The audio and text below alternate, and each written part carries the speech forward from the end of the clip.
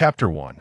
Xia Dong groggily opened his eyes, only to be met with the sight of rudimentary houses constructed from timber, leaving him in a state of utter confusion and bewilderment. At that moment, a piercing scream shattered the surrounding tranquility. Following the sound, he beheld a towering giant, approximately 6 meters tall, standing nearby, while on the other side was a nurse with a deer-like face, her expression fraught with anxiety. Is this truly the realm of giants and fur tribes? Have I really been transported into the world of One Piece? Xia Dong pondered, memories of his previous life flooding back.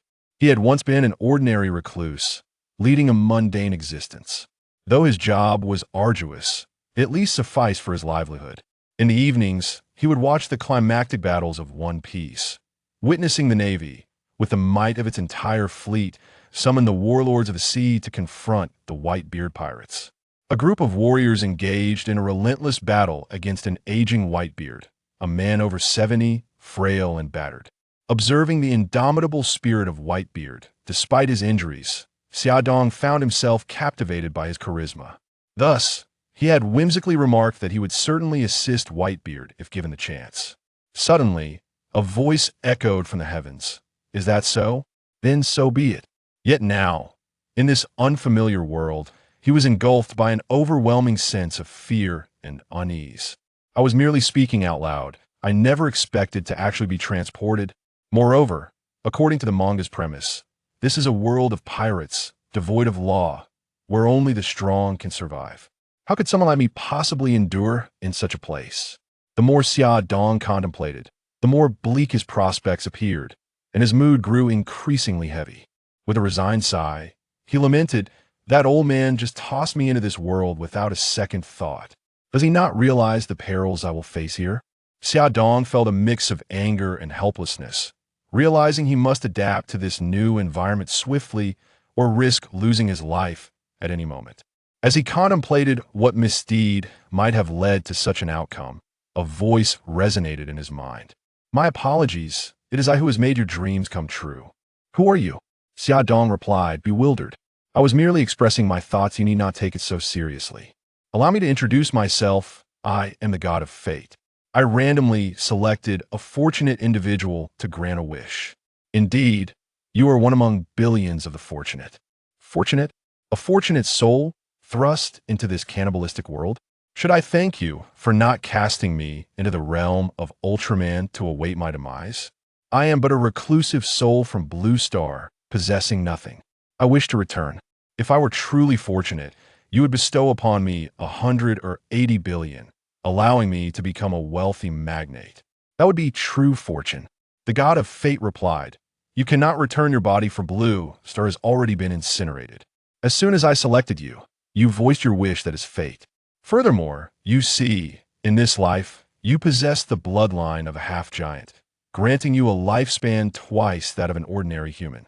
I have also discovered that there are means to achieve immortality in this world you have struck gold. Brother, this world is filled with pirates. I could be killed at any moment. What use is longevity when survival is uncertain? The Navy, the pirates, the government none are benevolent. Rest assured, I am a deity with divine status. My purpose here is to provide you with benefits. This iconic scene system is meant for you. I have placed many valuable items within. Make good use of them. Now, I must depart. As the goddess of nature has invited me for a game, I am already late. Farewell, and manage on your own." With that, the voice faded, leaving behind the words, "The iconic scene sign-in system is at your service." Darn it, just like that he vanished. At least he provided some benefits. Otherwise, I would have cursed him to lose every gamble. It seems more practical to study the system, Xia Dong mused. Just as he intended to explore the system's functions, another scream pierced the air, drawing his attention. It was the giant's mother giving birth once more. Moments later, a nurse appeared, cradling a baby roughly 3 times the size of a normal human infant, hastily placing it down before returning to the bedside. The nurse addressed the giantess. "Becky, this is dire. You appear to be carrying another child, and this one is larger than the previous 2. Your body cannot endure this." The already weakened giantess, having given birth to 2 children, insisted, "No, Lucy, this is my child. I must bring it into the world. even if it costs me my life. I beg you." Observing the pale yet resolute giantess, the nurse hesitated before saying, "I understand your wishes. I will respect your decision.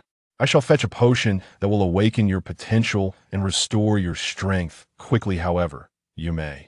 The giantess glanced at her 2 children by the bedside, filled with love and reluctance, but soon declared resolutely, "Thank you, Lucy." With that, she drank the potion presented by the nurse. Xia Dong watched with bleary eyes as the events unfolded before him, dread and despair swelling within him. What a terrifying beginning! To be born only to lose one's mother and have to survive in this brutal, predatory world duisent that spells certain death. He felt as though his fate had already been sealed, the future appearing utterly bleak. As Xia Dong was lost in contemplation of his impending life, he suddenly witnessed the giantess regaining her strength after consuming the potion and plunging back into the agonizing process of childbirth. This time, the challenges she faced seemed to multiply tenfold. With her eyes tightly shut, she took a deep breath and summoned every ounce of strength to propel her body forward. At last, with another violent contraction, the wailing of a newborn filled the air. A baby, 7 times the size of a normal infant, emerged, filling her with joy and fulfillment. She knew she had completed her task. Her 3 children were safely born. When Becky sensed the arrival of her 3rd child, a smile of relief and satisfaction graced her face. Yet, her body was utterly exhausted. Nurse Lucy, observing Becky's frail condition, recognized this was her final wish. Silently, she gathered the 3 children and placed them by the bedside. Feeling the life force within her ebb away, Becky understood she was nearing her end but could not bear to part from her children. With a gentle yet firm tone, she addressed them, "My dear children, I am sorry your mother may no longer be able to care for you." Her thoughts drifted to their father, Edward Newgate. It had been so long since they had seen one another, she wondered how he was faring and whether he would be pleased to have 3 children. In a soft voice, she said, "Do not blame your father. Edward Newgate, he was unaware of your births. He is a true warrior, ever yearning for the sea." After uttering these words, the giantess gazed lovingly at her children, her eyes brimming with reluctance and affection. Xia Dong was astounded by this revelation. He had not anticipated the god of fate would directly transform him into Whitebeard's child. However, despite his admiration for Whitebeard, he had no desire to become his biological son. After all, Whitebeard was a pirate. To rely on him for sustenance was nothing short of folly. Moreover, to Xia Dong's knowledge, Whitebeard was still serving as captain of the Rocks Pirates. What was he to do? Would he be left to share the fate of his 2 brothers as orphans? What destiny awaited them? Anxiety and unease filled Xia Dong's heart. Suddenly, a tall giant with a crimson beard burst into the room. He strode swiftly, approaching the bedside with an expression of deep concern. "Becky, how are you? I apologize, I was urgently summoned by headquarters, but I rushed here as soon as I could." The red-bearded giant inquired anxiously, his voice laced with worry and guilt. Gazing at the frail figure before him, Becky managed a faint smile. "It is all right, Jaguar D. All this is not your fault. Had it not been for you, I would have perished after being cast out from the giant tribe, and I would never have had children. Because of you, I was able to safely bring them into this world. So, thank you." Saul replied, "Do not speak like that. You are my dearest friend. I will surely help you." Becky lay weakly on the hospital bed, her complexion as pale as parchment, her lips devoid of color, and her gaze dimmed. With great effort, she uttered, "I am sorry, so I may not last much longer." Each word was a struggle, as if pried from her throat. Saul stood by her side, gripping Becky's hand tightly, his eyes filled with concern and sorrow. "My only worry is for these 3 children. I do not wish for them to drift upon the seas like Newgate at such a tender age," Becky whispered, her voice tinged with profound anxiety. "You're the person I trust most. Will you help me raise them?" Becky's gaze shifted to Saul, her eyes shimmering with the last flicker of hope. Saul inhaled deeply and nodded vigorously, declaring, "Very well. I promise you, I shall care for them as if they were my own flesh and blood." Upon hearing Saul's solemn vow, Becky finally felt a sense of relief. "Thank you. The 3 brothers shall be named Xia Dong, Xia Shi, and Xianan. I hope that in the future, they will be able to vanquish their enemies with great prowess. Remember to tell them that their father is the bravest man upon the seas." Salo promptly replied, "Rest assured, I will take care of everything." With Salo's commitment echoing in her mind, Becky felt a weight lift from her heart, a gentle smile gracing her lips. However, her body could no longer endure, and soon after, she closed her eyes, departing from this world forever. Salo gazed quietly at Becky's serene visage, silently vowing to fulfill his promise to nurture these 3 children into adulthood. Reflecting on the death of his mother in this life, and hearing the same name as in his previous life, he could not help but wonder if the deity of fate had not yet departed, contemplating whether all of this was part of a grand design. As for Xia Dong, he felt little regarding his mother's passing after all. He had lost her the moment he was born. While he admired her greatness, he had yet to form any deep emotional connection. Thinking of the deity of fate, he recalled the benefits bestowed upon him the scene system, which was indeed a vital asset for his survival. He quickly thought, "System, are you there?" "Yes," host came to reply. "System, showcase your functions at once. My future prosperity hinges upon you."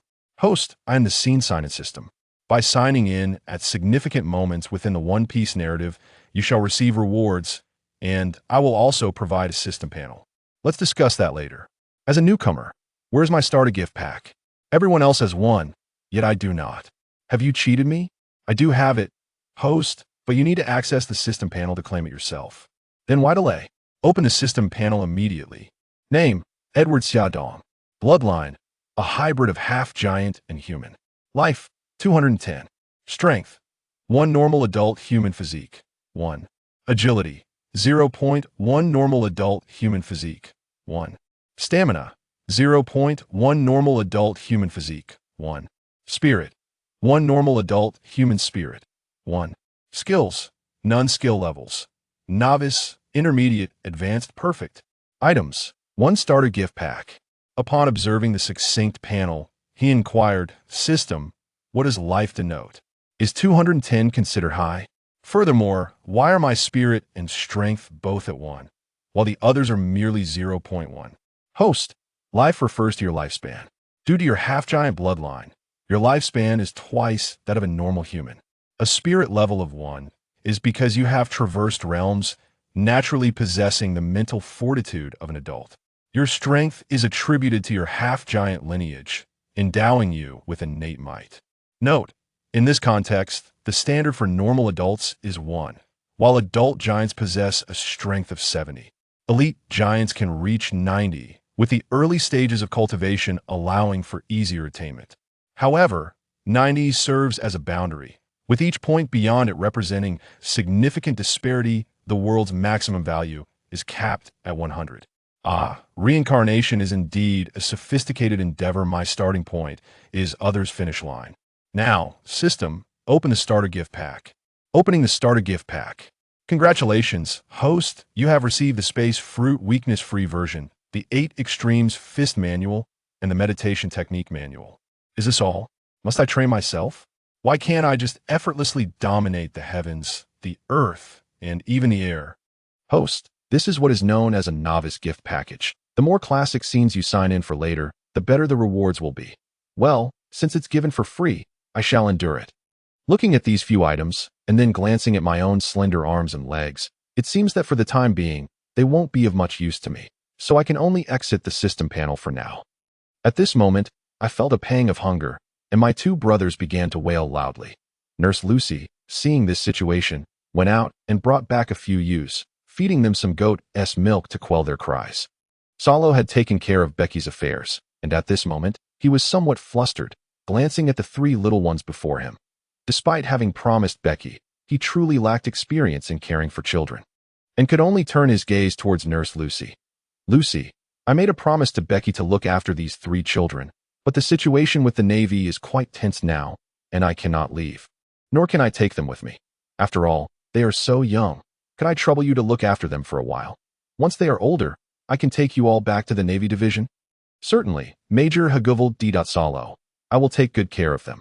Lucy understood that if she were to leave, these 3 little ones would be left to their fate at this moment, the voice of the telephone worm rang out. And Salo took it from his pocket. Major Salo, urgent situation. The Tiger Pirate crew is attacking the Babasno Kingdom. Please proceed to provide support immediately. Understood. I will depart at once. I apologize, Lucy. I must set sail now. They're in your care. Yes, Major Salo. Thus, he set off, leaving Lucy to watch over them. Time swiftly passed under Lucy's attentive care, like a fleeting shadow, and in the blink of an eye, 6 years had gone by. Suddenly, a tiger's roar echoed through the forest, a sound that should have been imposing but now bore a note of despair. It turned out that two chubby little figures, one standing around 2 meters tall and the other 4, were surrounding a 3-meter-tall tiger, pummeling it with fists and feet. The tiger cowered on the ground, too terrified to move, its eyes filled with fear and helplessness. The beast howled in agony, attempting to rise. Yet the two little ones weighed down upon it like immovable mountains, rendering it utterly unable to escape. After an intense battle, the tiger lay motionless, its strength depleted. The two chubby figures, panting with exhaustion, wore satisfied smiles on their faces as they jumped off the tiger and wandered off to rest. That moment, a small figure emerged from the thicket. It was a cute little boy. Looking around 2 years old, the child slowly approached the tiger, tilted his head to gaze at its fierce face, and then placed his tiny foot upon the tiger's head. In a childlike voice, he declared, "Naughty tiger, how dare you steal our cattle and sheep? Let me teach you a lesson." After speaking, he withdrew his foot and turned to join the chubby ones. The trio sat together on the ground, gazing at the tiger, their faces illuminated by victorious smiles. The beaten tiger, bruised and battered, opened its eyes upon hearing their words, looking at the little boy with disdain, as if challenging him to a one-on-one fight. Observing the tiger's defiance, the boy kicked again, saying, still not convinced, "Brothers, let us go." With that, he stepped back, while the two little giants advanced, surrounding the tiger in a flurry of blows. Watching the two childish figures battering the tiger, I felt a wave of frustration wash over me as I regarded my own spindly arms and legs. Truly, with every gain, there must be a loss. This lineage of mine is commendable in many ways, long-lived and robust, but the growth cycle is excessively slow. After 6 years, I have only reached the developmental stage of a typical 3-year-old child. When shall I finally set sail to witness the grand spectacles? Lost in thought, I opened the system panel. Name, Edward Newgate Bloodline. A combination of half-giant and giant heritage life. 204 strength. 10, normal adult physique. 1, agility. 3, normal adult physique. 1, stamina. 8, normal adult physique. 1, spirit. 28, normal adult spirit. 1, skills, space fruit, minor completion. 14. Meditation technique, minor completion. 32, skill levels. Beginner, minor completion, major completion, perfection items. 8 extremes fist manual. Indeed, this is our Edward trio. The meditation technique was naturally learned from the outset, and over the years, my mental fortitude has increased rapidly through its practice. At the age of 1, I stealthily consumed the space fruit that I must admit, the taste of the devil fruit was utterly revolting. However, it must also be acknowledged that this fruit is probably the most prestigious one in this world. Since ancient times, space has been revered as a fruit named after rules. It is undoubtedly of the highest caliber, with fruits like the door fruit being its subordinates in terms of capability. Nevertheless, this newfound power did not bring me much joy at a rule-level fruit. The abilities of the space fruit are indeed terrifying, but that also implies that its development is exceedingly difficult. Having just begun to explore its potential, I discovered that I could only access a storage space capability. Furthermore, this ability seemed rather trivial with the system's assistance. Yet, I did not give up. That I understood that my journey was long, and I continued to diligently practice the meditation technique, honing my mental power and striving to unlock the fruit's abilities. 6 years swiftly passed, and my meditation technique had reached the level of minor completion. The devil fruit had also been developed to a similar stage, and I finally unlocked the life-saving skill of instantaneous movement. Currently, I can teleport to any location within my line of sight, allowing me to escape easily when faced with a superior opponent. I have spent these years relentlessly training this life-saving skill, aiming for instant activation. Unfortunately, due to my still developing physique, I could not train in the 8 extremes fist, nor did I wish to rely solely on the crude methods of external training that the pirate world offers. Were it not for the abundant nutrition from the animal meat in this world, I would likely have deteriorated by middle age. The eight extremes fist, on the other hand, develops from within outward, reinforcing the foundational essence, allowing for sustained growth, and possesses immense potential. It fully unlocks the treasures of the human body, achieving excellence in technique, and when paired with the innate strength of the giant lineage, it truly enables one to overpower figures like Carp and even kick the four emperors. Imagining such prospects fills me with optimism for the future. However, it must be noted that such formidable physical prowess requires ample energy, which explains why most body cultivators are voracious eaters. These three brothers, though still young, can eat like champions. Fortunately, they have managed to gather a substantial number of well-nourished animals, barely sustaining the two brothers. Regrettably, they did not anticipate that this tiger would dare to steal from their home, wreaking havoc in the farm, with the livestock either consumed or escaped. I truly wonder how we shall manage in the days to come. For now, we can only take things one step at a time as we haul the tiger back home. As we walked, we suddenly spotted a familiar naval ship anchored near the coast by our house. The three brothers immediately dropped the tiger and raced toward the house. With a loud bang, the front door collapsed entirely. There stood Lucy, dressed casually, chatting with a giant clad in baggy trousers and a cape. It was none other than the long-missed future Navy Vice Admiral, Gol D. Upon seeing Salo, the three brothers rushed forward with excitement, joyfully shouting, "Uncle Salo!" Throughout the years, under Lucy's nurturing care, the trio had grown up happily. Though life had been somewhat difficult, with Lucy's love, their childhood remained filled with laughter and joy. Gol D. would return a few times each year, regaling the brothers with tales of distant oceans and mysterious unknown worlds, fueling their curiosity. Upon seeing the Edward trio, Salo was overjoyed. He extended his large hands and embraced the three little ones tightly, exclaiming with delight, "You little rascals, it's been a while, and you've all gotten chubby." The brothers seized the opportunity to clamber onto Salo, playfully wrestling with him. Lucy watched this warm scene unfold, unable to suppress her laughter. "Uncle Salo, how long can you stay this time?" After playing for a while, Xiaodong curiously inquired. Upon hearing this, Salo's previously jubilant expression dimmed slightly, and he muttered, "This time, I must head to the Valley of the Gods for a great battle. Your father, Whitebeard Edward Newgate, is also a target of this operation. Our Navy is concentrating all its forces to ensure the destruction of the Rock's pirate crew. I have returned this time merely to see you all, for I must soon depart for battle." A few years ago, Salo had already divulged the lineage of the Xiaodong brothers to them. Upon hearing that their father was in peril, Xiaxi and Xia Nin immediately grew anxious. Although they had never met, the bond of blood stirred within them, inciting a sense of worry. Yet, Xiaodong, aware of the impending outcome, felt no trepidation regarding the Whitebeard. After all, a single Rock's defeat was enough to give the Navy and the world government a severe headache.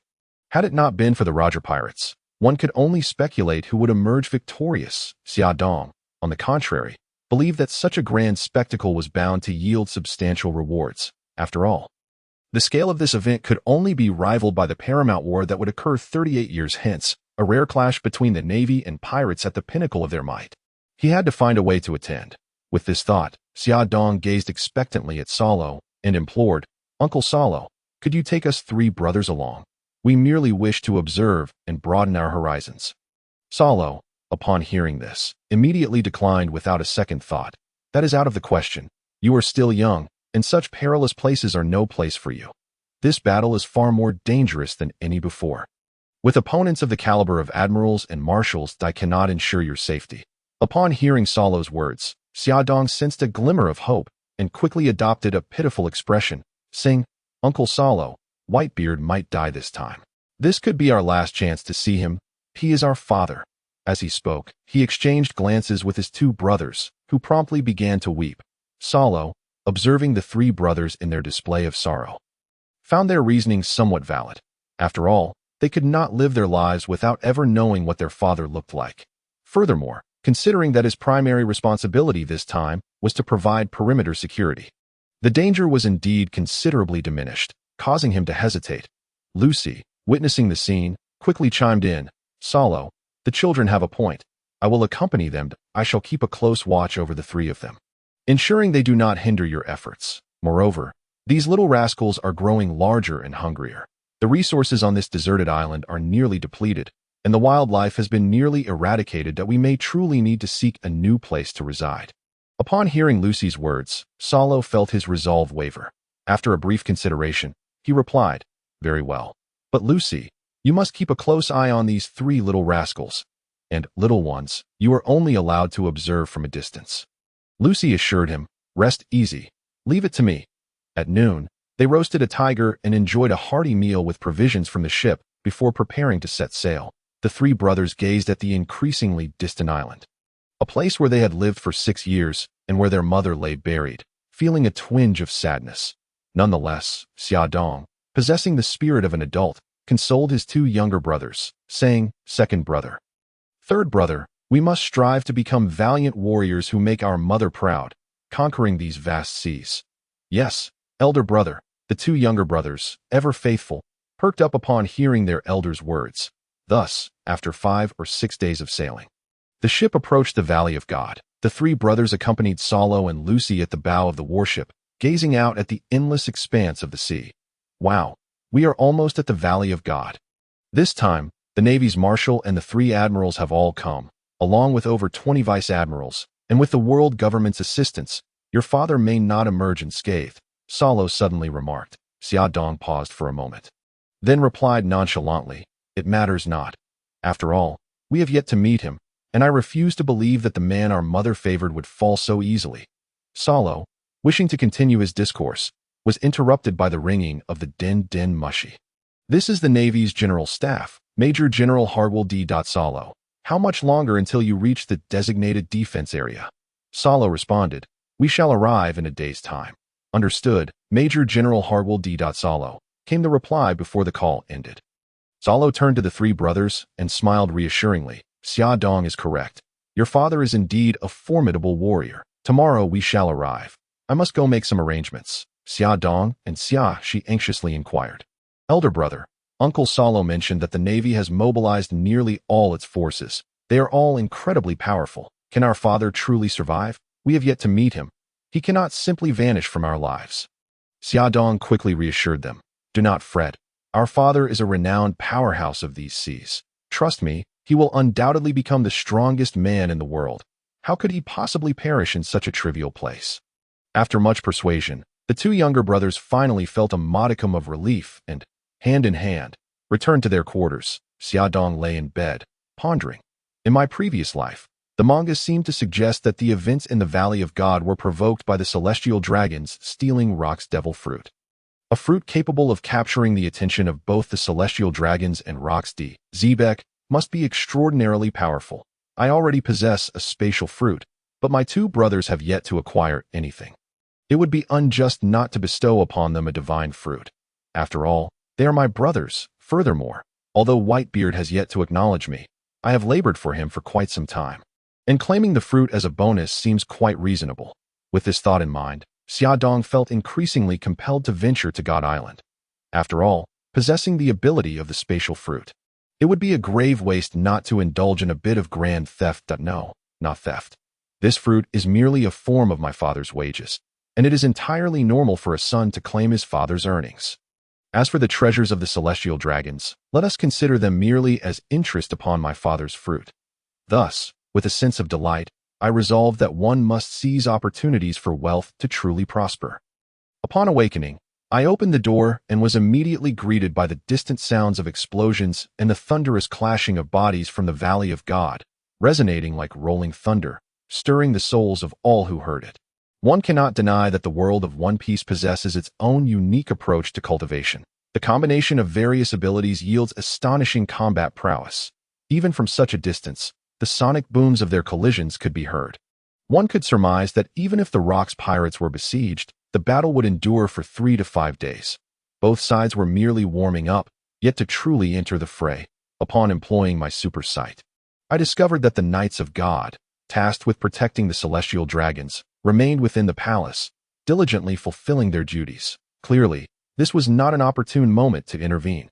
After careful consideration, I could not help but admire the unfolding battle from the deck with my enhanced vision. It was undeniable that the Navy had deployed their full might, with all the high-ranking officers engaged in efforts to thwart the elite of the Rock's pirates. Each of the Rock's pirates' formidable warriors faced off against adversaries of Vice Admiral rank or higher. Notably, the clashes between Whitebeard Edward Newgate and Gol D Shiki were particularly intense, with the Navy dispatching their admirals to delay their opponents. God Island had devolved into a chaotic battleground, with combat erupting in every corner. Without a doubt, the most captivating sight was the battle of the captain of the Rock's pirates, It must be said that he was indeed the strongest man of the current age, as the Navy had deployed two of their main forces to counter him. The Navy's Marshal White Tiger Aedarich and the Admiral Steelbone Calm. At this time, both Garp and Sengoku were merely vice admirals, so Steelbone could only be an admiral. Oh, by the way, let us take a glimpse through the newly acquired eye of insight at the formidable champions of the SEA. Name: Rox D. Xebec Bloodline. Human, variant, life, 35, referring to remaining lifespan, strength, 98 agility, 100 stamina, 99 spirit, 92 skills, thunder fruit, perfect 63, dark fruit, perfect 74, armament hockey, mastery 99, observation hockey, mastery 99, conqueror's hockey, perfect 24, martial arts, perfect 52. Skill levels are categorized as entry level, minor success, major success, and perfection. Items: none name, Odric bloodline, human life, 43 strength, 95 agility, 94 stamina, 92 spirit, 75 skills, tiger fruit. Mythical beast form, white tiger, mastery 62, armament hockey, mastery 65, observation hockey, mastery 12, conqueror's hockey, minor success 56, navy 6 styles, mastery 86. Skill levels are categorized as entry level, minor success, major success, and perfection.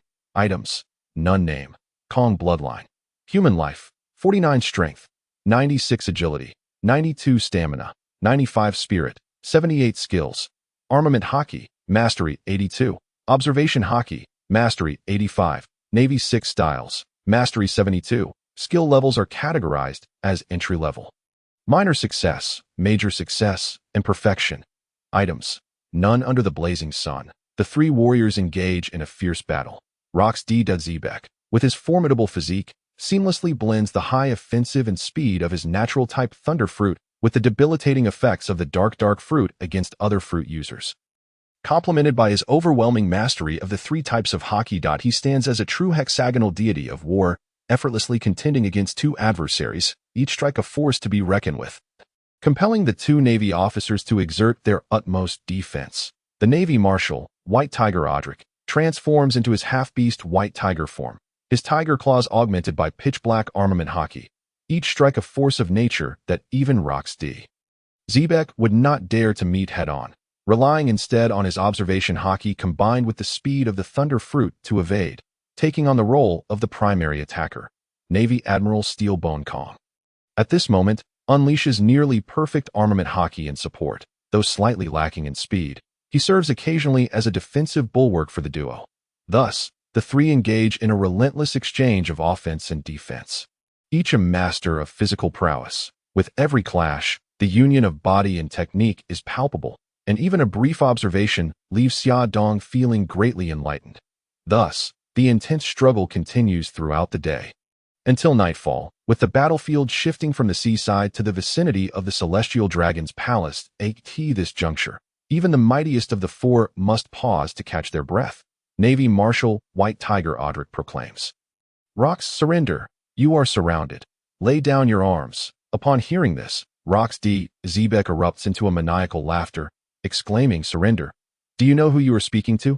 You still underestimate the power of the thunder fruit." With that, he clasps his hands together, instantly gathering a tremendous amount of energy. Addressing the two Navy officers, "Prepare to receive my thunder cannon." The three Navy members, recognizing the gravity of the situation, brace themselves for what is to come. However, just as Rox is about to unleash his attack, he unexpectedly redirects it toward the Celestial Dragon's palace. The two Navy officers instantly comprehend Rox's intentions. He is aware of the importance of the Celestial Dragons, and any harm to them would compel the Navy to intervene. Thus, they rush toward the palace. Odric, being the closest, arrives first, preparing to absorb the impending damage, yet he still underestimates the potency of Rox's ultimate move. Rox channels the elemental energy of lightning into a concentrated beam, releasing it with a penetrating force. Audric, caught off guard, is pierced through his body, albeit buying precious seconds for Kong to arrive and fortify their defense with Haki. The lightning beam crashes into Kong's arms, now shrouded in armament Haki, yet Rox proves to be the superior force. The beam dissolves Kong's defenses and pushes him back, nearing the brink of collapse. In a moment of desperation, Kong gathers all his strength to deflect the strike away.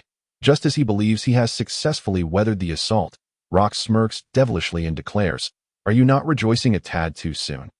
He then roars, "Lightning Emperor!" Countless bolts of lightning surge toward Audric and Kong, overwhelming the fatigued duo and leaving them teetering on the edge of unconsciousness. After expending his ultimate attack, Rox, too, finds himself gasping for breath. It must be said, the Navy's highest combatants are no mere trifles. After a grueling day, he can only secure victory through cunning. Having depleted much of his own stamina at that moment, the grand doors of the Celestial Dragon Palace slowly creak open, revealing 5 figures emerging from within. Adorned with masks and dressed in suits, they are none other than the elite protectors of the Celestial Dragons, the Knights of God. The leader, sporting a spiky hairstyle, gazes at Rox and speaks, "Truly, you are Rox D. Zebek. Even the Navy's strongest cannot thwart you. But this is where your journey ends. Remember, it is Fagelin D. Galanshung who shall end your life." With that, the 5 charge forward, each wielding armament Haki, while the 4 behind them unveil their devil fruit forms. The ancient type Crocodile Tortuga, the ancient type Mammoth, the Paramecia type Iron Fruit, and the natural type Swamp Fruit. It must be acknowledged. The Knights of God are indeed the most formidable bodyguards of the Celestial Dragons. Even in their flawless coordination, they can only barely contend with Rox. Unable to secure his defeat, the battlefield descends into a stalemate, where neither side can gain the upper hand. Seeing this predicament, Xia Dong abandons his observational intentions. Understanding that the opportune moment has arrived, he retreats to the ship's cabin. In the restroom, he dons a sturdy outfit, cloaked in a cape, and places an old wooden mask upon his face. Glancing in the mirror, he finds that aside from his slightly diminished stature, he is unrecognizable, allowing him to feel secure. Once prepared, he employs his supervision to gaze into the treasure chamber of the Celestial Dragon Palace. As anticipated, due to the deployment of the 5 Knights of God, the Guardians of the Celestial Dragons are severely undermanned. All personnel are dedicated to their protection. Despite the dire circumstances, the Celestial Dragons continue to revel in their extravagant festivities, commenting on the battle unfolding before them. Haha, look at that Rox. He is so hideous, yet dares to confront our Knights of God. Fagelin D. Galanshung, please eliminate him. Rox is truly a jest. He is being toyed with by our knights, utterly unable to escape. How utterly amusing. Indeed, yet his fruit abilities are commendable. Capturing him for the Holy Land Mary Geoise would yield great energy. But he stands no chance against our knights. As the Celestial Dragons sip their fine wines, they mock the combatants on the battlefield. Hearing their derision, Rox's heart ignites with fury. Damn those Celestial Dragons. Once I defeat these 5, you shall pay dearly. With newfound ferocity, Rox intensifies his attacks, willing to risk injury for injury. Even though the 4 members of the Knights of God are adept in defense, they cannot withstand his onslaught.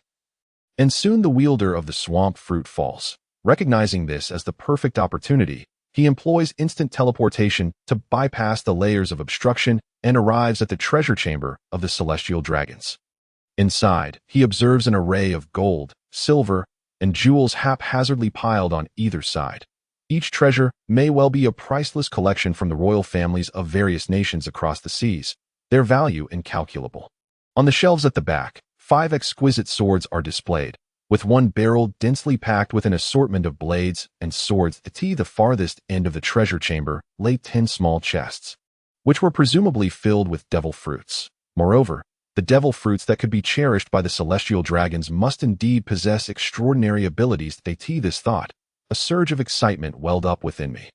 Approaching the treasure, Xia Dong unhesitatingly activated the long-unused storage space, swiftly drawing in all the items from the treasure chamber to sort through later. After all, the external situation was tense, and safety was paramount. Before long, everything was stored away, leaving the treasure chamber barren. Just as I reveled in this success, the palace suddenly trembled, Xiaodong quickly employed his superhuman vision to assess the situation outside that as he had anticipated. Only one member of the Knights of God, Feigelin Jolin, remained to endure the onslaught. His body was battered and on the verge of collapse, as if he could fall at any moment. Likewise, Rox was not faring much better. After enduring relentless battles against formidable opponents from the vast sea, he had suffered significant physical depletion despite possessing a terrifying physique rated at 99. Rox paused for a moment and addressed Feigelin Jolin with a mocking tone. "Weren't you just boasting? Why not try being arrogant again?" Feigelin Jolin retorted. "Cut the nonsense. Come at me." Upon hearing this, Rox was unyielding, his hands enveloped in Conqueror's Haki and Armament Haki as he declared, "You're not bad. But you'll be defeated by my attack." With that, he activated the powers of the Thunder Fruit, instantly propelling himself towards Feigelin Jolin for a devastating punch. Suddenly, a towering elder with a thick mane appeared, standing between them to absorb Rox's lethal blow. This individual was none other than Geoise Satan, one of the leaders of the world government. It must be said that he was a formidable powerhouse. And my observational Haki involuntarily activated. Name: Geoise Satan Bloodline.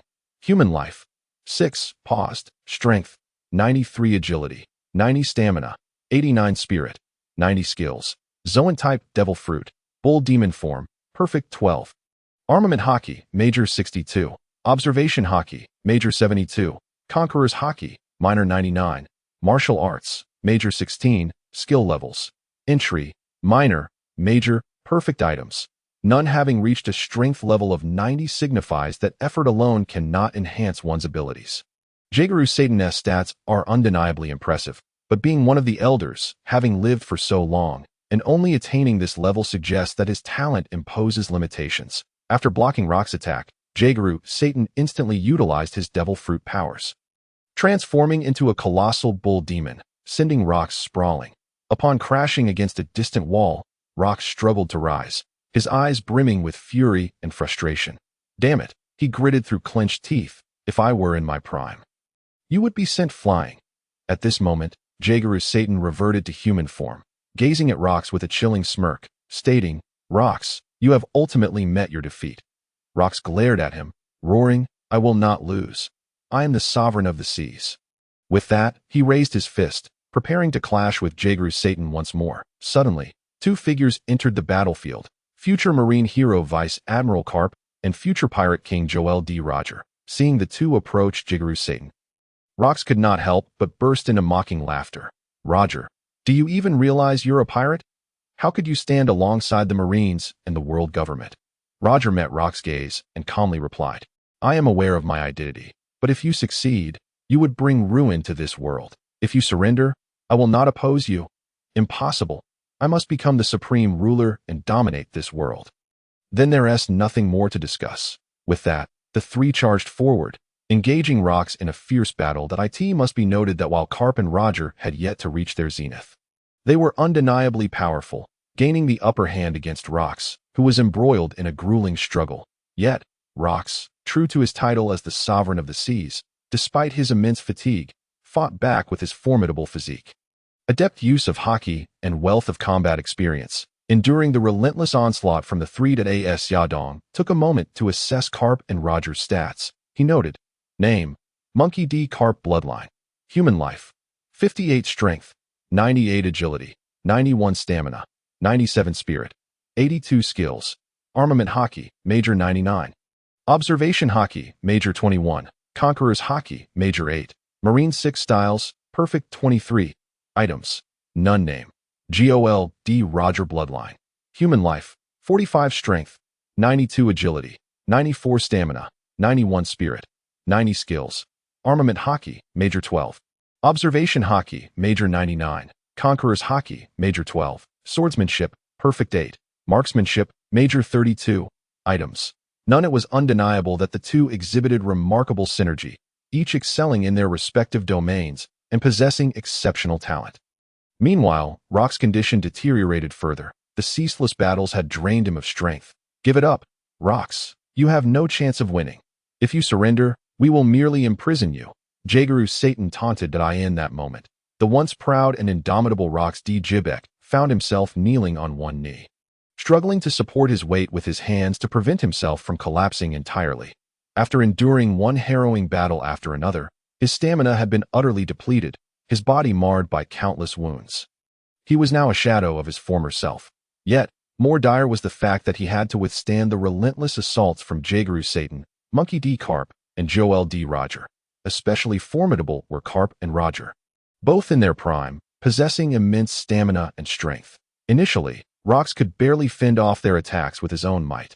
However, as time wore on, their ferocity intensified, and their powers grew stronger. Hearing Kizaru Satan's words, Rox forced himself to rise, declaring, "What nonsense are you spouting? I am the sovereign of the seas, Rox D. Jibek. I shall not await death in a prison cell. I shall die in battle." With that, he unleashed his fearsome conqueror's haki, momentarily stunning even the three top-tier warriors. Seizing this opportunity, Rox gathered all his strength and roared, 20 billion-volt thunder god annihilation. The sky was instantly enveloped in lightning as bolts crashed down upon the three. They were engulfed by the overwhelming current, despite being the pinnacle of strength in this world. However, in the face of such a terrifying assault, they still suffered significant injuries. Both Carp and Roger had blood trickling from the corners of their mouths as they struggled to lift their heads, their eyes reflecting an indomitable spirit. On the other hand, Geoise Saint appeared to be in slightly better condition. He steadied his breath, preparing to launch a counterattack. At that moment, Rox had also reached his limits. Gasping for air, a flicker of determination evident on his face. "Even if I die, I shall drag you down with me," he hissed, ready to unleash his final move. Yet the three were not the type to surrender and await death. They instantly suppressed their injuries and retaliated. A resounding boom echoed as their attack struck Rox simultaneously, causing him to grunt in pain, blood seeping from his lips. He cast a glance at his chest, which had been indented by Carp's fist and Roger's sword. "You truly possess some skill," Rox muttered to himself, a glimmer of admiration flashing in his eyes. However, in the next instant, he threw his head back and laughed heartily. "Huh. But this level of skill is hardly sufficient." Before his laughter subsided, Rox swung his hand fiercely, unleashing a powerful force that sent Carp and Roger flying. Simultaneously, he vanished from sight, lunging towards Geoise Saint. Geoise Saint's expression shifted dramatically. He hurriedly raised his hands in front of his chest, activating his haki to defend himself, but Rox's speed was too swift for him to react. With a thunderous crash, Rox's fist struck Saint with tremendous force, sending him hurtling through the air. Puff! A mouthful of blood erupted from Geoise Saint, as if his very organs had been displaced, leaving him in excruciating pain. That he struggled to rise, but soon realized his body was unresponsive. Damn it! How could this guy be so strong? Geoise Saint's heart brimmed with resentment. He had believed himself powerful enough, especially after Rox had endured relentless assaults from the Navy and the Knights of God, leaving him severely weakened. Yet, he found himself utterly outmatched by Rox. "Ha! Do you really think you can challenge me with just your pathetic strength?" Rox guffawed, his eyes glinting with disdain. He advanced step by step towards Geoise Saint, who felt a surge of despair rise within him. "Is this truly where I meet my end today?" Just then, Carp and Roger charged forward once more. "Rox, do not underestimate us," Carp bellowed, wielding his fists, channeling his haki to its peak, and launching a galaxy impact towards Rox. Roger, brandishing his long sword, executed his most powerful sword technique, Divine Avoidance, unleashing a fierce sword aura that swept toward Rox like a tempest. Rox furrowed his brow slightly. He had no choice but to halt and turn to face their onslaught. Nearby, Geoise Saint's eyes flickered with a glimmer of hope. Gritting his teeth, he rose, seizing the opportunity while Rox was distracted, and plunged his claws into Rox's body, releasing a potent toxin. The venom rapidly spread throughout Rox, causing his body to weaken instantaneously. Observing this, Roger and Carp recognized it as a once-in-a-lifetime opportunity. Unleashing their ultimate attacks upon Rox, he was propelled backward, crashing into the mountain behind him. Having endured a severe blow, Rox lay amidst the rubble, gasping for breath. His eyes widened as he stared at the sky, filled with a sense of unwillingness. How could this happen? Where are my crewmates? Why have they not come to my aid? If you truly become the ruler of the world, even your pirate crew shall not have a good life. Saint remarked indifferently, Gazing at the dying rocks, that I cannot believe I am falling at your hands, he uttered with the last of his strength. Carp and Roger exchanged a knowing smile, marking the conclusion of this battle. The era of rocks has come to an end, Roger whispered. With Rock's demise, a new era dawned upon the Grand Line. The captains of the Rocks Pirates sensed the silence from their captain and understood that he was likely in grave peril. One by one beginning to disengage from battle. Though they appeared to have endured a fierce conflict, they remained in fine condition, seemingly indifferent to the outcome. They could not help but mock the Rocks Pirates. Truly a disarrayed bunch. Rocks had failed as a leader, for in such a vast crew, not a single soul had genuinely come to his rescue. On the battlefield, with Rocks recently fallen, Roger finally exhaled in relief. Although he faced a weakened Rocks, the terrifying power still left him exhausted. Suddenly, Carp launched a surprise punch at Roger. Unfortunately for Carp, Roger's foresight had reached perfection through this battle, allowing him to effortlessly foresee the future and evade the attack. Entering into a standoff with Carp. Carp, you Navy folks are truly shameless. Just moments ago, we were allies, Roger exclaimed. Come now, do not jest. You are a pirate, and I am Navy. It is only right for me to capture you. Jago Lucius Satan Saint interjected, recognizing it as the perfect opportunity to eliminate the Roger Pirates. Upon hearing this, Jago Lucius Satan Saint promptly positioned himself beside Carp, preparing to subdue Roger together. Witnessing this, Roger chuckled. I knew you had ulterior motives. I never fully trusted you. Come forth, my brothers. With that, figures emerged from behind a mountain, revealing the members of the Roger Pirates. Seeing them, Carp stubbornly retorted, what does it matter how many of you there are? Sengoku will arrive shortly. I just need to hold you off. He then prepared to launch an attack. However, Jago Lucius Satan Saint raised his hand to halt him, stating, there is no need for that. The Navy has suffered significant losses. There will be future opportunities. Carp, upon hearing this, had no choice but to relent, while Roger understood that although the Navy had sustained heavy losses, their remaining strength was still formidable. Fearing being encircled by the approaching Navy. Thus, he said nothing more and hurriedly led his crew back to their ship to set sail. Thus, with Rocks officially defeated, the reign of the Rocks Pirates over the seas came to a definitive end. And the battle at God Valley concluded. Just when it seemed this matter had reached its conclusion, not long after, furious roars erupted from the palace on God Island, followed by a thorough search of the island. Naturally, this had no bearing on Xia Dong. After the fierce battle, he had instantaneously teleported back to the warship. Observing the orderly retreat following the end of the conflict, Xia Dong became concerned about the time and utilized his teleportation to return to his quarters on the ship. Upon returning, he discovered that everyone was searching for him.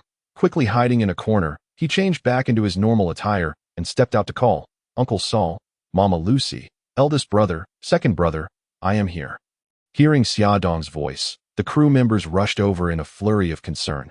Lucy was the first to embrace him tightly, anxiously exclaiming, you little brat, you are usually the most composed among the three brothers. Where did you run off to today? You had everyone so worried. Seeing all his crew members gathered, Xia Dong hastily explained, I just went up to the mast to watch the battle, and I accidentally fell asleep. I am truly sorry. Saul, relieved that Xia Dong was unharmed, waved to dismiss the other Navy personnel and comforted him. It is fine. Just make sure to inform everyone next time you want to be alone. Do not make them worry. Xia Dong promptly responded. Understood, Uncle Saul. Thus, the five of them returned to the cabin. As they settled around the table, Xia Dong contemplated for a moment before speaking. Uncle Saul, Mama Lucy.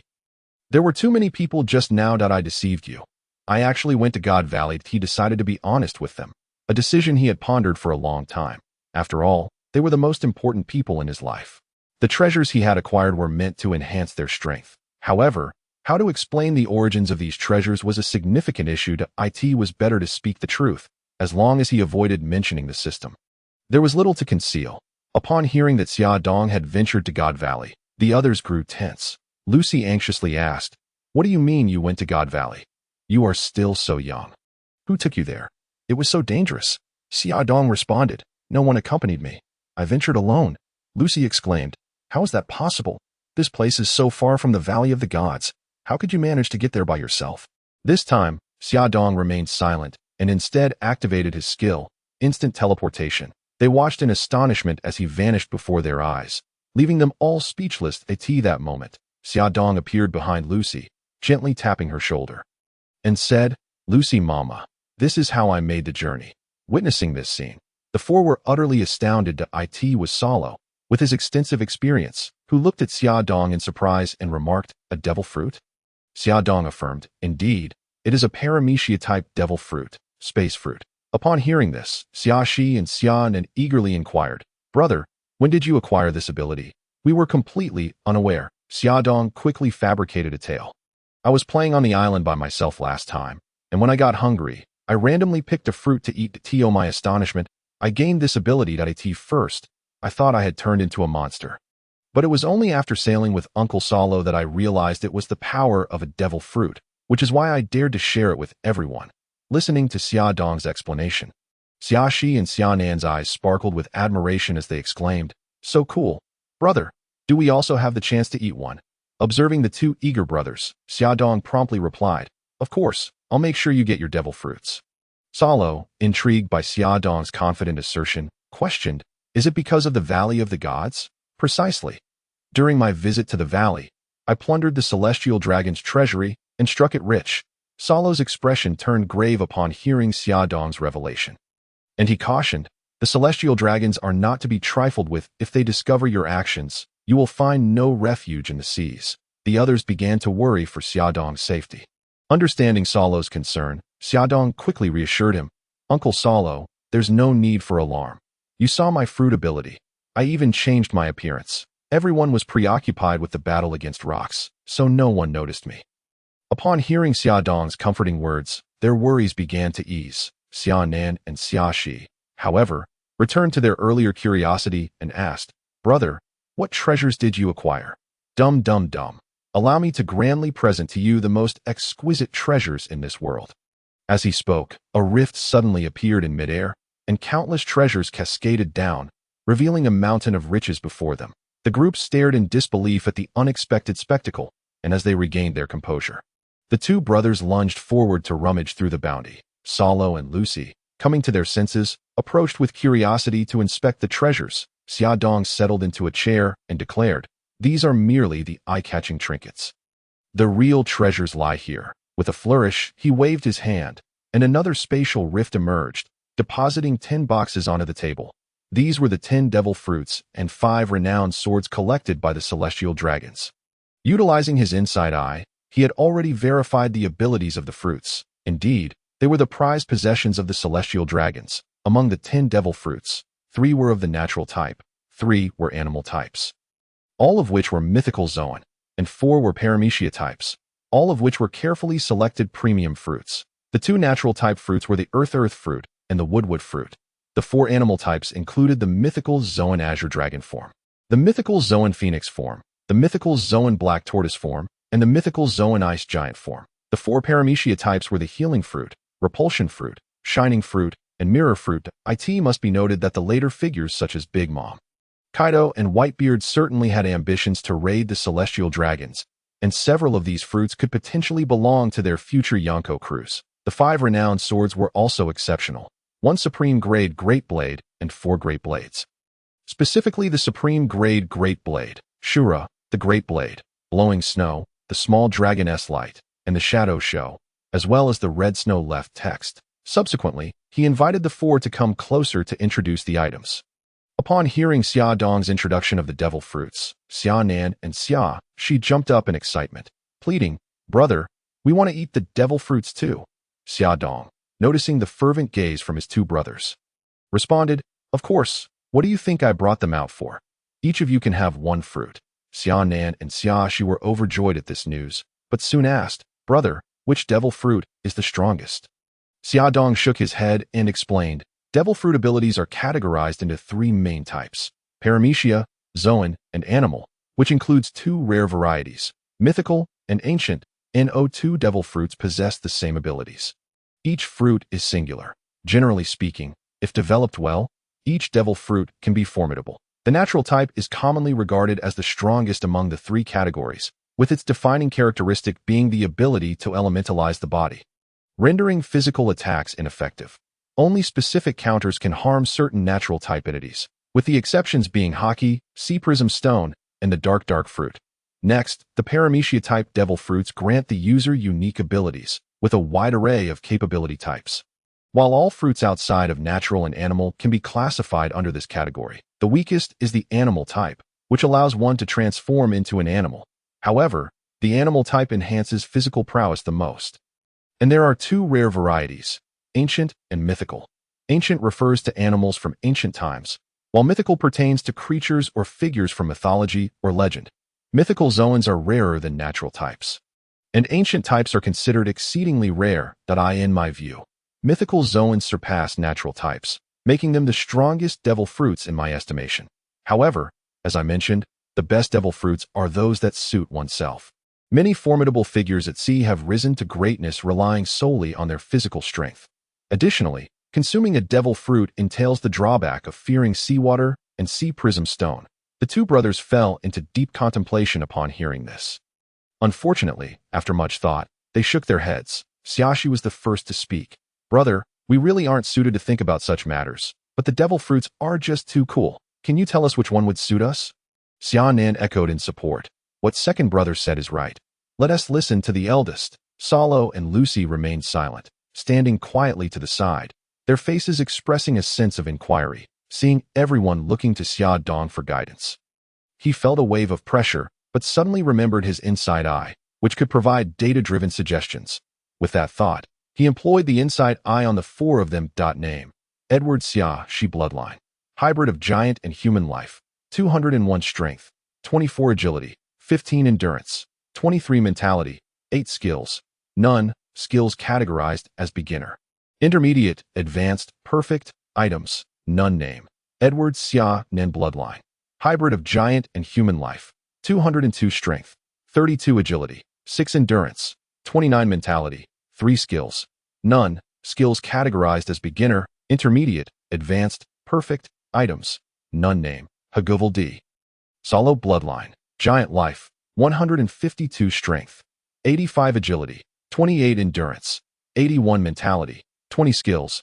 Armament hockey. Beginner 72. Martial arts. Intermediate 85. Skills categorized as beginner, intermediate, advanced, perfect, items. None. Name: Lucy bloodline. Fur tribe life. 52 strength, 31 agility, 48 endurance, 32 mentality, 38 skills. Observation hockey. Beginner 46. Medical skills. Intermediate 56. Skills categorized as beginner, intermediate, advanced, perfect. Items. None. It must be noted that the giants indeed possess extraordinary innate talents. Even with merely half of giant blood, the two brothers showcase immense strength. Uncle Salo is even more formidable. Though his size results in lower agility, it is no wonder that giants are often deemed capable of attaining the rank of rear admiral with just dual-color hockey. What left Xiaodong astounded was Lucy Mama. Indeed, it is truly deserving of its reputation as the fur tribe. Even if they are not particularly adept in combat, their strength is not to be underestimated. And ordinary individuals would likely find themselves outmatched. After pondering for a moment, I continued. Within this fruit, there are 4 animal-type zoan fruits. The second son has inherited our father's half-giant physique, granting him impressive mobility and physical strength. He can utilize the animal-type zoan fruit in the form of an azure dragon to enhance his physical combat prowess and unleash dragon flames, or he may opt for the repulsion fruit, which possesses an exceedingly high potential. It allows him to repel anything with great force in terms of status among paramecia. It can rival our father's tremor fruit for the third son. He has inherited the massive physique of the giant race, which unfortunately renders him rather cumbersome and less mobile, thereby making him akin to a living target on the battlefield. Thus, I recommend he consume the turtle fruit in its mythical form, as this fruit offers unparalleled defense and would enable him to navigate the battlefield with ease, alleviating any concerns we might have for his safety. Regarding Uncle Saul, I suggest he take the human fruit in the form of a frost giant.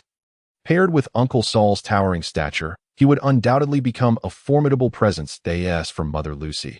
Given her aversion to combat, it would be prudent for her to consume this paramecia-type healing fruit, allowing us to rely on her should we ever sustain injuries. Upon hearing Xiaodong's arrangements, the others contemplated briefly, and Saul, Lucy, and Xian all resolutely agreed with my suggestions. Only the second son. After much deliberation, responded. I choose the repulsion fruit, Xia Dong, taken aback, replied. While I suggested those two fruits, I truly believe the azure dragon fruit is superior. Xiaoshi interjected. I understand, but I aspire to fight like father.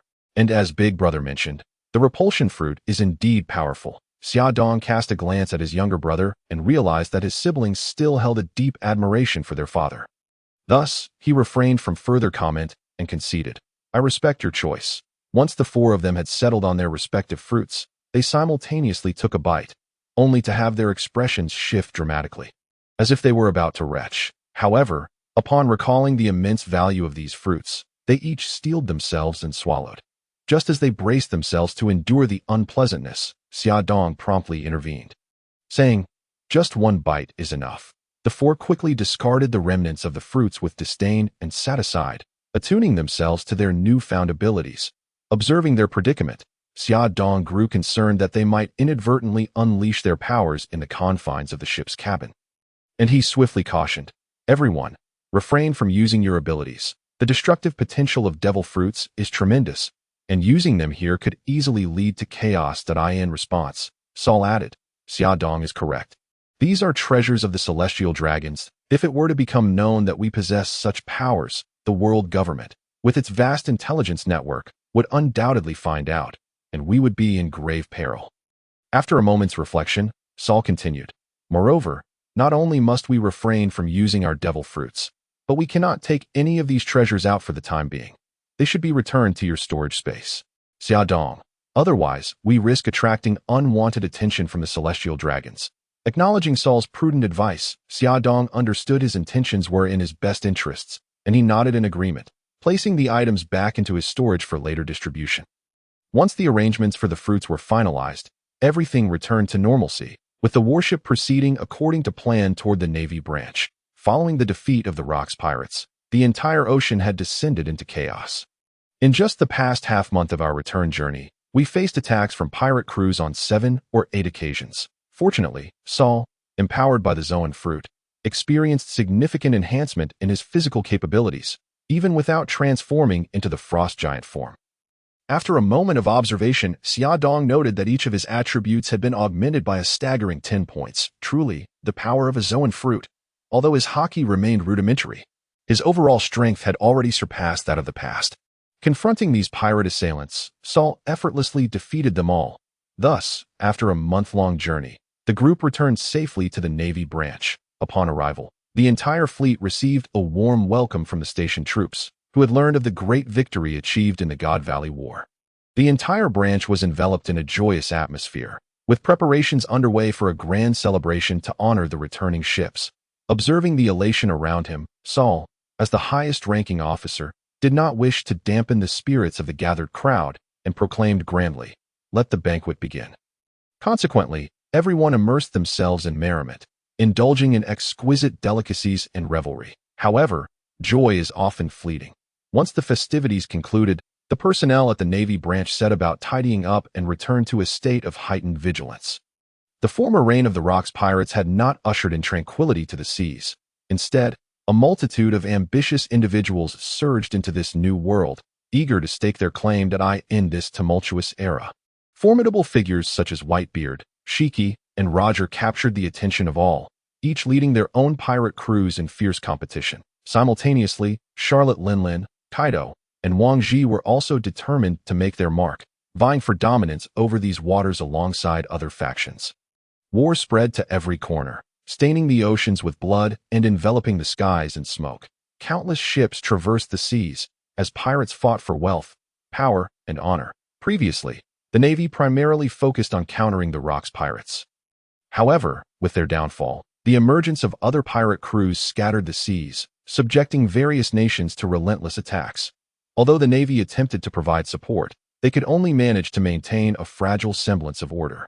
Whether it be Whitebeard, Shiki, Roger, Charlotte Linlin, Silver Axe, or Wang Ji, these great pirates wielded the power to dominate entire regions. No nation could withstand their incursions, especially considering the Navy's devastating losses at God Island, where the fleet admiral fell in battle, along with 1 admiral and 8 vice admirals. who perished while restraining the remaining members of the Rocks Pirates. That it must be noted that despite the reluctance of many within the Rocks Pirates to rescue Rocks himself, they harbored an innate animosity towards the Navy, striking with lethal intent. In the aftermath, the Navy found itself with only Steelbone Kong remaining as an admiral, who was narrowly saved just as he was about to take his last breath.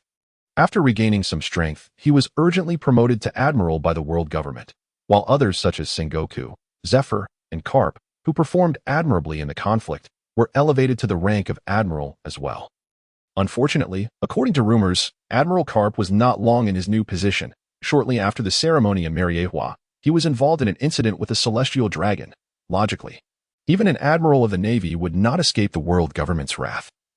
But due to the prevailing circumstances, Carp was portrayed as a hero of the Navy and protected by Admiral Kong, given the severe depletion of naval forces. Nevertheless, he faced demotion back to Vice Admiral. The Navy's mid-tier strength had been significantly diminished, while the pirates had grown considerably stronger, resulting in an imbalance of power that forced the Navy to abandon most of their strongholds in the New World. Concentrating their efforts on a few key locations, Saul became exceedingly busy, frequently dispatched to other nations to maintain peace and bolster defenses against pirate incursions, witnessing him dive directly into intense work upon his return. The three younger ones dared not disturb him, opting instead to practice their newly acquired fruit abilities while awaiting Uncle Saul's return at that moment. The second son, Xiaxi, tossed an apple in the air, practicing his control over repulsion while inquiring, "Big brother, what are our plans moving forward?" The third son, Xiaonan, chimed in, "Yes, big brother, what shall we do? Uncle Saul is so busy he can't attend to us. Perhaps we should join father?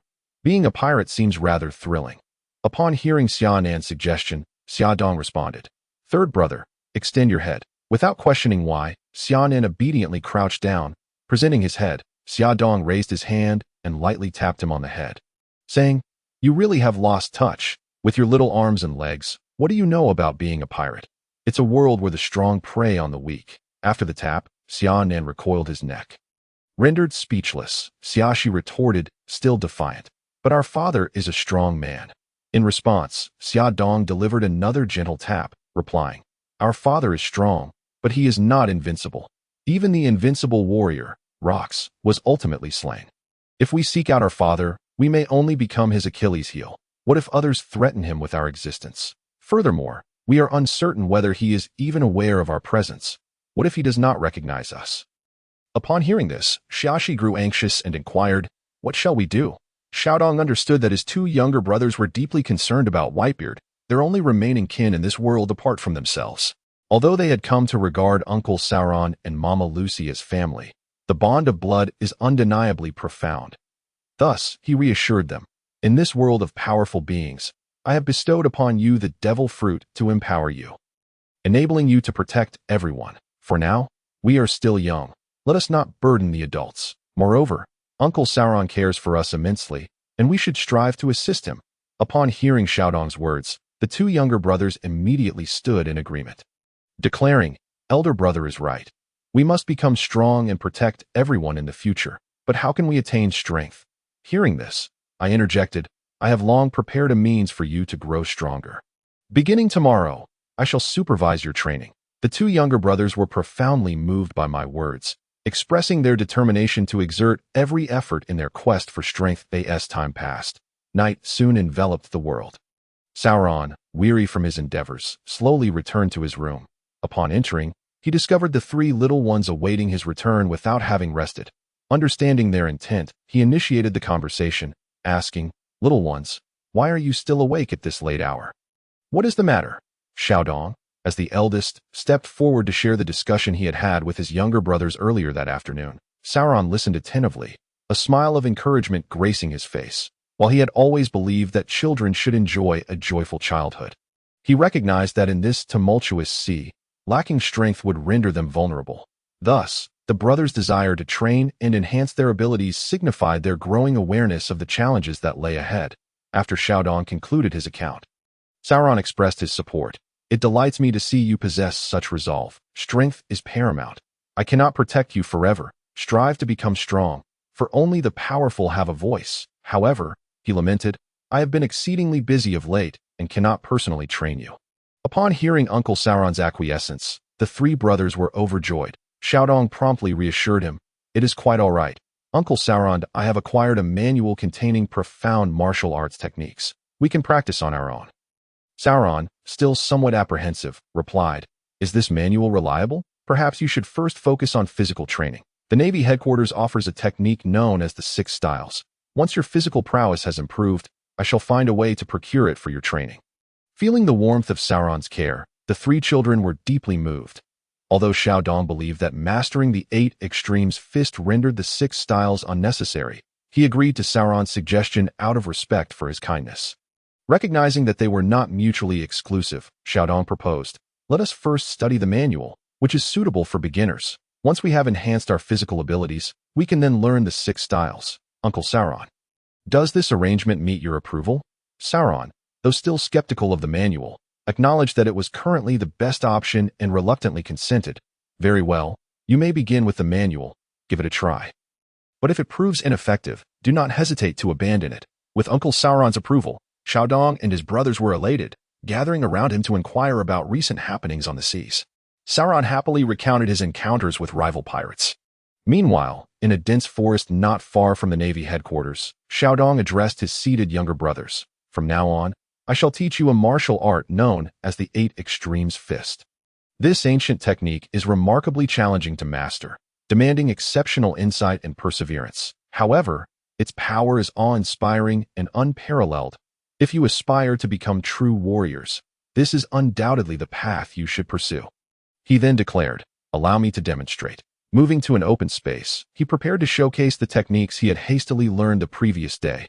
Fortunately, despite the system's limitations, the knowledge was still quite reliable, allowing him to grasp the basics with ease. Though he was merely a novice, he aimed to impress. Standing tall and poised, he inhaled deeply, ready to exhibit the 8 extremes fist forms. The 8 extremes fist is rooted in strength, yet embodies a balance of softness within its ferocity. Xiaodong began, his voice imbued with unwavering conviction. His 2 younger brothers stood by, their eyes sparkling with curiosity and anticipation as Xiaodong demonstrated the movements. Each motion flowed seamlessly, powerful and precise, his fist striking with the force of cannonballs. Exuding formidable energy, every gesture was succinct, a harmonious blend of length and brevity, emanating rapid force that captivated the onlookers. Xiaxi and Sinan diligently observed, striving to replicate every nuance. After completing a set of movements, he turned to his younger brothers, who gazed at him with admiration, and asked, "Impressive, is it not? Do you wish to learn?" The 2 brothers immediately rushed forward, clinging to Xiaodong's legs and pleading, "Elder brother, you are so amazing. Please teach us." Seeing that he had achieved his objective, Xiaodong replied, "Certainly, but this martial art is vast and intricate. It is not easily mastered." The younger brothers eagerly affirmed their willingness to endure any hardship to learn. "All right then, begin by running 10 laps around this forest," Xiaodong instructed. Without hesitation, the 2 brothers took off running. As for Xiaodong, endowed with extraordinary abilities, he merely needed to bask in the sun and relax. He retrieved a sun lounger from his storage space, soaking up the rays while keeping an eye on his brothers to ensure they did not slack off, disregarding their looks of exasperation. It must be noted that their previous overindulgence had resulted in excessive weight gain, and Xiaodong seized this opportunity to help them transform their physiques. After struggling through 10 laps, the brothers, breathless and nearly unable to continue, stumbled to Xiaodong's side. The second brother, Xiaxi, lamented, "Elder brother, I truly cannot go on." The third brother, Sinan, echoed, "Indeed, elder brother, I am exhausted." Xiaodong, gazing at them with an air of ease, responded, "Do not be so fragile. You are boys. Keep running, and you may rest afterward." Exchanging glances filled with resignation, the 2 brothers resumed their laps. Xiaodong observed, thinking to himself, "How lazy they are. Without effort, how can one expect to grow strong?" Reclining on his chair, he mused, "Without hard work, how can one become powerful?" Xiaxi interjected, "Then why are you not working hard, elder brother?" Xiaodong shot him a glare. "How dare you question your elder brother?" Instantly silenced, Xiaxi fell quiet. Meanwhile, Sinan, fearing he might be the next target, hastily praised, "Elder brother, you are so talented. Surely you do not need to train." Xiaodong shot Sinan a look of approval and declared, "All right, rise." Now, I shall teach you something truly valuable." Upon hearing this, the two eager brothers immediately stood at attention. The foundation of the 8 Extremes fist rests on rigorous training. Thus, they must practice diligently over the years. Initially, they would focus on strengthening their lower bodies through a stance known as the two instruments stance. As he spoke, he moved closer to the two, guiding their movements. They epitomized the phrase simple mind, strong limbs, and after a half day of adjustments, their postures barely met the standard. After only a few minutes of practice, they collapsed to the ground, exclaiming, "This is too difficult. We cannot endure any longer." Seeing his younger brothers give up so quickly, Xiaodong felt a surge of anger. "You are my brothers. How can you give up after such a short time? How will you protect me and Mama Lucy in the future? Have you not witnessed the cruelty of the outside world? Without strength, you can do nothing but watch as your loved ones perish before your eyes." Upon hearing Xiaodong's stern words, Xiaxi and Xia Nen dared not cause further trouble and promptly apologized, saying, "I am sorry, elder brother. We shall strive diligently to cultivate our strength and protect you." With that, they rose to their feet, assumed their stances, and commenced their training, repeatedly falling and rising again. That I realized they had already acquired the most vital attribute of a true warrior, conviction, under the scorching sun. The brothers Xiaodong and Xia Nen were engaged in arduous training. Their foreheads glistened with beads of sweat, their garments thoroughly soaked. Yet, they persevered, practicing the movements of the 8 Extremes fist time and again. Observing their dedication, Xiaodong felt a warm surge of emotion within him. He understood that both of them harbored their own guardians in their hearts, which fueled their progress. Thus, every morning in a clearing within the forest, Xiaodong would demonstrate martial techniques to his two younger brothers, who stood attentively beside him, practicing their stances and observing his every movement with rapt attention. After completing a set of punches, Xiaodong took a deep breath and began to deconstruct the movements of the 8 Extremes fist, meticulously explaining the essentials and techniques of each action. Under Xiaodong's patient guidance, his brothers made significant strides. They gradually mastered the fundamental techniques of the 8 Extremes fist, their proficiency growing with each practice as time passed. Their understanding of the 8 Extremes fist deepened. They realized that martial arts were not solely a physical endeavor, but also a form of inner cultivation. In the summer training grounds, Xiaodong practiced various techniques of the 8 Extremes fist alongside his brothers. Although he could enhance his physical prowess merely by absorbing solar energy, he recognized that the training of the 8 Extremes fist required a holistic approach, encompassing both the internal and external. If he aspired to become a formidable warrior, he needed to continually diminish his weaknesses, much like the later formidable figure who relied on the defense of iron balloons. Impervious to attacks, however, even such external fortifications could not shield one from internal injuries, ultimately leading to defeat by two young adversaries. Now possessing the invaluable knowledge of the 8 Extremes fist, Xiaodong was determined not to repeat the mistakes of the future. He compelled himself to rigorously practice the 8 Extremes fist, aspiring to achieve a harmonious unity of internal and external strength. Inspired by their elder brother's relentless dedication, his two younger siblings trained with equal fervor. In the blink of an eye, a decade had passed. In the heart of a dense mountain range, two towering youths were showcasing their unprecedented strength. Their fists struck the hard rock like massive hammers, each blow resonating with a thunderous roar, as if aiming to shatter the entire forest. One of the youths stood nearly 3 meters tall, his muscles sculpted to perfection, exuding explosive power with each punch. The other was even more extraordinary, towering over 6 meters, his colossal frame akin to a small mountain, causing the ground to tremble with each step. Yet, astonishingly, despite their fierce appearances, the two youths bore expressions that still hinted at youthful innocence, their eyes sparkling with childlike curiosity and excitement. Not far from them, perched atop a tall pine tree, lay a seemingly slender yet impeccably proportioned youth, with a delicate doll-like face and large, intelligent eyes. He appeared unremarkable, yet concealed profound depths. Watching his two brothers wildly swing their fists, he could not help but feel a sense of helplessness. He muttered to himself, "It has been 10 years. Have these two rascals finally managed to grow? Albeit barely, my tireless efforts in teaching them have not been in vain. Soon, they shall handle the fighting while I remain comfortably at the back." With that, he leaped down from the tree and approached his brothers, saying, "Enough, You two take a break. We must learn to balance work and rest. Go. Each of you. Find something for lunch. Do you intend to starve me out and seize power for yourselves? Listening to his words, the brothers halted their movements, sheepishly replying, "We wouldn't dare. Elder brother, wait for us. We'll be back shortly." With that, they ceased their training and set off in search of food, leaving the youth alone. The trio were none other than the Edward brothers, who had spent the past decade tirelessly honing their bodies and strengthening their abilities in the nearby woods of the Naval Division.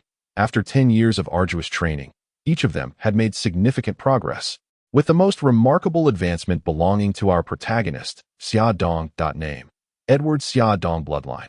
A hybrid of human and giant ancestry, reality-level superhuman bloodline, automatic possession of supervision, iron physique, and flight capability. Life: 194 strength, 90 agility, 90 stamina, 90 spirit, 90 skills. Space fruit, major achievement 1. Armed color hockey, major achievement 15. Observation hockey, major achievement 9. Conqueror's hockey, major achievement 18. Meditation technique, major achievement 80. Insightful eye, no level. 8 extremes fist, minor achievement 51. Skills are categorized as entry, minor achievement, major achievement, and perfection. Items: earth fruit, wood fruit, animal fruit, mythical beast type, azure dragon form. Mythical beast type, phoenix form, shining fruit, mirror fruit, supreme great knife, azura, great knife, blowing snow, little dragon scenic light, shadow show, red snow. Left text: gourmet tablecloth, horse talisman. Over the course of 10 years, even without relentless training, his superhuman bloodline absorbed ultraviolet energy, promoting steady growth across all 4 attributes, reaching the threshold of general-level combat power at a young age. 1 to 10 for soldier level, 10-30 for officer level, 30-50 for lieutenant level, 50 to 70 for colonel level, 70-80 for major general level, 80-90 for lieutenant general level, and 90 and above for general level. That in recent years, Xia Dong had also attempted to cultivate hockey. However, he found that his starting point for hockey was too elevated, and his innate talent for its cultivation was rather ordinary. Despite prolonged training, his proficiency barely increased. Thus, he devoted the majority of his energy to developing the space fruit and mastering the 8 extremes fist. Under Xia Dong's diligent efforts, the space fruit finally reached major achievement. Each stage conferred a single skill. Entry provided a storage space, minor achievement granted teleportation, and major achievement bestowed the dimension slash. A formidable attack capable of overwhelming foes lacking advanced hockey mastery. The most astonishing yet disheartening aspect was the 8 extremes fist, a Chinese martial art. Initially, he merely reached entry level, lacking comprehension of its true nature. It was only through years of dedicated study that he realized this skill was truly formidable. After 10 years of relentless effort, he barely reached the peak of minor achievement. The skill progressed through stages: bright strength, entry; dark strength, minor achievement; transformative strength, major achievement; and dance strength, perfection. Over the decade, Xia Dong explored this path on his own. While the bright strength was manageable, he faced countless failures in breaking through to dark strength. Fortunately, the horse talisman provided some safety net. Otherwise, even his superhuman bloodline would not withstand the strain. Through Xia Dong's relentless training, he achieved dark strength in the 8 extremes fist. Meanwhile, his younger brothers, Xia Shi and Xia Nan, faced their own challenges, as their intellect seemed entirely channeled into their physical prowess. Before long, the brothers returned, each carrying their freshly caught prey, which they had cleaned out. I noted they had brought back a wild boar over 5 meters long and a 13-meter elephant, and I instructed them to prepare a barbecue while I assessed the fruits of my 10 years of labor. Name: Edward Xia Shi bloodline. A hybrid of human and giant ancestry. Life: 191 strength, 76 agility, 60 stamina, 75 spirit, 42 skills. Repulsion fruit, minor achievement 51. Armed color hockey, entry 89. Observation hockey, entry 72. 8 extremes fist, entry 99. Skills are categorized as entry, minor achievement, major achievement, and perfection. Items: none. Name: Edward Xian and bloodline. A hybrid of human and giant ancestry. Life: 192 strength, 89 agility, 32 stamina, 87 spirit, 31 skills. Turtle fruit, mythical beast type, Xuanwu form, minor achievement 65. Armed color hockey, entry 92. Observation hockey, entry 56. 8 extremes fist, Entry 99. Skills are categorized as entry, minor achievement, major achievement, and perfection. Items. None.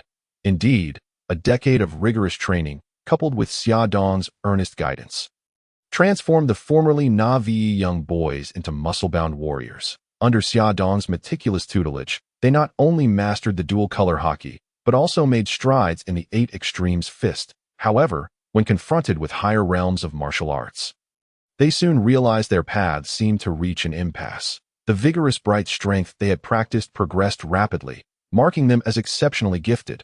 However, when the desire to delve deeper into the realm of hidden strength arose, they found themselves utterly incapable. The mastery of overt strength lay in the application of force, while the essence of hidden strength resided in the skillful use of technique. At this juncture, their towering physiques became a hindrance, impeding their progress. Xia Dong observed his younger brothers with a twinge of concern. He began to question whether his initial decision had truly been in their best interest. Perhaps I should allow you to choose your own paths, Xia Dong murmured. For each individual possesses unique talents and interests. Perhaps you are not suited for Baji Quan. Upon hearing their elder brother's words, the 2 younger siblings were momentarily taken aback. They had never contemplated straying from the path of Baji Quan, nor did they know how to select their futures. Brother, do we really have to give up? Xia Shi inquired, a hint of confusion in his voice. Xia Dong shook his head. No, I am not urging you to abandon it. I merely worry whether you can persist on this journey. The brothers fell into deep contemplation, reminiscing about the past decade during which Baji Quan had become an integral part of their beings. They were reluctant to disappoint their elder brother and felt that the vigorous nature of Baji Quan truly resonated with them. Even if they could not continue down this path, they were unwilling to forsake the martial art they had grown to love.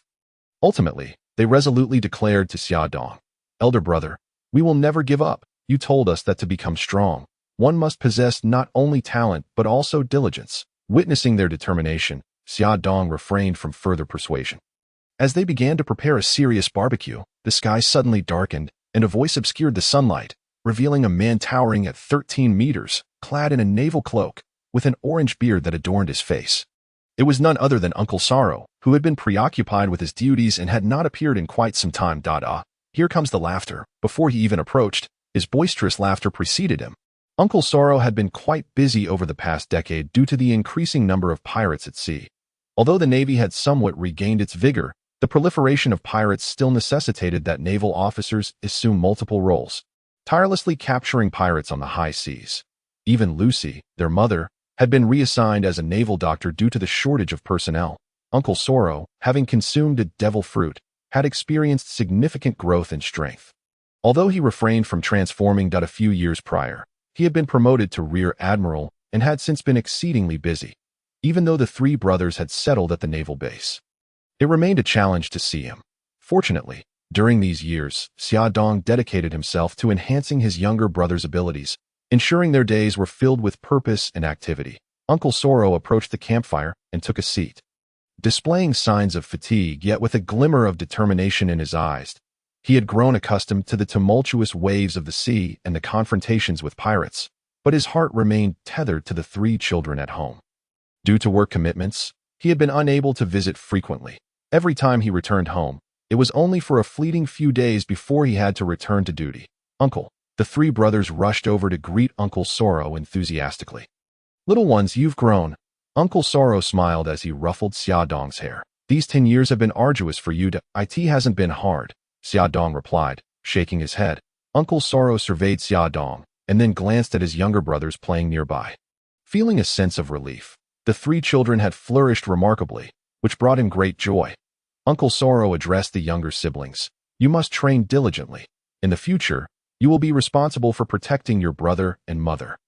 Immediately, the 2 brothers straightened their backs and nodded earnestly as Xia Dong laid out a magical tablecloth and prepared other delicacies. He conversed with Uncle Sorrow. This extraordinary tablecloth had long been revealed, and everyone was astonished by its capabilities. Xia Dong explained that it was a treasure of the celestial dragons, and fortunately, the sea had everything, which convinced them all. The various dishes created by the tablecloth also captivated everyone's attention.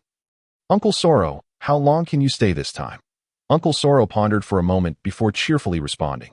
We recently encountered the Wild Lion pirate crew, and achieved a resounding victory, capturing their captain, the notoriously valuable Euler O, worth 250 million berries. The naval headquarters was pleased and granted me a 2-week leave, so I can spend some quality time with you. Upon hearing this, Xia Dong expressed his skepticism. It better be true. Every time there's a holiday, there are urgent missions, and you never stay for more than 3 days. Uncle Sorrow, feeling a bit guilty, laughed heartily to cover up. This time, I assure you. All right then, I shall hold you to that. It's the perfect opportunity to test how well you've developed your powers. The 3 of us have made significant progress, and you might not necessarily be able to defeat us now. Uncle Sorrow chuckled. Seemingly unfazed. You underestimate me. With my current strength, even a typical admiral would struggle to capture me. Though you 3 are strong, do not harbor thoughts of defeating me. Observing Uncle Sorrow's confidence, Xia Dong acknowledged that he had indeed progressed significantly over the past decade, transforming into a figure far removed from his original self. Not only had he acquired what could be deemed a godlike devil fruit, but he had also learned Baji Quan from Xia Dong. Although his innate talent was somewhat lacking, and he had merely grasped the basics and some techniques, he had nonetheless made substantial strides in combat skills. Name: Gol D Sorrow Bloodline. Giant Life. 158 Strength. 97 Agility. 38 Stamina. 93 Spirit. 56 Skills. Armament Hockey. Minor Proficiency 76. Observation Hockey. Beginner 89. Martial Arts. Major Proficiency 97. Animal Fruit. Mythical Zoan Frost Giant. Minor Proficiency 72. Baji Quan. Beginner 61. Skill Levels. Beginner. Minor Proficiency. Major Proficiency. Perfection Items. None. It must be said that with further advancements in hockey and devil fruit abilities, Sorrow could undoubtedly rival an admiral. The thought of the events surrounding Ohara in the coming years assured him that they 3 brothers would not allow Sorrow to face challenges alone. Xia Dong, witnessing Sorrow's confidence, did not wish to undermine his spirits, stating, "Of course, you are a renowned rear admiral of the Navy. By the way, where is Lucy? Why isn't she here, now that our division has such low casualties?" "It is all thanks to your mother, Lucy. She is currently swamped with work and has no time to come to as night fell. The flames danced, and Uncle Sorrow sat together with the 3 brothers of the Xia family, relishing the delicious barbecue. The charcoal crackled, and the aroma of grilled meat filled the air as they flipped the skewers while engaging in light-hearted conversation. Laughter and chatter intertwined with the scent of the barbecue, wafting through the atmosphere. In that moment, they forgot their fatigue and worries, immersing themselves in each other's company. Just as they were enjoying their time, the familiar chirping of the den den mushy suddenly echoed, momentarily startling them. Everyone knew that the ringing of the den den mushy signified yet another urgent mission requiring their attention. Sorrow answered the call, and indeed, it was as expected. Gol D Sorrow, this is the Navy Headquarters Staff Department. We have an urgent mission. In the 8 will see. The Roger pirate crew has been sighted, and Monkey D Garp and Rear Admiral Tsuru are preparing to encircle them. Please provide immediate support. Upon hearing the order, Sorrow responded with resignation. Understood. Gol D Sorrow will mobilize immediately. He hung up the den den mushy, looking at his 3 brothers with a mix of regret and determination. It seems our gathering must be cancelled.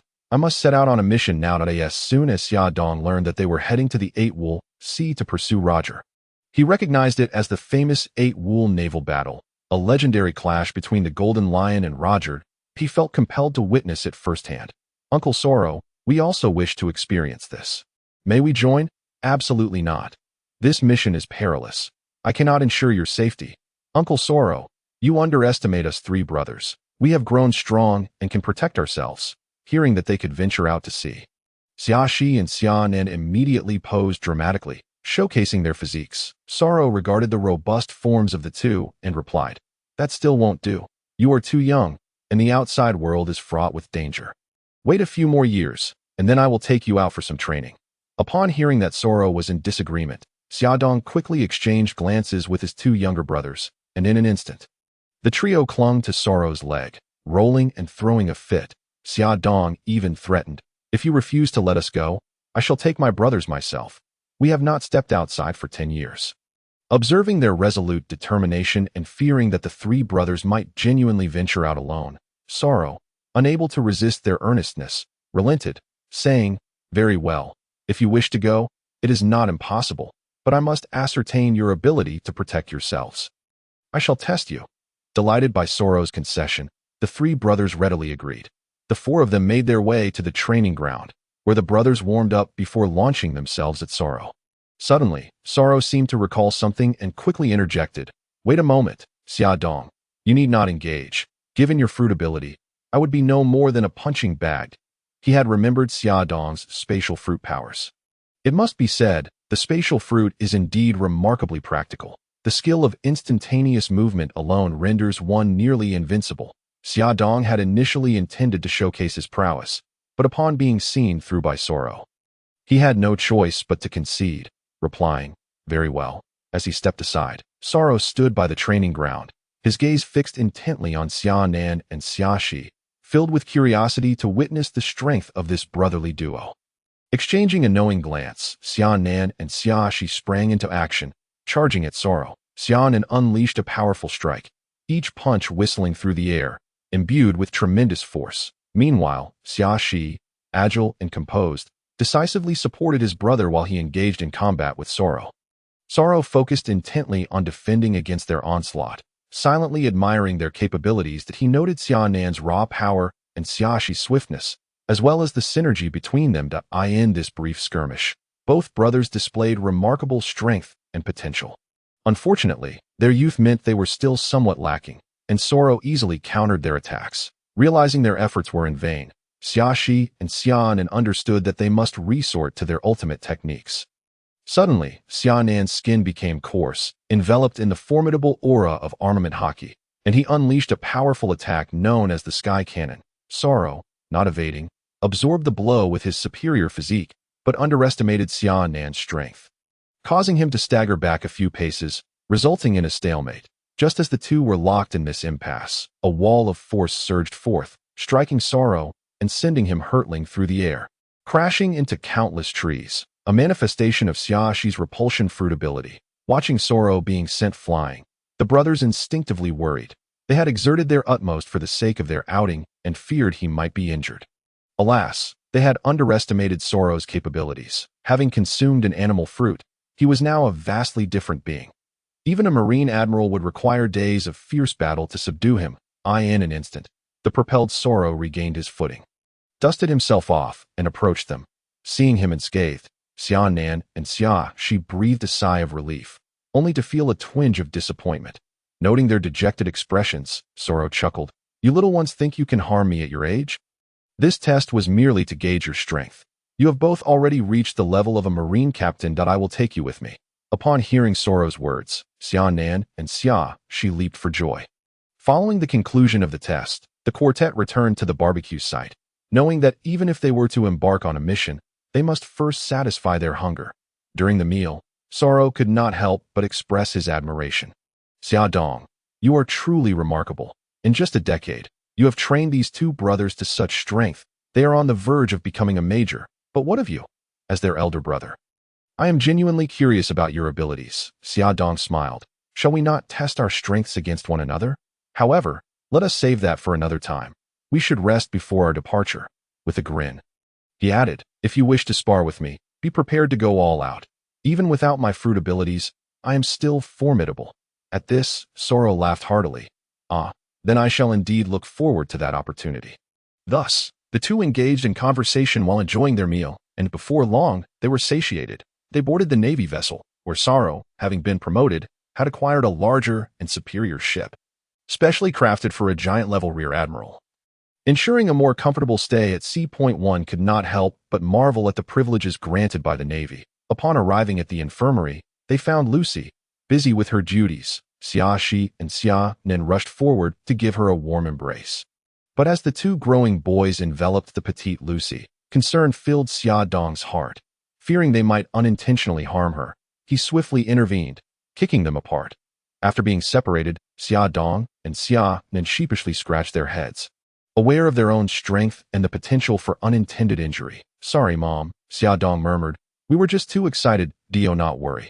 I know you are good boys," Lucy replied gently, her smile warm. "You have grown strong. Just be mindful and do not frighten me so." Understanding their mother's concern, the brothers nodded in agreement, promising to exercise caution. "All right, Go and play, Lucy instructed them. I have work to attend to. Heeding her words, Xia Dong and Xia Nan left the infirmary to frolic outside, mindful of their mother's hard work and wishing not to disturb her. Watching them depart, Lucy felt a swell of gratitude. She knew these 3 children were exceptionally considerate and would take care of themselves. Yet, like any nurturing parent, she wished to care for them as before. However, her kind heart held its own aspirations. She yearned to heal more people and realize her life's purpose. After meeting with Lucy, the 3 brothers returned to the deck. Once Sorrow had organized their quarters, he bid them farewell, stating, I must attend to the ship's arrangements. You may remain in your room. The brothers obediently agreed. Once Sorrow had left, Xia Dong remarked, Now do you 2 mischief makers understand how far you are from becoming top-tier powerhouses of the sea? If you cannot even best Uncle Sorrow, how will you protect what is most precious to you? Sensing the need for rigorous training, he instructed Xia Nan, focus on honing your armament hockey attacks while blindfolded against Xia. One shall train the hockey, and the other shall develop observation hockey. Give it your all. Recognizing their own shortcomings, the 2 brothers promptly set to work. Before long, the ship began to sail, and Xia Dong knew another reward was beckoning him. He reclined comfortably on his bed, offering guidance to his younger siblings. Amidst the azure sea, under a bright sun and gentle breeze, a majestic navy ship sailed resolutely forward. At that moment, the Xia brothers engaged in cheerful banter on the deck. Uncle Sorrow, how much longer until we arrive? We are almost there. I have already contacted Admiral Carp. We are about to rendezvous at Sharrow Island to arrange our next course of action. I am eager to meet this legendary Navy hero. Just then, a Navy soldier approached, reporting, Report to Rear Admiral Sorrow. We are nearing Sharrow Island. Admiral Carp and Admiral Tsuru are waiting for us on the shore. Good. Alert all personnel to prepare. The vessel gradually docked at Shallow Island. Upon disembarking, Sorrow beheld a rugged, imposing figure approaching, accompanied by a slender beauty exuding grace. None other than the stalwart Carp and the elegant crane. Name. Monkey D. Carp bloodline. Human life. 58 strength, 99 agility, 93 stamina, 98 spirit, 86 skills. Busashoka Hockey, perfect 78. Kinbunshika Hockey, great 85. 6 styles of the Navy, perfect 71. Skill levels. Beginner, minor, major, perfect items. None name. Crane bloodline. Human life. 58 strength, 82 agility, 87 stamina, 81 spirit, 92 skills. Suk no Mi, great 93. Busashoku Hockey, minor 43. Kinbunshika Hockey, minor 95. 6 styles of the Navy, minor 51. Skill levels. Beginner, minor, major, perfect items. None. Upon spotting the duo, Xia Dong activated his eye of insight. He could not help but acknowledge that. After all these years, Carp had grown even stronger, and Crane was not to be underestimated. Before they could close the distance, Carp's signature boisterous laughter echoed. Sorrow, you have finally arrived. Carp, it has been a while. I have heard tales of how you recently had Roger scurrying for cover, Sorrow replied, his voice filled with camaraderie. Haha, it's merely a trivial matter, just Roger. If it weren't for his swift escape, I would have captured him long ago, Carp boasted, absent-mindedly picking his nose. Their long-standing friendship was evident, though the demands of naval affairs had made their reunions rare, much to their delight. Observing Carp's extravagant bragging, Sorrow, as a good friend, refrained from undermining him and promptly remarked, Of course, you are our naval hero, Iron Fist Carp. Eager to redirect the conversation, Crane interjected, All right, you too. That's enough. By the way, Sorrow, who is this little one behind you? Surely, he isn't your child? Casting a glance at the 3 children accompanying Sorrow, Crane inquired with curiosity. Sorrow explained, These 3 are my nephews. Their mother faced complications during childbirth and entrusted them to me. They were too young before, but now that they have matured a bit, I thought it fitting to introduce them to the wider world. Upon hearing that the trio had lost their mother at a young age, Crane felt a surge of maternal instinct and, captivated by Xia Dong's endearing demeanor, approached him with warmth and concern.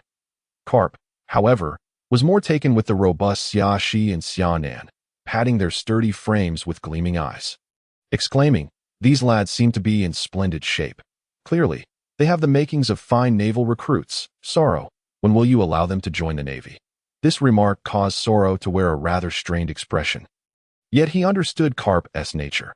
He always sought to recruit promising talent into the Navy. With a resigned sigh, he replied, "They're merely children, only 8 years old by human standards. What navy could they possibly join? Moreover, their futures should be theirs to choose." Karp, hearing this, quickly approached and insisted, "If they don't join the Navy, what will they do? Become pirates? Children must be educated from a young age. They could pursue other paths. Perhaps engage in business, as long as they find joy in their endeavors," Sorrow countered. "Given their physique, business seems an unlikely venture," Karp retorted, ready to debate further, not wishing to see the two seasoned naval officers embroiled in an argument. Crane stepped in, asserting, "You are both high-ranking naval leaders. Maintain your composure. What are you bickering about in public? Go to your quarters at once." It was undeniable that Crane, despite her gentle demeanor, possessed a remarkable authority. The two fearless individuals immediately complied, heading towards the temporary base established by the Navy. Once inside, Karp was about to voice another thought when a single glare from Crane silenced him. Still, his expression betrayed his dissatisfaction. Ignoring him, Crane proceeded to discuss the upcoming plans with Sorrow. "Sorrow, he mentioned that your fruit ability allows you to freeze the sea. Therefore, we need to wait for Roger's pirate crew to enter our ambush zone. You will freeze their ship to prevent their escape. After Karp and I engage, we shall expand the frozen area to create footholds for the other Navy forces. Our aim is to capture the entirety of Roger's crew this time." Upon hearing Crane's strategy, Sorrow responded promptly, "No problem, Crane. Leave everything to me.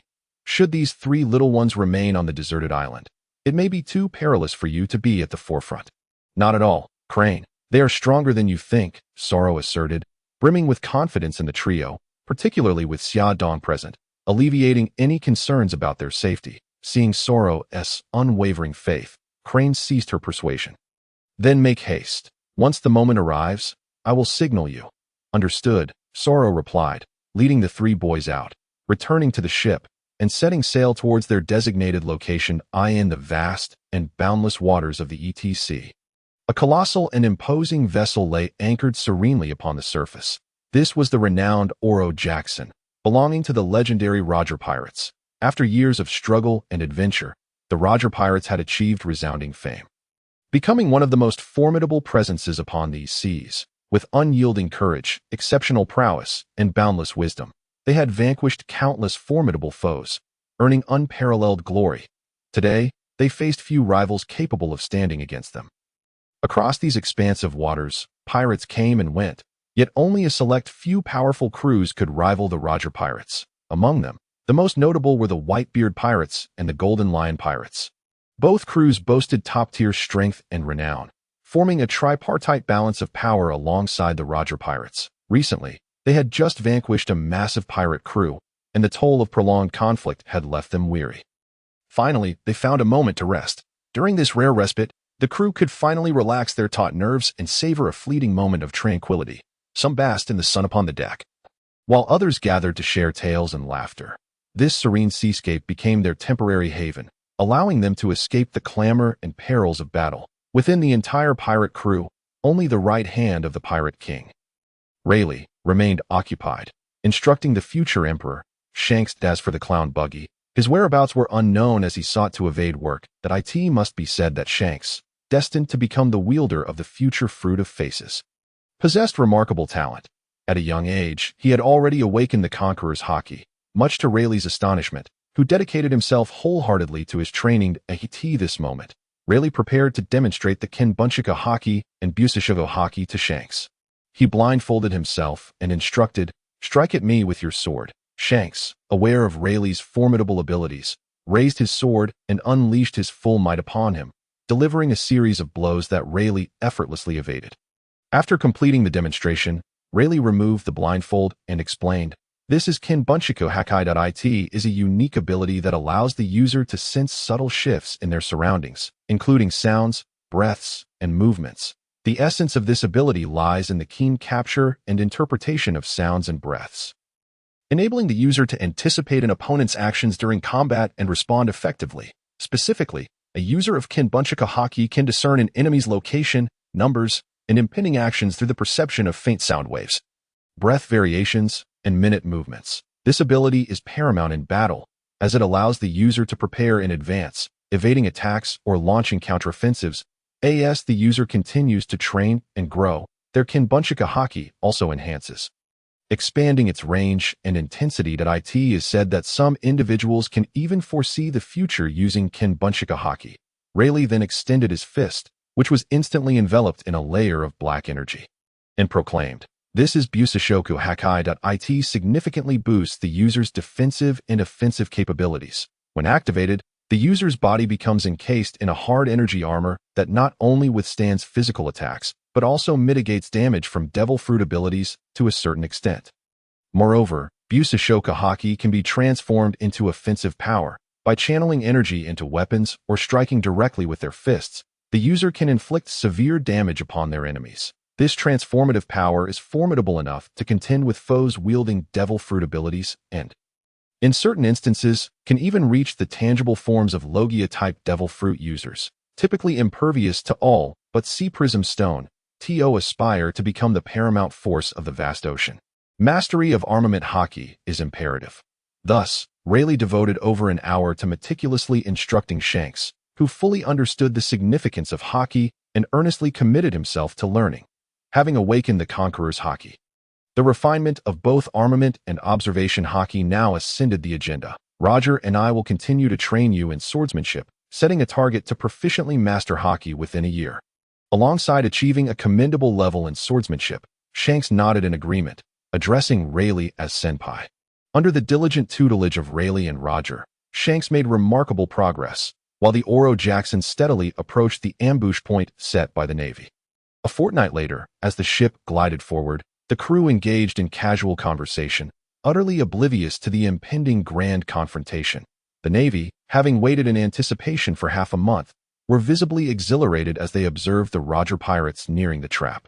All were prepared to spring upon Roger's crew unawares as the Roger Pirates crossed into the Navy's encirclement. Saul decisively signaled, prompting the concealed Navy warships to surge forth like famished predators. However, at that moment, a multitude of dark specks appeared in the sky. From afar, Saul keenly sensed the anomaly and swiftly recognized that something was amiss, issuing a command to halt their advance. Moments later, hundreds of vessels descended like phantoms, casting a shadow over the sky as if enveloped by ominous clouds. The members of the Roger Pirates looked up in astonishment, discovering that several hundred ships floated above them, each adorned with a distinctive pirate flag featuring the visage of a figure with golden hair, none other than the emblem of the Golden Lion. Shiki. Indeed, these uninvited guests were the fleet led by the infamous Golden Lion, Shiki, renowned for his rivalry with Gol D. Roger. His sudden appearance could hardly be construed as benevolent, foreboding a fierce battle. Consequently, the crew members immediately entered a state of heightened alertness, vigilantly watching for a potential ambush from the Golden Lion pirates. The thunderous laughter, unmistakably belonging to Shiki, resonated from above. A man, his wild golden hair reminiscent of a frenzied lion, donned in a traditional Japanese kimono and armed with two swords, descended gracefully from the sky, exuding an air of authority and ambition. Hovering above the Oro Jackson, he called out to the Roger Pirates, "We meet again, Gol D. Roger." Roger inquired, "Shiki, what brings you here?" "I seek your assistance." "Roger," Shiki declared with an air of command, as though it were not a request but an order. "Shiki, there's no need to bring so many for a simple request. Just state your business." Roger retorted, "Ha! You possess the means to obliterate this world. Coupled with my power and influence, if you join my Golden Lion Pirates, we shall undoubtedly rule this world, making it tremble beneath our feet. Join me, and you shall be second to my first." Roger frowned. "I'm sorry, Shiki, but I have no desire to conquer the world, nor do I wish to join you." Shiki's expression darkened. "Roger, think carefully. No one can refuse me." "Shiki, do you truly believe I fear you?" Roger challenged. "Since that is the case, words are futile. Let us settle this with our strength." With that, both captains roared, "Brothers, charge!" as cannon fire erupted between the two pirate crews. Smoke filled the battlefield, and explosions echoed. Initially, the Golden Lion Pirates leveraged their numerical superiority, unleashing a barrage of cannonballs upon the Roger Pirates. However, rather than succumb to despair, the Roger Pirates bravely surged forward into the fray, engaging in fierce close-quarters combat. Despite being at a disadvantage in firepower, the Roger Pirates, through their remarkable individual prowess, successfully thwarted the Golden Lion pirates' advances. As time passed, the battle reached a stalemate at this juncture. Shiki and Roger could no longer restrain themselves, recognizing that the outcome of this conflict hinged upon the two captains. With a mighty roar, Shiki bellowed, "Lion's thousand cuts!" His renowned blade, Sakura, Ten, and Kuki, became enveloped in armament haki as he swung them with tremendous speed.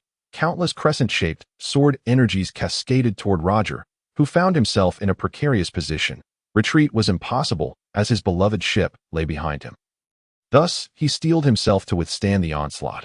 Roger resolutely drew his famed blade, Ace, shrouding it in armament haki as well. With a powerful slash, he unleashed the sword technique known as God's Avoidance, sending forth a formidable cutting force that successfully countered Shiki's attacks. When Shiki realized his initial strike had failed, he closed the distance to Roger, and the two engaged in a fierce duel, their swords clashing in a whirlwind of skill and power. As they exchanged blows, it became evident that neither would yield easily, resulting in another tense standoff. "Shiki, my Roger pirates are not so easily defeated. You should concede," Roger declared. "Not a chance, Roger. This is only the beginning. I will undoubtedly bring your crew to its knees. If you submit to me now, I will overlook our past grievances," Shiki countered. "Dream on, Shiki. Come at me again," Roger replied defiantly. And thus, the two resumed their fierce combat. Meanwhile, the Navy observed the unfolding drama from a distance. "Uncle Saul, who do you think will emerge victorious?" Summer asked. Saul chuckled. "If it were a one-on-one duel, I would bet on Roger. But in a naval battle, I favor the Golden Lion. His devil fruit powers are exceptionally suited for group combat." "Oh, how about we make a wager? I bet it will end in a draw," Summer suggested. "Though, given the current circumstances, that seems disadvantageous for Roger." "Let us wait and see," Saul replied. Suddenly, Summer recalled a matter left unattended and called upon a long-dormant system. Saying, "System, check-in. Check-in successful. High-level scene check-in rewarded. Hockey Mastery Experience card for all 3 types, Rabbit Talisman, and 10 Sins of Beans. 1 Must admit, although the system offered few rewards, they were of exceptional quality." Without hesitation, he consumed the Hockey Mastery Experience card, instantly enhancing his command over hockey and increasing its potency. The Rabbit Talisman granted the ability to move at supersonic speeds, effective against objects as well. The Sins of Beans could restore stamina and heal injuries, though they could not cure other ailments. After completing the check-in, he shifted his focus back to the fierce battle before him. Such an elite confrontation was a rare opportunity to witness. With a flick of his wrist, he activated his insight eye on both Shiki and Roger. Name: Gol D. Roger Bloodline. Human life: 35, vitality declining, strength: 95, agility: 97, stamina: 93, spirit: 97, skills. Armament haki, major mastery: 52. Observation haki, complete: 47. Conqueror's haki, major mastery: 93. Swordsmanship, complete: 45. Marksmanship, major mastery: 71. Items: Supreme Great Blade Ace, pistol. Name: Shiki Bloodline. Human life: 36, strength: 96, agility: 94, stamina: 97, spirit: 98, skills. Float fruit, complete: 72. Armament haki, major mastery: 76. Observation haki, major mastery: 85. Conqueror's haki, major mastery: 57. Swordsmanship, complete: 76. Items: Great Blade Sakura 10. Kuki. The sky darkened with ominous clouds, thunder and lightning flashing as if heralding the ferocity of the impending clash. With a fierce roar, the Golden Lion initiated the assault, brandishing his twin swords as he lunged towards Roger. Roger sidestepped to evade the attack, subsequently countering with a swing of his sword, as the weapons of both combatants clashed with a resonant sound in the air. The exchange intensified, with neither side yielding an inch, plunging the battle into a fervent climax. However, both were formidable titans of the sea, and for the moment, neither could gain the upper hand. Observing that he could not easily subdue Roger, the Golden Lion let out a furious roar, declaring, "Roger, I no longer have time to play with you. Witness my might." With that, he unleashed his devil fruit powers, commanding 3 pirate ships to charge towards Roger's Oro Jackson. Disregarding the desperate cries of the pirates aboard, seeing the Golden Lion's reckless maneuver, Roger bellowed in indignation, "Despicable," and summoned his ultimate attack, striking at one of the pirate ships. Yet, he could only destroy 2 vessels. And just as the remaining ships were about to collide with the Oro Jackson, Rayleigh arrived in the nick of time, obliterating the ships with a powerful blow, although the immediate crisis was averted. Both Roger and Rayleigh found themselves panting heavily from exhaustion, unable to launch further assaults. In contrast, the Golden Lion, having expended little energy, directed 2 more pirate ships towards them. "Roger, I offer you one last chance. Submit to me," he taunted. "Dream on. It shall only be the defeated Roger Pirates." Roger's crew was cornered, and the Golden Lion, regretting the missed opportunity, commanded his ships to press on, just as the Roger Pirates appeared doomed to defeat at the hands of the Golden Lion Pirates. The sky abruptly darkened, and a fierce wind began to rage. This tempest was unlike any other, as if it were the wrath of nature itself, instantly capturing the attention of all present in the distance. A colossal tornado began to form, resembling a monstrous entity bearing the power of destruction, advancing toward the battlefield. The Golden Lion, taken aback by the sudden emergence of the tornado, was filled with dread. Realizing the calamity's overwhelming might, if caught within its grasp, even he would struggle to escape. Thus, the Golden Lion hastily resolved to abandon the Roger Pirates, leading his crew in a retreat. However, Roger was not one to yield easily. With every ounce of strength he could muster, he clung tenaciously to the Golden Lion, determined not to let him flee. And so, amidst the swirling winds of the tornado, the two engaged in a life-or-death struggle. Their figures darting through the tempest, each collision resounding with deafening echoes. Yet, the tornado's force proved too formidable, rendering their battle increasingly futile. In the ferocious gales, the ships of both the Golden Lion Pirates and the Roger Pirates teetered precariously. Crew members clung desperately to the railings, fighting against the raging winds. Karp and Kizaru stood at the bow, their expressions grave as they watched the retreating pirate crews. Despite their reluctance, they understood that, under such harsh weather conditions, continuing the pursuit was futile. The wind howled, stirring up enormous waves that crashed against the pirate ships. However, the Oro Jackson, crafted by the legendary shipwright Tom from the fabled Adam Tree, managed to withstand the tempest, propelled away from the battlefield. In stark contrast, while the Golden Lion Pirates had numerous ships, their quality was subpar, and one by one, they disintegrated under the wind's relentless assault. Observing this scene, Karp clenched his teeth in frustration, signaling the Navy ships to halt the pursuit. Kizaru nodded silently, a flicker of regret in her eyes. With the ferocious winds carrying them away, both the Golden Lion Pirates and the Roger Pirates gradually vanished into the vast ocean, leaving Karp and Kizaru gazing into the distance. The fierce battle concluded abruptly under the tornado's onslaught, and the naval force could only return to their temporary refuge on the desolate island. Upon returning to camp, Karp slammed his fist onto the table in frustration, exclaiming, "What rotten luck! We could have captured both Shiki and Roger if they had fought to their demise, yet a tornado intervened." Kizaru offered consolation. "It's all right, Karp. Even if we failed to capture them, those 2 crews must have suffered heavy casualties from the tornado. Perhaps they've been wiped out." Karp retorted, "What Shiki and the Golden Lion do not realize is that Roger is far too resilient to perish so easily." "It seems we shall have our hands full in the future. Karp, you are our naval hero. Even if Roger survives, he will eventually be apprehended by you," Sauron encouraged. Hearing Sauron's words of encouragement, Karp instantly regained his jovial spirit, defiantly digging his nose and boasting, "You're right. Let us not dwell on that. Kizaru, shall we compete to see who can devour the most donuts?" Kizaru, in exasperation, punched Karp playfully, her expression one of disbelief. "Who would want to compete with you, you glutton?" Sauron then suggested, "Although this mission concluded abruptly, we have all worked hard. Why don't we take a day off and go fishing and barbecuing?" This proposal received unanimous support, and thus the group made their way to the island's edge. In recent years, the Navy had been stretched thin, leaving little time for leisure, making this opportunity to unwind truly rare. Upon reaching the shore, Karp, Kizaru, and Sauron settled down for a leisurely fishing experience. They selected a relatively tranquil spot, set up their fishing rods, and prepared to relish this rare moment of peace. Though Karp typically exuded a carefree demeanor, his focus sharpened as he held the fishing rod, his gaze intent as if searching for something elusive. Kizaru appeared more composed, gently swaying her rod while a faint smile graced her lips, as if reflecting on cherished memories from the past. Before long, Karp began reeling in several sizable fish, causing Sauron to look on enviously. Unable to contain himself, Sauron exclaimed, "Uncle Carp, you are truly remarkable. How do you make catching fish seem as effortless as drinking water?" Carp chuckled heartily, puffing with pride. "It's all about years of experience and skill, young lad.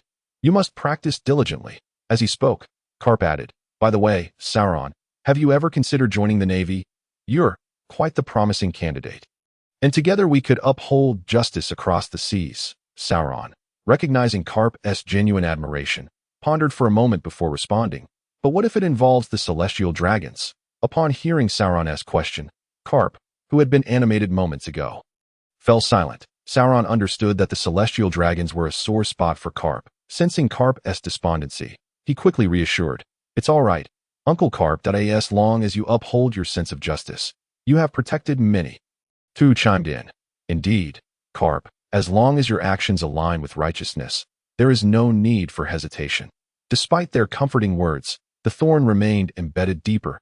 As Carp recognized their concern for him, he quickly feigned nonchalance. Laughing heartily, "You're both right. Though the Navy sometimes finds itself constrained, we do indeed maintain peace on the seas that I want to pressure you to join, but I hope you will always cherish justice. Lest the day comes when I must arrest you myself." Sauron laughed in response. "Let us not dwell on such things, Uncle Carp. It's a rare chance to relax. Let us compete to see who catches the next fish first. The loser will handle the barbecue." Carp grinned. "You're bound to lose, kid. I've been at this for decades." The two then plunged into a spirited contest, while Sauron and Geoise scoured the woods for other game. They navigated through the dense foliage, carefully avoiding potential dangers. Thanks to Sauron's keen intuition and rich experience, they soon discovered traces of prey. Before long, Sauron returned with their catch, exclaiming, "I have a feeling we might lose. We should hurry and start the barbecue." Carp and Kizaru nodded in agreement, and they began preparing dinner. Soon, a delectable feast of grilled fish was ready. They gathered around the campfire, savoring the delicious meal while sharing stories and experiences. In that moment, they seemed to forget all worries and pressures, left only with pure joy and contentment. As night fell, the campfire by the seaside flickered in the gentle breeze, casting a warm glow. Carp, Kizaru, and Sauron sat around the fire, relishing the flavorful grilled fish and the refreshing sea breeze. Their laughter and conversations intertwined, creating a harmonious tableau. Suddenly, Sauron's gaze was drawn to the distant sea, where he spotted a black wooden chest floating, seemingly drifting closer. He immediately set down his food, excitedly pointing at the chest and shouting, "Look, there's a wooden chest." Carp and Kizaru followed Sauron's finger. And indeed, they saw the chest. Kapu rose to his feet, vigilantly surveying the surroundings for any approaching enemies. He Chao walked over to Xiaodong's side and whispered, "What is that?" "It appears to be a wooden chest."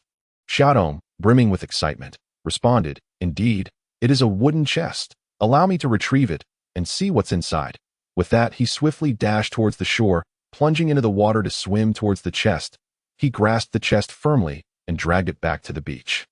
Upon opening it, they discovered an ancient treasure map within. The map marked a mysterious island accompanied by a series of intricate clues, evidently leading to some hidden treasure. Xiaodong gazed at the treasure map, his eyes sparkling with exhilaration as he exclaimed, "Wow, this is a treasure map. We must go in search of that treasure." This was Xiaodong's first encounter with a treasure map, and he was utterly thrilled.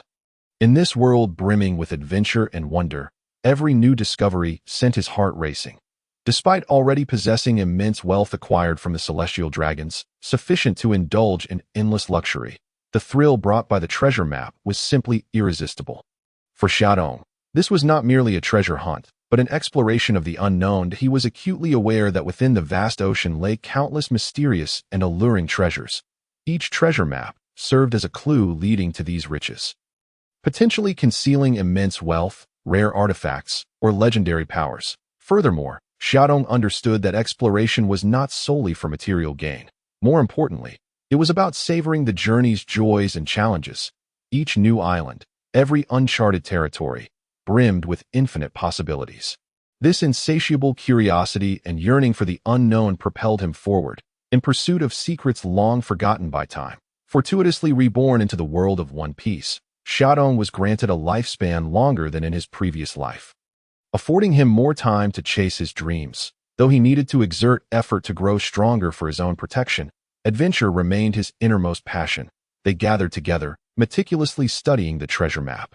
Kapu, drawing upon years of seafaring experience, analyzed the routes and potential challenges depicted on the map. Hichao employed her wisdom and knowledge to interpret the symbols and hints inscribed on it, while Xiaodong, filled with curiosity and excitement, continually posed questions and shared his thoughts. They discovered that the map indicated a mysterious island situated amidst the vast sea, surrounded by perilous reefs and treacherous currents. It seemed that a colossal treasure lay hidden upon this island, yet reaching it would not be an easy feat. They needed to navigate storms, evade the pursuit of pirates, and confront unknown marine creatures and harsh natural elements. Kapu, eyeing the treasure map, lamented, "It seems this adventure will be quite thrilling. Alas, Hichao and I must return to the Navy headquarters to report, or else we could accompany you to witness it." "No need to worry. I shall accompany them," Soluo interjected. "I can patrol the vicinity, keeping an eye out for any pirates to capture."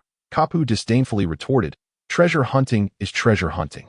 Don't fabricate tales of capturing pirates." "Very well, it shall be as such. Hichao and I will head to the Navy headquarters while you accompany them on their treasure hunt." Soluo shot back, "When I said treasure hunting, did you think I, like you, do nothing productive each day?" Hearing this, Kapu grew agitated. "Who said I am unproductive? I am constantly busy capturing Roger." Soluo scoffed, "You may as well give up. After years of effort, you've caught nothing. Meanwhile, I have apprehended numerous notorious pirates worth billions." Kapu, incensed, leaned on the table, exclaiming, "You've only captured a few petty thieves. Their combined worth pales in comparison to Roger's. If you disagree, then prove your worth." Soluo, unperturbed, replied, "I may not be able to defeat Roger, but I have indeed captured individuals. Unlike you." As their argument escalated, the two men exchanged fierce glares. Hichao, witnessing the scene, could only cover his head, feeling a headache as he intervened to separate them.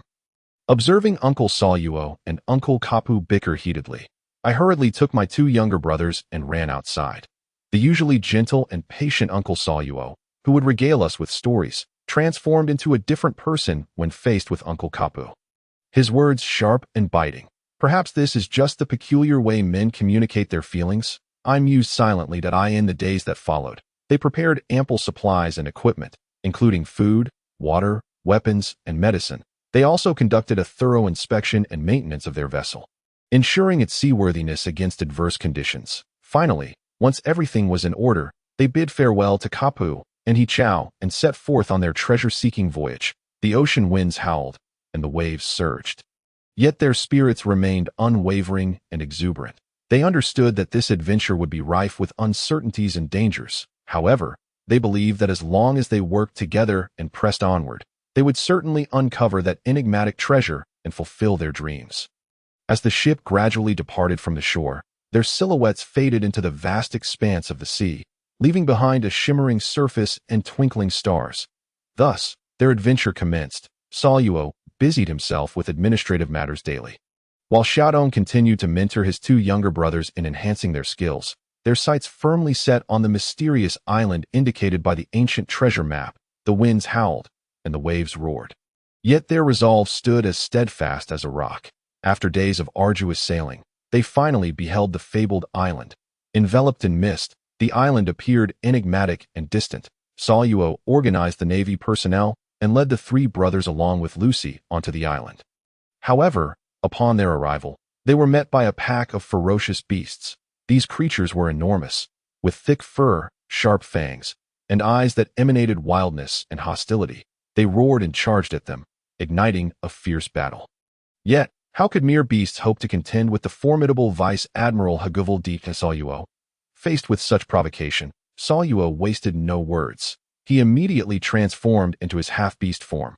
His hands grew immensely large, encased in a thick layer of frost. Without hesitation, he thrust his hands forward, unleashing a powerful gust of icy air that froze everything in its path.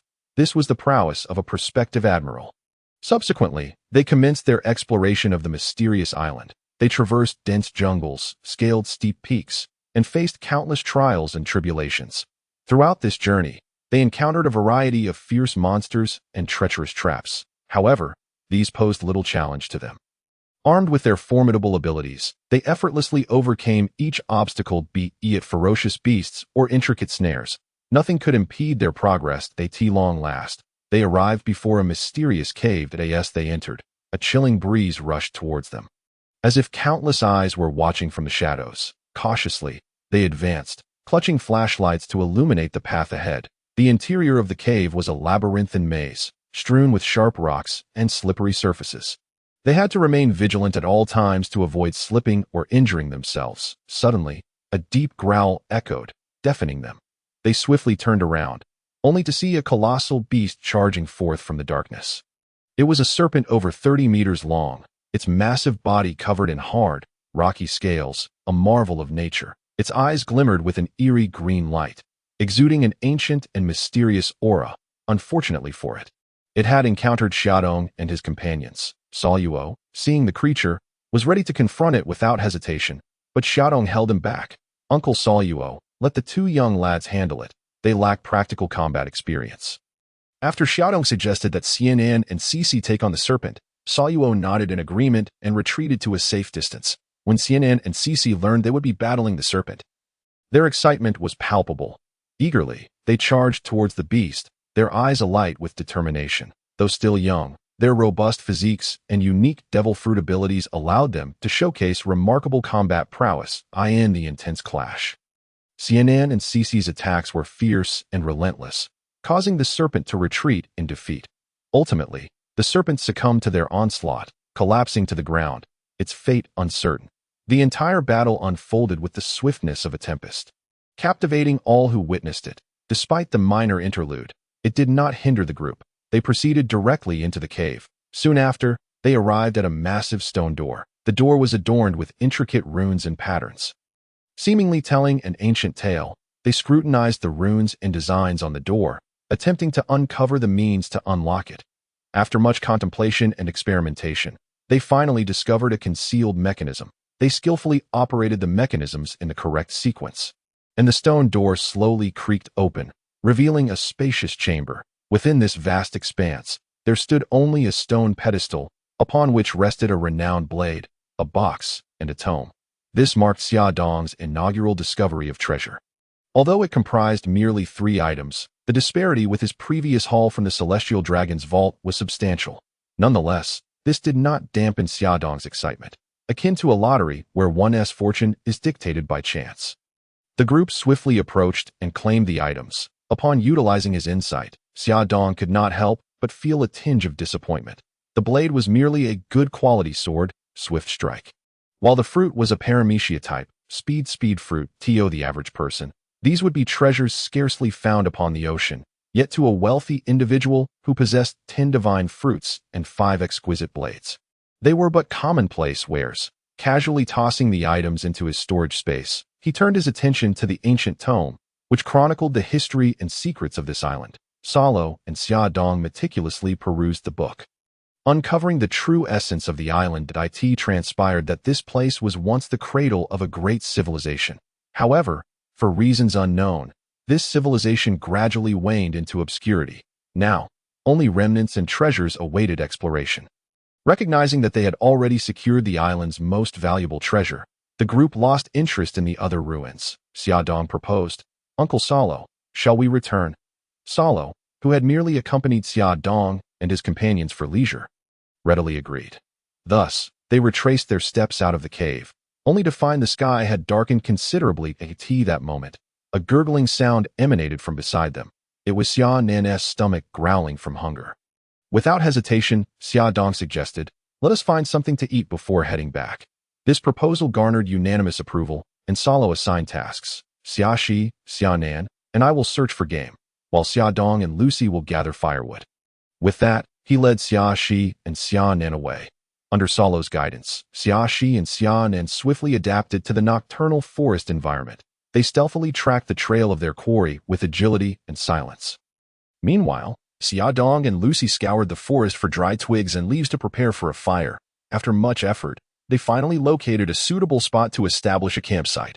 Xiaodong deftly ignited the bonfire, its flames roaring, providing a flicker of warmth against the cold night.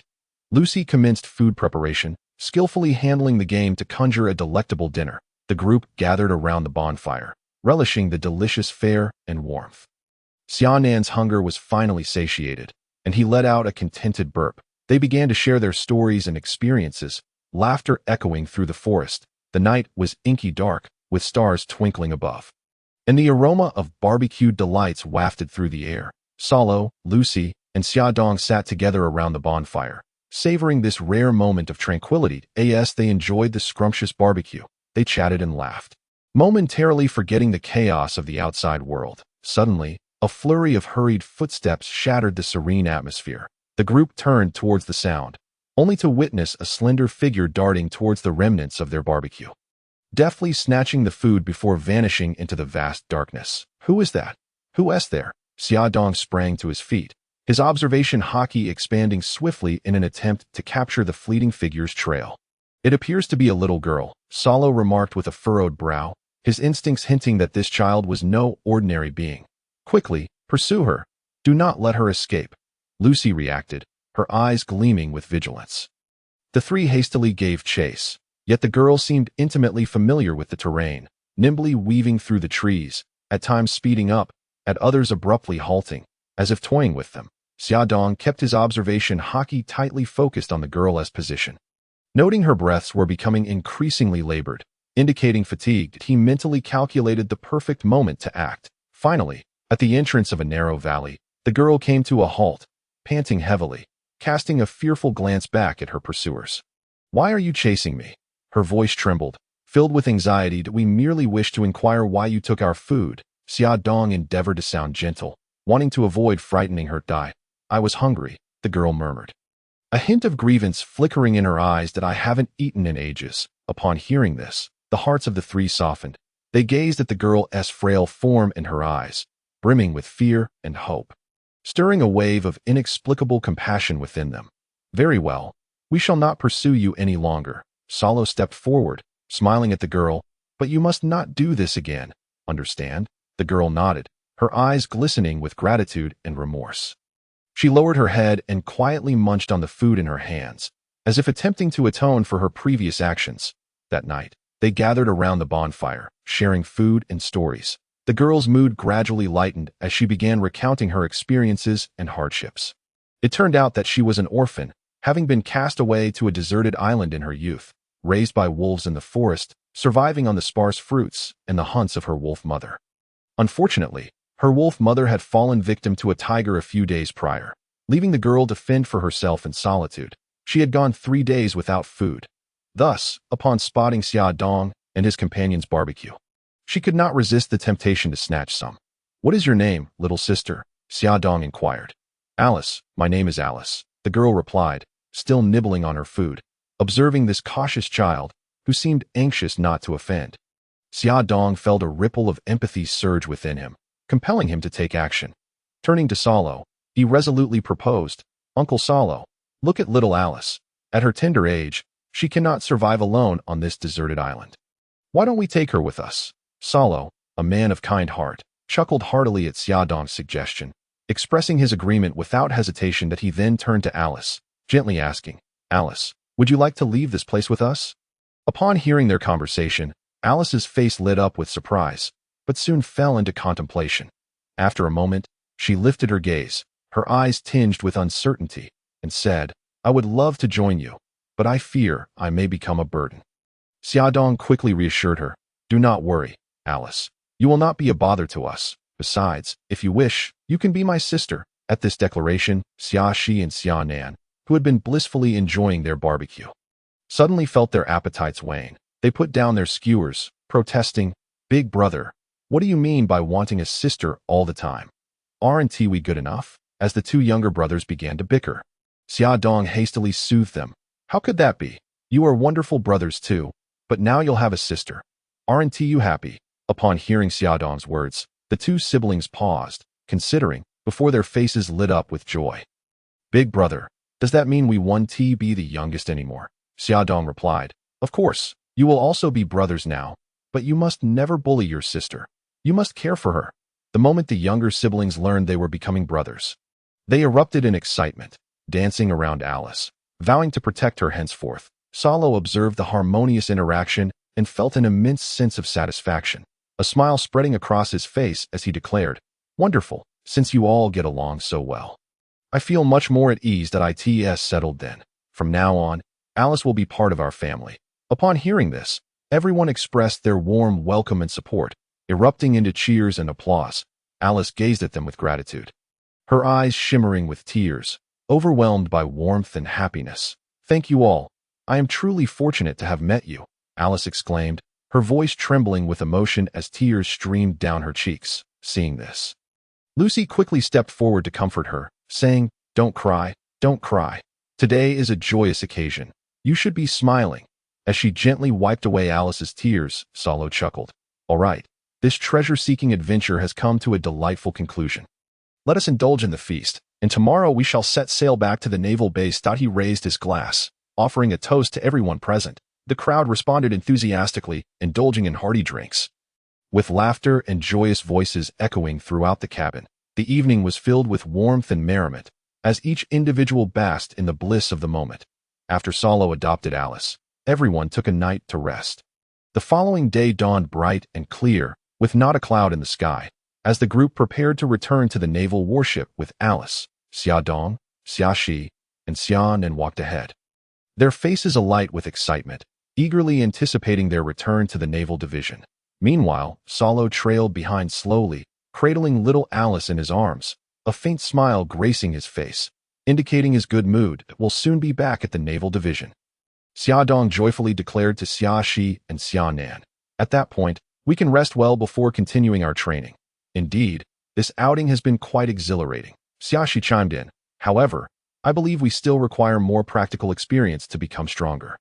"Absolutely, I share that sentiment," Xianan nodded in agreement. Hearing their words, Salo chuckled. "You are correct. Practical experience is vital for growth. I happen to know a place where you can gain ample training. Oh, really? Where is it?"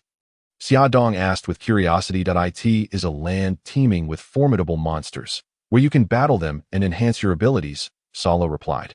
"That sounds splendid." Xiaodong's eyes sparkled. "Let us go." "But we have been out for quite some time." Xiaxi hesitated. "No worries. This is the perfect opportunity to hone our skills," Xiaodong insisted.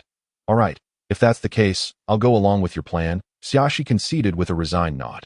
"Then let us set forth." Xiaodong strode ahead confidently. At that moment, Alice, who had been silent, suddenly spoke up. "I want to go too." Her tone was resolute, and her eyes gleamed with determination. The others looked at her in surprise, not expecting her desire to join.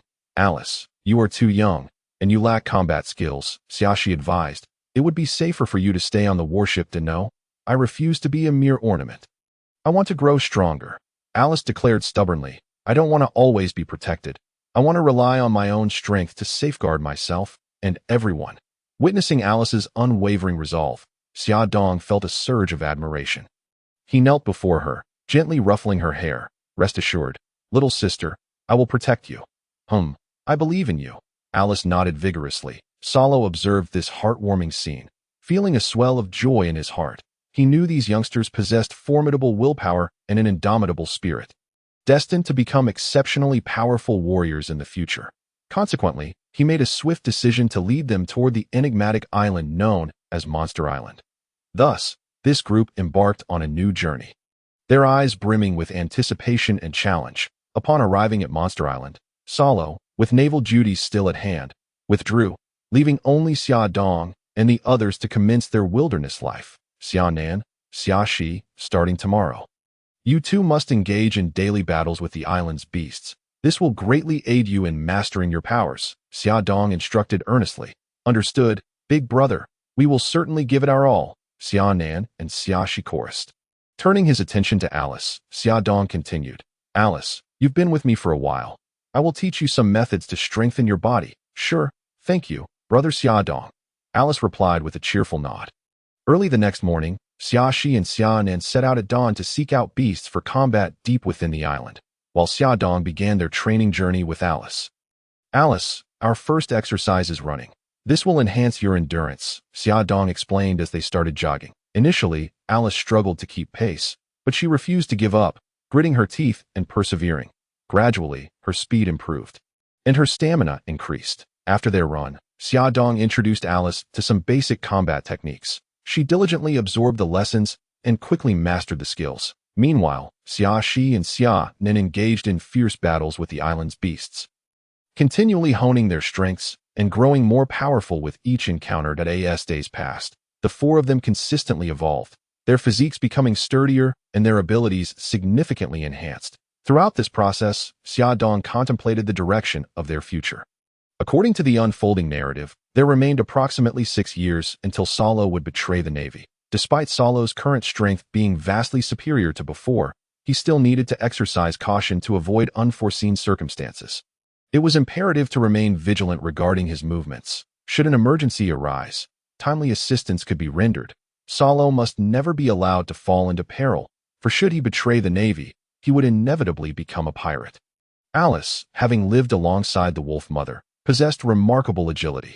Additionally, her solitary existence in the perilous forest endowed her with a unique intuition, granting her exceptional talent in mastering observation hockey.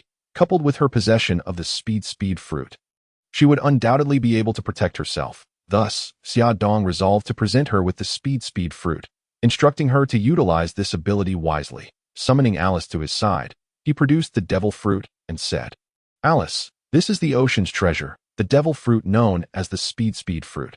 Once consumed, it will grant you extraordinary speed. However, the downside is that you will be unable to swim and will harbor a fear of sea stone. Nonetheless, if you aspire to become powerful, acquiring a devil fruit is undoubtedly a shortcut to your growth." Hearing Xia Dong's words, the young Alice was unfamiliar with the concept of a devil fruit. However, upon learning that consuming it would make her stronger, she eagerly accepted it and took a bite. Her small face contorted in reaction, and seeing her expression, Xia Dong hurriedly urged, "Swallow it down. Just one bite will suffice." Following his advice, Alice swallowed it with great effort, despite the nausea. After she consumed the fruit, Xia Dong inquired, "How do you feel? What effects do you notice?" Alice sensed the power coursing through her body and replied, "My speed has increased tenfold." Xia Dong fell into contemplation upon hearing her words, carefully considering her statement. After all, the abilities of the speed fruit undeniably enhance speed, without question. Thus, he remarked, "Your reflexes are remarkably swift. When combined with the speed fruit's powers and your petite stature, you can specialize in the art of assassination. This way, others will find it exceedingly difficult to withstand your attacks." Although Alice did not fully grasp these concepts, she chose to trust Xia Dong and agreed, "Brother Xia Dong, I will follow your guidance." Each morning, as the first rays of sunlight bathed the earth, Xia Shi and Xia Nen would greet the dawn. Commencing their daily training, they honed their hockey and physique through their sweat and determination, their eyes filled with hope for the future and confidence in themselves. Daily, Xia Shi and Xia Nen would spar with one another, continuously refining their martial skills through their efforts. Their techniques improved with each clash, and their gazes grew more resolute and self-assured. Meanwhile, Alice engaged in physical training while simultaneously working on her speed with weights. Each day, she pushed herself beyond her limits. Though it pained Xia Dong to witness her struggles, the reality of the pirate world was harsh. Without formidable strength, one could not dictate their fate. Amidst this tense atmosphere, only Xia Dong maintained an air of tranquility, unconcerned with the worries of strength enhancement, for he was aware that his own power was steadily increasing. The superhuman bloodline bestowed upon him a physique as resilient as steel, boundless strength, and the ability to soar through the skies. His physical prowess had transcended that of mere mortals, leaving onlookers in awe. Additionally, the sign-in system granted him nearly perfect mastery of all 3 forms of hockey, a formidable power that allowed him to navigate battles with ease. Coupled with the unique abilities conferred by the space fruit, he became a versatile warrior without glaring weaknesses, while he still had areas in which to improve. His strength was already sufficiently formidable, rendering excessive anxiety unnecessary. Thus, he could effortlessly savor the pleasures of life while dedicating himself to the refinement of his Bejiquan martial arts. As time passed, 3 years slipped by in the blink of an eye, and the prowess of his 3 younger siblings gradually flourished, their martial skills becoming increasingly adept. Notably, Alice, despite her humble beginnings, had transformed remarkably under the meticulous tutelage of Xia Dong de name, Edward Xia bloodline, a hybrid of half-giant human and giant lineage reality level, superhuman bloodline. automatically possesses supervision. A steel physique and flight capabilities. Life, 191 strength, 95 agility, 95 stamina, 95 spirit, 95 skills, space fruit, advanced 38, armament hockey, advanced 69, observation hockey, advanced 69, conqueror's hockey, advanced 69, meditation technique, advanced 98.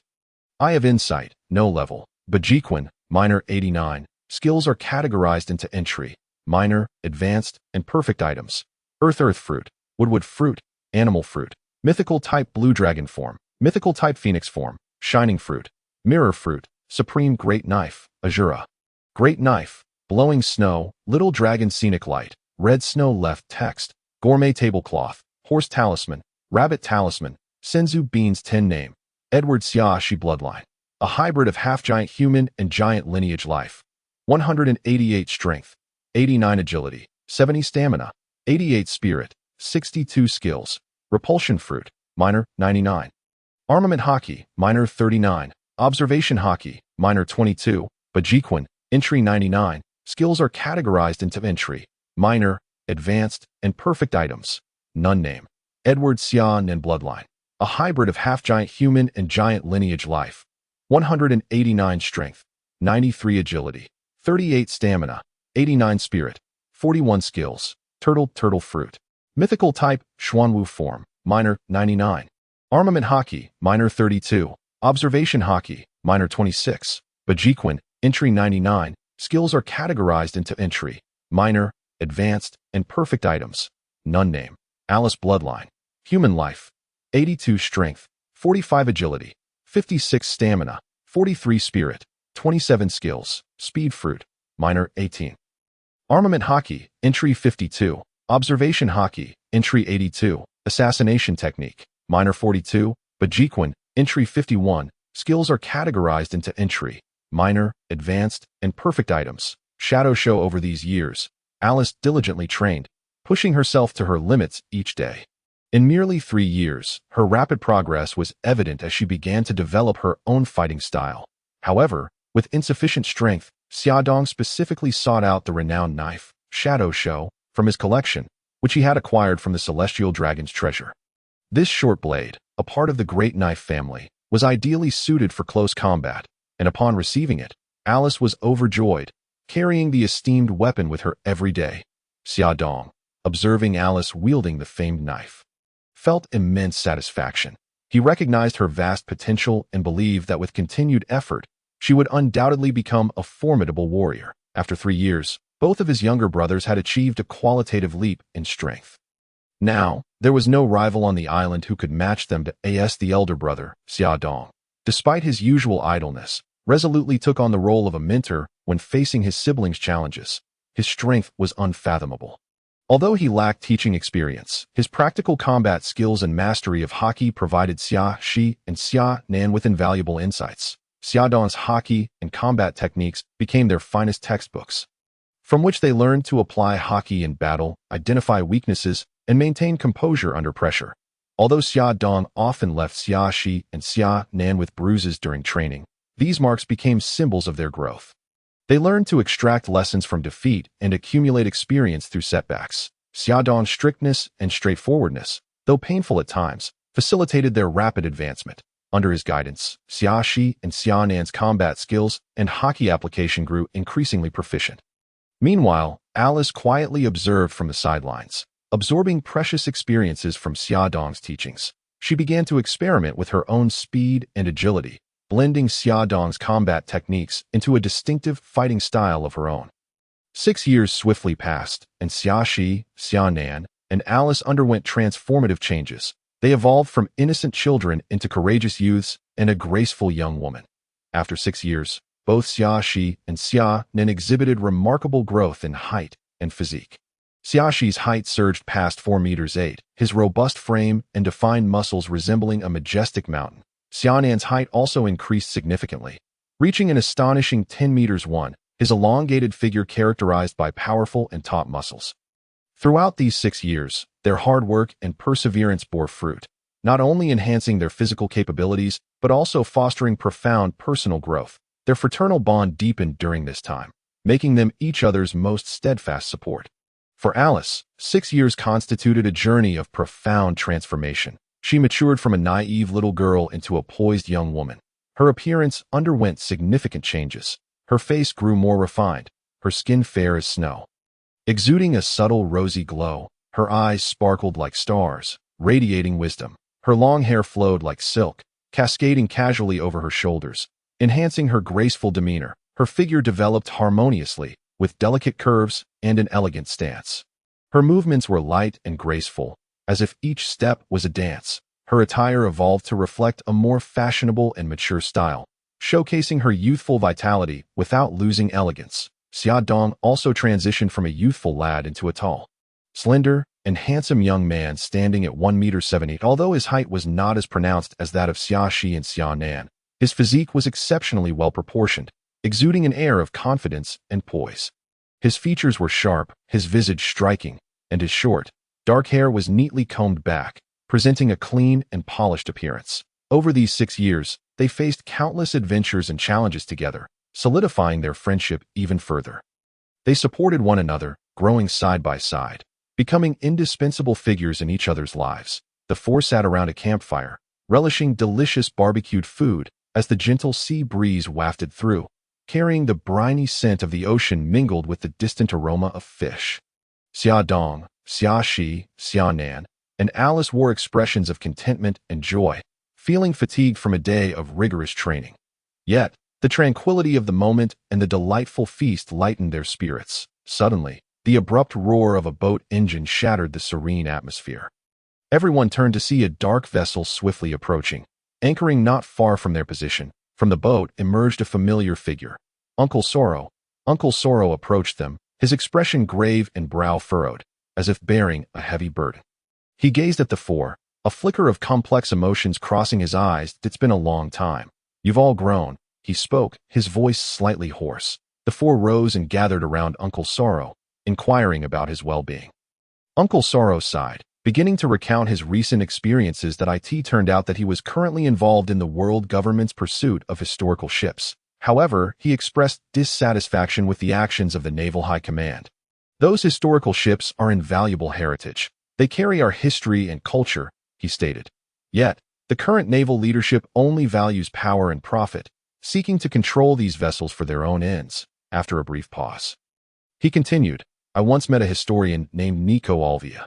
She possesses profound knowledge of history and informed me that these ships are not mere treasures. They conceal the wisdom and strength of our ancestors. I was deeply moved by her words and resolved to assist her in evading the world government's pursuit. Uncle Sorrow added, however, I never anticipated that things would become so complicated. Now, I must not only contend with the world government's pursuit, but also ensure Miss Nico's safety. Listening to Uncle Sorrow's account, the four were filled with shock and indignation. They knew that Uncle Sorrow had always been a man of integrity and kindness, his actions driven by a pursuit of justice. Yet now he finds himself ensnared in such a predicament. Xia Dong understands that it is the most arduous moment for Uncle Sorrow. All these years of cultivation have been for the purpose of assisting Uncle Sorrow in critical times. We will not let you bear this burden alone. Xia Dong resolutely declared that we will aid you and ensure the safety of Miss Nicole. Indeed, Xia Shi and Xia Nan echoed, we are family, and we shall confront adversity together. Alice nodded in agreement, her gaze unwavering and resolute. That we will do everything within our power to assist you, she affirmed. Uncle Sorrow looked at them, a flicker of gratitude and solace crossing his features.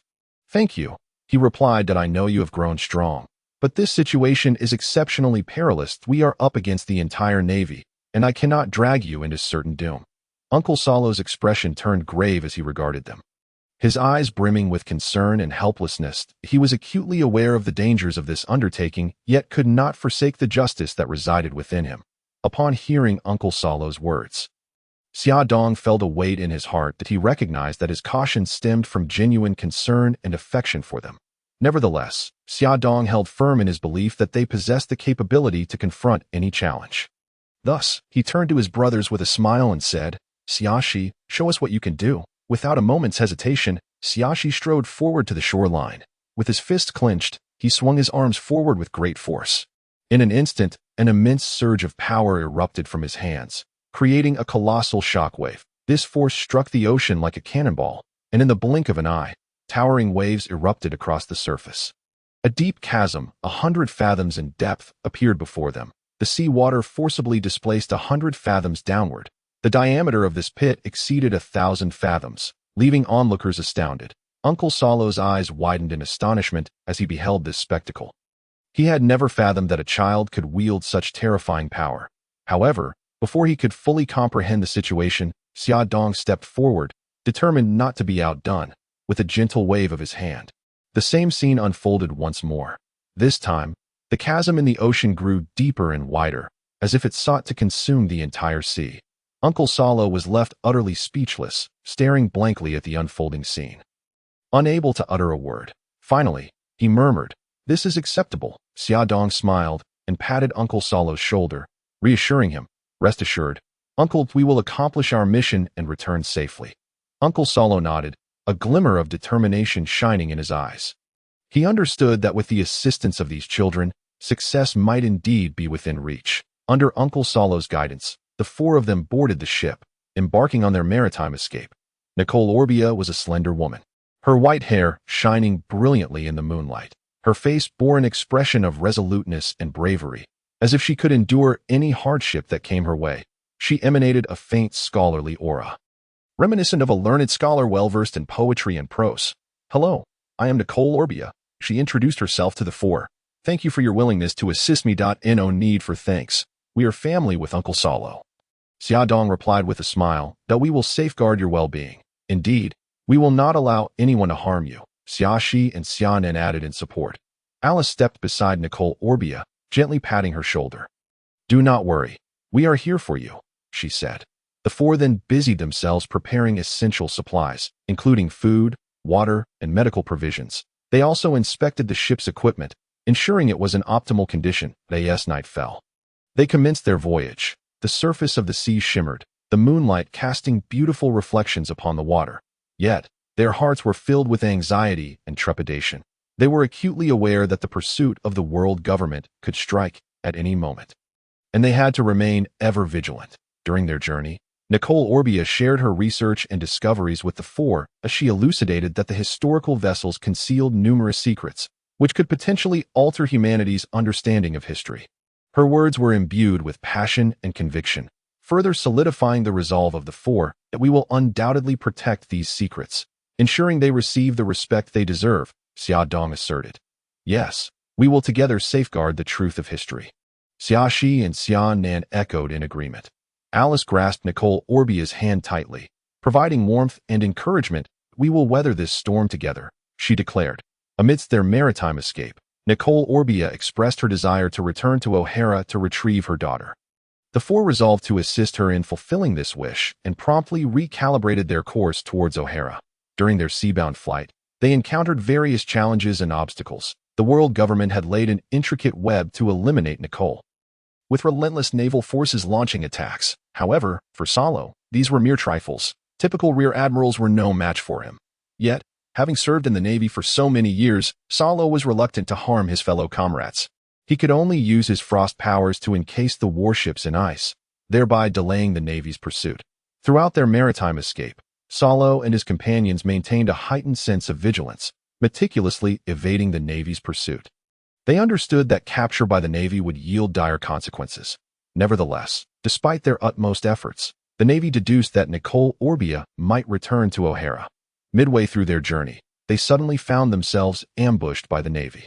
Admiral Akainu and Admiral Akiji, accompanied by 5 rear admirals, awaited them ahead. Akainu's fury was palpable, eager to attack Solo and his group to capture them in one fell swoop. However, Akiji intervened. Having a close friendship with Solo, he wished to spare him from dire straits. He hoped to persuade Solo to surrender, thus avoiding unnecessary casualties. "Solo, you are my friend, and I do not wish to see you harmed," Akiji called out to Solo. "Lay down your weapons and surrender. We can offer you a chance." Yet, Solo resolutely shook his head. He held steadfast to his beliefs and convictions. Unwilling to abandon Nicole Orbia and the others, he knew that surrendering would only subject them to greater peril. "Akiji, I appreciate your concern, but I cannot forsake my convictions," Salo replied that I will protect Nicole Orbia and the others until the very end. Akiji felt a pang of sorrow upon hearing Salo's words. He understood that Salo had made his decision, one that he could not alter. Then we must fight, Akainu stated. We cannot allow them to escape. Akiji nodded, comprehending Akainu's intent, that could not permit Salo and his group to evade capture, for it would pose an even greater threat to the world. Thus, an intense battle was on the brink of erupting. Nicole Orbia, upon witnessing the Navy's formation, grew increasingly anxious for Salo and the others. Salo, look at the Navy's formidable array over there. We must flee at once, or we will surely be captured, Nicole Orbia exclaimed, her expression tense with worry. As Salo's countenance was grave, but his gaze remained steadfast as he replied, Nicole, it is too late to flee now. The Navy has surrounded us, and our only choice is to fight these fellows to the bitter end. Nicole Orbia's eyes brimmed with concern and reluctance as she gently shook her head. No, Salo, you cannot put yourself in danger to save me. That if you do so, I will never forgive myself, Salo reassured her. Nicole, you need not worry about me. When I decided to help you, I prepared for everything. Regardless of the circumstances, I will not abandon you to escape alone. As long as we unite our efforts, we will surely find a way out of this. Nicole Orbia bit her lip, tears welling in her eyes as she softly murmured, Salo, you do not understand that I truly do not wish for you to suffer any harm because of me. Salo offered a confident smile, patting Nicole Orbia's shoulder as he encouraged her. Rest easy, Nicole. My strength is formidable. And besides, we possess a trump card. Nicole Orbia was about to speak again. She was abruptly interrupted by Sakuro. Enough with the chatter, Nicole. The Navy is about to charge. Gradually, the naval fleet drew closer, forming a tight encirclement that trapped Sakuro and Nicole Orbia's vessel in the midst. Numerous Navy personnel stood ready, the battle on the brink of igniting. This moment, the Navy's warships had completely surrounded Sakuro's ship, creating an impenetrable barrier. Meanwhile, Akiji stood on one of the warships, still attempting to persuade Sakuro. Sakuro, surrender. You must realize your own limitations. With our combined strength, victory is beyond your grasp. However, Sakuro resolutely replied, Akiji, there is no need for further platitudes. Whether I can defeat you will only be determined through battle. Akiji seemed poised to say more, but Akainu waved him off, exclaiming loudly, Akiji, do not squander more time. Sakuro has already betrayed the Navy and must face the consequences. As the words left his lips, Akainu unleashed his devil fruit power, meteor volcanoed in an instant. The sky erupted with countless massive fireballs, streaking across the heavens like blazing meteors. Simultaneously, the other Navy warships opened fire, launching a fierce barrage towards Sakuro's vessel in a heartbeat. The entire sea was engulfed in smoke and flames. Faced with such overwhelming firepower, Sakuro remained undaunted, fully aware that this confrontation was unavoidable. Only by giving his all could he hope for even a sliver of survival. Just as the fireballs and cannonballs were about to strike Sakuro's ship, a mysterious force suddenly surged around it.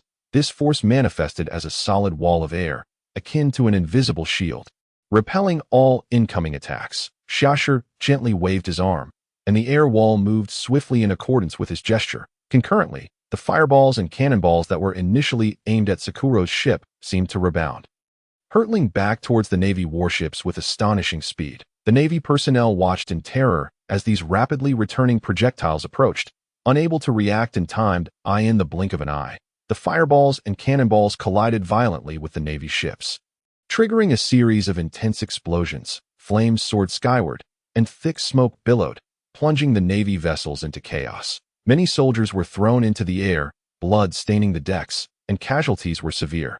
This was the manifestation of Shasher's repulsion fruit. After 6 years of arduous training, both Shasher and his brother Xianen had significantly enhanced their haki and even made remarkable advancements in their devil fruit abilities, with his powers nearing mastery. Shasher could wield repulsion at will, extending its range. Akainu and Akiji exchanged glances, their eyes filled with shock and fury. They had not anticipated such a formidable ability aboard Sakuro's ship, which inflicted such tremendous damage upon the Navy. Witnessing Sakuro's defiance, Akainu and Akiji were consumed by rage. With the Navy dispatching these two, Xiaodong felt a twinge of concern. After all, they were known as monsters within the Navy, while he hoped to allow his brothers to experience true combat. He was also apprehensive about their safety and thus used insight to examine the two statistics. Name: Sakazuki bloodline.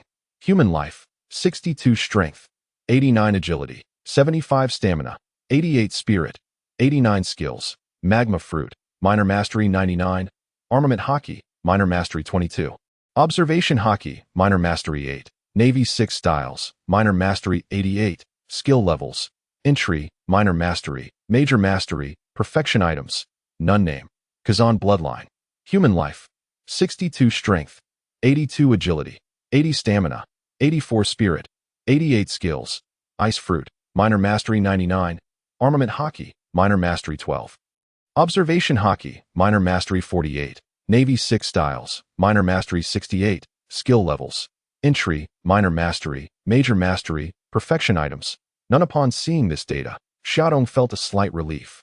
After all, the two were merely rising stars and had yet to reach their peak power. They might have a chance to defeat Xiashi and Xiannan, but it was utterly impossible for them to prevail. We cannot let this stand. Akainu bellowed. We must capture Sakuro and avenge the Navy's fallen soldiers. Hearing Akainu's words, Akiji instantly activated his ability to freeze the sea surface that a wave of frigid air spread across the water, encasing Sakuro's ship in ice. This is bad, Sakuro shouted, realizing they were about to strike. Akainu and Akiji's subordinates surged forward, launching a ferocious assault on Sakuro's vessel. Sakuro understood that this was the most perilous moment. He could no longer afford to hold back. He must give his all. After years of wandering, coupled with the abilities of the mythical Zoan ice frost giant form, he was not intimidated by Akainu and Akiji, whose powers had only recently been enhanced. However, if he were besieged by both, he would only be able to barely withstand their onslaught. Watching the 5 major admirals from the Navy charge forth, Xiaodong calmly addressed Sakuro. Uncle Sakuro, do not rush. Let us divide our opponents. I can barely hold off Akiji and Akainu. The other 3 admirals will have to rely on you 3 brothers. Alice, can you handle the other minions? If not, find an opportunity to escort Nicole Albia to safety. In that case, I will hold them off. And you all can follow. Noticing Sakuro's willingness to sacrifice himself, Xiaodong chuckled. Uncle Sakuro, you underestimate Akiji and Akainu, as well as us 3 brothers. You might be able to withstand one, but against both, you will certainly not hold them off. Thus, you take on Akiji, I will confront Akainu and Xiannan. With your turtle fruit's unparalleled defense, you will hold off the other admirals. Just delay them. Xiashi, use your repulsion fruit to clear out the minions and assist Xiannan. Alice, heed Uncle Sakuro's advice and protect Nicole Albia. Upon hearing my words, Sakuro was momentarily taken aback. Xiaodong, are you underestimating Akainu? He is nearing the strength of an admiral, not so easily delayed. Sensing Sakuro's skepticism, I firmly replied, this is how we shall arrange it. It is time for you to witness our strength. With that, I exchanged glances with my 2 younger brothers, who had longed for a fight. Upon seeing their elder brother's signal, they charged forth, igniting the battle. As Xiashi and Xiannan plunged into the fray, Sakuro initially wished to discuss further, but time was no longer on their side. The Navy personnel surged forth like a tide.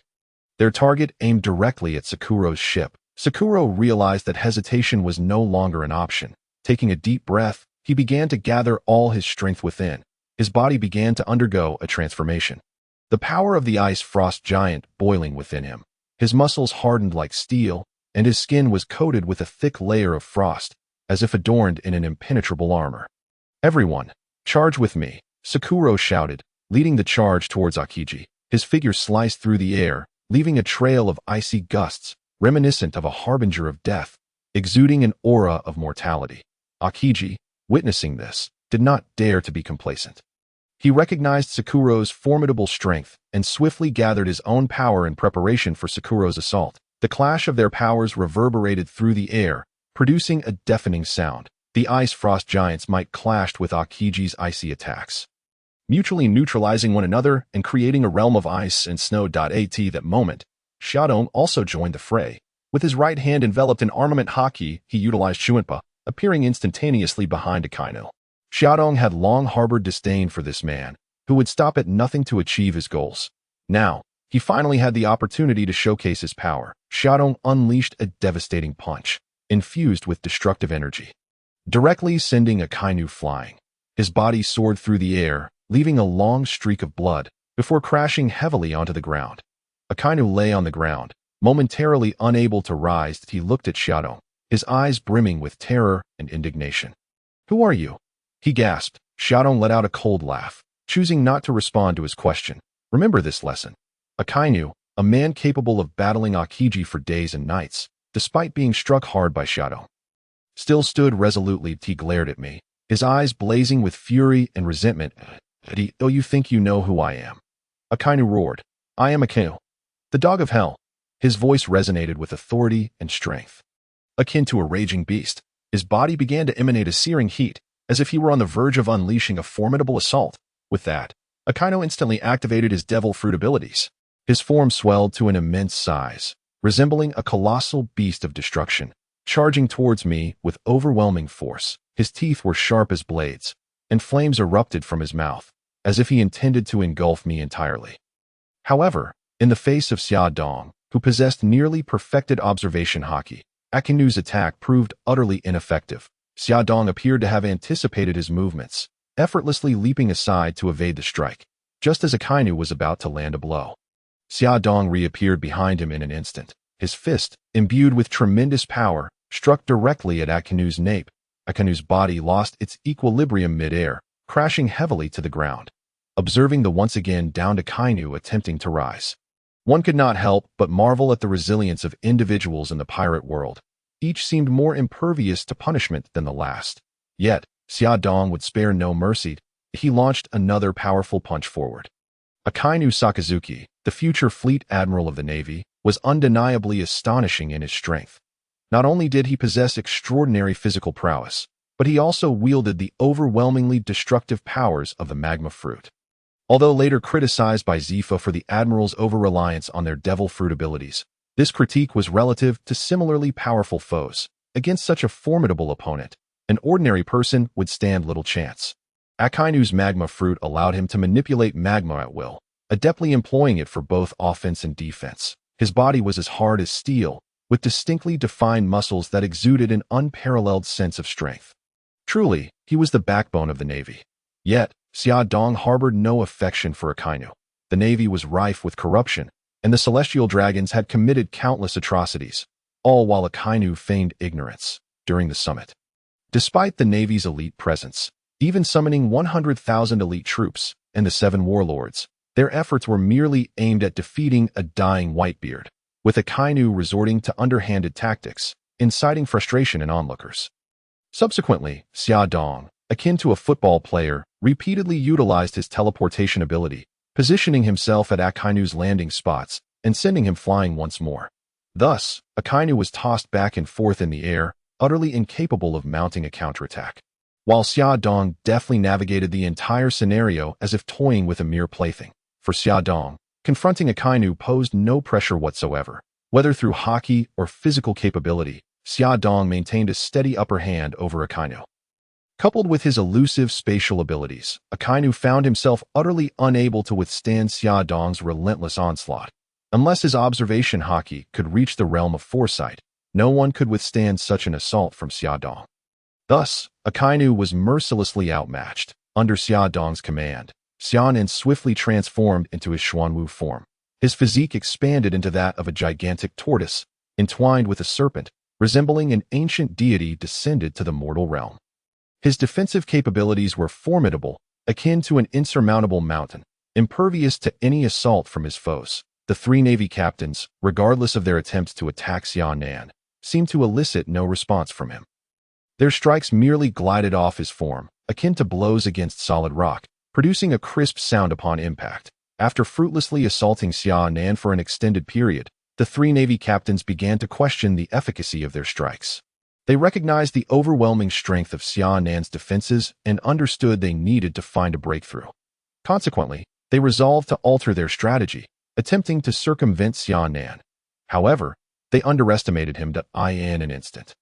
The serpent's head unleashed a frigid blast, abruptly halting two of the captains. Another captain nearly slipped past, but was intercepted by Xiaxi. Xiaxi employed a repulsive force to send that captain flying, preventing any further advance. The battlefield unfolded precisely as Xiaodong had envisioned.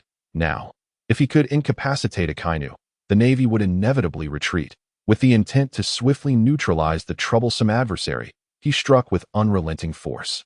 Each blow infused with his full power, sending Akainu careening in every direction. Akiji, engaged in combat with Saul, initially intended to merely delay him, seeking an opportunity to let him go. However, Saul unexpectedly transformed into a frost giant, significantly amplifying his strength, which overwhelmed Akiji with unprecedented pressure. Akiji realized that even with his utmost effort, he might not prevail over Saul. Thus, he adopted a defensive stance, aiming to buy time while awaiting a chance. Just then, a tremendous crashing sound erupted from the nearby battlefield. Peering over, Akiji was taken aback to witness Akainu being kicked around like a football by a youth, entirely devoid of combat capability. Akiji's heart raced. He recognized that the youth's strength far surpassed his expectations. He understood that this young individual's presence could potentially alter the entire course of the battle, seeing Akainu in such dire straits. Akiji felt a heavy weight settle in his heart. He knew that if Akainu were to perish, it would deal a grievous blow to the Navy. He could no longer remain passive. Action was imperative. Thus, Akiji swiftly made a decision and signaled for retreat. Simultaneously, he unleashed a powerful maneuver. Forcing Saul back in the blink of an eye, he raced to Akainu's side. Without uttering a word, Akiji activated his Ice Age ability, instantly freezing everything in the vicinity, obstructing Xiaodong's path. The other captains quickly returned, relieved to see Akiji come to Akainu's aid. However, Xiaodong chose not to pursue further. He understood Akiji's integrity and the deep bond he shared with Saul. At that moment, there was no need to inflict harm upon Akiji, lest it provoke unnecessary conflict. After the battle concluded, Xiaodong and his companions returned to their vessel. This skirmish had been swift yet impactful, leaving the Navy with considerable losses. Akainu had sustained grave injuries during the fray, having been battered by Xiaodong for over half an hour, likely suffering numerous broken bones in the context of the pirate world. While he would not perish, he would certainly require months of recovery and be indeed in comparison. Both Saul and Xiaoshi fared relatively well. Saul and Akiji had merely been toying with each other, sustaining little harm. Meanwhile, Xiaoshi had effortlessly dealt with the minor foes. Xiaonan's fruit abilities rendered him nearly impervious to damage, resulting in their group emerging largely unscathed. Saul gazed at me with a look of gratitude and said, "Xiaodong, I never imagined that in such a short span you would grow to possess such formidable strength. If it weren't for you, we would have struggled to escape the Navy's encirclement." Xiaodong chuckled heartily at this, thumping his chest as he replied, "Uncle Saul, you flatter me. After all, my devil fruit is quite powerful." Upon hearing this, Saul nodded thoughtfully before asking, "So, shall we proceed as planned and seek out Robin? She should still be in Ohara." "Correct, indeed, Uncle Saul. However, I can't shake the feeling that things are not so simple. Since the world government seems intent on resurrecting history, they will undoubtedly not easily allow those scholars in Ohara who study the true history to escape. We must devise a strategy to facilitate their evacuation without delay," I expressed with concern. Saul nodded in agreement, stating, "You are right. We need to prioritize the safety of Ohara. We cannot allow them to fall into danger." "Yes, Uncle Saul," Xiaodong added. "We must not only protect them, but also ensure their research findings do not fall into the hands of the world government. The knowledge they possess may unveil truths that the world government wishes to conceal, and we must prevent that." Nicole Albia interjected, "However, the scholars in Ohara may not easily depart. The knowledge housed within the Tree of Knowledge will not be easily relocated." Saul replied, "For now, we can only do our best. Fortunately, having repelled the Navy, we still have time. With Xiaodong's abilities, we can attempt to persuade them." Nicole Albia inquired, "Xiaodong's abilities?" Saul elaborated, "Xiaodong is a user of the space fruit, capable of storing all the books in his dimensional space for transport." "Oh, with that, I am confident we can convince them," she responded. With their plans set, the group made their way to Ohara. Given the urgency of the situation, Nicole Albia, despite her longing for her daughter, recognized the imminent danger surrounding Ohara and prioritized reaching the Tree of Knowledge. Towering hundreds of meters high, the Tree of Knowledge boasted a robust trunk and lush foliage, as if it enveloped the entire sky. Its bark bore intricate patterns, seemingly containing the mysteries of the universe. The leaves shimmered with a golden hue, each resembling a living entity, radiating potent vitality. The Tree of Knowledge was not merely a physical entity. It served as a profound symbol that symbolizes humanity's insatiable thirst for knowledge and power, as well as the relentless pursuit of the unknown. Concurrently, it serves as a stark warning, reminding individuals that the path towards acquiring knowledge and power is fraught with peril and temptation. Only by maintaining a clear mind and unwavering conviction can one navigate towards the right course. After a brief respite, the group eagerly set forth to meet Dr. Kloba. They traversed through the dense forest, winding around meandering paths, until they finally arrived at the wooden cabin before the Tree of Omniscience. Pushing open the creaking wooden door, they entered the cabin, which was filled with an array of books, the air imbued with a mysterious and solemn atmosphere. In one corner of the room sat an elderly man with hair resembling a clover. None other than Dr. Kloba himself. Dr. Kloba appeared remarkably spry, his eyes still sparkling with vitality despite his advanced years. Clad in a flowing white robe that billowed gently, he seemed to blend seamlessly with his surroundings. Upon noticing their arrival, Dr. Kloba expressed surprise. However, I was aware that the agents dispatched by the world government were uncertain of their whereabouts. Time was of the essence, and it was imperative to devise a plan with Dr. Kloba swiftly. Summer Dong stepped forward, elucidating the current situation to Dr. Kloba that he meticulously described the naval maneuvers, the scholars' predicaments, and the purpose of their visit. Dr. Kloba listened intently, his brow furrowed, seemingly deep in thought, when Summer Dong concluded. Dr. Kloba fell into a thoughtful silence. He closed his eyes, as if reminiscing or contemplating a solution to the pressing issues at hand. The room was enveloped in silence, save for the whispers of the wind and the rustling of leaves outside. After a prolonged pause, Dr. Kloba finally spoke. His voice was deep and resonant, conveying understanding of their predicament. However, departing is not so simple. The books here cannot be relocated in a short span, that we cannot abandon these volumes. Not even at the cost of our lives, Dr. Kloba. Please do not fret. Summer Dong's ability to bear fruit can transport all the books, Salo interjected. Hearing Salo's proposal, Dr. Kloba's furrowed brow momentarily relaxed, yet concern shadowed his features as he remarked. But even if we manage to flee, where shall we go? The world government will not relent, and we are far too numerous. Salo, sensing Dr. Kloba's slight concession, hastily suggested, then let us take refuge in the land of giants. Elbaf. It lies in the New World, where the Navy is currently preoccupied with pirates. Elbaf's relations with the world government are tenuous. As long as we remain discreet, we should be safe.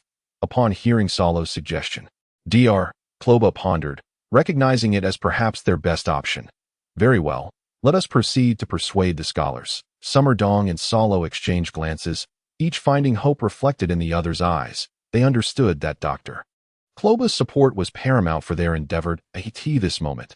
Nico Olivia, having heard the agreement made with Dr. Kloba, could no longer suppress her inner turmoil. She addressed Dr. Kloba, saying, Doctor, I must first seek out Robin. I am concerned for her well-being. Dr. Kloba, responding with a reassuring smile, replied, There is no need for concern, Nico. Robin is currently studying within the Museum of the Tree of Omniscience. That we can go together. Upon hearing Dr. Kloba's words, Nico joined the group heading towards the library within the Tree of Omniscience. In a corner of the library, she found her daughter Robin, and the two embraced tightly, tears streaming down their faces. Nico tenderly stroked Robin's hair, whispering words of comfort. Robin, do not fear. Mother has returned. Robin nodded, gripping Nico's hand tightly, as if she had found her anchor. She understood that only her mother could provide her with a sense of security and strength at this juncture. Dr. Kloba, accompanied by Salo, hurried into the library to gather all the scholars. His expression was grave, and his gaze resolute, clearly prepared to confront the impending crisis. Listen closely, Dr. Kloba proclaimed with authority. The world government intends to obliterate historical records. They will not spare us. We must act immediately. All scholars must evacuate this place together. Upon hearing this, some scholars began to murmur among themselves, while others vocally questioned, if we leave, what will happen to these books? I refuse to flee alone and forsake these invaluable texts. Dr. Kloba responded with a reassuring smile. I have devised a method to safeguard these tomes. Rest assured, Summer Dong, I entrust this task to you now.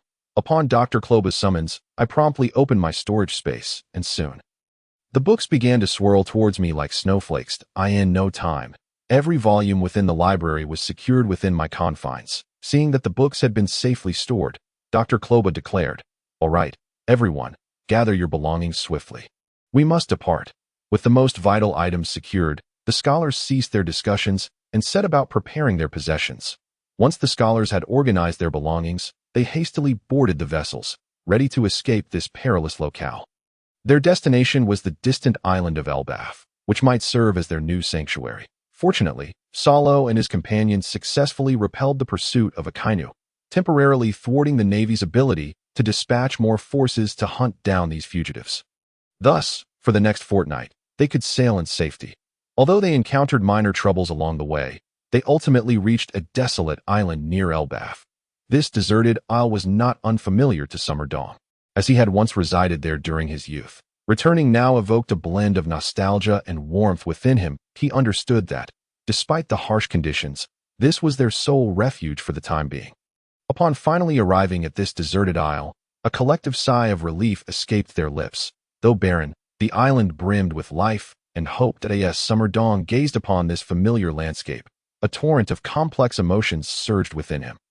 He recalled the joyful days spent here in his childhood, as well as the companions who had once shared his journey.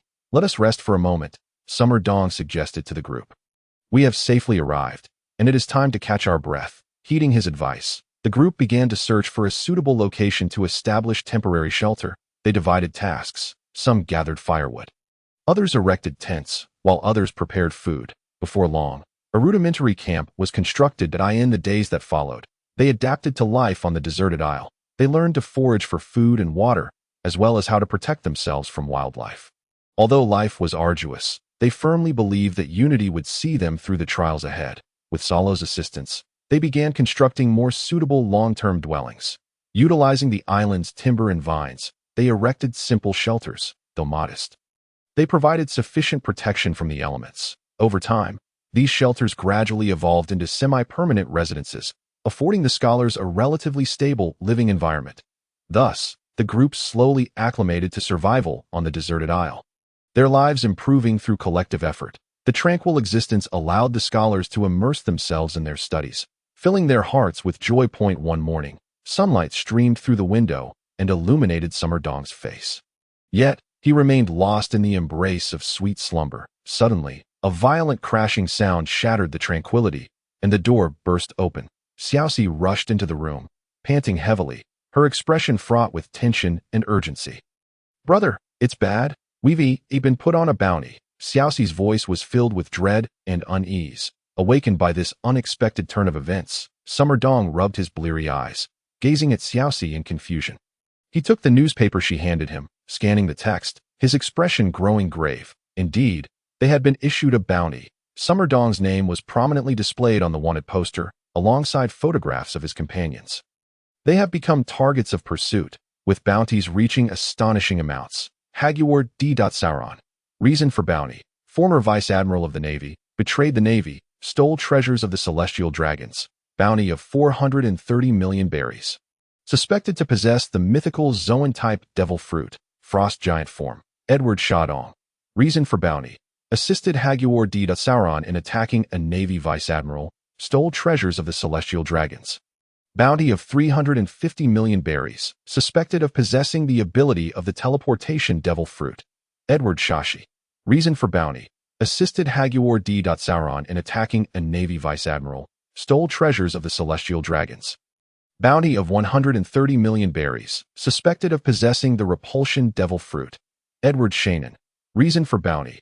Assisted Edward D. Sauron in attacking a Navy Vice Admiral. Stole treasures of the celestial dragons.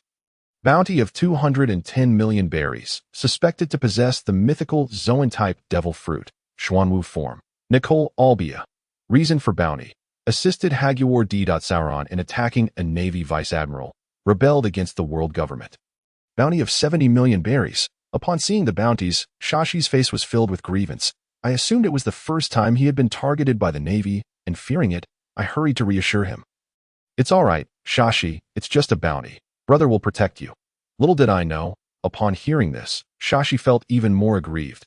"Big brother, being wanted is nothing, but the main issue is that I am the second eldest. Since my bounty is lower than the third, The Navy must be blind. Hearing this, Shadong's face darkened. It seemed he only felt embarrassed. He quickly explained, "It's nothing. Second brother, that it must have been because you didn't showcase your true strength during the fight. That's why the Navy underestimated you. Next time, show them what you're capable of, and your bounty will undoubtedly surpass that of the third." Upon hearing this, Shashi eagerly exclaimed, "Then let's hurry and fight the Navy. They are so blind. I must make them aware of my prowess." With that, he intended to charge out the door, but I quickly stood up to stop him. As soon as we stepped outside, we saw the third brother, Shanin, standing outside with an air of arrogance, looking down upon Shashi. Upon seeing Shanin's demeanor, Shashi became even angrier and, utilizing the repulsion devil fruit, intended to fly towards the Navy headquarters to show them a lesson. I hurried to intervene. Seeing that Shadong had blocked him, Shashi looked at me dejectedly. Hoping for an explanation, Shadong quickly stated, "If you go like this, aren't you just informing the Navy that the scholars from Ohara are here? Do you want to put them in danger?" After a moment, he added, "In due time, I will help you regain your dignity." Upon hearing Shadong's explanation, Shashi also worried about causing trouble for Uncle Sauron and could only endure, reluctantly agreeing not to go for now. Shadong also gave Shanin a reprimand, telling him not to be so arrogant. As the scholars from Ohara began to settle on the deserted island, Sauron started to establish connections between them and the giants of Elbaf. The giant race revered martial prowess, yet the experienced elder giants acknowledged the importance of knowledge. Thus, they hoped that scholars could teach the younger giants, and they were willing to provide various resources in return. Once trade commenced between the scholars of Elbaf and the giant race, life on the deserted island underwent a tremendous transformation. Through Sauron's relentless efforts, exchanges between the two groups became increasingly frequent, and trade flourished. This not only brought abundant material resources to the island, but also promoted the fusion and development of culture. As time went by, the scholars realized their need for long-term survival on the island and thus began to improve their living conditions. They utilized the island's rich natural resources to construct sturdier and more comfortable homes and establish dedicated learning spaces for imparting various knowledge and skills. Upon seeing the learning spaces they had created, I suddenly realized that upon entering the pirate world, I had been solely focused on strengthening myself for survival, fearing that I would be discovered due to my connection to Whitebeard, just like Ace in the future, who was captured by the Navy to serve as an example. Despite having a Navy hero as a grandfather and a revolutionary leader as a guardian, he still met his demise in the Marineford War. Thinking of myself, with a father who is yet to reach the pinnacle of power, I would likely be doomed if exposed by the Navy. Therefore, in order to ensure everyone's safety, I vigorously pursued skills to strengthen myself. All for the three brothers to possess the means of self-defense and lay the foundation for saving our father in the future Marineford War. It is said that Whitebeard is the strongest man in the world. Yet during the Marineford War, he was hardly a match for the Navy. The three admirals, particularly Akainu, exerted their strength, while Sengoku and Garp merely swam in the chaos, unable to prevail. This fully demonstrated the notion that two fists cannot fight four hands. Thankfully, in this life, I have these two twin brothers, sparing me from fighting alone. After over 20 years of effort, the three brothers finally possessed the strength for self-defense. However, I suddenly realized that the two younger brothers had never learned a shred of culture. They were inherently muscular but mentally simple. If this continued, they would inevitably fall prey to deception and might even be counting money for others. Thus, I decided they needed to acquire more knowledge and headed to the back mountain. Upon arriving at the back mountain, I saw the three of them exercising, and as I watched my siblings running while carrying heavy stones, I was relieved to have noticed this early. Otherwise, they would inevitably grow wayward. Seeing Shadong's arrival, my siblings dropped their stones and surrounded me. "Big brother Shadong, did you come to find us for something? Is there a new technique you want to teach us?" Shanin and Alice chimed in. "Yes, big brother. Or are you here to spar with us again?" Observing the three who only knew how to train for battle, I waved my hand and said, "Come closer. I have a secret to share with you." The three, unsuspecting, leaned in, and I promptly tapped each of them on the head, stating, "I knew you would only think of fighting that I came to discuss something important. You're not little anymore. I suddenly realized you don't even know how to read. As my younger siblings, this simply won't do. Starting tomorrow, you will join the giants in learning from the scholars." Alice, having always obeyed me, expressed no objections and readily agreed. However, Shashi and Shanin immediately dropped to the ground. clinging to my leg and crying out, "Big brother, I don't mind fighting. I'll be the first to charge in. But reading is truly unbearable. I have no interest in that stuff," Shannon echoed. "Yes, big brother. The moment I see those words on the page, I feel sleepy.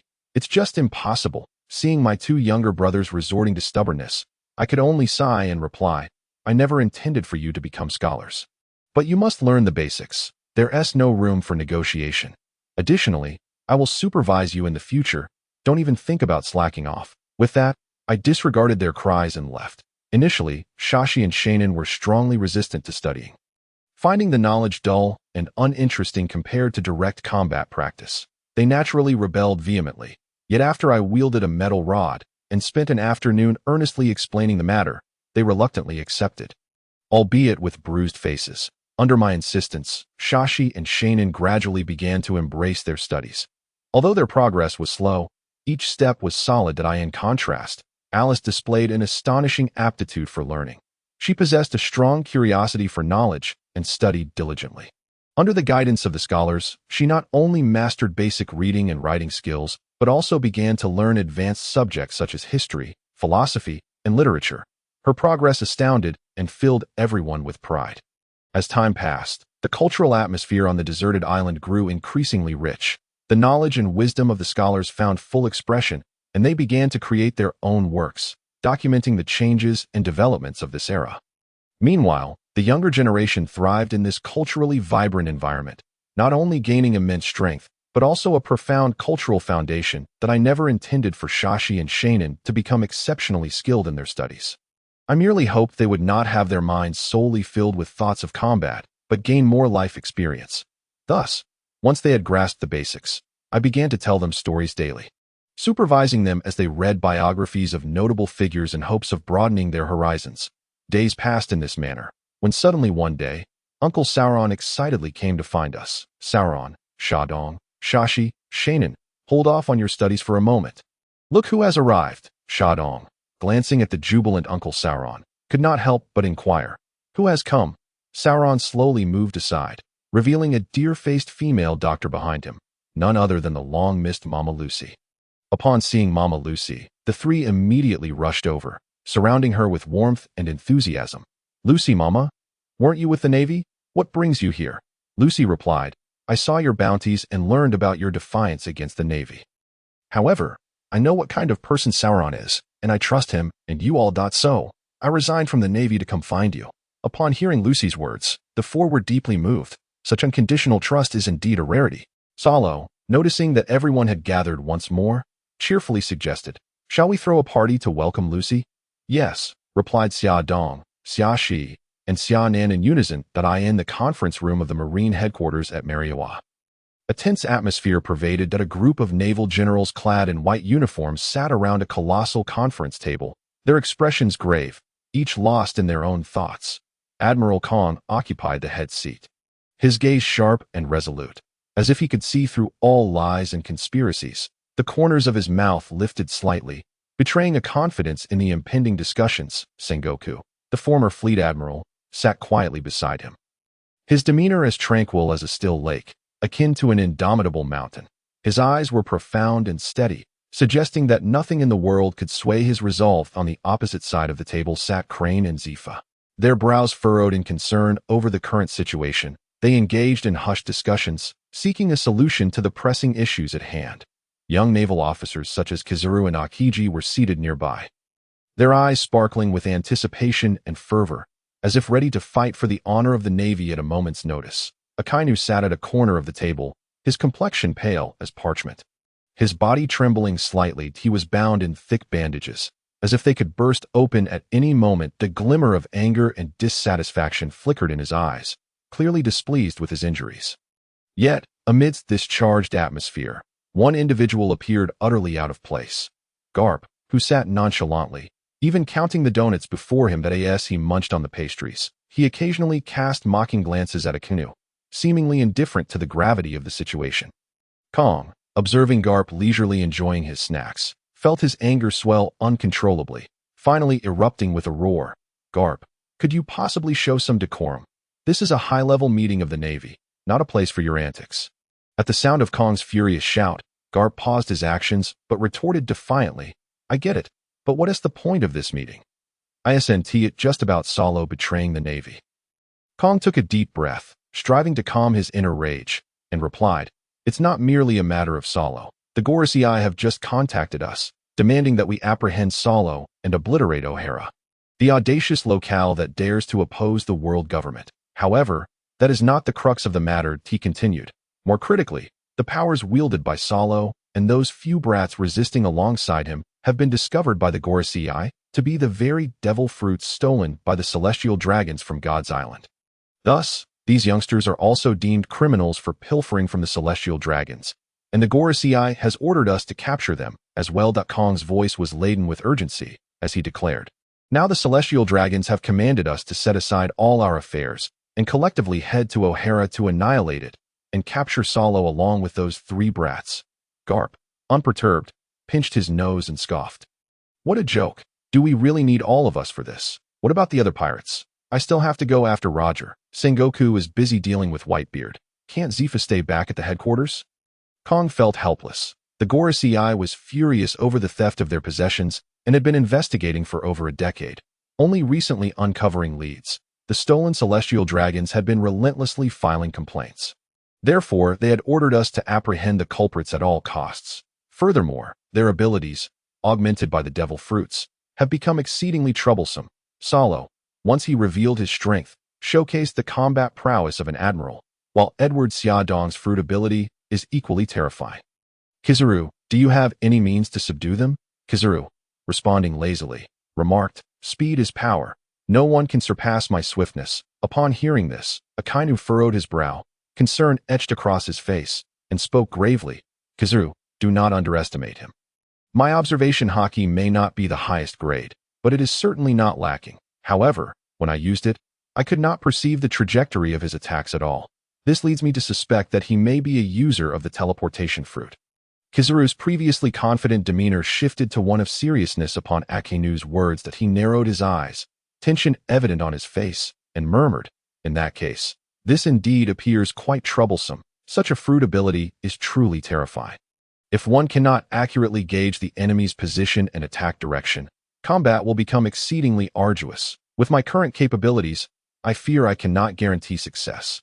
Kong, overhearing their conversation, was not surprised. He nodded in agreement, stating, hence, if we do not mobilize everyone, capturing Edward Xiaodong would be nearly impossible.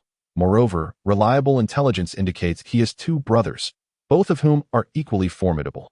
Edward Xiaodong reportedly possesses the mythical Zoan, black tortoise form. With defense that is virtually unmatched, he alone can effortlessly withstand 3 of our elite vice admirals without sustaining a scratch. To inflict damage upon him, one would likely require the strength of an admiral. As for Edward Xiaoshi, while his strength has yet to be fully unveiled, intelligence suggests he is the bearer of the repulsion fruit, granting him absolute advantage in team battles. Sengoku, responding with a heavy countenance, remarked, it seems the Geoise has provided them with quite a few valuable assets. Crane interjected, regardless, we must obey the orders of the Geoise. It appears we must all mobilize to apprehend them at that moment. A sudden knock interrupted the proceedings. Come in, Kong commanded. A naval soldier entered, saluting before reporting, Admiral, according to the latest intelligence from the front, all books and scholars on Ohara Island have completely vanished. Upon hearing this, Kong let out a sigh of relief. Dispatching the entire naval force to pursue Salo's group would undoubtedly disrupt their previous deployments, resulting in significant losses. However, due to the Geoise's orders, he had no choice but to comply. Now that Salo had escaped, there was little they could do. Very well, you may leave, Kong instructed the soldier. As the soldier exited and closed the door, Kong, now visibly relaxed, commented, since Salo's group has already disappeared, we can no longer pursue them. Crane, what do you propose we do next? Let us issue a bounty notice and wait for further developments before arranging a pursuit, Crane suggested. Regardless, Salo had been a long-time colleague. The gentle and kind-hearted Salo was well-liked within the Navy, and nobody truly wished to capture him. Upon hearing Crane's merely proposing a bounty notice, the others felt relieved, knowing that how to proceed afterward was still up to them. With the exception of Akainu, who was the only one expressing dissent, Akainu, having been thoroughly beaten by Xiaodong, felt frustrated that his chance for revenge had slipped away. However, with the majority in agreement, he could only fall silent. Seeing that everyone consented to Crane's proposal, Kong said, "All right, then I will trouble you to consider the bounty amount, while I report to the Geoise." With that, he exited the conference room, leaving the naval personnel to discuss amongst themselves. Observing this, the others began to disperse, leaving only Crane behind. However, Crane was accustomed to this, knowing everyone was exceptionally busy. If it weren't for Kong's insistence, they likely wouldn't have gathered for the meeting. Moreover, aside from Sengoku, the others could bicker all they wanted. Asking them for suggestions was another matter entirely. The atmosphere of the banquet was warm and lively, as everyone gathered to enjoy delicious food and cheerful laughter. Lucy's arrival was like a refreshing breeze, dispelling the gloom that had settled in their hearts and filling the entire banquet with a joyful ambience. Salo and Xiaodong stood at the kitchen door, watching the busy chefs with satisfied smiles. They understood that this banquet was prepared especially to welcome Lucy, which made them particularly attentive to the details. "Uncle Salo, do you think Lucy will be happy to leave the Navy?" Xiaodong inquired. "Rest assured, she will surely appreciate it. After all, you are the most important people in her life." Salo responded. As they chatted, Xiaonan approached, carrying a platter of sliced fruits. "Brother, you too should try this. I specially prepared it for Lucy." The three brothers gathered around Lucy, savoring the delectable food and engaging in light conversation. Their laughter and chatter intertwined, creating a beautiful symphony. "Xiaodong, what are your plans for the future?" Lucy suddenly inquired. "Xiaxi, Xinan, and Alice still need to study a bit more, and the world government has discovered that we have stolen the celestial dragon's treasure. They will likely search for us frantically. We should stay on the island for a while longer, and then I will set sail." Xiaodong pondered for a moment before speaking. "Now that you've made arrangements, I feel more at ease. It's good to take some time to rest. When you set sail, I will accompany you. I can provide medical assistance." Lucy replied. "Sure, Mama Lucy, we will go together." "Uncle Salo, what about you? Will you join us on our voyage?" Xiaodong asked, having been a Navy officer in the past. "Even though I am now a pirate, I do not wish to engage in battle with the Navy. Moreover, the scholars here cannot yet sustain themselves, so I must remain and take care of them." Salo considered before responding. Upon hearing Uncle Salo's words, Xiaodong understood that his reasoning was sound and did not press him further. They resumed discussing various amusing recent events. At tea that moment, Robin approached. She wore a loose-fitting garment, her hair cascading casually over her shoulders, her petite figure marked by a shy expression. With a hint of embarrassment on her face, she greeted, "Hello, everyone. Hi. Robin, you've come." Xiaodong greeted warmly. "Come sit with us. Let's enjoy some fruit together." Robin nodded and took a seat beside Xiaodong. As she observed the three brothers, she couldn't help but feel a sense of nostalgia. She knew that, like them, she possessed extraordinary abilities. "Have you all consumed a devil fruit?" Robin inquired. The three brothers exchanged glances before nodding. "Yes, we have," Xiaodong replied. "But we are not seen as monsters like you. I don't want to be seen as a monster either," Robin murmured softly. "I just want to live a normal life." But her voice trailed off, revealing her helplessness and pain, which did not go unnoticed by the three brothers. "Don't worry, Robin," Xiaodong reassured her. "The powers granted by the devil fruits are quite normal. Many people at sea possess them, and they are not monsters." Upon hearing Xiaodong's comforting words, Robin asked with longing, "Really? That's normal?" "Of course, the abilities from devil fruits are envied by many. Only those who do not understand fear them. Many formidable individuals at sea have consumed devil fruits. You are fortunate to possess such abilities. If you desire, you can easily become strong." Xiaodong explained. "I do not care about becoming strong. I only wish to study the true history," Robin replied timidly. Observing Robin's naive aspirations, Xiaodong sighed inwardly, realizing how innocent she was. However, he decided to enlighten her. "It is admirable to wish to study true history, but strength is also essential to support that pursuit. Look at the scholars on the island. They, too, wish to explore true history. Yet, due to a lack of sufficient strength, they are relentlessly pursued by the world government." After hearing Xiaodong's words, Robin fell silent for a moment, seemingly deep in thought. She lifted her head, a glimmer of determination in her eyes. "Then, Brother Xiaodong, I will rely on you from now on. May I train alongside you?" Seeing Robin's earnest expression, Xiaodong couldn't help but smile. She was quite endearing. He nodded. "Yes, of course. From this moment on, we are partners. Let us strive together to grow stronger." With that, Xiaodong patted Robin's shoulder in encouragement. Thus, Xiaodong's training team welcomed a new member, Robin. Since her joining, her life had undergone a tremendous transformation. No longer was she the lonely girl. She had become a friend of the Xiaodong brothers. Xiaxi and Xinan were equally delighted to have a new companion join their ranks. They understood that while Robin was relatively weaker, her wisdom and courage were not to be underestimated. They believed that under Xiaodong's guidance, Robin would surely grow rapidly. Xiaodong also placed great importance on Robin's growth. He recognized that although Robin was physically weaker, she possessed unwavering conviction and a diligent spirit. Therefore, he began to devise a specialized training regimen tailored for her. Taking into account Robin's actual situation, he designed a series of progressive exercise courses aimed at enhancing her physical fitness and combat abilities. Each morning, as the first rays of sunlight streamed into the room, Xiaodong would awaken Robin for morning practice. Together, they would engage in running and strength training, gradually acclimating her body to high-intensity workouts. Xiaodong also taught her some basic combat techniques and defensive skills, empowering her to protect herself in dangerous situations. Under Xiaodong's meticulous guidance, Robin made remarkable progress. Her physical fitness improved significantly, and her combat skills became increasingly proficient. Meanwhile, Xiaxi and Xinan also exerted themselves diligently in their training. They understood that to become true powerhouses, they must continually challenge and surpass themselves. Thus, they always gave their all in training, constantly pushing their limits, while also being encouraged by Xiaodong to acquire knowledge. Among them, Alice made the most significant progress. At her age, she was in a golden period of development, with her physique, haki, and fruit abilities becoming increasingly formidable.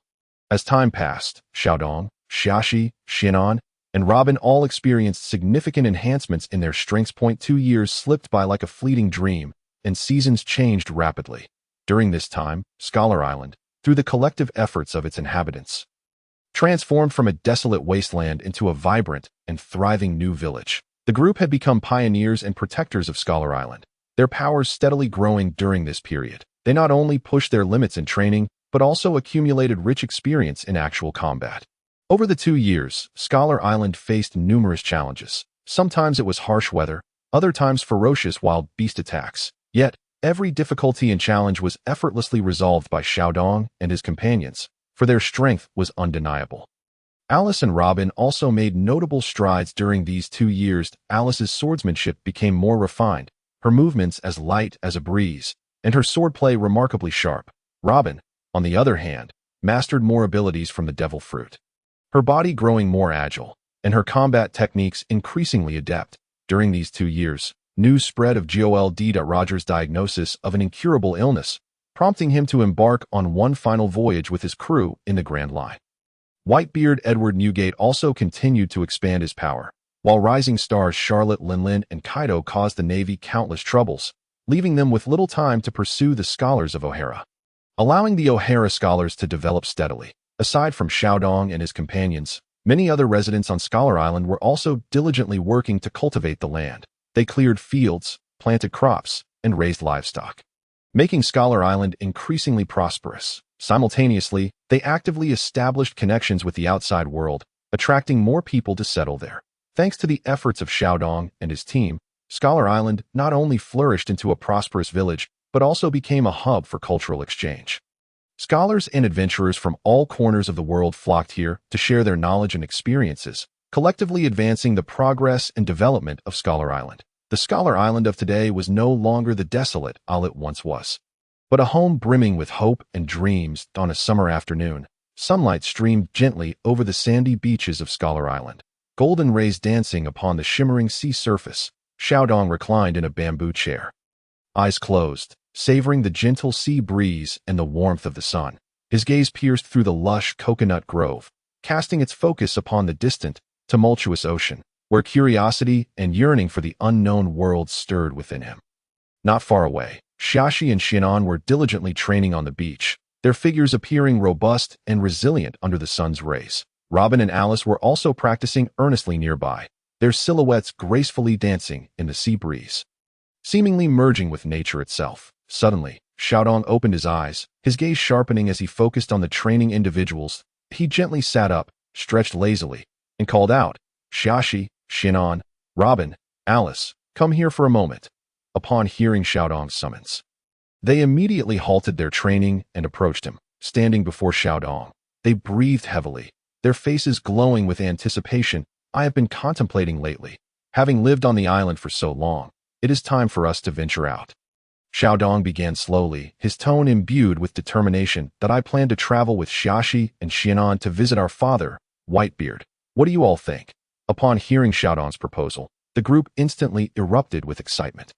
Xiaxi and Xianan exchanged glances, determination flickering in their eyes. They had long yearned to see their father, to learn of his recent circumstances, and were filled with an ardent desire for the voyages upon the sea.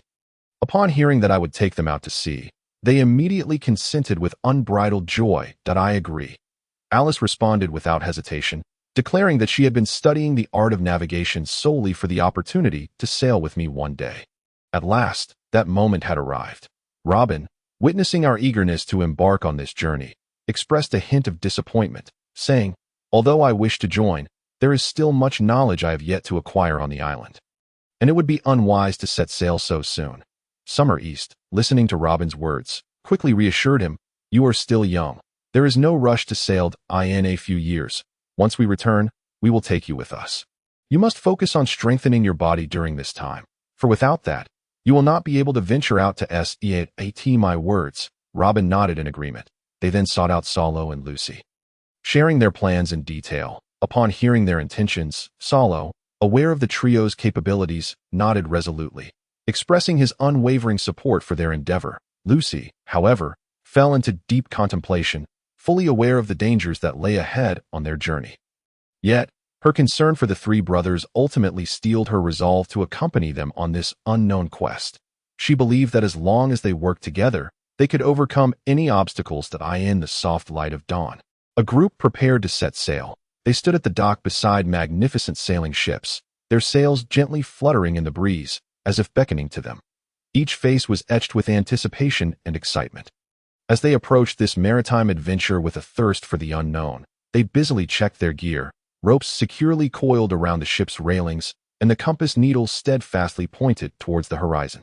Summer East stood at the bow, map in hand, studying the route with an air of confidence and determination. As the sails were raised, the sea breeze filled them, and the ship slowly departed the dock. Gliding towards the vast ocean, sunlight danced upon the water's surface, shimmering like a dream. This band of adventurers, fueled by dreams and courage, embraced the sea wind and sailed forth, their silhouettes gradually fading from view.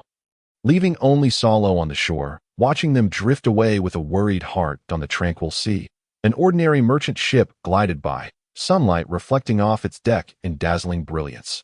The gentle sea breeze carried the refreshing scent of the ocean. The atmosphere aboard the ship was remarkably serene, with only the occasional sound of waves lapping against the hull breaking the silence. Summer East sat at the front, leisurely fishing, his rod swaying gently with the rhythm of the waves. Mirroring the tranquility within his heart on the deck, Summer West and Summer South were diligently exercising, fully aware of the importance of strength. They would strive to hone their skills whenever opportunity arose. Alice was also nearby, diligently practicing her swordsmanship, having reached an impressive level of mastery, yet still not satisfied. She understood that only through continual self-challenge could she achieve greater progress. Lucy, their mother, was busy preparing lunch, skillfully maneuvering the spatula and seasonings to create an array of delectable dishes. The fragrant aromas wafting through the air heightened their appetites, making it impossible to resist the temptation to indulge. As they enjoyed their meal, Summer West suddenly inquired, "Brother, we are being pursued by the Navy. Does that make us pirates?" Summer East, taken aback by the question, pondered for a moment before replying, "I suppose it does. After all, our father was a pirate, and we have inherited his aspirations." Summer West continued, "That's a minor issue, but we've been out here for so long without a noteworthy name. If we encounter others in the future, we might find ourselves at a disadvantage." Summer East nodded in agreement, realizing the truth in his words. "Indeed, we have been at this for quite some time. We should establish a name for ourselves." He contemplated for a moment before suggesting, "Summer West has a point. Since we're all together, why not brainstorm a suitable name?" Summer West immediately perked up, stating, "I've given it considerable thought. How about we call ourselves the War God Pirates? After all, Each of us is remarkably strong. Summer East quickly opposed. War god? Who qualifies as a war god? You. Summer West, eager to placate, chuckled. Of course not. It's you, brother. Who is the true war god? Summer East shook his head in exasperation. Let us skip that. We are brothers, and we need a name that genuinely reflects our bond and characteristics. Summer South then suggested, what about the family pirates? Summer East, bemused, replied, can we not be any more ordinary?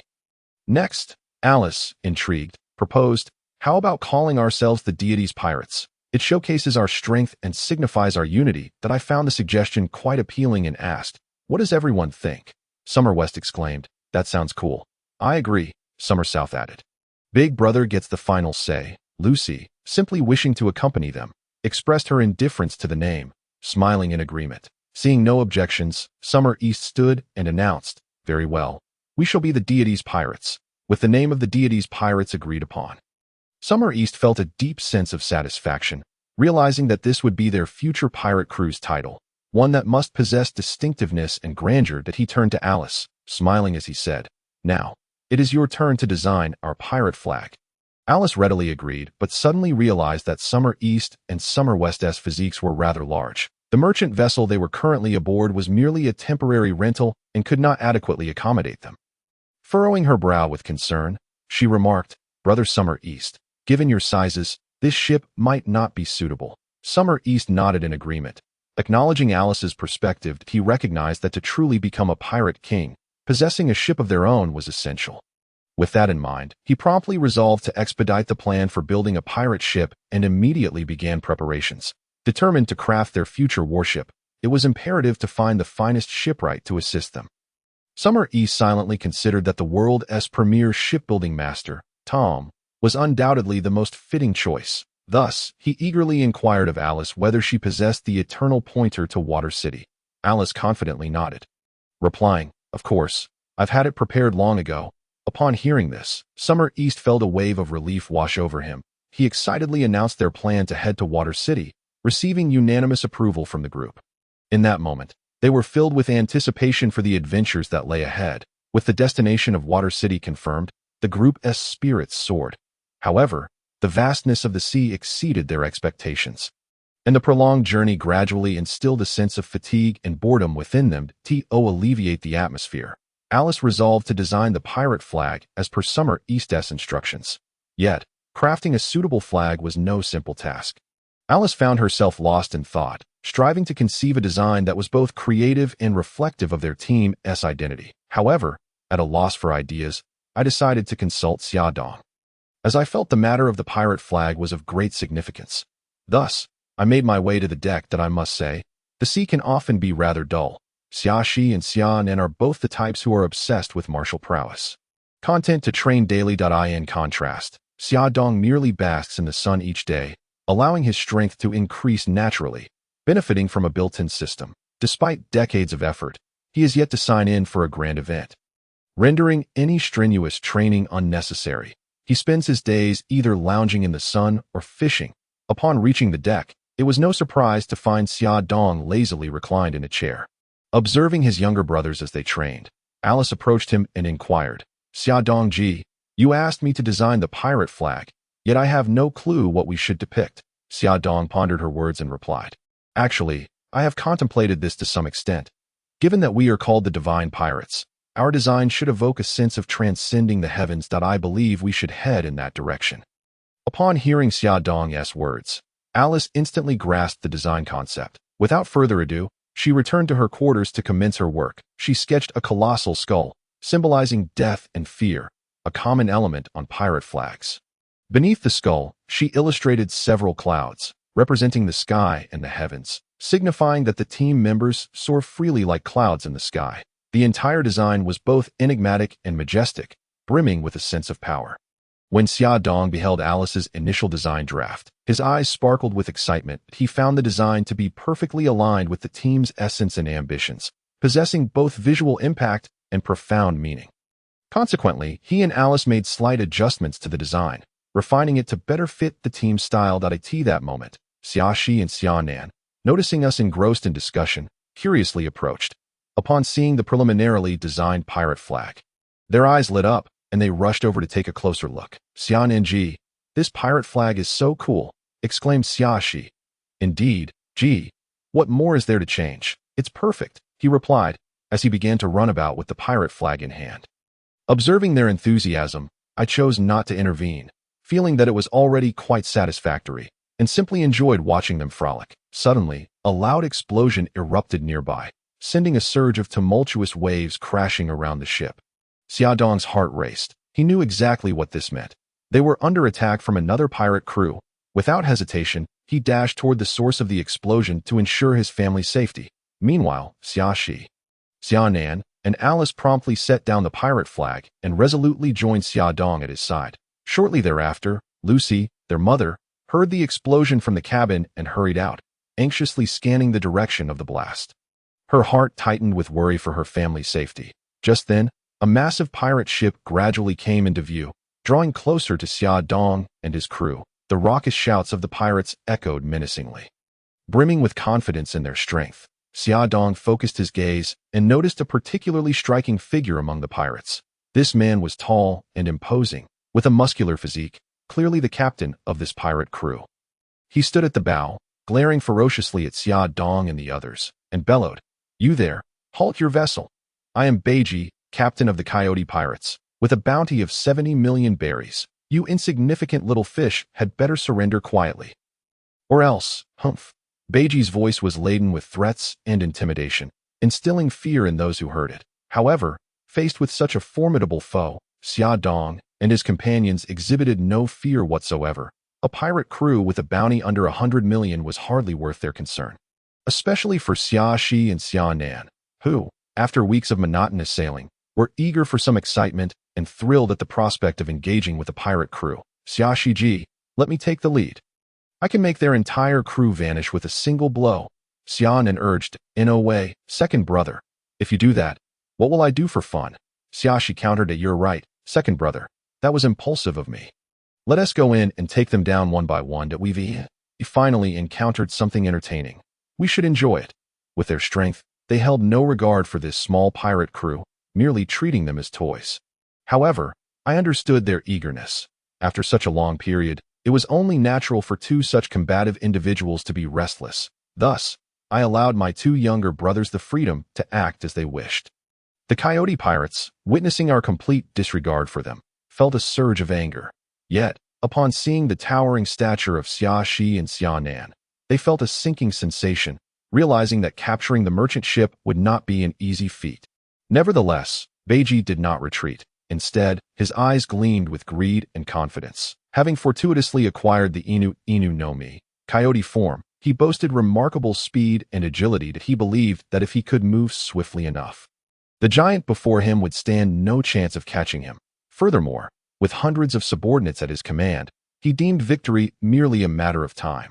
Once victorious, he intended to sell the two giants to slavers, envisioning a substantial profit. With this thought, a cold smile crept across Beiji's lips. However, his mirth was short-lived, abruptly interrupted by the arrival of the giants. With a single bound, Xiaxi and Xiaonan closed the distance to the pirate ship. Their sudden appearance transformed the previously calm sea into a scene of tension. Though Beiji was tall, he appeared diminutive and helpless in the presence of the giants. The shorter giant unleashed a ferocious assault, his fists crashing down upon Beiji like cannonballs, rendering him unable to resist. Beiji was sent flying, colliding violently with the ship's hull, producing a thunderous sound that he lay on the ground, gasping in pain, unable to rise. The two who had delivered this punishment were none other than Xiaxi and Xiaonan. After conferring briefly, they decided that relying on their devil fruit abilities would be too easy and devoid of challenge. Hence, they opted to engage in combat using their raw physical strength. When they boarded the ship, it was akin to wolves among sheep, delivering powerful blows without exception. In no time, all the pirates lay defeated on the ground. Yet the two had scarcely begun to warm up. Gazing at the fallen foes, they exchanged incredulous glances. While Xiaxi and Xiaonan were thoroughly thrashing the Coyote Pirates, Xiaodong, accompanied by Alice and Lucy, approached the ship. Upon boarding, they were met with the sight of numerous pirates sprawled on the deck, motionless. It was undeniable that Xiaxi and Xiaonan had indeed inherited the strength of giants. as a single strike was sufficient to incapacitate their enemies, leaving no one standing aboard the ship. Alice, upon witnessing the scene, succumbed to her greedy instincts and excitedly rushed into the pirate ship's interior. Seeking the treasure vault in hopes of uncovering valuable items, to her dismay, she discovered that this pirate crew was utterly destitute, with the treasure vault containing nothing of worth. With a look of disdain, Alice remarked, "Xia Dongji, this pirate crew is truly impoverished. Their treasure room holds merely over 10 million berries and nothing else of value." Xia Dong replied, "Not every pirate crew is swimming in riches." Xiaxi echoed her sentiments, expressing disdain.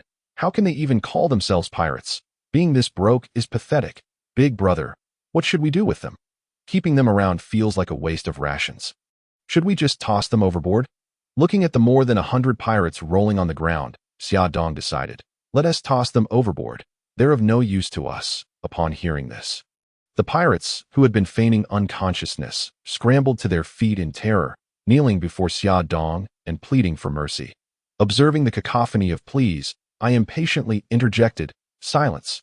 Choose a representative to speak."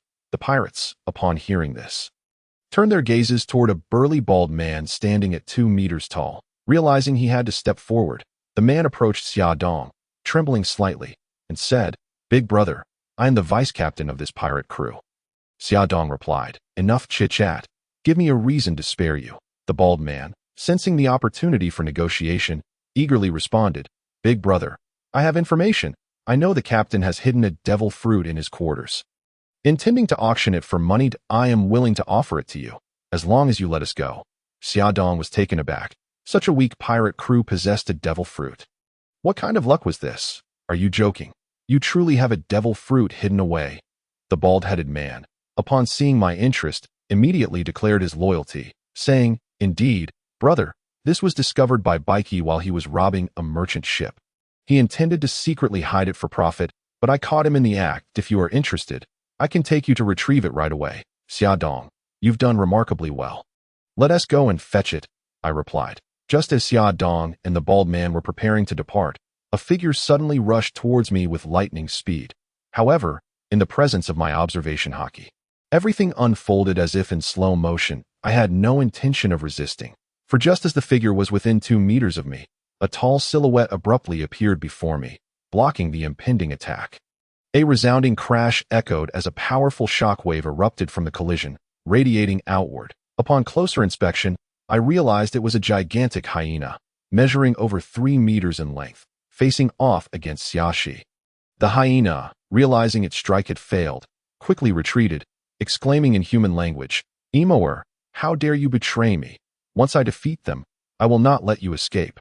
Hearing this, I recognized that this hyena was none other than Baiki, the captain who had been sent flying by Xiaxi's punch. Observing this pirate, who had been so easily dispatched, I couldn't help but commend the capability of the Zoan-type devil fruit user for recovering so swiftly. However, one must question the intelligence of a pirate who, despite being knocked down, rises again to face another beating. Truly a unique character. Xia Dong, with a hint of disdain, remarked to Xiaxi, "Brother, are you even capable? You haven't resolved this yet?" Xiaxi, feeling somewhat embarrassed, replied, "I apologize, brother. I held back, mainly because I thought the pirate ship was rather decent, better than ours, so I refrained from using full force, hoping to see if we might consider a swap. Enough of this. Quickly deal with him, and don't waste my time. Be decisive," Xia Dong urged. Meanwhile, Baiki, overhearing our casual conversation, erupted in fury. "What are you jesting about? Do you know who stands before you? I am Baiki, the notorious pirate with a bounty of 70 million berries." His furious declaration was abruptly interrupted as Xiaxi, irked by Xia Dong's reprimand, could no longer tolerate Baiki's incessant chatter. In an instant, Xiaxi appeared before Baiki with astonishing speed, unhesitatingly delivering a punch that sent Baiki soaring into the sky. Following this, Xiaxi unleashed a relentless barrage of attacks on Baiki, utilizing his repulsion abilities midair. Each strike bore immense power, leaving Baiki utterly defenseless. Xiaxi showed no mercy, disregarding Baiki's life as if he were determined to vent all his pent-up rage. The rapidity of these events took everyone by surprise. The surrounding pirates were astonished, having never witnessed anyone so effortlessly overpower Baiki. The display of Xiaxi's strength and speed was nothing short of breathtaking. Watching Xiaxi unleash his fury, Xiaodong simply gestured to the bald man, stating, "Enough of the spectacle. Take me to that devil fruit." The bald man, initially lost in the sight of Baiki's thrashing, snapped back to reality at Xiaodong's call, promptly responding, "Yes, brother, please follow me." He then led the way. Upon entering Baiki's quarters, the bald man dragged out a chest from beneath the bed and, upon opening it, revealed a devil fruit. Xiaodong, using his insight ability, confirmed it was the target fruit, a rather remarkable fruit that had previously transformed a weakling into someone formidable, proving to be extremely practical. Thus, Xiaodong decided to store the fruit using his powers. Together with the bald man, he exited Baiki's chamber. When they returned to the deck, they found Baiki barely clinging to life. Xiaxi and Xiaonan were conversing nearby, expressing their dissatisfaction over not having had enough action that day and wondering when they might have another opportunity. That I gathered everyone together and proclaimed, "I have acquired the goods. I shall not go back on my word. You will escort us to Water City, and I will release you." The pirates, left with no choice, reluctantly agreed to serve as laborers, guiding us to Water City. The ship of the Hyena Pirates sailed slowly across the sea, while the members of the Divine Pirates lounged leisurely on the deck, savoring the rare tranquility. Even the martial enthusiasts, Xiaxi and Xiaonan, temporarily set aside their training, reclining comfortably on the deck, relishing the gentle caress of the sea breeze. The crew of the Hyena Pirates, once enemies, now found themselves servile. It is undeniable that the twists of fate can often be utterly unexpected. Having acquired the devil fruit, Xiaodong initially intended to release these individuals. However, he reconsidered. He and his brothers had been preoccupied with numerous trivial matters. If they could secure some free labor, it might ease their burdens. Additionally, the ship of the Hyena Pirates was significantly larger than their own, providing a more comfortable journey. Thus, Xiaodong resolved to commandeer these free laborers to continue operating the ship of the Hyena Pirates, allowing the members of the Divine Pirates to enjoy their comprehensive services. This moment, the bald first mate of the Hyena Pirates diligently served Xiaodong, presenting a platter of fruits and snacks, then took up a fan to cool him, embodying the role of a sycophant. As for their captain, Baiki, one must say that his audacity in provoking Xiaxi led to his near demise. Left to languish at the mercy of fate, his survival prospects appeared grim. After all, the glances of his crew indicated he had not been a gracious leader, and should he survive, he would likely be cast into the sea. Xiaodong found himself in exceedingly high spirits. It is no wonder that the wealthy heirs of the past sought to have underlings. Such all-encompassing service is indeed delightful, and this bald man certainly knew how to cater to others. Observing the attentive bald man, Xiaodong engaged him in conversation. "What is your name?" The bald man, momentarily stunned by the question, quickly regained composure, exclaiming with excitement, "Brother Xiaodong, my name is Emoer." "Oh, what led you to become a pirate?" Xiaodong inquired. This. Emoer's face flushed slightly as he replied, "Well, primarily, I have quite the appetite. Although I possess considerable strength, my voraciousness made it impossible to sustain myself back home. Thus, I set out to seek my fortune at sea. But lacking the funds to embark, I fortuitously encountered the Hyena Pirates, who were recruiting. I joined rather haplessly, and due to my decent abilities, Baiki promoted me to first mate." Nearby, a supporting character chimed in. "Indeed, Emoer is actually stronger than Baiki. However, since Baiki consumed a devil fruit, his speed is too great for Emoer to land a hit, hence they often settle for a draw," another supporting character added. "In truth, Emoer, you've been quite fortunate. A few days ago, I overheard Baiki, inebriated, confessing his jealousy of your strength, fearing you would usurp his crew, which is why he had been plotting against you."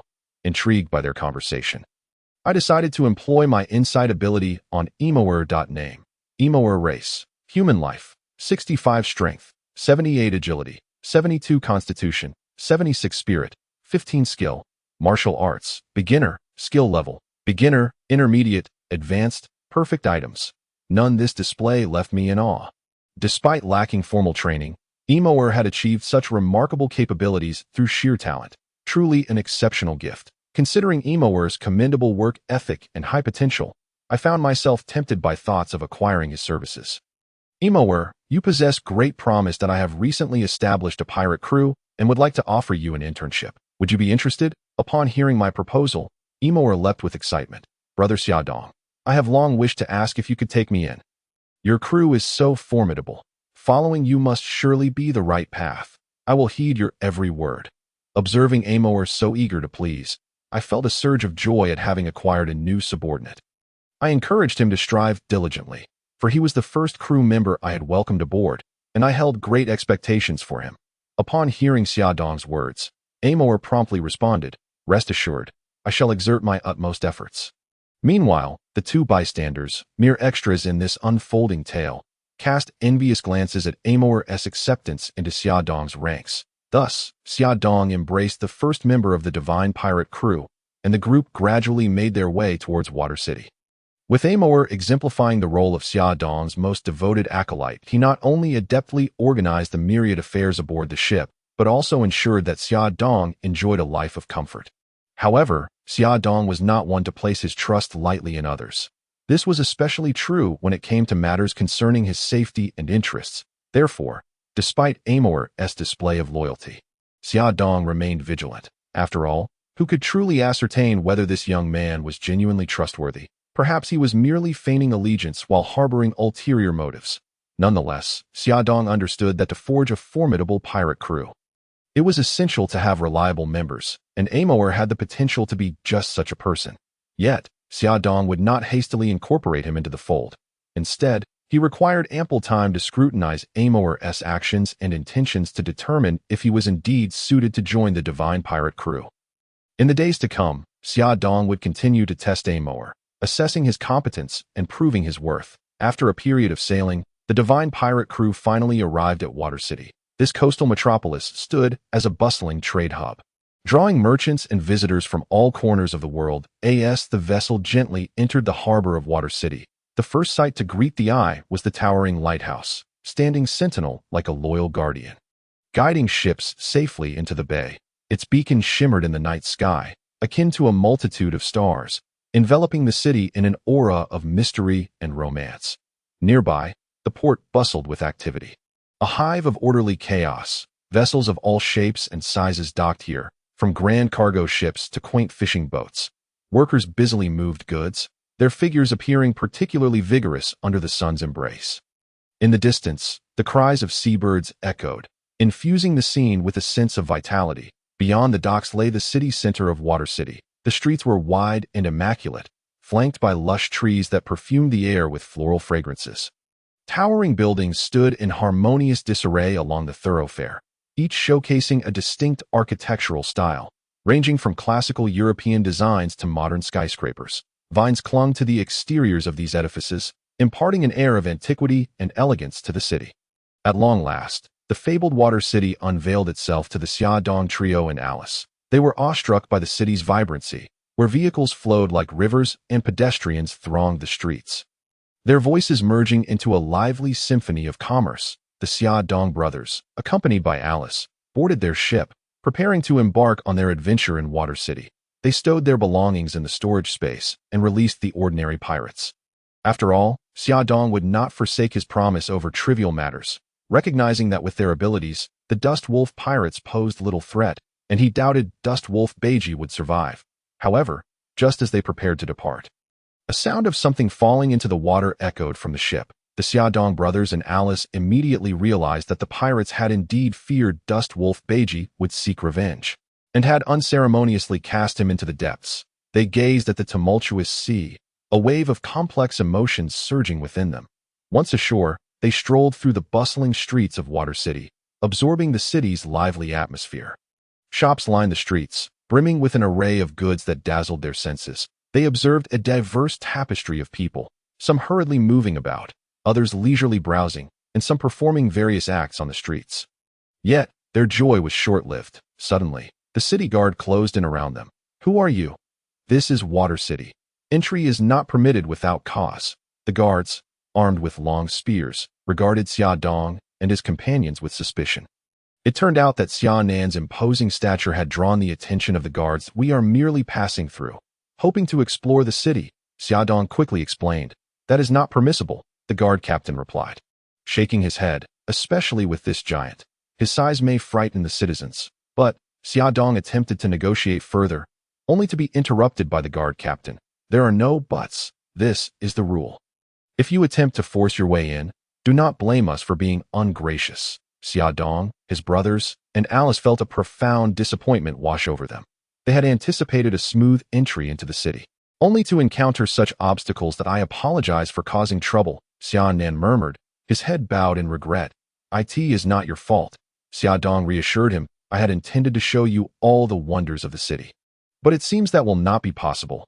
Observing Xiaonan's 10-meter frame, Xiaodong felt a pang of exasperation. He recognized that Xiaonan's size was indeed ill-suited for the streets, even in a place as vibrant as Water City.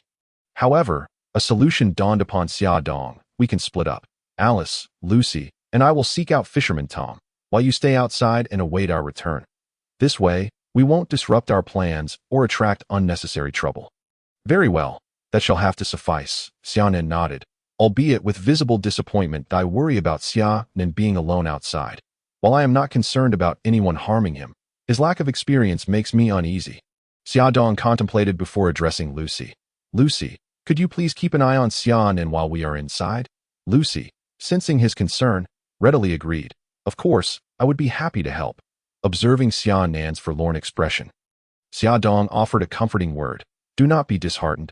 I hear Water City boasts a delicacy known as water meat, delicious beyond compare. I shall secure a stall and bring some back for you. Instantly, Xiaonan's disappointment evaporated, and he exclaimed, That sounds wonderful. Big brother, you can go for as long as you like if there will be food. Seeing Xiaonan's gluttonous delight, Xiaxi, who had been joyful until that moment, felt a twinge of envy and mused, Big brother, I can't be of much help, so I might as well accompany our youngest. Recognizing the glimmer of desire in his second brother's eyes, Xiaodong readily acquiesced, knowing that accompanying Xiaonan was also a prudent choice. Thus, Xiaodong, along with Alice and Amor, ventured into the city, leaving Xiaonan and the others to wait outside. While there was a sense of loss, they understood that this was the most prudent course of action, for they had important matters to attend to. The streets of Water City buzzed with life and energy as Xiaodong, Alice, and Amor navigated through the throngs of people, their destination being the #1 dock of Carrera Shipbuilding Company. To expedite their journey, they inquired about directions while making their way towards their goal. Along the way, they encountered vendors selling water meat, their stalls bustling with patrons drawn in by their calls for business. Xiaodong decided to offer these vendors a deposit to secure all their wares, requesting they relocate their stalls and transport the delicacies to Xiaxi's location. Initially, the vendors hesitated, but with a hefty deposit of 1 million berries tossed their way, their resolve crumbled, and they hurriedly began packing up their stalls, preparing to follow Amor. Seeing the vendors bringing such a bounty of ingredients, Xiaxi and Xiaonan displayed expressions of sheer delight. Typically, they had subsisted on outdoor barbecues or Lucy's meals, which, while adequate, had grown monotonous over the years. The prospect of indulging in these unique delicacies filled the two food enthusiasts with immense joy. Xiaodong and Alice savored the water meat. They continued their journey towards the entrance of the No.1 dock. Before long, they arrived at the entrance, where a grand ship was under construction, the largest dock of Carrera Shipbuilding Company bustling with activity. The Xiaodong brothers and Alice gazed at the vessel being crafted, a swell of ambition rising within them as they envisioned themselves at the helm of their own ship, conquering the vast seas and overcoming all foes. With that spirit in mind, they stepped into the dock, where workers toiled diligently all around them. After much effort, they finally managed to catch a passing worker, hoping to inquire about Tom's whereabouts, but were met with indifference. With no other recourse, they decided to head to the office at the dock, intending to seek out the person in charge to find Tom. Upon arriving at the office, they were greeted by the sight of a portly fishman, clad in a loose kimono, seated at a desk engaged in some designs. Xiaodong gazed at him, realizing that this must be the Master Tom they were seeking. Excuse me, are you Mr. Tom? Xiaodong inquired. Tom lifted his head, glanced at them, and nodded, saying, Yes, I am Tom. What can I do for you? Xiaodong, brimming with excitement, replied, We have come to request your expertise in shipbuilding. Upon hearing this, Tom smiled slightly and remarked, Oh, you wish for me to construct a vessel for you. However, my time is quite precious. Alice quickly interjected, "We understand that, which is why we traveled all the way from the New World to seek you out. That we are aware that you are the foremost shipbuilding master in the world, and we implore you to assist us." Hearing their praise, even a legendary craftsman like Tom felt a surge of joy. It was a recognition of his skills that greatly satisfied his vanity, causing him to smile involuntarily. Realizing he may have lost his composure, he quickly cleared his throat, attempting to regain his dignified demeanor. "You are still young. Shipbuilding requires substantial funds. Please do not jest." Noticing Tom's skepticism due to their youth, Xia Dong refrained from further explanation. Suddenly, a dimensional rift appeared beside them, from which countless treasures emerged. Xia Dong confidently stated, "Is this sufficient? Just name your price." These were treasures scavenged from the celestial dragon's treasury, each worth a fortune, with even the least valued item fetching tens of millions of berries. Xia Dong could confidently claim that he had as many as he desired. Tom, astonished by the heaps of treasures laid before him, nodded in amazement. "Very well. I will consider building your ship. However, you must first specify what kind of vessel you desire and what your budget is." Hearing Tom's inquiry, Xia Dong responded, "I require a ship that can accommodate both giants and humans. Though the number of occupants need not be excessive, that it should be sufficiently spacious to house several giants, yet designed according to a standard for 30 people. The exterior must exude luxury with a touch of elegance, simplicity intertwined with majesty, and an air of understated grandeur. Internally, it should be opulent and splendid, while the price is not a concern." Tom was taken aback by these demands. What kind of requirements were these? Had it not been for the final reassurance that price was no obstacle, and the various treasures surrounding Xia Dong, he would have sworn to dismiss these two as mere jesters. With a furrowed brow, Tom replied, "I am indeed a shipwright, but the standards you set are exceedingly high. I cannot design such a vessel." Realizing that he had indeed placed Tom in a difficult position, Xia Dong suggested, "Let the hull be designed in the shape of clouds, while the cabin should adhere to my provided blueprints. For propulsion, a few artificial devices at the bottom will suffice. Sails are unnecessary. However, the overall facilities must be complete, not only comfortable, but also highly capable in combat.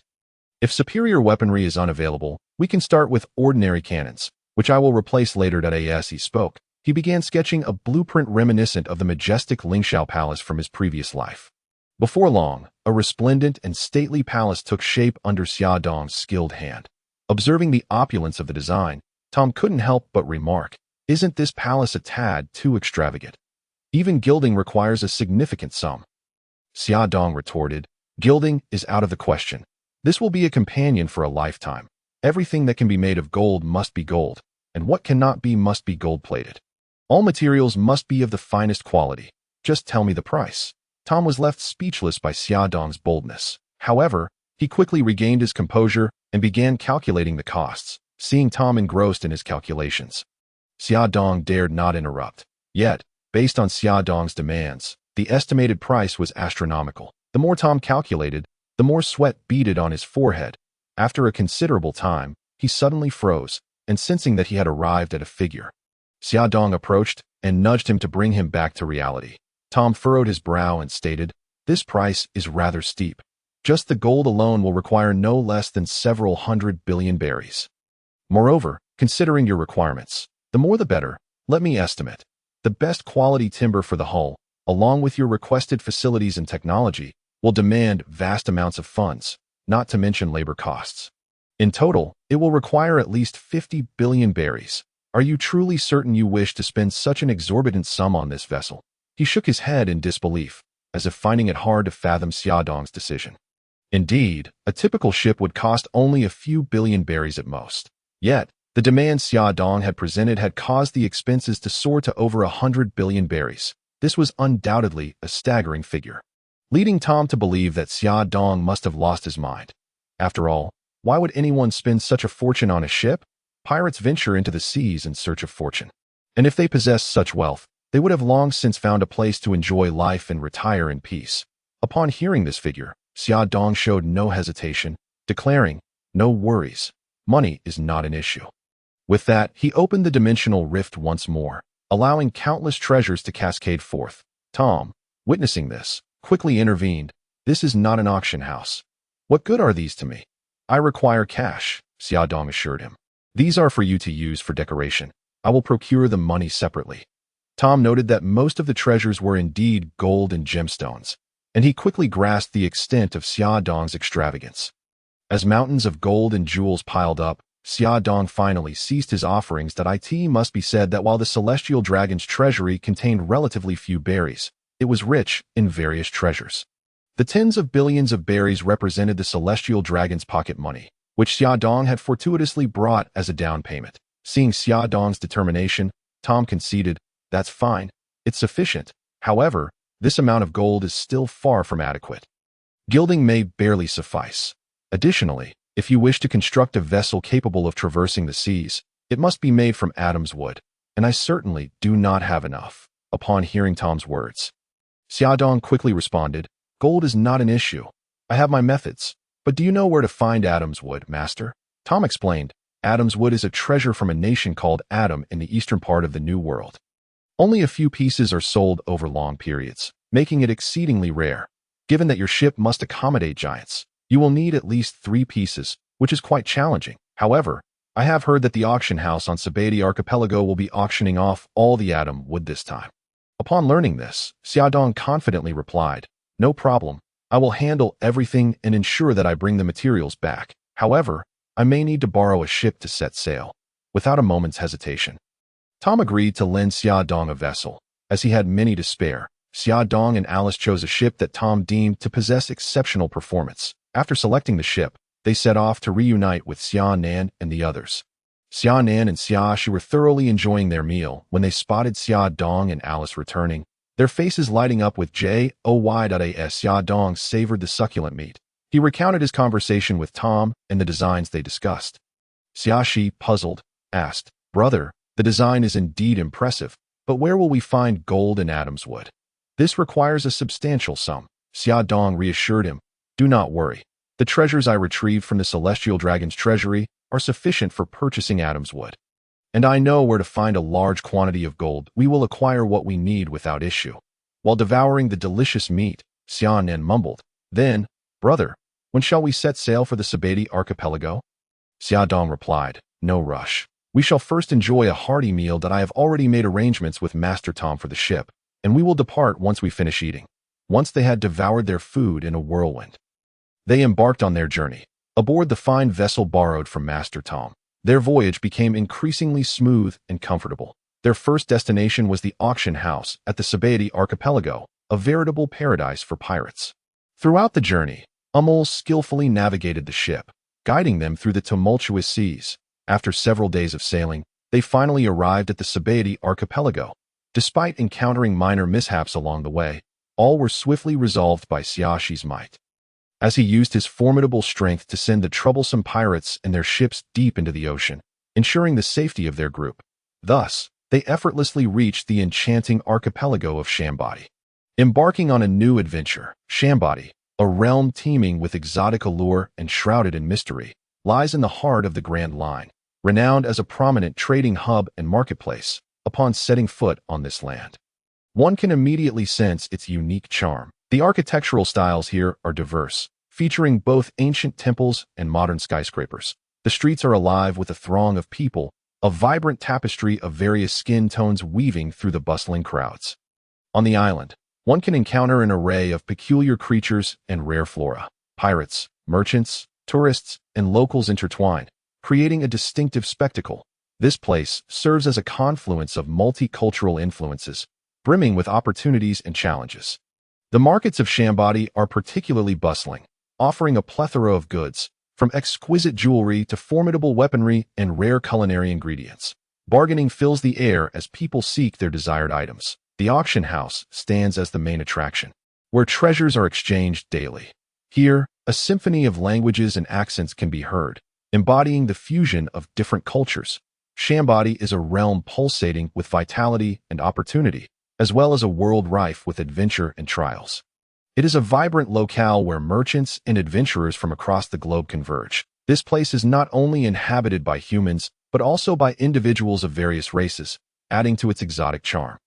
However, Sabaody is also infamous as a hub for human trafficking, where countless innocent lives are bought and sold. Concerned that the physiques of Zaxi and Sinan might attract the attention of traffickers, They chose to avoid unnecessary troubles despite their formidable strength. After all, their primary objective was to secure the Adam's treasure tree. Causing a commotion might jeopardize their quest. Therefore, they devoted considerable time to placate Zaxi and Sinan, promising to prepare a lavish feast for them, reminiscent of the grand banquets in Water 7, to satiate their appetites. Eventually, Zaxi and Sinan agreed to remain aboard the ship, accompanied by Mama Lucy, while the protagonists set off towards Sabaody Island No. 70 with Alice and Eimer. They hoped to find a suitable inn and gain insight into the local auction house, allowing them to better plan their subsequent actions and ensure the successful acquisition of the Adam's treasure tree. Upon arriving at number 70 Island, they casually entered an inn, where the striking Zedong and the beautiful Alice quickly became the center of attention, a captivating duo of youthful charm to the eyes of traffickers. They represented countless berries.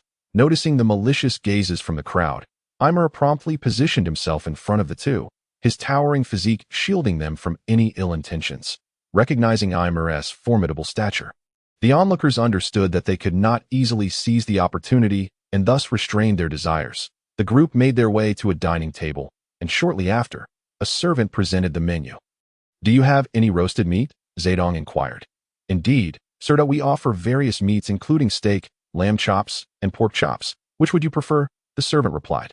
"Let us have 10 of each," Zedong commanded. "Certainly, sir. Please hold on for a moment." The servant responded before departing to fetch the drinks. Before long, the servant returned with an array of meats, placing them on the table. "Thank you, Dado. And could we have some fruit as well?" Zedong added. "Of course, sir." The servant nodded and promptly left again.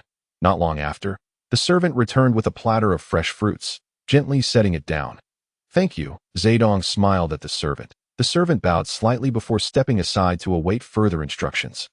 At this moment, Zedong produced 1,000 berries and asked the beautiful attendant, "I've heard that a large auction is about to take place on the island. Do you know when it begins?" Seeing the money, the servant quickly pocketed it and respectfully replied, "Sir, your timing is impeccable. This major auction has been advertised for less than 2 months and will commence in 3 days on Island No. 1. Satisfied, Zedong nodded, relieved to have arrived just in time that he then inquired, "Could you tell me where to shop and find good food on Sabaody Island?" The servant promptly replied, "Islands 40 to 49 comprise the main sightseeing area, filled with specialty shops. Island 45 is renowned for its culinary delights, boasting a plethora of exquisite snacks." Worried that his 2 younger brothers might grow impatient waiting on the ship, Zedong expressed his gratitude and settled the bill before departing. Unbeknownst to them, a pair of eyes lurked in the shadows, watching their every move. The trio first ventured to Island 45, intending to procure provisions for those aboard the ship. Sabaody Island is indeed the trading center of the Grand Line. It is a melting pot of culinary delights from around the world, each dish appearing more tantalizing than the last, enough to make one salivate. Overwhelmed by the choices, they ultimately decided to purchase 20 portions of each delicacy and arrange for delivery to the ship. They acquired a variety of dishes, including seafood delicacies, merfolk pearl milk tea, shellfish snacks, crab dishes, tropical fruits, fish sushi, grilled fish, seafood barbecue, and shrimp fried rice, among others. Each dish was meticulously selected, as they wished to share these delightful flavors with their brothers aboard the ship. After ensuring that the carefully prepared feast reached his younger brothers and Lucy, Zedong, accompanied by Alice and Eimer, began to meander through the specialty shops. He curiously examined the novel trinkets and selected a few items that caught his fancy. Although these items were not particularly valuable treasures, they brought Zedong a sense of fulfillment. Once their exploration concluded, Zedong decided to return to the ship. However, as they exited the commercial street and approached a nearby jungle, Zedong suddenly halted, stating, "All right, you've been following us for quite some time. You can come out now." To his surprise, a voice emerged from the foliage. Well, you're quite the perceptive little rascal, aren't you?" From the jungle, a group of individuals slowly encircled Zedong and his companions. At the forefront was a sleazy-looking man, flanked by dozens of burly figures wielding weapons. The man introduced himself, 2 young friends. "Allow me to introduce myself. My name is Hailey, the most esteemed human trafficker on this island. I'm here to take you to a delightful place." Hailey's gaze lingered on Zedong and Alice, a glimmer of greed flickering in his eyes. He was thoroughly pleased with their appearances believing he could fetch a handsome sum by selling them at the slave market, recognizing the avarice etched across Haile's lecherous face. Zedong realized that this trafficker intended to exploit them, that he couldn't help but inwardly scoff at himself. I must truly appear vulnerable for anyone to think they could take advantage of me so easily. With a resigned shake of his head, he turned to Alice, subtly gesturing for her to prepare for action. Calmly, he said, "Alice, eliminate them all. These beasts are not worthy of living." Upon hearing Zedong's command, Haile and his gang were momentarily stunned, only to erupt into laughter. One of them jeered loudly. "Ha! You little brat. Who do you think you are? Do you really believe that this brute can protect you? Let me tell you, neither of you will escape today." The others echoed their derision, their contempt for Zedong and Alice palpable. However, at that moment, Haile suddenly felt an icy chill creeping up his spine that he turned in shock to find Alice brandishing a dagger. Her expression cold and resolute, in the blink of an eye, Alice sprang into action, dispatching Haile's henchmen with astonishing swiftness. Haile's eyes widened in terror as he beheld his men collapsing into pools of blood. Disbelief washing over him. Trembling, he stammered, "How is this possible?" Before he could fully comprehend the situation, Alice stood before him, the cold blade of her knife pressed against his throat. Haile's face drained of color, his body quaking in fear, as he realized he no longer possessed the will to resist. Alice stared at Haile with an impassive expression, coldly asking, "Do you have any last words?" In a state of sheer panic, Haile fell to his knees, pleading, "Please, don't kill me. I have a fortune. I can give you anything." Hearing Haile attempt to buy his life with money, Alice scoffed, "Do we look like we are in need of cash? Since you have no value, you may as well die." With that, she prepared to strike at as the blade inched closer. Haile, terrified for his life, hastily exclaimed, "I have worth. I truly do. I have prepared a rare three-eyed creature for the auction. It's incredibly valuable. If you spare me, I will give it to you." Upon hearing that Haile was in the company of a rare breed, Zedong's interest was piqued. He halted Alice, who was poised to strike, and said, "Alice, wait a moment. Since he still holds some value, let us spare his life." Complying with Zedong's directive, Alice sheathed her dagger and urged, "Hurry, lead us there, that if you deceive us, I shall show you the meaning of cruelty." Having survived alone in the forest for many years, Alice had grown accustomed to the law of the jungle. Over the years, she had only revealed her gentler side to Zedong and his companions, remaining cold and merciless towards others. With that, she ordered Amor to keep Haile in check and guide them. Amor, taken aback, had always assumed that only Zedong and his two brothers possessed formidable strength, while Alice was merely a gentle girl. Little did he realize that Alice was not only extraordinarily powerful, but also possessed a ruthless demeanor, capable of striking without mercy, an image starkly contrasting her usual docile appearance. Thus, Amor escorted Haile, winding around the island's edge for quite some time without reaching Haile's hideout. Growing impatient, Amor kicked Haile and demanded, "Why have we not arrived yet?" Though angered by the kick, Haile, aware of his precarious situation, refrained from retaliating and replied, "Just ahead, in the forest, there lies a cave." They traversed through the woods and reached the cave entrance. Amor vigilantly scanned the surroundings for ambushes, while Zedong and Alice followed closely behind, prepared for any unexpected developments. Inside, the cave was dim and damp, illuminated only by flickering firelight, with an overpowering stench permeating the air. The abducted slaves huddled in the corners, their eyes reflecting sheer terror. Meanwhile, the traffickers indulged in drinking and gambling, utterly oblivious to Zedong's group's arrival. Upon witnessing this, Zedong exchanged a knowing glance with Alice, who understood his intent. Drawing her weapon, she advanced towards the traffickers. Years of training had bestowed her with remarkable agility. The remaining traffickers failed to notice her approach before collapsing to the ground. Seeing his men slain, Haile was paralyzed with fear and begged, "I have brought you here. Look, the one in the innermost cage is of the Three-Eyed clan. You can let me go now, can't you?" Zedong gazed at the frail figure curled up in the cage and replied, "Very well, since he has lost his value, let us send him on his way."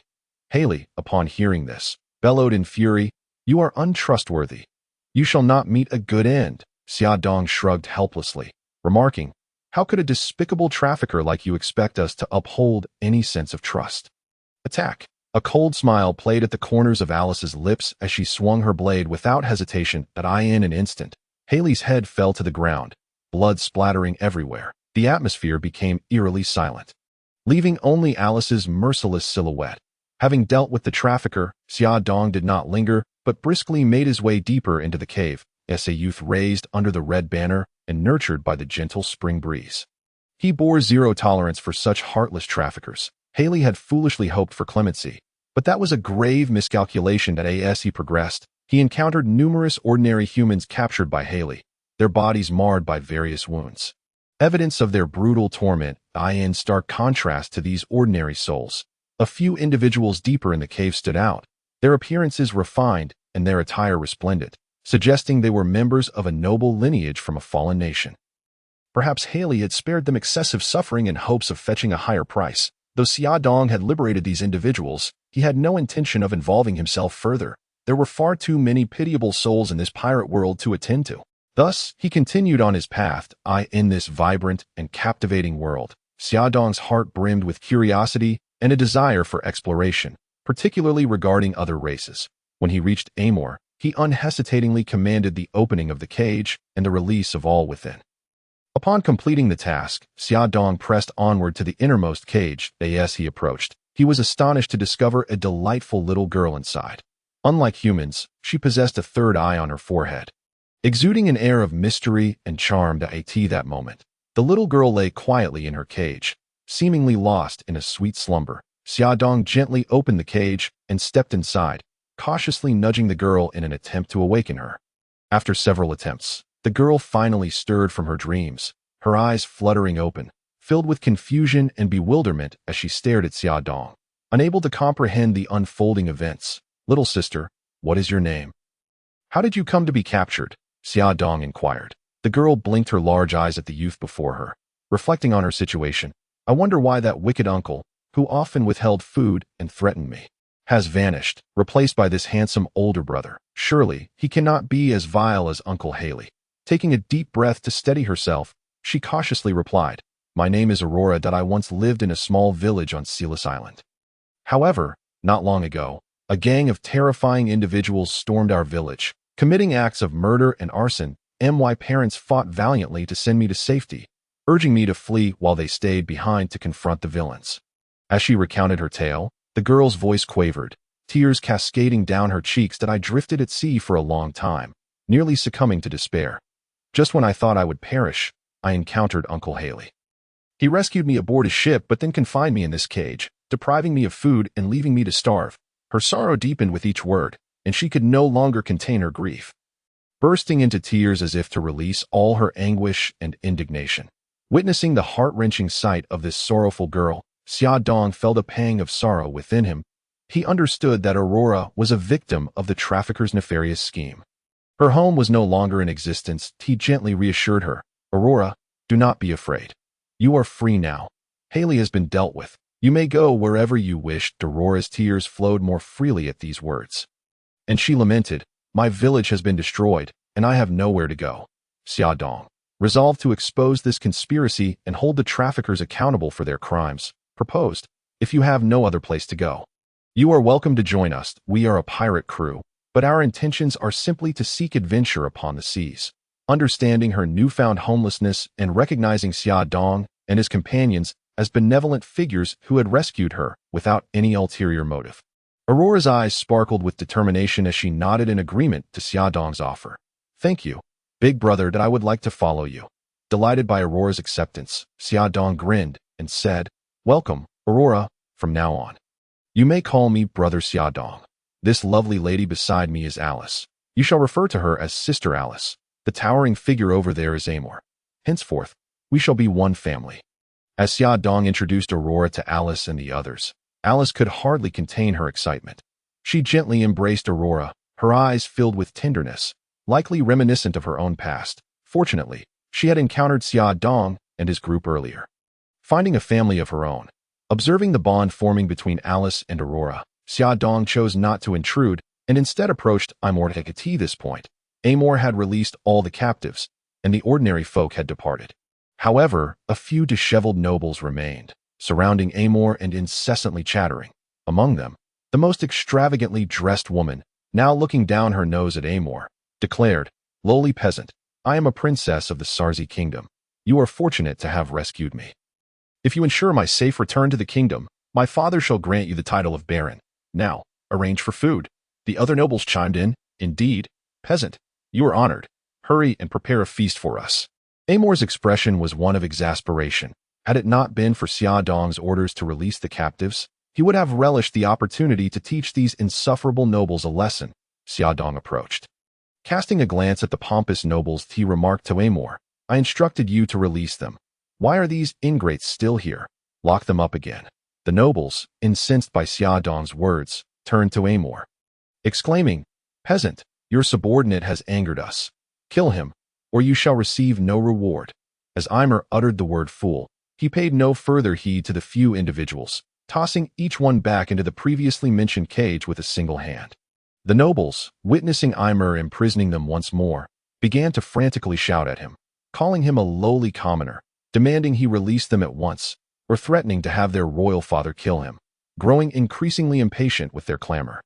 Xia Dong turned to Amor and Alice, suggesting, "Let us disregard these imbeciles and return to the ship. We might be driven to madness by their incessant noise." Amor and Alice wholeheartedly agreed, and together with Aurora, they departed the cave. Upon returning to the ship, they found Xia Shi, Xia Nan, and Lucy indulging in an array of delicacies that Xia Dong had arranged for them. Upon seeing Aurora, they gazed at her in astonishment. For a three-eyed race such as hers was indeed a rare sight. Xia Dong took the opportunity to explain Aurora's origins, and she greeted the trio warmly. "This is Aurora. She is our new companion." Xia Dong proclaimed, "Hello, I am Aurora." She smiled. "Wow, you are so beautiful." Xia Shi, Xia Nan, and Lucy marveled. "Welcome to our pirate crew," Amor and Alice echoed in unison. The group joyfully celebrated Aurora's arrival, sharing food and stories. Deeply moved, Aurora felt she had finally found a new family and companions. They reveled together, awaiting the upcoming auction. Over the past few days, Xia Dong had also sold the remaining exquisite items he had acquired from the Celestial Dragon's treasury, amassing 2.8 billion berries for future needs. 3 days later, the auction commenced. The island became a hub of chaos, attracting notorious underworld figures, billion-berry pirates, and top-tier merchants from various industries, intensifying the disorder of Sabaody archipelago. Unrest was commonplace, with formidable adversaries clashing at any moment. After some deliberation, Xia Dong and the others concluded that, given the current mix of individuals on the island, it was prudent for Xia Shi and Xia Nan to remain aboard the ship to safeguard Lucy, Alice, and the newly arrived Aurora. Despite Xia Dong's formidable strength, he could not guarantee their absolute safety. Should someone exploit a moment of vulnerability, it could spell trouble, especially since Lucy and the others were ordinary individuals with no combat capabilities, necessitating their protection. Thus, Xia Dong resolved to keep Xia Shi and Xia Nan on the ship, ensuring the safety of the vessel and its occupants, while he ventured alone with Amor to the auction in search of necessary items. Of course, Xia Dong felt emboldened by his own prowess. His strength was sufficient to handle the vast majority of situations. Moreover, he possessed the formidable ability of the space fruit, granting him the power to traverse dimensions and evade danger at will. In his view, there was no place in the world that could confine him. Even if surrounded by elite naval forces, he anticipated minimal risk. Name: Edward Xia Dong Bloodline. A fusion of half-giant and giant lineage reality level. Superhuman bloodline. Naturally possesses enhanced vision, a body of steel, and the ability to fly. Life: 188 physique, 94, normal adult physique 1, spirit, 88, normal adult spirit 1, skills, space fruit, mastered, observation hockey, mastered, armament hockey, mastered, conqueror's hockey, mastered, meditation technique, mastered, insightful eye, no level, 8 extremes fist, minor mastery, skill levels, beginner, minor mastery, major mastery, perfection items, earth fruit, woodwood fruit, animal fruit, mythical beast type azure dragon form, mythical beast type phoenix form, shining fruit, mirror fruit, target fruit, supreme great cutlass, azura, great cutlass, blowing snow, little dragon scenic light, red snow left text. Under his development, the space fruit approached perfection. He had mastered the life-saving technique of spatial leap, allowing him to teleport others, and had also developed the dimensional slash as an offensive skill. These abilities were incredibly practical, ensuring his invincibility in combat. The dimensional slash, in particular, was a formidable attack method capable of effortlessly slicing through space to inflict tremendous damage. Undoubtedly, the space fruit deserved its reputation as a top-tier devil fruit. Its powers both practical and potent, especially in Xiaodong's hands. With time, he would further unlock the capabilities of the space fruit, crafting even more powerful skills. By then, his strength would ascend to new heights. Having arranged for everyone, Xiaodong proceeded with Aimer to Island Number 1, ready to attend the forthcoming auction. Just as they approached the entrance, they were halted by the guards stationed there. "You little brat, this is an auction house, not a place for any riffraff to enter. Hurry up and get lost," one of the guards boasted arrogantly. Upon hearing this, a surge of anger welled within Xiaodong. However, he refrained from immediate outburst, mindful that he had yet to see the Atom Tree. With an impassive expression, he retrieved a handful of gold coins from his pocket and hurled them at the guard. The guards were momentarily taken aback by the coins, but their astonishment quickly transformed into fury as they prepared to retaliate against Xiaodong. Yet, upon realizing the nature of the coins scattered at their feet, their expressions shifted to one of obsequiousness. "It seems my eyes have failed me. I did not recognize you as a distinguished guest. Please forgive my oversight," the guard stammered, hastily bending down to collect the coins. Bowing and scraping, he then swiftly stowed the coins away and respectfully ushered Xiaodong and Aimer into the auction venue. The auction hall was a vast circular structure, typically adorned with opulent decor and lighting. At its center stood a display platform showcasing various items. The audience seating was tiered for optimal viewing. Observing the throngs of pirates and underworld figures already present, clamoring and causing chaos, Xiaodong found the din unbearable. He signaled to a servant, who promptly approached. "Esteemed guest, how may I assist you?" The servant inquired respectfully. Looking at the servant, Xiaodong replied, "Do you have any private boxes? It's too noisy out here." "Indeed, we do have private boxes," the servant responded. "However, to access the VIP box, a financial verification is required. Only those possessing over 100 million berries may enter." Not surprised by the servantess words, Xiaodong had already prepared for this, having packed 300 million berries into a chest, which Aimer was holding specifically for this occasion. Upon hearing the servant's response, he gestured to Aimer, who stepped forward to present the chest for the servant to inspect. Upon witnessing the chest brimming with berries, the servant's demeanor shifted to one of utmost respect. "Please follow me, esteemed guest," he said, leading them onward. In no time, they arrived at box number 23, which was even more lavish than the outer area. Furnished with plush sofas and an assortment of fruits and beverages, after ushering Xiaodong and Aimer into the room, the servant gestured toward a sign on the table, explaining, "Esteemed guests, this is for bidding. Simply raise your card when you wish to place a bid. If there are no further inquiries, I shall take my leave." Understanding the bidding process, Xiaodong signaled for the servant to exit. The two then settled onto the sofas, enjoying refreshments as they awaited the official commencement of the auction. Outside, the clamor persisted, yet it did not detract from Xiaodong and Aimer's enjoyment within the private chamber. With food in his mouth, Aimer mumbled, "Boss, with so many people at this auction, do you think we can secure the Atom Tree? What if someone else snatches it away?" Setting down his chicken leg, Xiaodong nonchalantly replied, "If we can buy it, we will. If not, we'll simply take it. You think the owner behind this auction house is a decent person? If necessary, we can always conduct a grand heist." Aimer, upon hearing this, immediately flattered, "You're truly remarkable, boss. This plan is foolproof, but one that offend the owner. I've heard the major merchant guilds on this island are backed by the celestial dragons. If we anger them, we could end up on the Navy's wanted list." Xiaodong glanced at the somewhat apprehensive Aimer and calmly responded, "Relax, what is there to fear? In fact, I've been wanted by the Navy for quite some time." "Didn't you know?" Aimer was taken aback. "In a way, Boss Xiaodong, you look so young. I thought you were just starting your journey at sea." Xiaodong chuckled heartily. "Years ago, I gave that Akainu fellow a good beating, and the Navy has been after me ever since."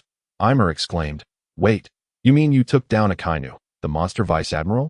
He is a true behemoth.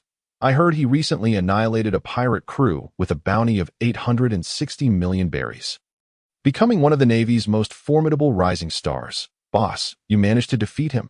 Upon hearing Aimer's words, Xiaodong was somewhat surprised, not anticipating that Akainu had garnered such notoriety. Nonetheless, regardless of Akainu's strength, he would never be a match for him, so he replied indifferently, "Yes, just Akainu. It's a trivial matter. Let us eat up and wait for the auction to begin."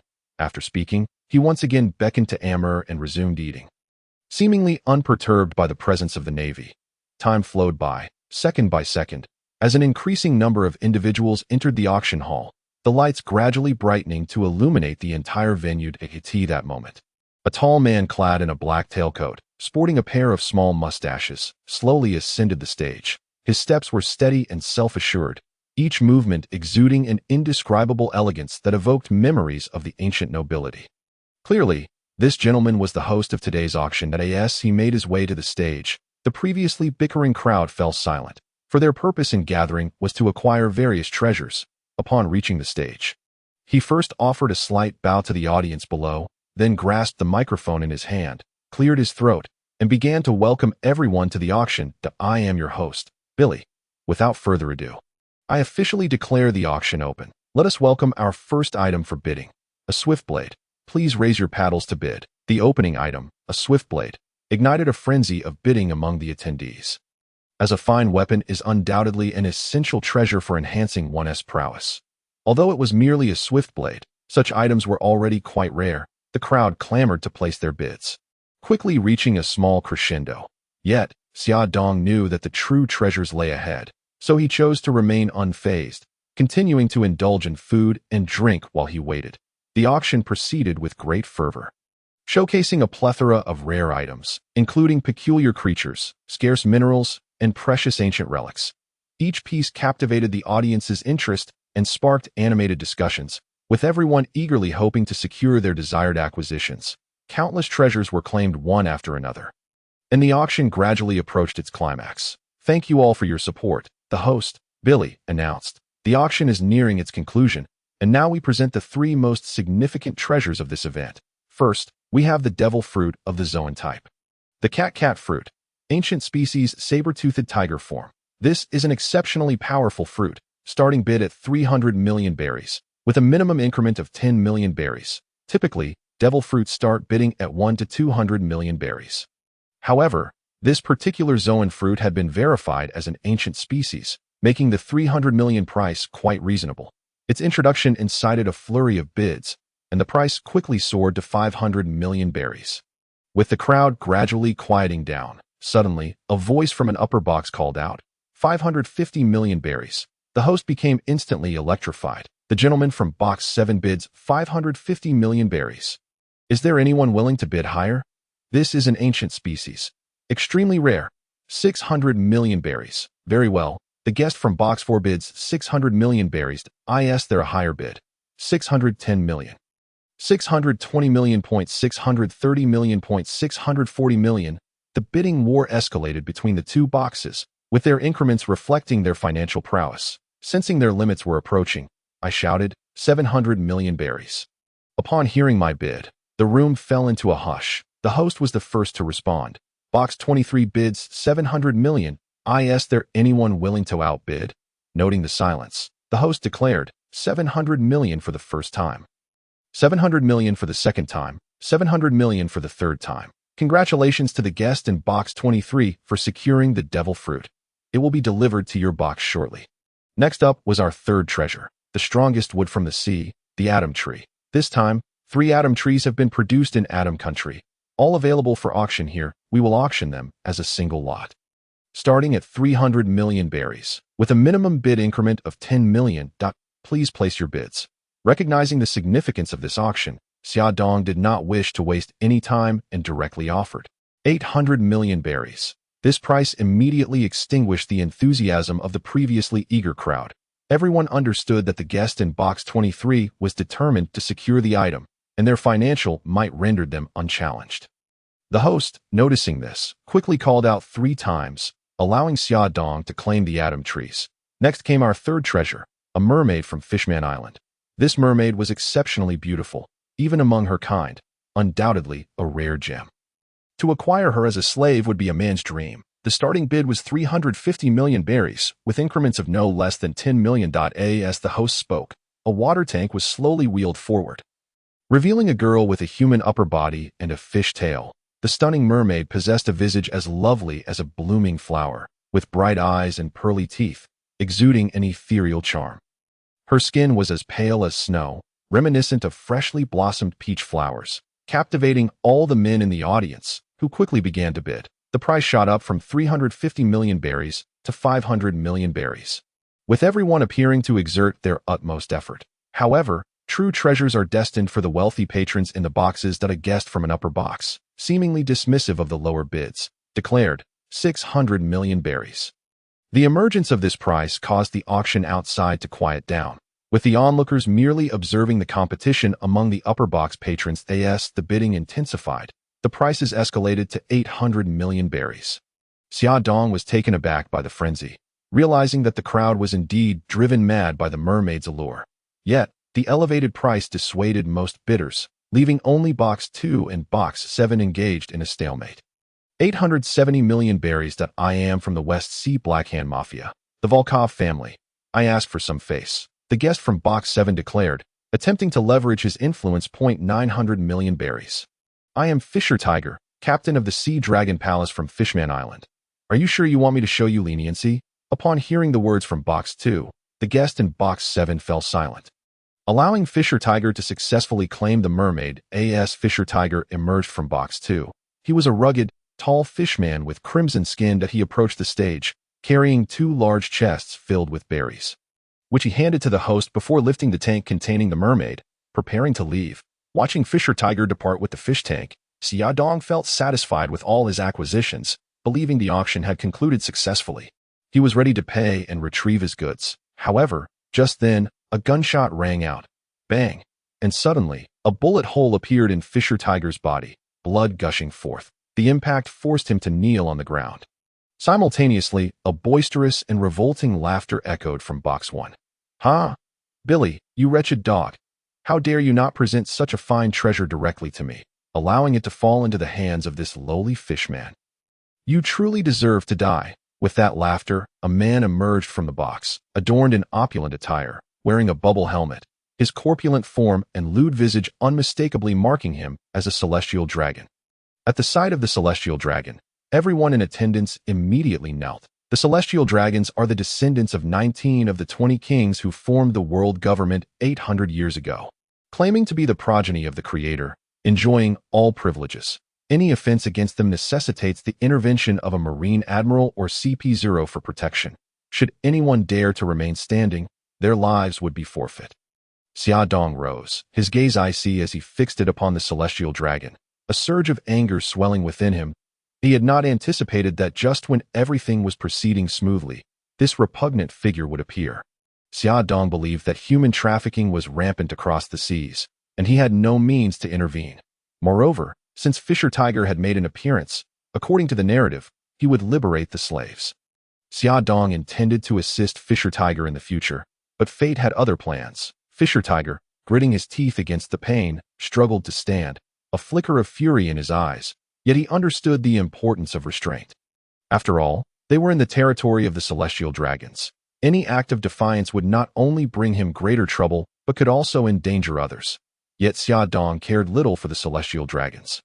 Given their despicable nature, he was determined to eventually confront each one of them. Moreover, having acquired treasures from the celestial dragons, he was already viewed as a thorn in their side. Xia Dong approached Fisher Tiger, concerned, and inquired, "Are you all right?"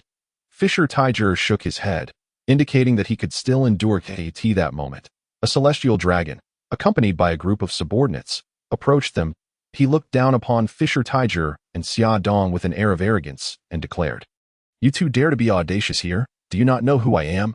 Xia Dong coldly replied, "I advise you to leave quickly before my patience runs out." The celestial dragon erupted into laughter. "Ha ha! You think you can command me to leave? What do you believe yourself to be? I am a great celestial dragon. The entire world belongs to us, and you are but a mere insignificant insect." With that, he raised his chin, exuding an air of superiority as if he were untouchable. He then commanded his subordinates, "Take these 3 lowly peasants back with you. I intend to torment them thoroughly." What luck to capture 3 slaves, each possessing unique qualities. This foolish giant from the Fishman tribe looks like he can withstand a beating. This beautiful mermaid is exquisite, and this little brat will make a fine male slave for my sister. Be gentle. I wish to present him to her." Upon hearing the celestial dragon's orders, his subordinates responded, "Yes, we shall obey the commands of Lord Hollis." As the group advanced to subdue them, Xiaodong could not help but chuckle. "You are truly courting death." With that, he instantly teleported before them, delivering a punch that sent each of them flying. Xiaodong suddenly realized that aside from his conqueror's haki, he seemed to lack any area of effect skills, putting him at a disadvantage in combat.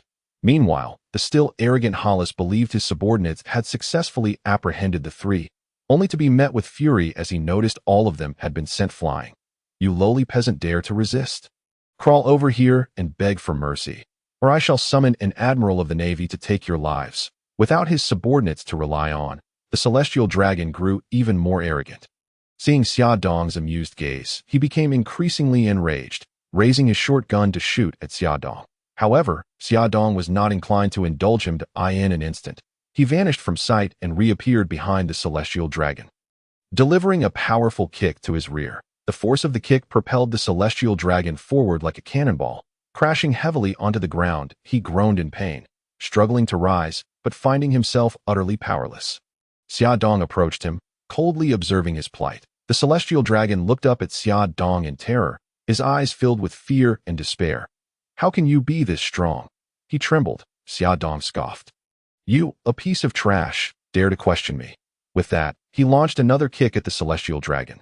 This time, the celestial dragon was sent soaring into the air, flipping several times before crashing down heavily. His face was smeared with blood as he groaned in agony. Xiaodong slowly walked over, crouched down, and gently patted the celestial dragon's face, sneering, "How does it feel? Is it pleasant?" In terror, the celestial dragon pleaded, "Please, spare me. I promise I won't do it again." Xiaodong smiled slightly. "Spare you? That is out of the question. Did you not just threaten to kill me?" He raised his hand, preparing to strike the celestial dragon once more. At that moment, a commotion erupted in the distance that it was the soldiers from the Navy base in Sabaody archipelago, who had come to investigate the situation. Upon seeing Xiaodong standing beside the celestial dragon, their expressions darkened. "Outrageous! How dare you show such disrespect to a celestial dragon? Immediately kneel and beg for mercy," shouted an enraged Navy officer. Xiaodong lifted his gaze to the group of Navy soldiers, a smirk of disdain curling at the corners of his mouth. "A bunch of self-important fools. Do they truly believe they are significant figures?" Xiaodong remarked nonchalantly. The Navy soldiers, incensed, never expected that an ordinary pirate would so brazenly disregard them. They drew their weapons, preparing to attack Xiaodong.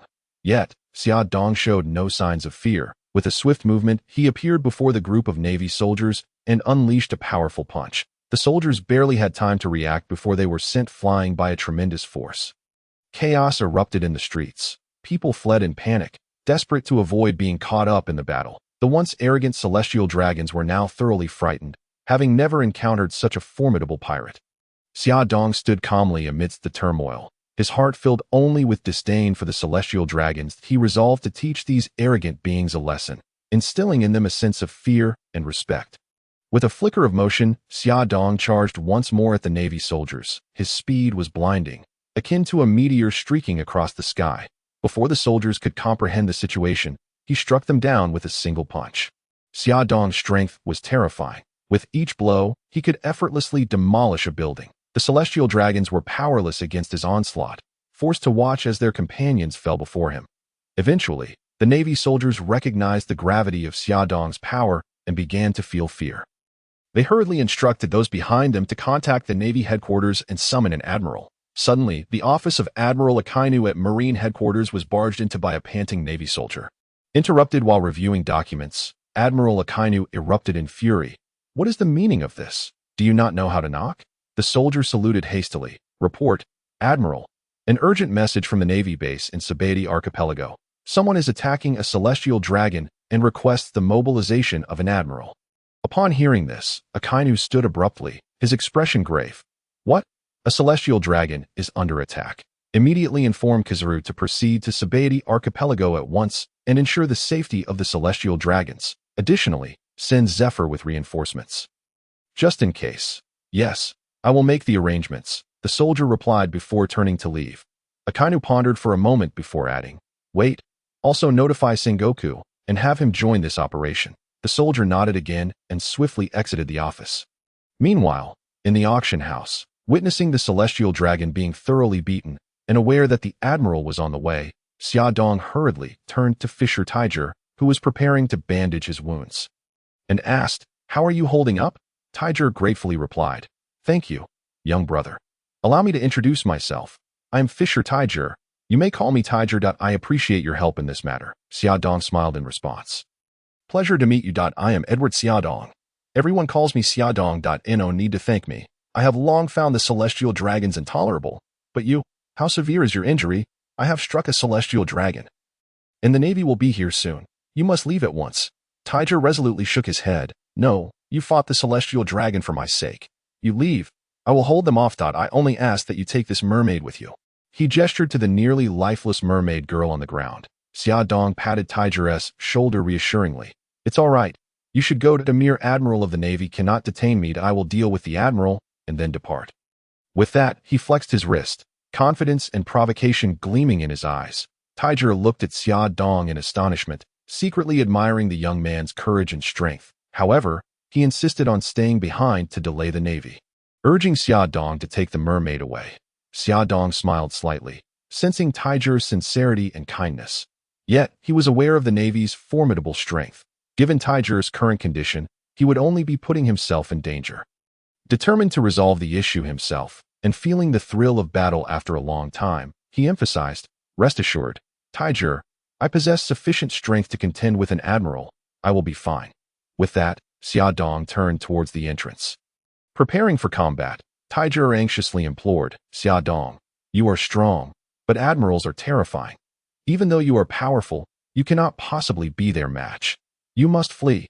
His eyes were filled with worry and anxiety. Nonetheless, Xiaodong merely smiled confidently. Do not worry. Even if I cannot win, no one will catch me if I wish to flee. You would only hinder me here. His tone was resolute and composed, as if he had anticipated everything.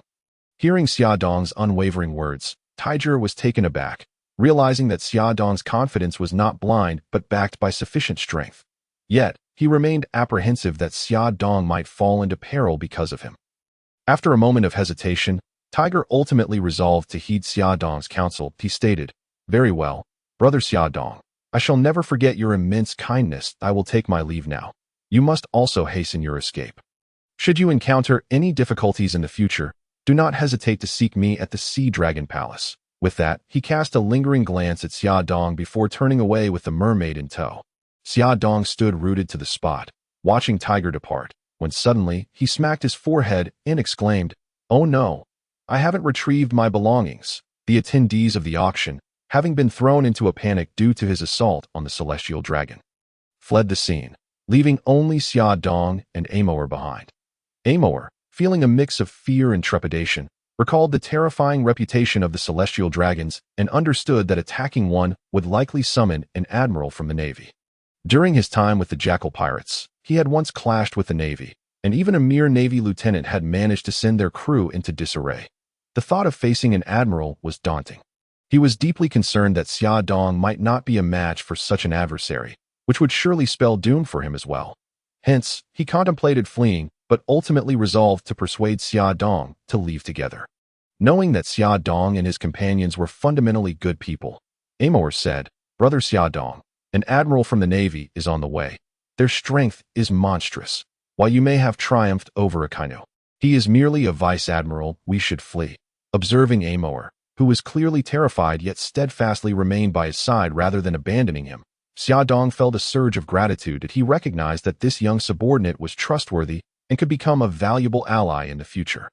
Xiaodong reassured Amour, you overestimate the might of the Navy admiral while underestimating my own capabilities. Fear not. We shall be fine. Follow me. With that, he led Amour into the treasure chamber at the back. Meanwhile, Billy, the auctioneer, was attempting to escape with the wealth and devil fruit that Tiger had bestowed upon him. 3 massive trees, the precious atom trees, stood nearby. Upon seeing them, Xiaodong wasted no time in executing a move that sent Billy packing. He then opened a spatial rift, absorbing the treasure trees and all the berries into it. Finally, he tossed the ancient devil fruit to Amor. Amor received the fruit, his eyes widening in disbelief as he stared at it. Then looked up at Xiaodong. With a smile, Xiaodong encouraged him, "Go on, eat it." Amor, astonished, stammered, "Brother, this is an ancient type. You want me to eat it?" Xiaodong replied nonchalantly, "Why not? It's merely a devil fruit. I have plenty. Eat it without worry. Then quickly return to the ship that I will deal with the Admiral first, and then come find you." Seeing that Xiaodong truly intended for him to consume such a rare fruit, Amor was deeply moved and happily devoured it. However, his expression quickly soured, and after forcing it down, he approached Xiaodong, stating, "Brother Xiaodong, having consumed such a powerful fruit, I can assist you now. Let us confront the Navy Admiral together." Observing Amor, who seemed oblivious to the gravity of the situation after ingesting the devil fruit, Xiaodong could only rub his forehead in exasperation. "Amor, do you harbor some misunderstanding about the Navy Admiral? Do you think consuming a devil fruit will enable you to withstand them? At your level, you wouldn't even serve as a decent punching bag." Amor, feeling indignant, retorted, "Brother Xiaodong, do not underestimate me. I am already quite formidable." He attempted to demonstrate his newfound abilities, but Xiaodong halted him. Looking at Amor, Xiaodong couldn't suppress a laugh. "Haha, Amor, you are still too naive. The Navy Admirals are not to be trifled with.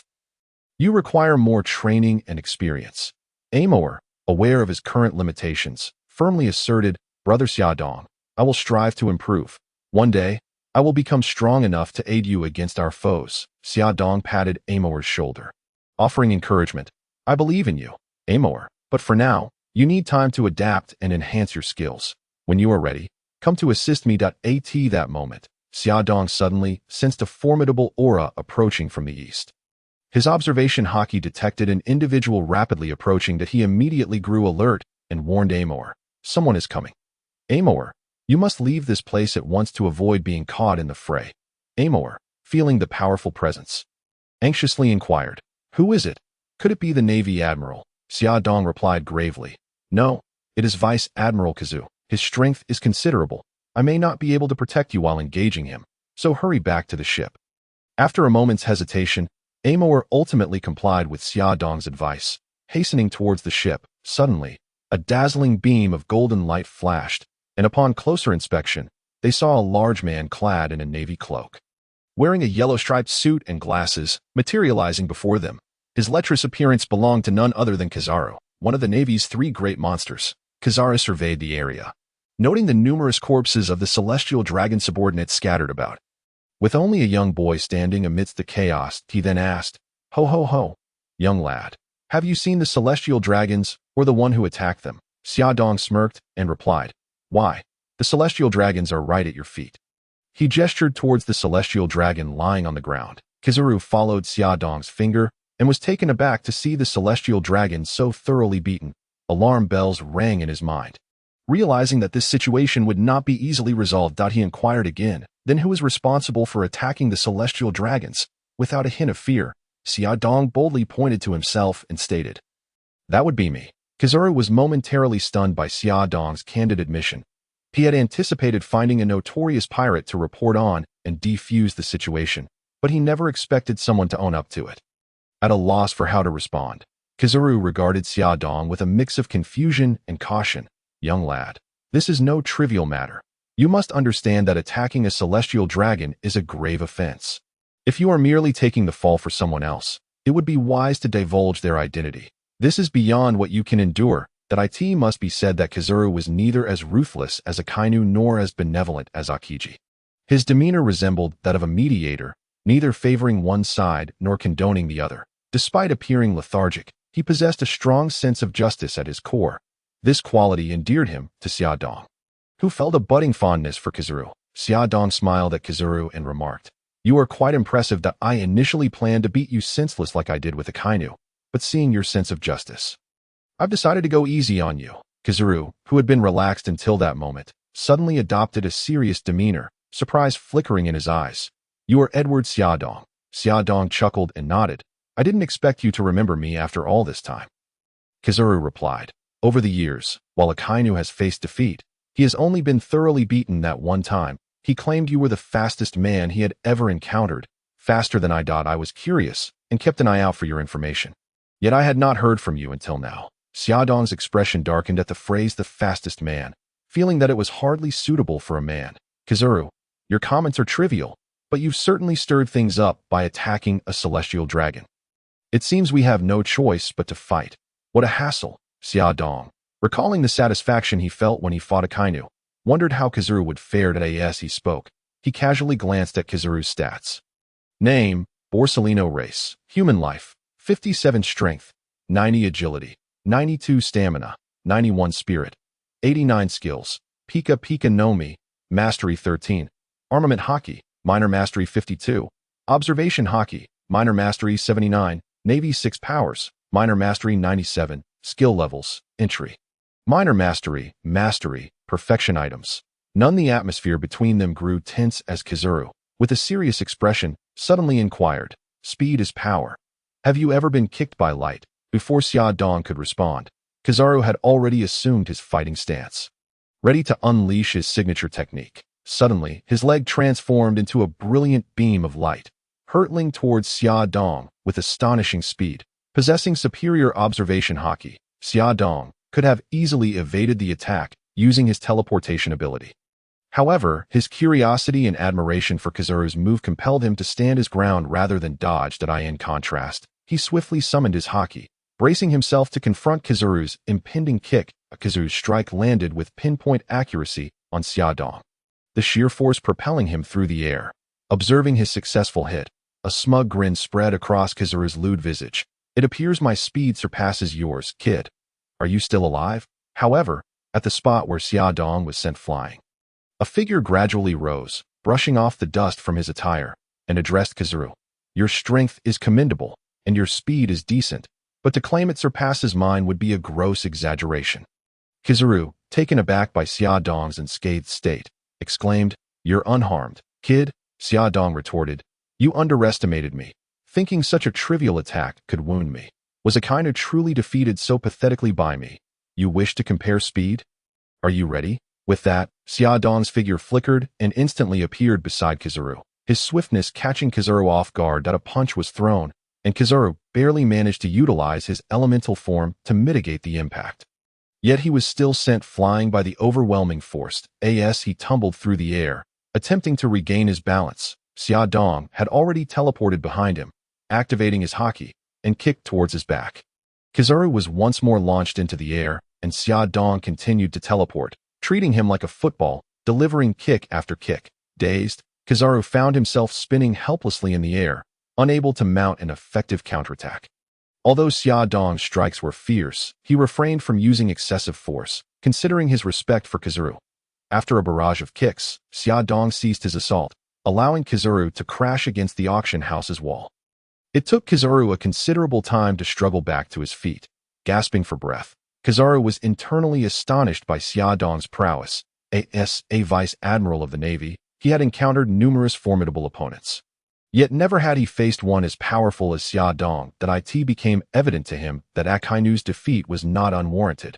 He realized that if he did not exert himself to the utmost, he might meet a similar fate. Thus, he steeled his resolve, preparing to unleash a more powerful attack. Xiaodong gazed at Kizaru with a smile, remarking, You are impressive, but not enough. His eyes reflected admiration for Kizaru. Yet brimming with confidence, he understood that his own strength far exceeded this, and that their battle had only just commenced. Kizaru steadied himself, his demeanor turning serious as he resolved to give his all in this confrontation. Activating the powers of the Pika Pika no Mi, he enveloped himself in a dazzling radiance, ready to launch a more formidable assault. Xiaodong, however, appeared unfazed, for he believed that no one could restrain him should he choose to flee. Kizaru, fueled by determination, charged forward to strike Xiaodong. Yet, Xiaodong remained composed, utilizing his superior observation hockey to evade Kizaru's attacks, frequently teleporting behind him to deliver counterstrikes. Kizaru, relying on his formidable physical prowess, absorbed the blows before retaliating, their skills intertwined in a dazzling display, with Kizaru's lightspeed kicks clashing against Xiaodong's instantaneous movements, rendering the battle extraordinarily intense, despite the pressure mounting on Kizaru as he faced Xiaodong's speed and strength. He persisted, seeking any weakness in his opponent. However, as Xia Dong's onslaught intensified, Kizaru gradually began to feel the strain. His light-speed attacks paled in comparison to Xia Dong's instantaneous maneuvers, which left him bewildered. Each strike sapping his stamina, Kizaru attempted to withdraw, seeking distance, but Xia Dong relentlessly pursued him, offering no respite. Ultimately, Xia Dong delivered a powerful punch that sent Kizaru crashing to the ground, lying there, panting and immobilized. Kizaru watched as Xia Dong stood before him, grinning as he said, "You are strong, but I am stronger. I find you somewhat agreeable, so I shall let you off this time." Though Kizaru felt a pang of unwillingness. He could only accept his fate that he recognized that he had given his all, yet it was still insufficient to match Xia Dong. Observing Kizaru sprawled on the ground, unable to retaliate, Xia Dong smirked. A look of ease gracing his features, he understood that this battle had reached its conclusion. However, just as he prepared to turn away, a shadow suddenly lunged at him from the distance. Xia Dong's heart raced as he swiftly reacted. Yet he was still struck by a powerful punch that sent him flying. After rolling several times in the air, he crashed heavily to the ground. The newcomer, clad in a naval cloak and a striking deep purple suit, with hair of the same hue, was none other than the Navy's legendary Admiral, Black-Armed Zephyr. After successfully landing his blow, Zephyr did not pursue Xia Dong further, but hurried to Kizaru's side.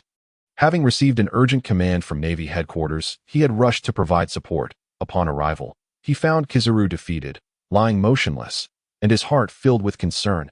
After a thorough examination, he confirmed that Kizaru was merely gravely injured and not in mortal danger, which allowed Zephyr to breathe a sigh of relief. Meanwhile, Xia Dong rose to his feet and approached Zephyr, a sardonic smile gracing his lips. "Indeed, you live up to your reputation as an esteemed admiral." Black-Armed Zephyr. That strike was quite formidable, far stronger than that of Kizaru. At this moment, Zephyr realized that the young adversary he faced was none other than Edward Xia Dong. Xia Dong nodded in affirmation. His tone exuding confidence and pride, Zephyr gazed at the youthful figure before him, marveling at the terrifying strength he possessed at such a tender age. "Akainu and Kizaru are no match for you." Xia Dong scoffed. "Naturally, they rely heavily on their devil fruit abilities. How could they possibly contend with me?" Zephyr nodded in agreement, remarking that he had long warned them against over-reliance on their devil fruit powers, only to have them dismiss his counsel. "Xia Dong, our small talk ends here. Now that I am here, surrender at once." Observing Zephyr's fervent determination to apprehend him, Xia Dong was reminded of the tragedies that befell Zephyr's family and disciples at the hands of pirates, with the culprits later joining the Navy's warlords. That a man who dedicated his life to the Navy had been thoroughly betrayed, ultimately meeting a tragic end. Such a fate was indeed lamentable. "Zephyr, would you care to join me as a pirate?" "The Navy holds no future," Xia Dong proposed, disregarding Zephyr's attempt to sway him. This only served to incite Zephyr's fury. "You, a pirate, dare to tempt me, a Navy officer? You seek death."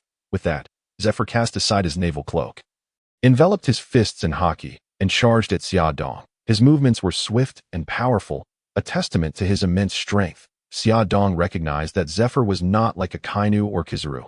His power resided entirely in his physical capabilities and haki.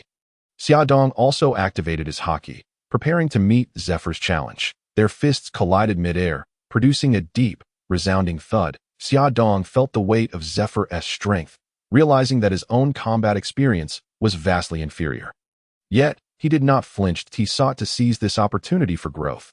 Confident in his ironclad physique, engaging in a fierce exchange using the 8 Extremes fist, he clashed with Zephyr. Nevertheless, the Admiral's experience in battle was unparalleled.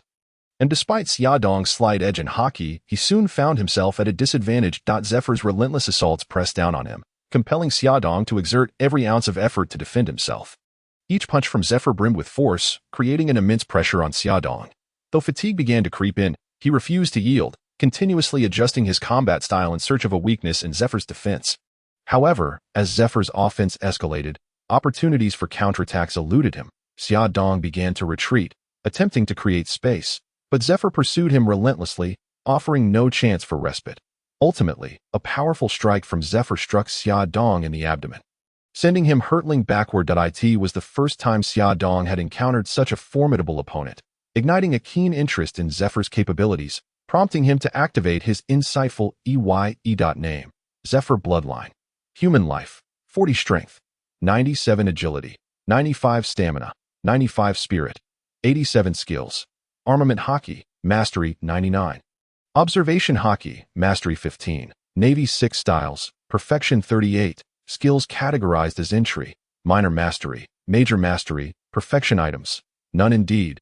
Zephyr embodied the essence of a Navy admiral, boasting monstrous physical attributes. His armament Haki, while still at the level of mastery, approached perfection, showcasing immense power.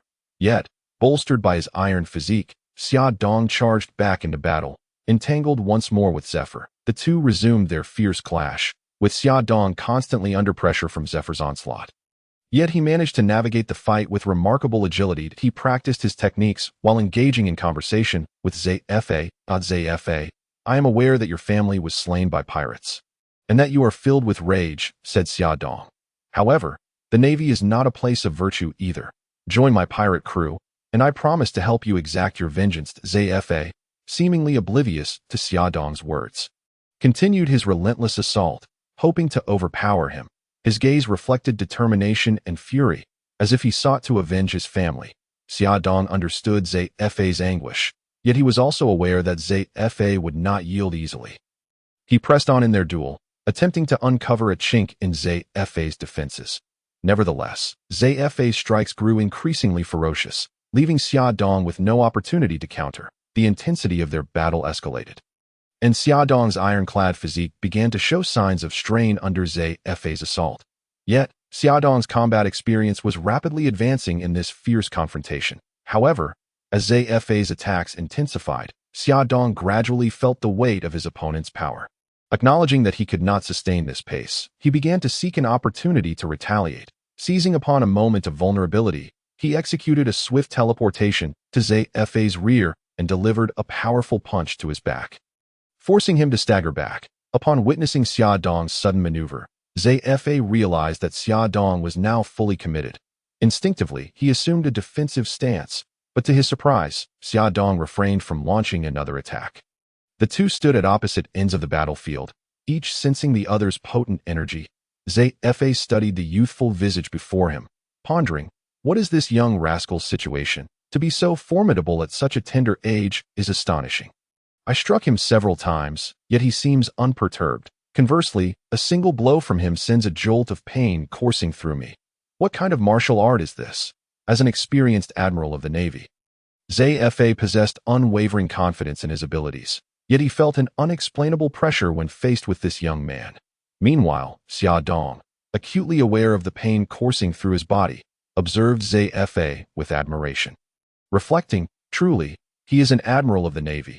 Even my iron body is pained by his strikes. His combat experience is remarkable. Without relying on any fruit powers, he has managed to suppress me entirely. And his physical prowess and Haki are indeed formidable. Even my dark energy failed to inflict any significant harm upon him. Xia Dong recognized that there was still room for improvement in his own strength. This confrontation with Zephyr had illuminated the fact that while he possessed formidable assistance from the system, to ascend to the ranks of top-tier warriors, he needed to engage with other powerful adversaries. Simultaneously, he acknowledged Zephyr's might. The Admiral's combat expertise and techniques were worthy of emulation. As both warriors took a moment to regroup, preparing to re-engage, Xia Dong suddenly sensed something amiss and lowered his offensive posture. Zephyr, sensing a potential ruse, hesitated to act and inquired, "What is it?" Xia Dong ignored Zephyr's question and called out, "If you are here, then show yourself." Zephyr, perplexed, wondered who had arrived. Suddenly, a hearty laughter echoed across the battlefield. "Ha! Truly impressive. This is the man who could overpower Akainu 5 years ago, and yet he easily detected my presence. A figure clad in a naval coat, adorned with frog-like spectacles and sporting a braided beard, emerged from behind a building. He wore a military cap embellished with a seagull, symbolizing the Navy, and his hair was a wild explosion of curls. It was none other than the current admiral.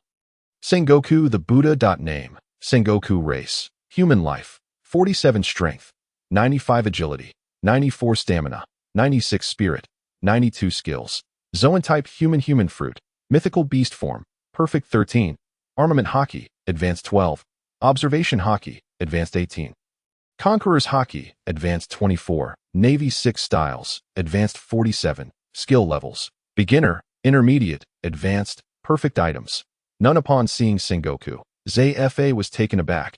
He had not anticipated the Admiral's arrival. Recognizing Sengoku's prowess, he understood that this battle had exceeded his control. Sengoku, why are you here? He asked. Sengoku regarded Xiaodong with a smile and replied, Marshal Kong is aware that someone has attacked the celestial dragons. He knows that anyone bold enough to do so is no weakling. I happen to be nearby, so he sent me to assess the situation, and I did not expect this young man to be so formidable. His tone revealed a measure of respect for Xiaodong. Xiaodong met Sengoku's gaze, surprised yet unafraid. Are you here to apprehend me? He inquired. Sengoku shook his head. No, I am here to gauge your strength. That I know you possess the ability of the teleportation fruit.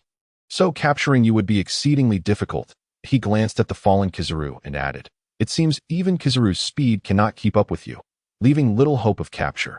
Even if Zfa and I joined forces, we would likely still be unable to subdue you. Xiaodong chuckled. You truly live up to your reputation as the wise general. Sengoku. So, what do you propose we do now? Sengoku observed Xiaodong's relaxed demeanor. Realizing that the young man was confident in his ability to escape at will, he replied, it is up to you to decide how to proceed, whether to flee or to engage in combat. Should you choose to run, we could not hope to catch you. However, if you wish to fight, be prepared for the possibility of capture. Suddenly, a brash voice rang out. You Navy scum. After all the funding we have provided you, this is how you repay us. Go and beat him to a pulp, capture him. I intend to torment him for a month before killing him. It was the gluttonous celestial dragon, who had been lying in wait after Xiaodong had nearly incapacitated him. In fact, he had regained consciousness during the fierce battle between Zfa and Xiaodong. But fearing another beating from Xiaodong, he had feigned unconsciousness. Now, seeing the arrival of another admiral, he felt emboldened to command the two to subdue Xiaodong. Sengoku, witnessing the audacious celestial dragon barking orders, thought to himself, this does not bode well. As expected, a figure appeared beside the celestial dragon, swiftly grasping his neck with one hand and lifting him off the ground, causing the rotund celestial to flush crimson. Sengoku quickly warned Xiaodong, wait, if you kill a celestial dragon, the world government and the navy will pursue you with all their might. While I know you can handle yourself, it would still lead to great complications. Xiaodong, contemplating the celestial dragon in his grasp, had previously refrained from killing him out of fear that the navy and world government would hunt him down like rabid dogs. Although he was unconcerned about his safety, being pursued relentlessly would certainly prove troublesome. After deliberating, he ultimately decided against slaughtering the celestial dragon. Thus, he addressed Sengoku. You make a valid point, but this celestial dragon has wronged me and must provide compensation. Upon hearing that Xiaodong was willing to spare the celestial dragon, Sengoku exhaled a sigh of relief. After all, those who took to piracy often displayed a reckless disregard for danger, and Xiaodong was a particularly troublesome case. Not only could he match Zfa in strength and hockey, but his unique fruit abilities rendered him nearly impossible to capture. If he were to kill a celestial dragon, the navy would find themselves in a precarious position. Sengoku said, I have a proposal that I recently dismantled a pirate crew and acquired a devil fruit, which is currently aboard my ship. If you agree to release him, I will consider it your compensation. Xiaodong felt a surge of joy at Sengoku's offer of a devil fruit, as he had not expected the navy to provide something of such value in such a hasty situation. He had thought he would be lucky to receive a modest sum of berries. However, berries held little significance for him, as he was not lacking in wealth. Previously, he had amassed hundreds of billions of berries. Yet due to his recent confrontation with the celestial dragon, he had yet to spend any of it. Therefore, a devil fruit was far more practical, as it could be saved for his crew in the future. Just as Xiaodong was about to agree, he suddenly recalled something and turned to Sengoku, saying, that is not enough. I require one more piece of information. Sengoku, initially thinking Xiaodong was attempting to leverage his position as a hostage to demand a high price, prepared to grit his teeth and comply for the sake of the celestial dragon's safety. However, upon hearing that Xiaodong was merely asking for information, he nearly burst into laughter, suppressing his amusement. He inquired, what information do you seek? I need to know the whereabouts of Whitebeard, Xiaodong replied. Sengoku, puzzled, asked, why do you wish to know his location? Xiaodong tightened his grip on the celestial dragon, stating, I fear you may have misjudged who holds the upper hand here. Sengoku, observing the celestial dragon's face turning an even deeper shade of red, hurriedly responded, "Do not act rashly. The latest intelligence we have indicates that he is currently near Wano in the New World." Upon hearing the response from Sengoku, Xiaodong relaxed his grip slightly, allowing the celestial dragon to catch his breath. Understanding that Whitebeard was near Wano, and that this was likely the moment of confrontation between Whitebeard and the future Pirate King. Roger, he felt compelled to take a look. He turned to Sengoku and requested, "Hurry and hand me the devil fruit, and I shall release him." Sengoku, without further ado, promptly organized for someone to fetch the fruit from the warship. Before long, a box was delivered, which Sengoku tossed directly to Xiaodong. Without examining its contents, Xiaodong threw the celestial dragon towards Sengoku. Sengoku, however, did not even glance at the celestial dragon that was thrown his way. He was fixated on Xiaodong, his eyes brimming with vigilance and concern. Uncertain of Xiaodong's next move, he felt a surge of anxiety that in stark contrast, Xiaodong appeared utterly at ease, even cheerfully remarking to Sengoku, "Sengoku, I shall soon take my leave. Let us meet again next time." With that, he picked up the devil fruit and utilized his teleportation ability to instantly return to his ship, witnessing Xiaodong's abrupt disappearance. Sengoku was not overly surprised. He turned to join Zephyr by Kizaru's side. Observing Kizaru lying on the ground, Sengoku wasted no time in delivering a kick, exclaiming, "The man has already left. Why are you still lying there?" Kizaru, who had been unconscious, immediately opened his eyes and slowly rose to his feet. He awkwardly explained, "I was utterly defeated. I simply could not continue fighting. Moreover, his fruit ability completely countered mine, rendering me incapable of contending with him."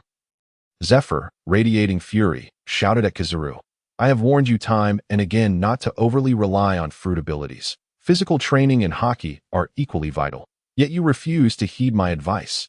His expression reflected a deep sense of disappointment. Aware of the significant defeat he had suffered, Kizaru recognized the need for urgent hockey training and refrained from retorting. Seeing Kizaru's newfound humility, Zephyr understood that this lesson had been hard-earned and chose not to press the matter further. He turned to Sengoku and remarked, "Xiaodong will undoubtedly be one of our most formidable adversaries in the Navy at such a young age. He matches my strength, and he hasn't even utilized his fruit abilities yet. If we encounter him again, it may require 2 admirals to merely contend with him." Sengoku, upon hearing Zephyr's words, fell into deep contemplation. As a strategist, he was acutely aware of the immense threat Xiaodong posed.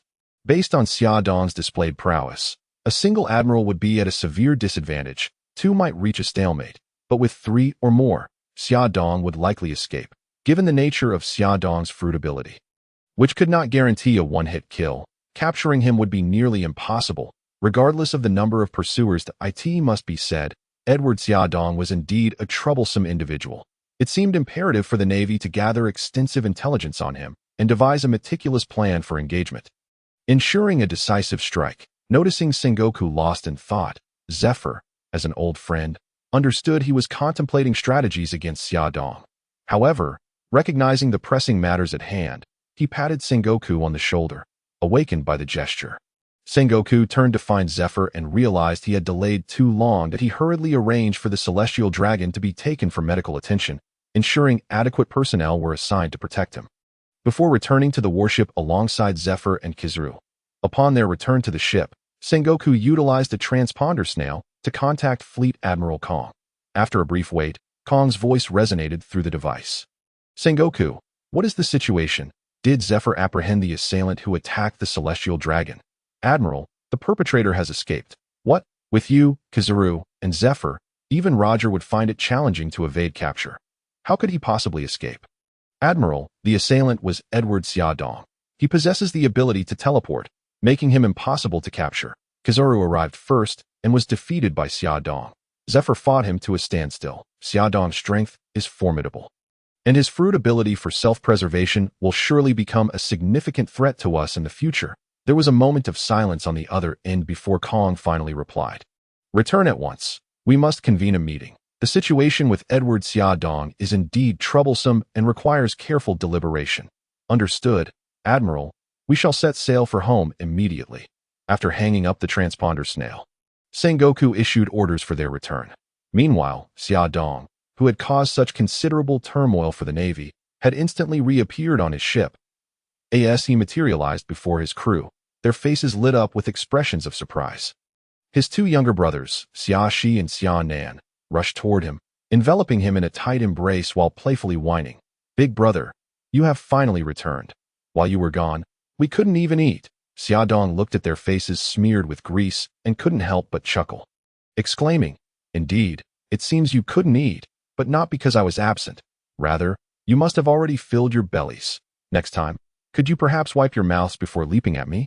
With a smile, he gently pushed Shi and Nan away. Alice and Lucy stood nearby, their faces radiating concern as they quietly observed Xiaodong, their eyes filled with warmth. Imol, eager to showcase his position as Xiaodong's devoted follower, quickly prepared a chair for him and arranged an array of delicacies. Then he approached Xiaodong with a flattering demeanor, saying, "Big brother Xiaodong, you have worked hard. Please come and rest." Enjoying this display of care, Xiaodong smiled and remarked, "How thoughtful," as he settled into the chair. Upon hearing Xiaodong's words, the crew gathered around him, eagerly bombarding him with questions about the events that transpired. Faced with the curious gazes of his companions, Xiaodong began to recount the details of the incident.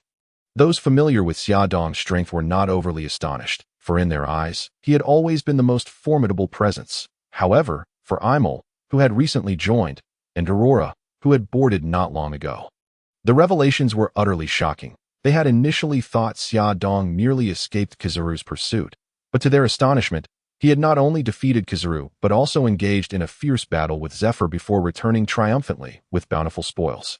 All eyes turned to Xiaodong with a newfound reverence, and he basked in their admiration, feeling a swell of pride. Suddenly, recalling an important matter, he turned to his brothers and said, "I have gathered news regarding our father from the Navy. It is said he is currently in Wano. What are your plans? Would you like to seek him out first?" Upon hearing Xiaodong mention Whitebeard's whereabouts, Shi and Nan were momentarily stunned. But Shi quickly regained his composure and asked, "Big brother, what are your thoughts? We will follow your lead." Sensing their eager yet hopeful expressions, Xiaodong decided not to tease them further, suggesting, "We shall take our time building the ship. Our father's whereabouts are unpredictable. Let us seek him out first, and then we can focus on shipbuilding." Upon hearing that they would first search for their father, Shi and Nan erupted in joyous excitement. Seeing their elation, Xiaodong turned to Imol and declared, "Imol, set our course for Wano." On the surface of the sea, a ship sped forward at full sail. Xiaodong and his crew had successfully returned to the new world of the Grand Line. Normally, to reach the Grand Line, one would need to encase their vessel in Archean resin, dive 1,000 meters, traverse a vast cavern beneath the Red Continent, and navigate through Fishman Island to arrive in the New World. Although this method is cumbersome and perilous, it remains the best option for most pirates to access the Grand Line. However, as someone with extraordinary abilities, Xiaodong had no need for such complications. Having perfected his spatial fruit over many years of development, Xiaodong had devised a method for creating spatial wormholes, granting him the capability of spatial travel as long as he had a general sense of direction. He could teleport himself and his ship simultaneously. Thus, without hesitation, Xiaodong activated his power, transporting the vessel near Elbaf. Unfortunately, according to the log pose pointing towards Wano, they still had several days of travel ahead. Consequently, the crew entered a phase of expedient travel. Standing at the bow of the ship, Xiaodong reveled in the embrace of the sea breeze. He reflected on the battles he had fought against Zephyr and Sengoku. Feeling a mix of emotions that he knew there were still many aspects he needed to learn and improve upon. Although the system had aided him in achieving exceptional levels of hockey, combat skills, and physical prowess, with his physique continuously advancing under superhuman conditions, he understood that the experience gained from combat was something that could only be acquired through ongoing confrontation. However, Xiaodong found himself beset by a headache. Even without relying on his fruit abilities, his formidable physique left him with few worthy adversaries for a duel. It was a challenge to find a suitable opponent to enhance his skills in this dire situation. Just as he pondered whom to spar with for effective training, he suddenly heard the soft sound of footsteps beside him, akin to a gentle spring breeze caressing the grass, light and soothing. Instinctively, he turned to look, only to discover it was Aurora, the girl he had rescued from the clutches of human traffickers. That moment, Aurora approached him cautiously, as if fearful of disturbing his solitude. When their eyes met, her cheeks flushed crimson, resembling a ripe apple. She hastily lowered her head, shyly turning to leave, akin to a startled little rabbit. Yet, Xiaodong keenly sensed Aurora's unease that he realized that she must be grappling with some difficulty or dilemma, causing her to feel so anxious and bashful. Thus, he quickly called out to her, "Aurora, what is the matter? Is there something you need my assistance with?" Upon hearing Xiaodong's call, Aurora paused, though she remained hesitant. She seemed to wrestle internally with whether to voice her request. Eventually, as if resolving to do so, she slowly approached him. With her eyes tightly shut, too shy to meet his gaze, she spoke in a barely audible whisper. "Xiaodong, I wish to grow stronger and join your ranks. Will you accept me?" Observing the bashful girl before him, stammering and flustered, Xiaodong couldn't help but chuckled. He had anticipated something of grave importance, only to find she merely desired to join them. However, he refrained from immediately granting her request. After all, they faced formidable challenges ahead. Allowing someone without combat experience to join their ranks could pose unnecessary risks to the entire team. Nevertheless, he hesitated to dismiss Aurora's earnest enthusiasm. He understood that this girl had endured immense suffering and hardship, yearning to alter her fate and pursue a better existence. Therefore, he resolved to first assess her strength and potential before making a decision. "Aurora, you must understand that my pirate crew will soon be engaging in battles against the Navy, the world government, and formidable pirate factions. If you lack strength, it may lead to your demise. That I know. I know I'm still quite weak, but I will strive to become stronger. Please, Xiaodong, I wish to protect myself and take control of my destiny." As she spoke, memories of her past flooded back. Her village's destruction, her capture by traffickers, being sold like a commodity. Tears began to trickle down her cheeks. Yet, fearing that Xiaodong might perceive her as incapable of becoming strong, she fought to hold back her tears. Seeing the resolute little girl before him, Xiaodong felt a pang of compassion. "Very well, I shall grant you this opportunity." Douc Xiaxi and Xianan in their horse stance. "If you can replicate their stance for 1 hour, I will agree to accept you." Aurora, thrilled by Xiaodong's willingness to give her a chance, exclaimed, "Thank you, Xiaodong. I promise I will not disappoint you." With that, she hurried to Xiaxi and Xianan, mimicking their stance, and initially found it quite manageable. However, as time passed, she stood there, her legs trembling slightly, beads of sweat trickling down her forehead. She maintained her stance, fists clenched tightly, struggling to support her body. Her gaze was resolute, yet her body had reached its limit. Her legs felt as heavy as lead, threatening to collapse at any moment. Gritting her teeth, she persevered. She knew that only by enduring this trial could she join Xiaodong's pirate crew. She incessantly reminded herself not to give up. She yearned to grow stronger, to take command of her destiny. To repay Xiaodong's kindness, as time ticked by, the ache in her legs intensified. It felt as though her body might fall apart. Yet she held on. She continuously adjusted her breathing, attempting to alleviate the pain. However, the agony only escalated. The only thing keeping her upright was sheer willpower. As the hour approached its end, Aurora's legs finally buckled, and she collapsed onto the ground. Xiaodong, witnessing her determination to endure for an entire hour, recognized that this young girl possessed the potential to become strong. That he stepped forward and said, "Aurora, congratulations. You have succeeded. From now on, you shall be a member of our divine pirates." Aurora's heart soared at Xiaodong's words. Despite her physical exhaustion, she managed to express her gratitude. "Thank you, Xiaodong. I will work hard from now on." However, as a warrior, possessing formidable physical strength is absolutely essential. For now, you are forbidden from learning anything else. Your sole focus must be on physical training as you prepare to join the crew's training regimen. Upon hearing Xiaodong's directives, Aurora nodded in agreement. Suddenly, Xiaodong recalled Aimer, the new recruit, since he had been accepted. It was imperative to train his abilities as well. The divine pirates needed to comprise only the strong. Consequently, he summoned Aimer to join in the training. Every day, Xiaodong closely monitored their physical training. Aurora, who had begun her journey later than the others, displayed remarkable diligence, making steady progress. The others also continued to solidify their strengths. Meanwhile, Xiaodong contemplated their future development. The immediate priority was to enhance the capabilities of Xiaxi and Xianan. After years of training, these two brothers were on the cusp of achieving vice-admiral level strength, with significant improvements in both physique and fruit abilities. However, their mastery of hockey had progressed more slowly. Xiaodong understood that this was due to their lack of exposure to life-and-death battles.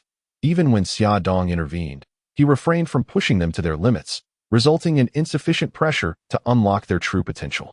Recalling Luffy's experiences, who had honed his Busashoka haki against Charlotte Katakuri and his Kinbunshika haki against Charlotte Cracker, Xiaodong realized that real combat was the best way to enhance haki mastery. He resolved that his two brothers must undergo similar battles to awaken their latent strengths, just as Xiaodong contemplated who would serve as suitable opponents for his brothers to expedite their growth. A sudden thunderous roar echoed from a distance. The sound was deafening, as if it threatened to rend the very sky. Everyone turned their gaze toward the source of the commotion, revealing a small island shrouded in mist. Obscuring the details of the scene, beside the island, two massive ships lay anchored, their sails billowing majestically in the wind. One of these vessels belonged to the legendary Edward Newgate, known as Whitebeard, the Moby Dick. Renowned for its colossal size and formidable firepower, the other was the Oro Jackson, the ship of Gol D de Roger, distinguished by its unique and imposing design, exuding an air of mystery and authority. The thunderous sound was undoubtedly the result of a clash between Edward Newgate and Gol D.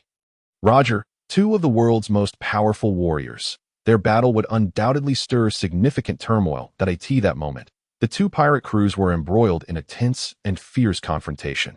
Every member of both crews exerted themselves to the fullest, showcasing their might.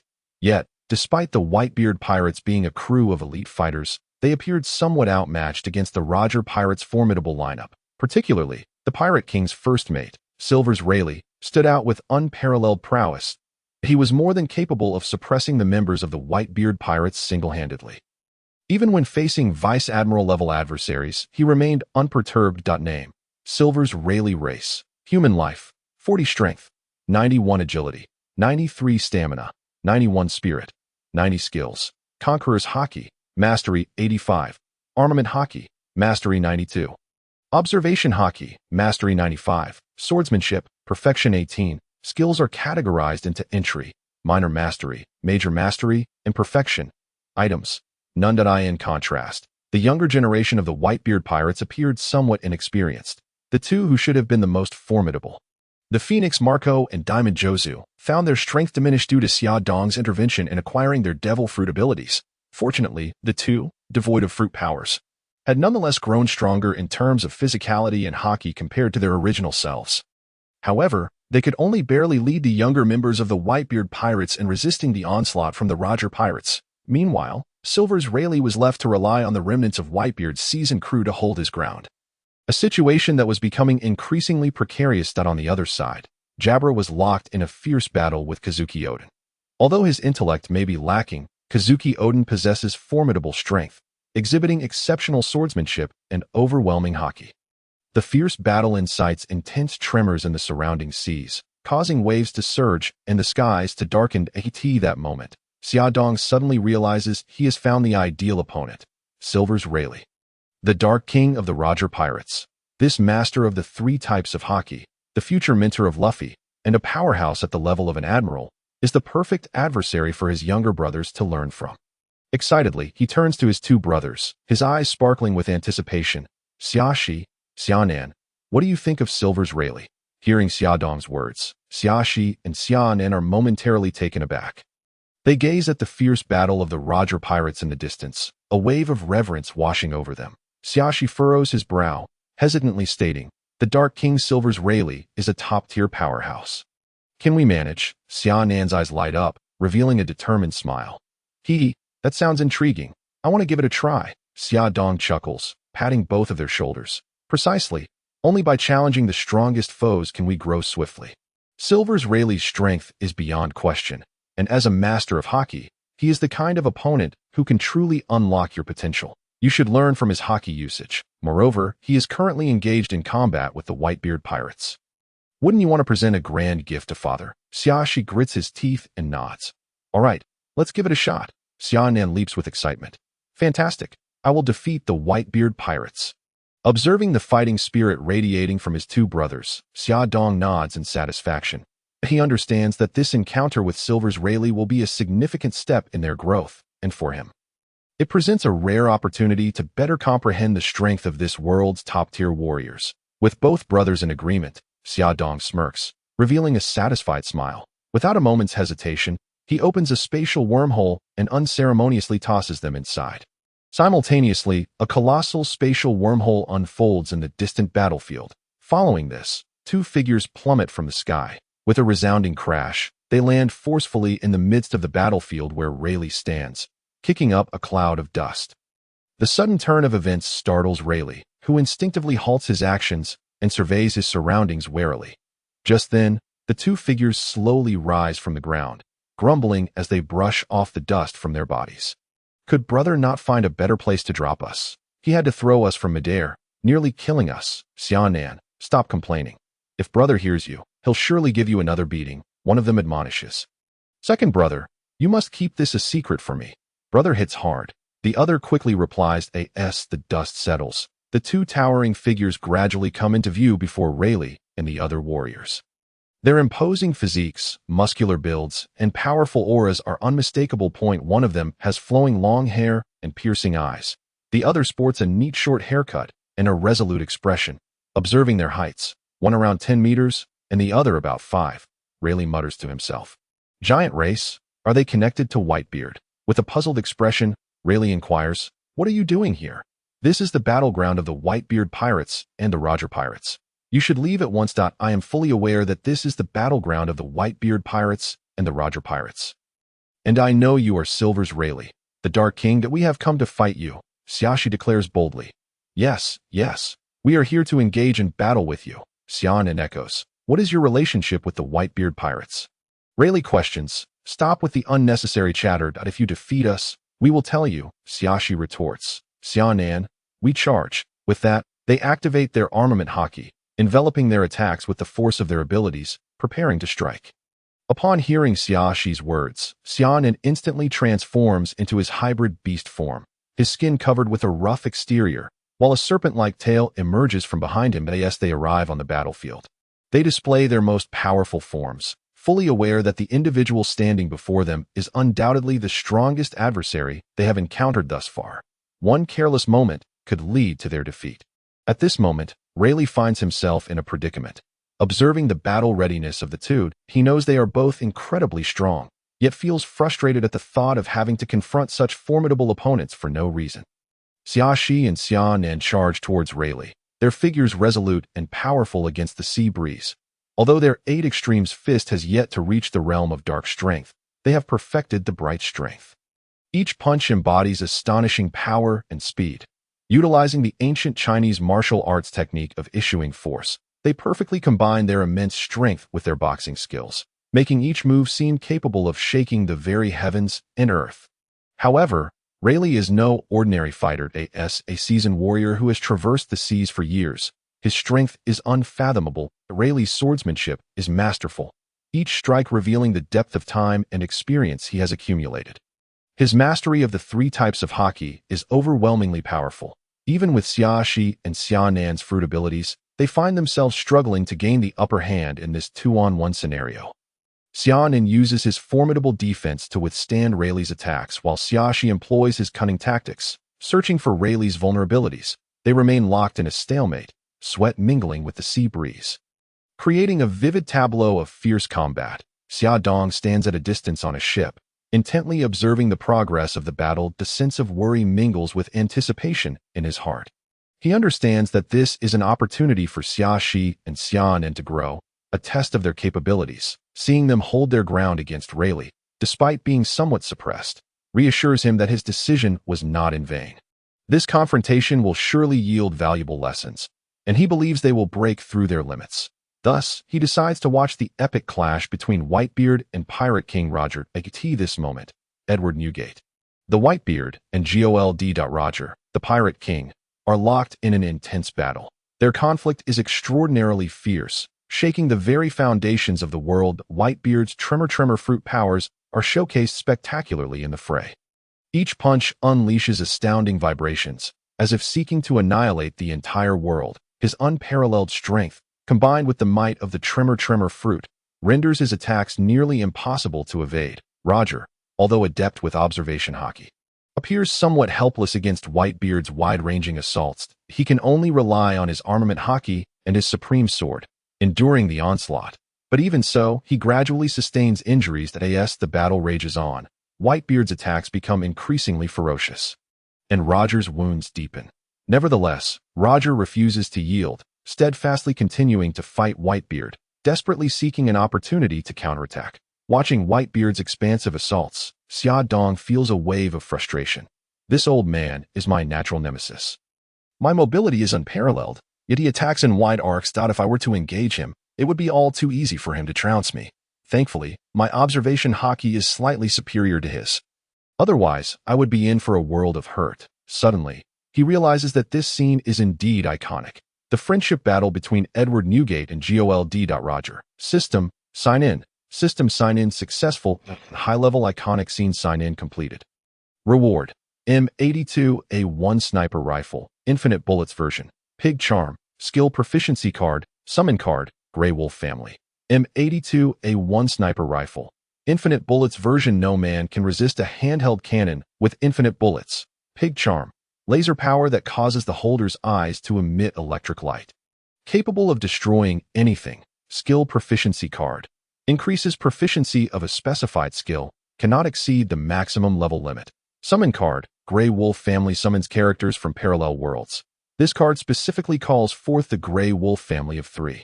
These are excellent items. I will use them when my 8 Extremes fist reaches perfection. I'm used to myself. Just then, a tremendous crash erupts from the island, drawing my attention. I quickly turn to the source of the sound, only to find that the battle between Whitebeard and Roger has reached a fever pitch. Whitebeard unleashes the full power of his tremor fruit, relentlessly assaulting Roger, who, relying on his formidable physical prowess, endures hundreds of strikes but suffers numerous injuries in the process. However, Roger knows that if this continues, he will undoubtedly be the one to fall. Therefore, he decisively resolves to utilize all 3 types of haki and unleashes his ultimate move. God's Avoidance. This maneuver seamlessly amalgamated 3 formidable powers, delivering a staggering blow that left Whitebeard at a considerable disadvantage in an instant. Following the release of their ultimate techniques, both parties ceased their movements and entered a state of tense confrontation. The intensity of this fierce battle stirred the blood, simultaneously awakening a realization within me. Even with the assistance of a system, one must still confront monumental challenges in this world. Roger, Whitebeard, you are indeed formidable. Yet you cannot possibly overcome me in such a short span of time. Whitebeard chuckled heartily. And what of it? How could I possibly let an opportunity to spar with a master like you slip away? Although I may not match you in strength, your crew and sons are no match for mine. In the end, we shall all incur losses. Let us consider it a draw. Upon hearing Roger's words, Whitebeard could not help but worry for his crew and adopted sons. The Roger Pirates were elite fighters, bolstered by the likes of the formidable Rayleigh. The longer this confrontation dragged on, the more disadvantageous it became for Whitebeard's crew. Thus he resolved to withdraw. Very well, let us declare a ceasefire, Whitebeard proposed. Agreed. Let us recuperate and return together, Roger replied. As the 2 entered a healing phase, Xia Dong shifted his gaze back to the battlefield involving Xia Shi, Xia Nan, and Rayleigh. The situation had evolved drastically since the earlier conflict. Throughout the preceding skirmish, Xia Shi and Xia Nan had continuously challenged their limits. They felt the overwhelming strength and presence of Rayleigh. Gaining invaluable combat techniques and experience in the process, they learned how to wield their powers effectively in battle, how to fight alongside their comrades, and how to trust and rely on one another. They persistently adjusted their fighting styles, seeking a way to triumph over Rayleigh. Rayleigh's sword flashed with lethal brilliance, each swing infused with an intense momentum.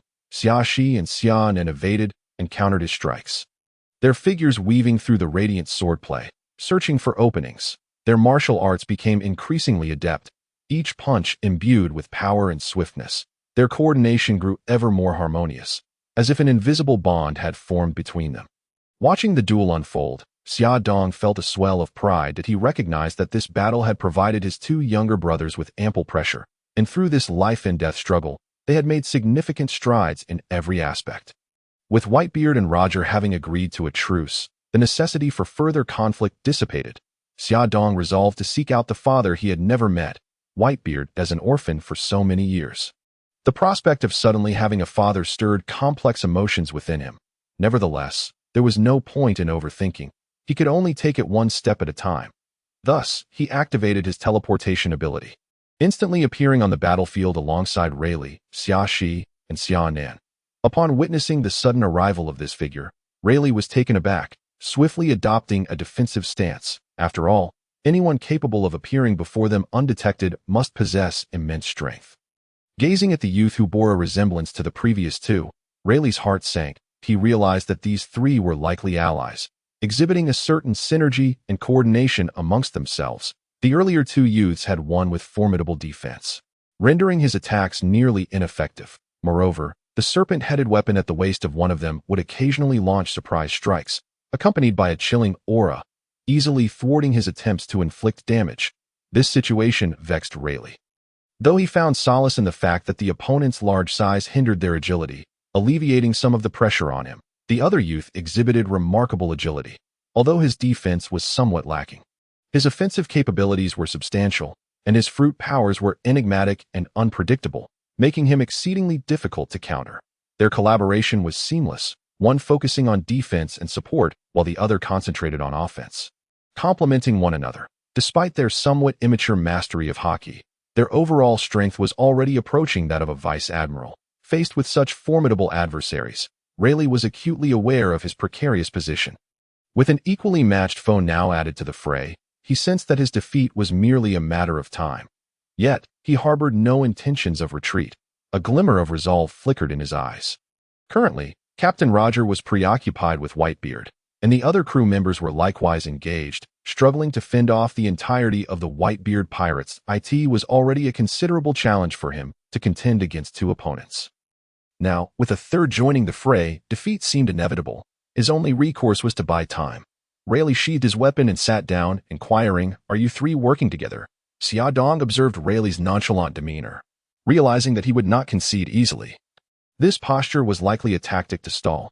After all, allowing his three brothers to join the fray would spell disaster for the Roger Pirates. However, with the battle between Whitebeard and Roger now concluded, there was no need to expose Rayleigh's intentions. Xia Dong responded with a chuckle, "Of course, we are allies. Allow me to introduce myself. I am Xia Dong. The shorter one is Xia Shi, and the taller one is Xia Nan. Come over here and sit with Uncle Rayleigh for a chat." With that, he gestured for his two brothers to join him, and despite having just engaged in a fierce battle with Rayleigh, Xia Shi and Xia Nan were not significantly fatigued due to their monstrous stamina. They had learned a great deal from their encounter with Rayleigh and held considerable respect for his strength. Upon hearing Xia Dong's invitation to cease hostilities, they approached and took a seat. Rayleigh, observing the three brothers' decision to cease their attacks and instead sit in cooperation, was momentarily stunned. "Aren't you part of the Whitebeard Pirates?" he queried. In response to Rayleigh's question, Xia Dong elucidated, "In a sense, yes. Yet in another, no." Rayleigh was momentarily bewildered, struggling to comprehend this ambiguous explanation. Just as he prepared to probe further, a powerful pressure emanated from the center of the island. Everyone felt a wave of oppression, as if a great weight had descended upon them. Following this, another equally potent force erupted, intertwining with the first to form an even greater power. Each individual sensed the existence of this force. Understanding that it was the conqueror's hockey of both captains, the members of both pirate crews immediately recognized this as a signal from their captains to halt combat.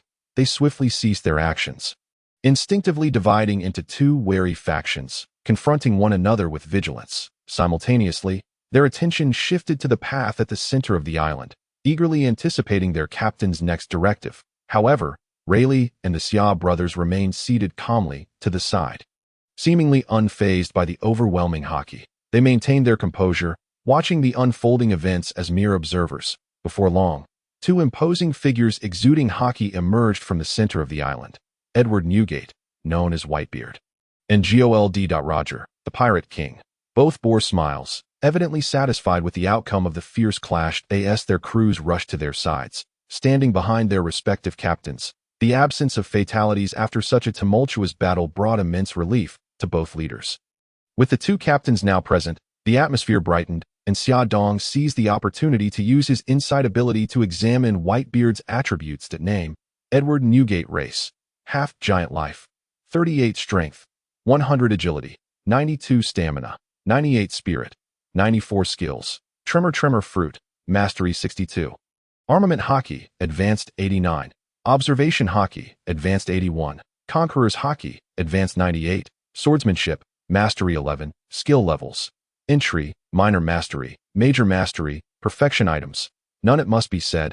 This was the first time Xia Dong had encountered such flawless attributes, essentially rendering him a hexagonal warrior. It was no wonder he was regarded as the world's strongest man. Suddenly, Whitebeard and Roger took notice of the three young men and Rayleigh sitting quietly nearby. Whitebeard, intrigued, turned to Roger and inquired, "Roger, are those three young fellows your new apprentices? What are they doing sitting there with Rayleigh?" Roger, regarding the trio beside Rayleigh, shared his own confusion. "Aren't they your crew?" Upon hearing Roger's response, Whitebeard was momentarily taken aback, then turned to his companion, Marco, asking, "Marco, who on earth are these three?" Marco, astonished by Whitebeard's question, replied, "Old man, weren't they your reinforcements?" They immediately engaged Rayleigh in battle upon boarding, and the two sides were locked in a fierce struggle. "Without their aid, we might not have been able to withstand the Roger pirates." Whitebeard, absorbing Marco's words, fell into a state of disbelief that he did not recognize these three individuals, and a sense of bewilderment enveloped him. Pondering the origins of these mysterious young warriors, recognizing that further speculation would yield little, Whitebeard turned to Roger and said, "Let us go see who these three truly are." Upon finishing their conversation, Whitebeard and Roger made their way towards Xia Dong. As they approached, Xia Shi and Xia Nan were filled with immense excitement. This was their first formal meeting with their father. However, over the years, they had harbored concerns that their father might not recognize them, causing their initial exhilaration to wane into anxiety. As the two men drew near, Roger turned to Rayleigh and inquired, "Rayleigh, what is going on?" Rayleigh replied, "What else could it be? The Whitebeard Pirates have somehow acquired these three little monsters that I was nearly defeated myself, but thankfully, you arrived just in time." Upon hearing Rayleigh's assessment, Whitebeard was taken aback. If he could at least match Rayleigh, these three individuals were even stronger than he had anticipated, yet he truly did not recognize them, so he felt compelled to clarify, "Rayleigh, while they did indeed assist the Whitebeard Pirates, we are not acquainted with them." Xia Dong, standing before them, felt a surge of nervousness. After all, this was the person he had admired the most in his past life, and now he found himself face to face with the real Whitebeard. He endeavored to maintain his composure, smiling as he greeted, "Hello, Whitebeard. It is a pleasure to meet you." Whitebeard glanced at Xia Dong, then at Xia Shi and Xia Nan, a flicker of confusion in his eyes. "Who are you? Why did you choose to aid the Whitebeard Pirates?" Xia Dong chuckled softly and replied, "We were merely passing through and couldn't resist offering our assistance. As for our identities," Xia Shi interjected, "we have heard much of the Whitebeard Pirates' renown. If you wish to know who we are, you must first defeat us." Xia Nan nodded in agreement, adding, "Indeed, we have long admired the Whitebeard Pirates and hope to spar with you." Xia Dong had initially intended to be forthright with Whitebeard, but upon hearing his brothers express a desire to fight, he understood their hesitation and concern that Whitebeard might look down upon them. Thus, he decided they should first engage in battle, showcasing their abilities. Xia Dong was eager to comprehend the vast chasm between himself and the world's strongest. Whitebeard, upon hearing of the brothers' intent to challenge him, displayed little surprise. Over the years, countless newcomers seeking to make a name for themselves had challenged him, and he had grown accustomed to such confrontations. With a slight smile, he waved his hand and declared, "Clear the area. Everyone, let these youngsters challenge me." Rayleigh, watching the trio, was momentarily astonished. He had not anticipated they would dare to challenge Whitebeard.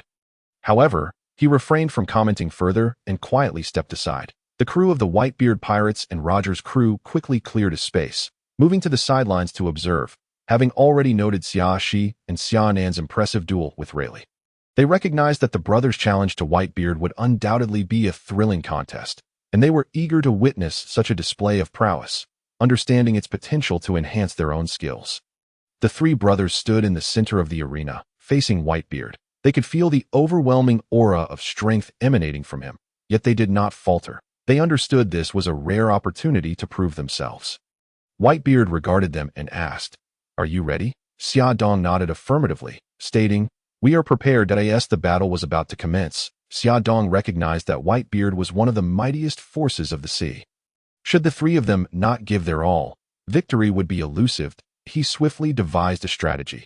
Xiaonan would transform into his beast form, for he would need to withstand the might of the tremor fruit.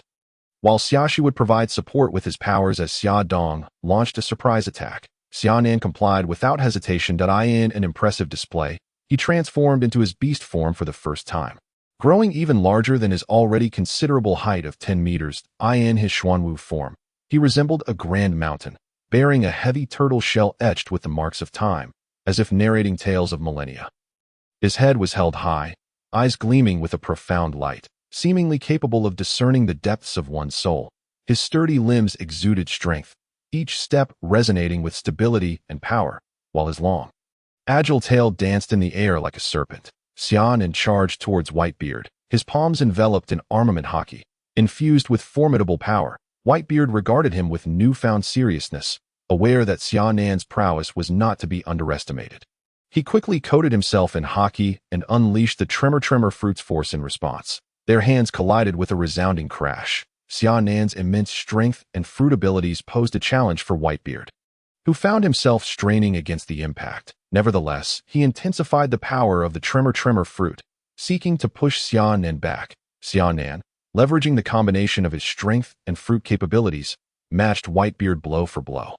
However, the sheer might of Whitebeard's tremor fruit was overwhelming, the force capable of shattering the very atmosphere, leaving Xiaonan feeling the strain. Just then, Xiaoshi seized the opportunity, harnessing repulsion and armament haki to charge in from the side.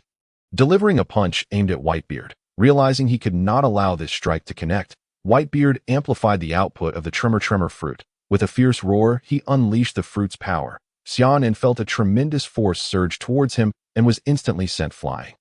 Whitebeard, in a hasty retaliatory move, aimed a punch at Xiaoshi, but this strike was rushed, lacking full force.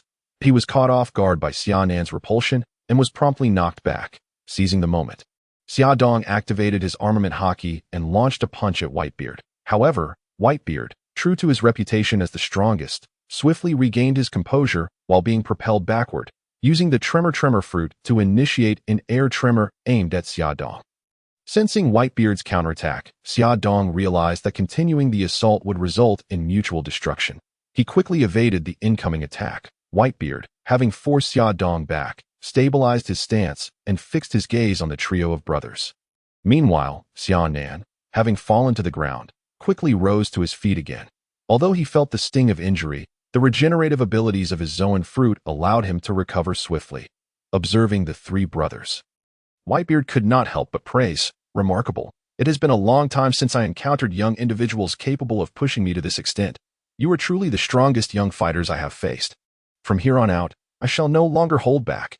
Be cautious." With that, he grasped his weapon, the Tsong Yunxia. Realizing that Whitebeard's offensive capabilities would escalate with the weapon's presence, Xia Dong warned his brothers.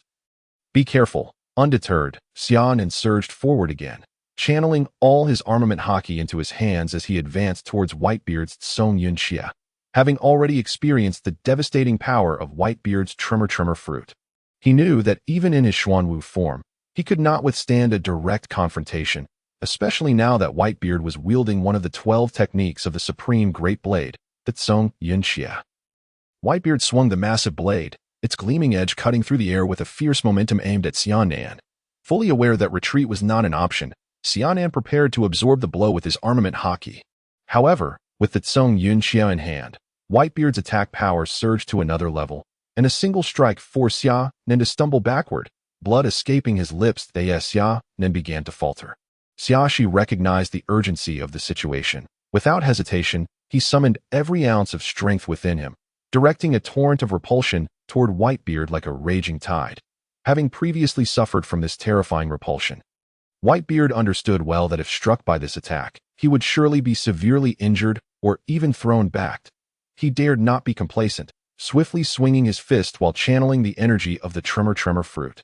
Preparing to shatter the oncoming repulsion at that moment, Xia Dong, who had been waiting for the perfect opportunity, keenly perceived his chance as the two attacks were on the verge of colliding. He deftly maneuvered behind Whitebeard with an almost ghostly agility. Unleashing the formidable tiger's descent technique with a thunderous force aimed squarely at Whitebeard. In the face of Xia Dong's sudden and ferocious assault, Whitebeard, ever the seasoned warrior, quickly adapted. While fiercely resisting the incoming repulsion, he managed to free one hand to wield his legendary blade, Song Yun Xia, with lightning speed as he launched a counterattack against Xia Dong. Xia Dong was acutely aware of that Song Yun Xia's formidable reputation and immense power. Left with no choice, he abandoned any thoughts of evasion and braced himself for a direct confrontation. Meanwhile, seizing the moment, Xian exhaled a chilling blast of icy air, akin to a fierce winter wind. Surging toward Whitebeard, witnessing the trio's seamless and impeccable coordination, Whitebeard could not help but feel a sense of admiration. However, he did not succumb to panic. Instead, he resolutely stepped back a pace, made a slight adjustment, and launched a fierce counterattack once more. The ensuing battle escalated in intensity, with both sides exchanging blows and showcasing their unique abilities, rendering it difficult to determine a victor, although, in terms of strength, the trio collectively was no match for Whitebeard. Their remarkable synergy allowed them to hold their ground against this unparalleled powerhouse, creating a stalemate. The battlefield was a whirlwind of chaos and excitement, captivating all who beheld it. Thus, the three entered into a tense tug-of-war, their skirmishes growing increasingly fierce, saturating the air with their formidable presence. The confrontation between Whitebeard and the three brothers had reached a critical phase. With neither side yielding an inch, Xia Dong's ability to instantaneously shift his position made him elusive to Whitebeard's pursuit, while his mastery of armament hockey and exceptional physical prowess enabled him to deftly counter the elder's assaults. Meanwhile, Xia worked in unison with Xia Dong, their complementary strategies of offense and defense proving to be synergistic. Though Whitebeard possessed immense strength, he was compelled to rely on his own formidable armament hockey and exquisite swordsmanship for defense against such a formidable duo. However, as time wore on, fatigue began to settle in for both parties, and the rhythm of their attacks gradually slowed. The Xia brothers recognized the futility of their current efforts. Given the circumstances, it would be exceedingly difficult to completely vanquish Whitebeard, and persisting would only squander their energy. Thus, they resolved to halt their offensive and take a brief respite. Observing their retreat, Whitebeard also ceased his barrage, fully aware of the trio's capabilities. If a true victor were to be determined, it would likely demand a desperate struggle. Yet, this was merely a challenge, devoid of necessity for life and death. "You possess considerable strength," Whitebeard remarked. "I hold great admiration for you. Join me as my sons." The Xia brothers were left speechless by Whitebeard's declaration. It seemed that mere strength was sufficient to earn such a title, rendering it rather trivial.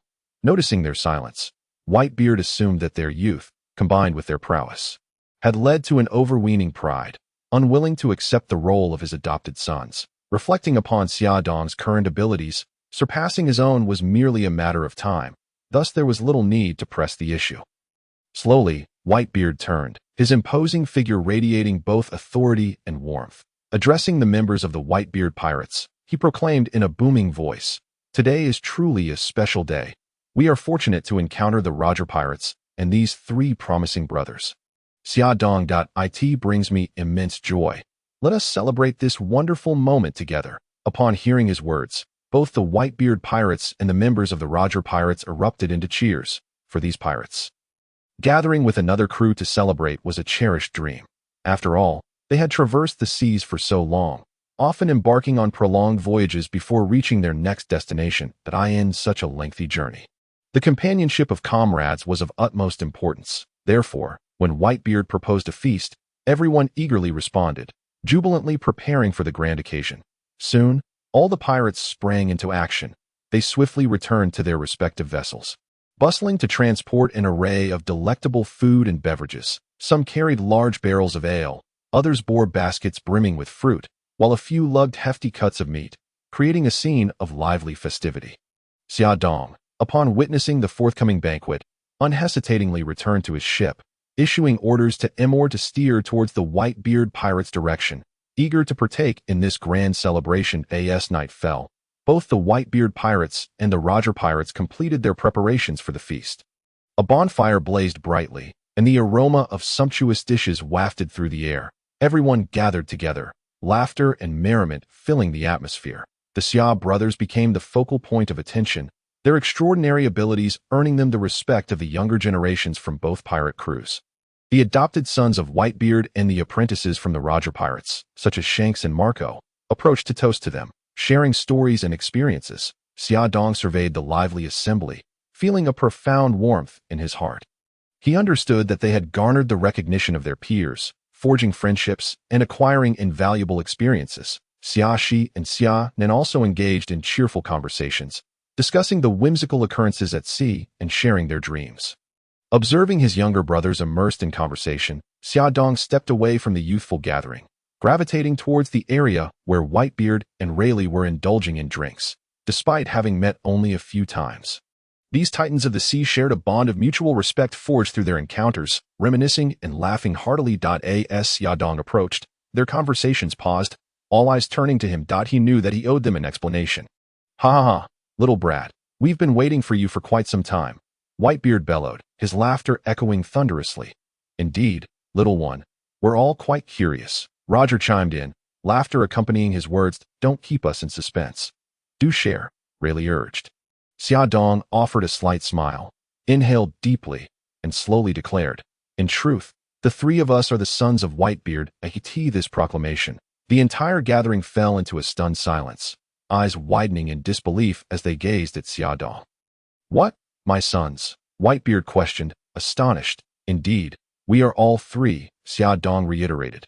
How can this be possible? Roger exclaimed, shaking his head in disbelief. But the truth remains, Xia Dong asserted with conviction. You are of human lineage. How can you be my sons? Whitebeard inquired. I and the other two are biological brothers. Our mother is Becky, Xia Dong explained. Upon hearing the name Becky, Whitebeard's astonishment deepened, and he quickly asked, Is Ellie your mother? Are you truly my sons? Where is your mother? Xia Dong, witnessing Whitebeard's emotional response, realized he had not forgotten about their mother, Ellie. A weight lifted from his heart. He had long feared that Whitebeard had forgotten her. Had that been the case, he would have been prepared to confront Whitebeard, even at the cost of injury. When we were born, she lost too much blood, Xia Dong recounted. She did not survive. Whitebeard's expression darkened with sorrow upon hearing of Becky's demise.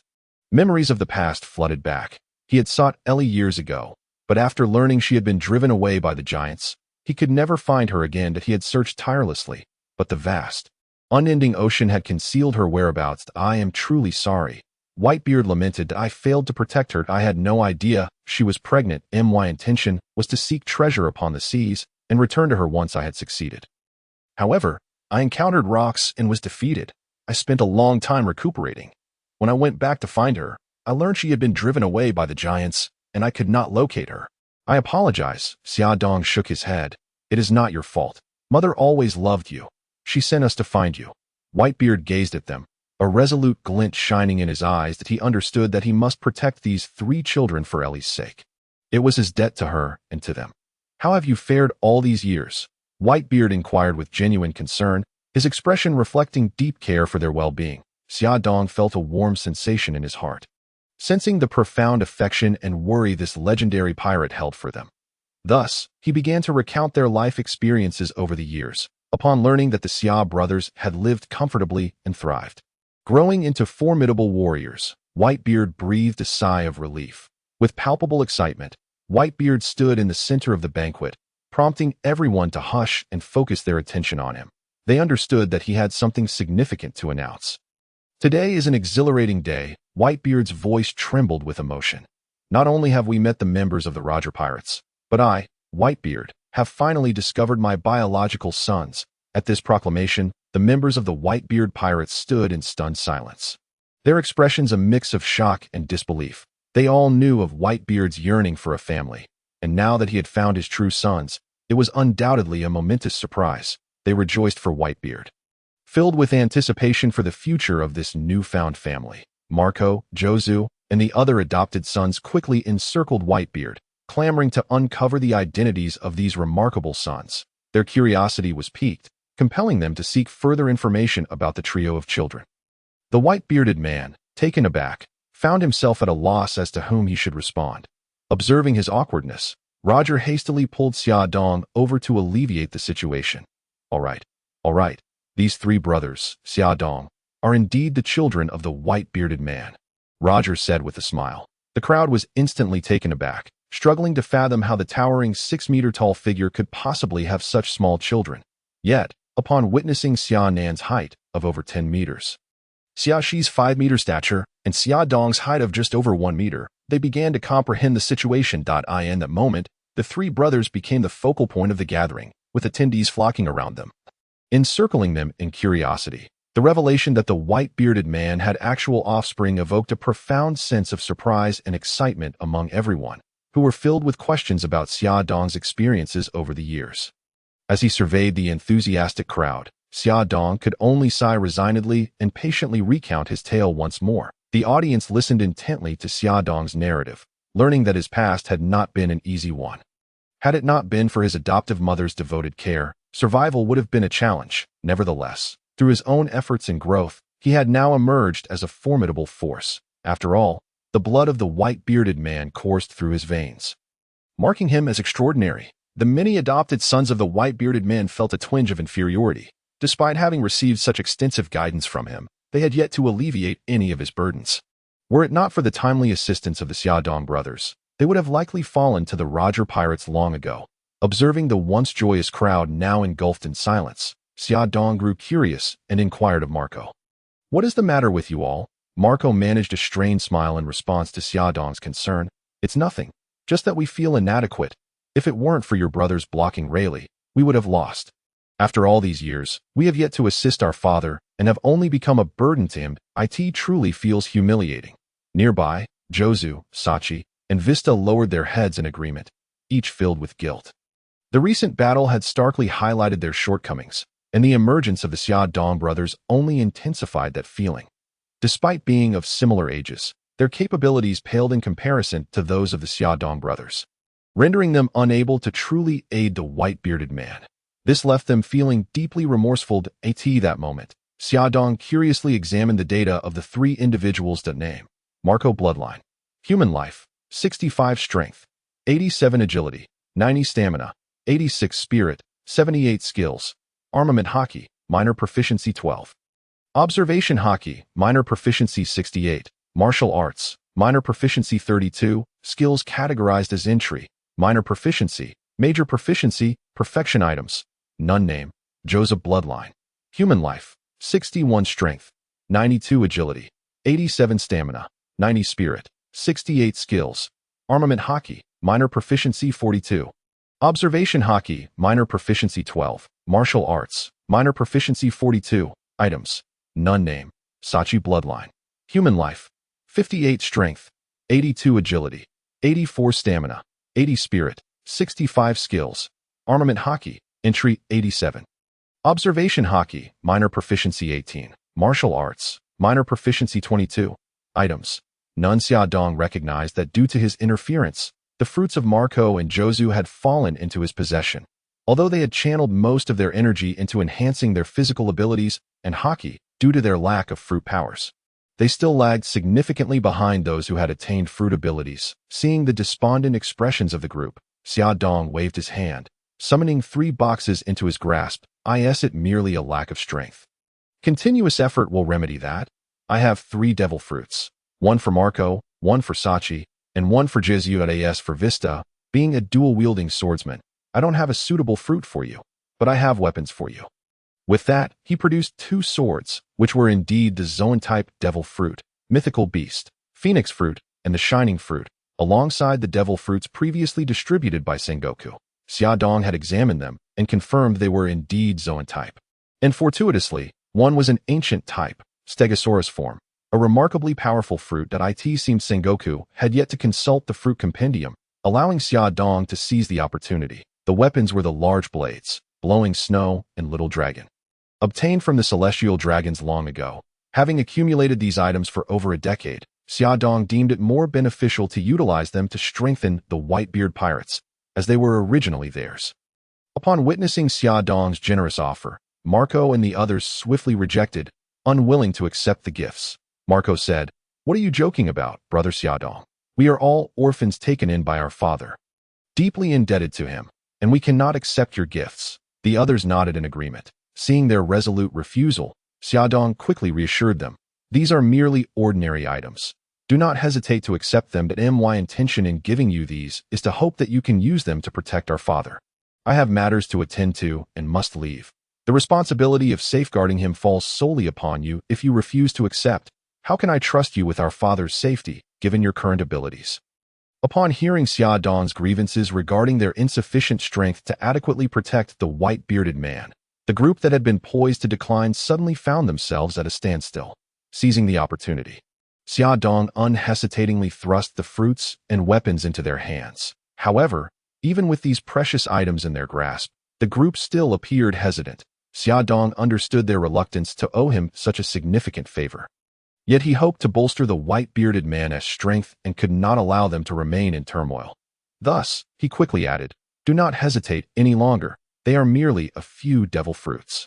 I have more. Consume them without reservation. These treasures can only reach their full potential when bestowed upon the right individuals." Recognizing Xia Dong's generosity, the group realized their need to enhance their strength to better protect the white-bearded man. Marco, acknowledging Xia Dong's wisdom, joined in persuading everyone, accept them. Our strength is indeed lacking. Think of it as a debt to Xia Dong.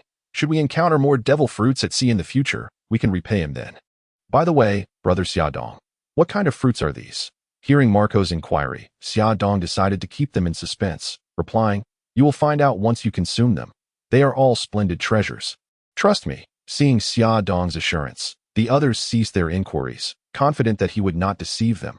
They gratefully picked up the fruits, preparing to eat. It must be noted that every individual consuming a devil fruit must endure that sensation of nausea without the relief of vomiting.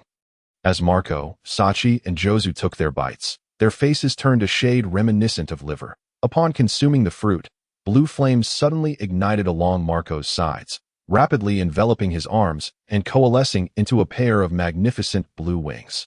He flapped his wings with vigor, soaring into the sky like a burning meteor. After circling in the air a few times, he landed gracefully, his eyes brimming with confidence and authority, akin to a phoenix soaring through the heavens.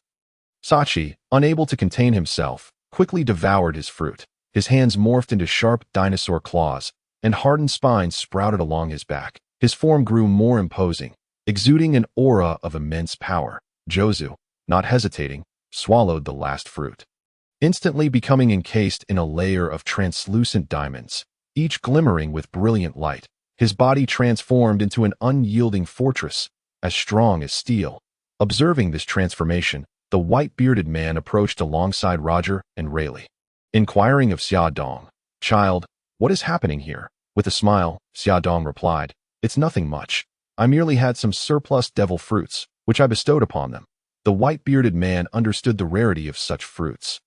Yet he had never imagined Xia Dong possessed so many. He turned to Roger and Rayleigh, confusion flickering in his eyes. The two shared a look of astonishment, clearly taken aback by the unexpected appearance of these devil fruits.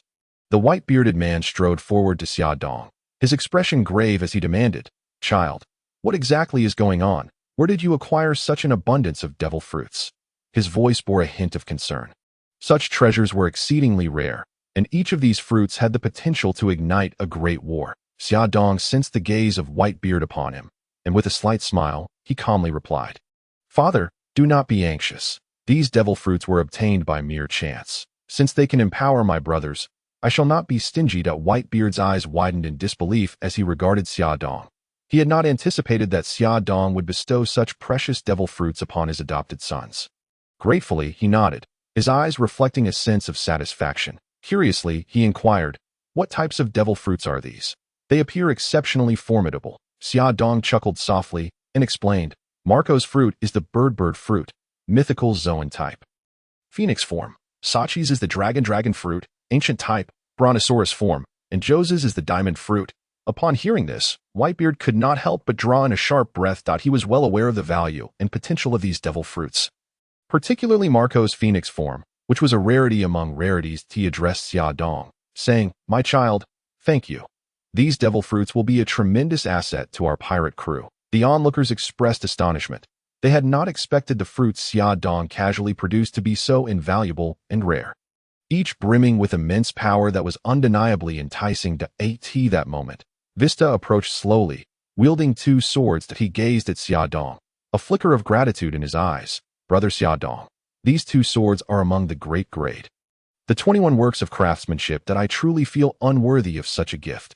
You should take them back. Vista said earnestly. However, Xiaodong shook his head in refusal, his gaze resolute and his tone unwavering.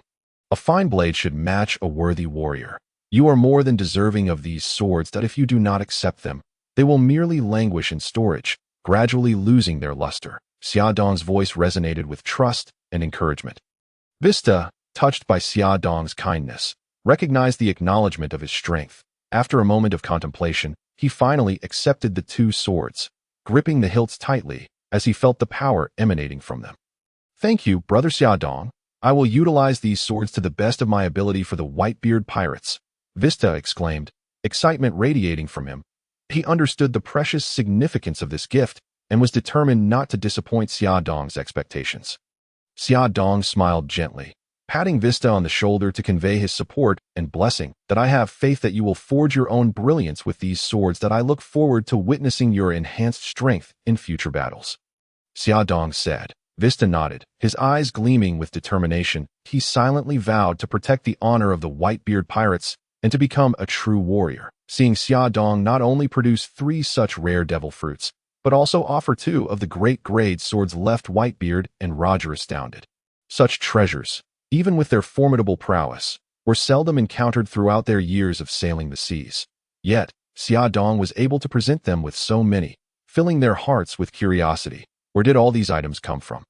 Whitebeard inquired, a hint of skepticism in his voice. Obtained by chance, Xiaodong replied with a smile. As seasoned veterans, they naturally found such an explanation hard to believe. They beckoned Xiaodong aside, intent on getting him drunk to extract the truth.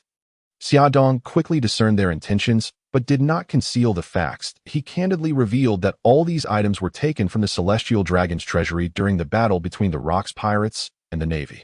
Upon hearing this, Whitebeard and Roger's eyes gleamed with excitement. They had only known the Celestial Dragons to be wealthy, but never imagined they possessed such a trove of treasures. Their minds began to wander, envisioning the countless riches that might still remain within the Celestial Dragon's treasury, their hearts swelling with avarice. Could we perhaps seize another haul from them?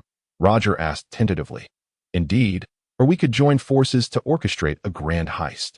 After all, the Celestial Dragons are not virtuous beings, Whitebeard concurred. Xiaodong shook his head, saying, the Celestial Dragons are protected by the 5 elders, and those 5 old monsters are not easily dealt with. At the mention of the 5 elders, even the formidable Whitebeard and Roger fell silent, acutely aware of their terrifying strength. Xiaodong, noting their silence, understood their apprehension regarding the power of the 5 elders. However, he also recalled the great wealth he had obtained from the Celestial Dragons last time and contemplated another raid. Unfortunately, while his spatial fruit was immensely powerful, he feared the world government might possess secret weapons. And the Celestial Dragon's treasury locations were widely dispersed. If he acted recklessly, it could easily attract the attention of the 5 elders. Yet seeing Whitebeard and Roger so intrigued sparked a plan in his mind. Observing the predicament faced by Whitebeard and Roger due to the 5 elders, Xiaodong addressed them. We do not necessarily need to eliminate the 5 elders to claim the treasure. Have you ever engaged them in combat? What are their capabilities? Whitebeard and Roger began to reminisce about their encounters with the 5 elders. They recognized that the 5 elders were formidable but not invincible. Their strength is commendable, yet they are roughly on par with a standard admiral, Roger remarked. Their abilities are somewhat peculiar. If it comes to battle, Whitebeard and I, along with Rayleigh, should be sufficient to subdue them. However, killing them is another matter entirely. Upon hearing Roger's words, Xiaodong felt a glimmer of hope. He urged Whitebeard and Roger to draw closer and shared his plan. I am a user of the spatial fruit. The last time I entered the Celestial Dragon's treasury, I utilized my ability to teleport and then employed my storage capability to empty the treasury. Therefore, as long as I can ascertain the location of their treasury, I can replicate the feat. However, I am concerned that the Celestial Dragons may discover this, which could complicate matters. Ideally, someone should divert their attention. After hearing Xiaodong's plan, Whitebeard, Roger, and Rayleigh fell into deep thought. Rayleigh was the first to break the silence, saying, the Holy Land of Mariowa is not easily accessed. If it is just the 3 of us, we could be overwhelmed and face dire consequences. Xiaodong responded to Rayleigh's concern. Over the years, I have developed the ability to create spatial wormholes that allow for large-scale collective teleportation, but it must be to places I have previously visited. Do not worry. My younger brother possesses the repulsion fruit. While it does not allow anything to levitate like the Golden Lion's ability, it can create a repulsive force to lift pirate ships. This way, we can launch all the pirate crews from the air into Mariawa. When it comes time to retreat, I can simply use the spatial wormhole to escape effortlessly. Upon hearing Xia Dong's assault plan, the three men's eyes brightened. This strategy could allow both pirate crews to invade Mariawa. Given the strength of the two crews, they stood a fair chance of restraining the world government. The two major challenges of this plan, Xia Dong said, are firstly, we must withstand the formidable warriors atop Mariawa, and secondly, we need to ascertain the locations of the Celestial Dragon's treasuries. The Celestial Dragons are descendants of the 19 royal families. Suggesting there are 19 treasuries, this raid presents a unique opportunity. We must aim to identify at least 10 of them. Such an opportunity may not arise again. Whitebeard, Roger, and Rayleigh contemplated how to resolve these two issues upon hearing Xia Dong's identified challenges. Suddenly, Roger burst into laughter, teasing Rayleigh. I can absolutely rely on you for the treasury locations. Rayleigh, taken aback by Roger's shift of responsibility, retorted, how am I supposed to solve that? I've been with you every day. How would I know such things? Roger, draping an arm around Rayleigh's shoulders, raised an eyebrow and said, have you forgotten your old flame? She is an expert in this area. Upon hearing such tales from the high seas, Whitebeard and Xia Dong could not help but lean in, their ears instinctively drawn closer to Roger. Rayleigh, seemingly stepping on a sensitive topic, quickly covered Roger's mouth, halting his impending words. Xia Dong, recognizing Rayleigh's reluctance to discuss the matter, understood its importance in their plan. The more locations of the treasuries they could gather, the greater their wealth. Hence, he urged, Uncle Rayleigh, if you prefer not to mention it, could you at least confirm whether you can manage this task? You must consider how wealthy the Celestial Dragon's treasuries are. Ultimately, our contributions will determine our share of the spoils. After contemplating Xia Dong's words, Rayleigh slowly released Roger, mulling over the proposition that I can do it. But this information will come at a price. Although aware that Rayleigh was seeking to secure benefits for his old flame, the price still left Whitebeard and Roger somewhat taken aback. After all, the risks they take must be significantly greater, and even Roger must consider the well-being of the entire crew. Thus he felt compelled to voice his opposition. However, Xia Dong took the initiative to propose a compromise. It was acceptable to him.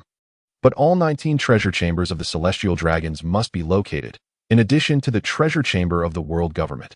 Otherwise, he suggested a payment of 1 billion berries for each treasure chamber, and he would offer 3 billion berries for the world government's treasure vault. Rayleigh, you must understand, this price is already quite substantial, and there are multiple information brokers. Upon hearing Xia Dong's words, Rayleigh began to ponder.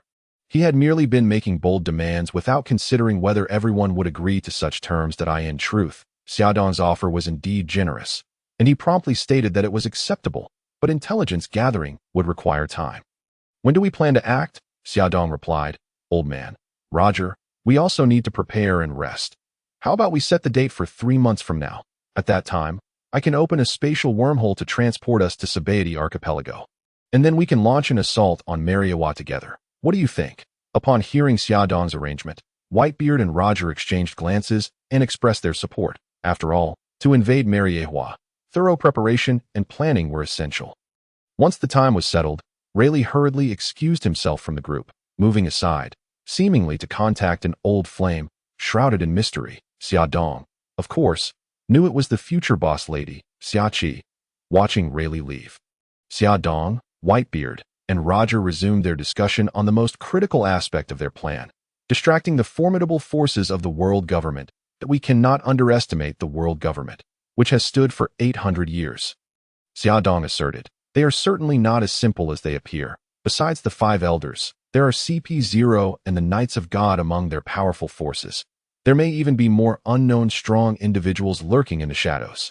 Whitebeard and Roger nodded, fully aware of this reality. They understood that the assault on the Holy Land Mariawa would not be easy. The Navy will undoubtedly intervene, Roger remarked. Reinforcements will surely arrive. Kizaru's speed allows him to reach the battlefield swiftly.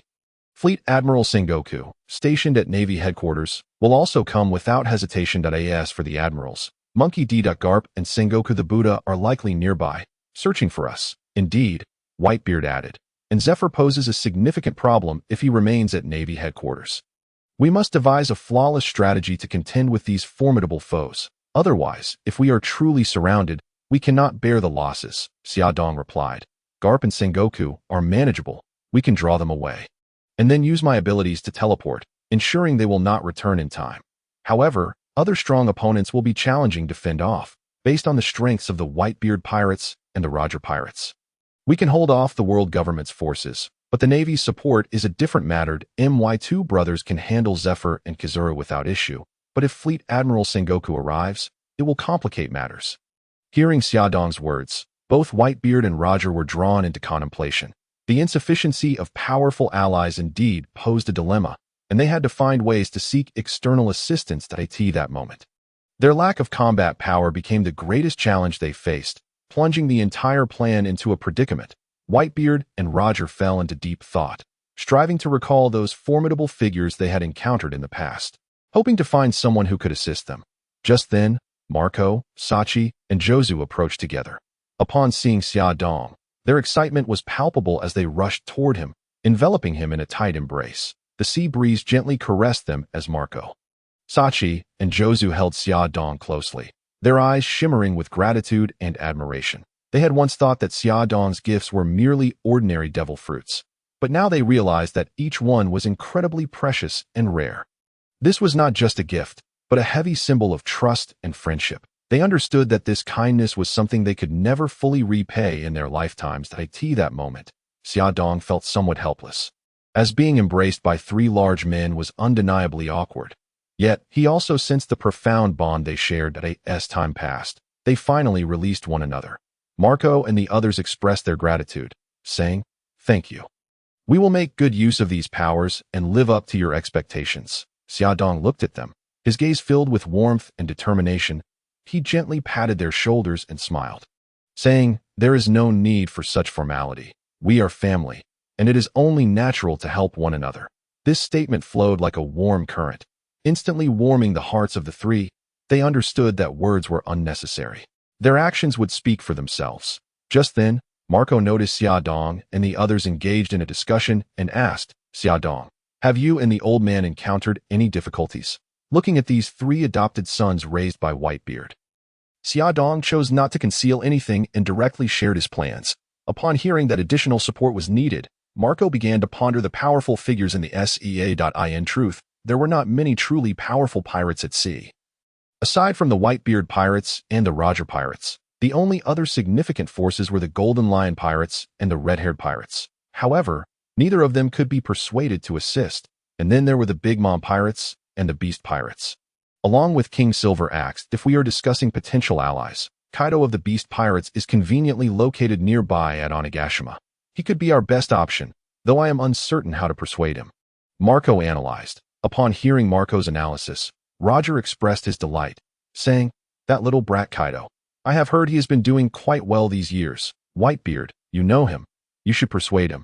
Whitebeard took a swig of his drink and scoffed. "That little brat Kaido? Back in the day, he was close with Charlotte Linlin and hardly knew us. I could easily beat him up, but getting him to help is another matter." Hearing Whitebeard's words, Roger teased, "Whitebeard, your social skills are lacking. You all come from the same pirate crew, and yet you can't even strike up a conversation." In response to Roger's jest, Whitebeard retorted, "If you think you can do better, go ahead. That guy is a battle maniac. Do you think he is easy to talk to? If you have the skill, find someone to help. Isn't Garp always chasing after you? Why don't you convince him to come?" "Roger, why are you pirates always thinking about the Navy? If I call him over, I'll just ask if you're afraid." As the two began to bicker, Xiaodong hurriedly interjected, all right, enough with the arguing. I can't rely on others. But I have some confidence in dealing with Kaido. I'll go and speak with him." Upon hearing that Xiaodong would visit Kaido, Marco quickly added, "Then I shall accompany my brother Xiaodong. I can guide him." Seeing Marco's eagerness to join, Sachi and Jozu also reacted, wanting to go along, but Xiaodong said, "That's fine. Marco will accompany me. We still need to prepare. Sachi and Jozu, please take care of matters on the ship. The old man hasn't had enough to drink yet." Hearing Xiaodong's arrangement, Sachi and Jozu realized that Whitebeard did indeed need more hands on deck, so they could only stay behind. "All right, tonight is a joyous occasion. We can set out to find Kaido tomorrow. For now, Let's enjoy the festivities. Xiaodong raised his cup and declared, satisfied that the plan was settled. Whitebeard, upon hearing Xiaodong's words, agreed. Ha, Xiaodong is right. Today is a day of celebration, but let's not dwell on such matters anymore. Let us drink and feast and revel in the moment. As Whitebeard spoke, everyone set aside their concerns, and the banquet ignited with fervor once more. Rayleigh returned, a broad smile on his face, likely having received compliments from Xiaqi, and seeing everyone so jubilant, he joined Roger for a drink. The atmosphere of the banquet was lively and cheerful. As the entire Moby Dick seemed enveloped in a sea of joy, colorful lanterns hung high on the deck, their flickering lights tracing beautiful arcs across the night sky, resembling stars twinkling above. The air was filled with the aroma of delicious food, as an array of dishes adorned the long table, tantalizing the senses. The sounds of music, laughter, and clinking glasses intertwined, creating a delightful symphony. People gathered around the tables, savoring the culinary delights while engaging in light-hearted conversation, fostering a harmonious atmosphere. Xiaodong, Whitebeard, Roger, Marco, Sachi, and Jozu raised their cups in unison, laughter echoing as the distance between them seemed to diminish significantly in that moment. In a corner of the banquet, Xiaxi and Xiaonan were engaged in conversation with the newly joined comrades, their eyes sparkling with anticipation and hope for the future.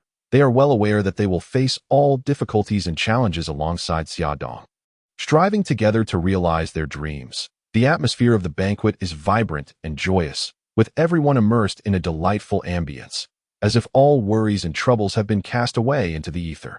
This gathering is not merely a celebration, but a grand occasion to deepen mutual trust and unity, heralding a future where the Whitebeard Pirates stand more united and formidable than ever. Embarking together to confront all adversities and fulfill their aspirations. Amidst the revelry, every heart is filled with anticipation and longing for the future, understanding that their journey has only just begun, with numerous challenges and opportunities awaiting them. They are destined to become the most powerful pirate crew, realizing their dreams. After a night of merriment, Xiaodong set forth with Amor, Alice, and Margot on their journey to Onigashima. Xiaxi and Xiaonan, having just reunited with Whitebeard, naturally chose to remain with their father, while Mama Lucy took it upon herself to look after them, ensuring their safety. Given her tender age, Aurora was also accompanied by Mama Lucy to mitigate any risks during the voyage. The four set sail, and Onigashima was not far away. Within a day's travel, they reached Kaido's territory. Upon sighting Xiaodong's ship, the pirates on the island swiftly entered a state of readiness. However, when they recognized the Whitebeard flag flying from the vessel, they refrained from launching an immediate attack. The legendary reputation of Whitebeard was enough to make any adversary think twice. Before long, a tall, robust figure descended from the heavens, clad entirely in dark attire. Wearing a mask and goggles, a long sword hanging at his waist, with flames encircling the back of his head. This individual was none other than one of Kaido's future prominent figures, Jin. Name, Jin Bloodline. Lunarian life, 52 strength, 88 agility, 92 stamina, 87 spirit, 84 skills. Zoan type, dragon fruit. Ancient type, Pteranodon form, minor mastery 82. Armament Haki, minor mastery 22. Observation Haki, minor mastery 21. Swordsmanship, minor mastery 72. Skill levels include beginner, minor mastery, major mastery, perfection. Items, broken blade. Jin's emergence instantly heightened the tension in the air. Nevertheless, Xiaodong exhibited no signs of fear. Did he recognize Jin's might? Yet he was no weakling himself. Jin gradually landed before Xiaodong, his eyes betraying a hint of curiosity and caution. Ultimately, it was Jin who broke the silence. Whitebeard Pirates? Indeed, Xiaodong confirmed. You are Kaido's prominent figure, Jin. That I am.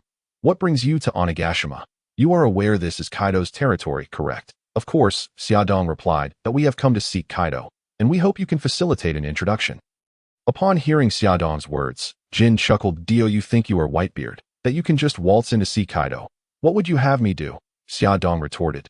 Jin proposed, if you wish to meet Kaido, I must first witness your strength. Xiaodong did not object to Jin's request that to him. Battling Jin seemed as effortless as defeating a mere novice.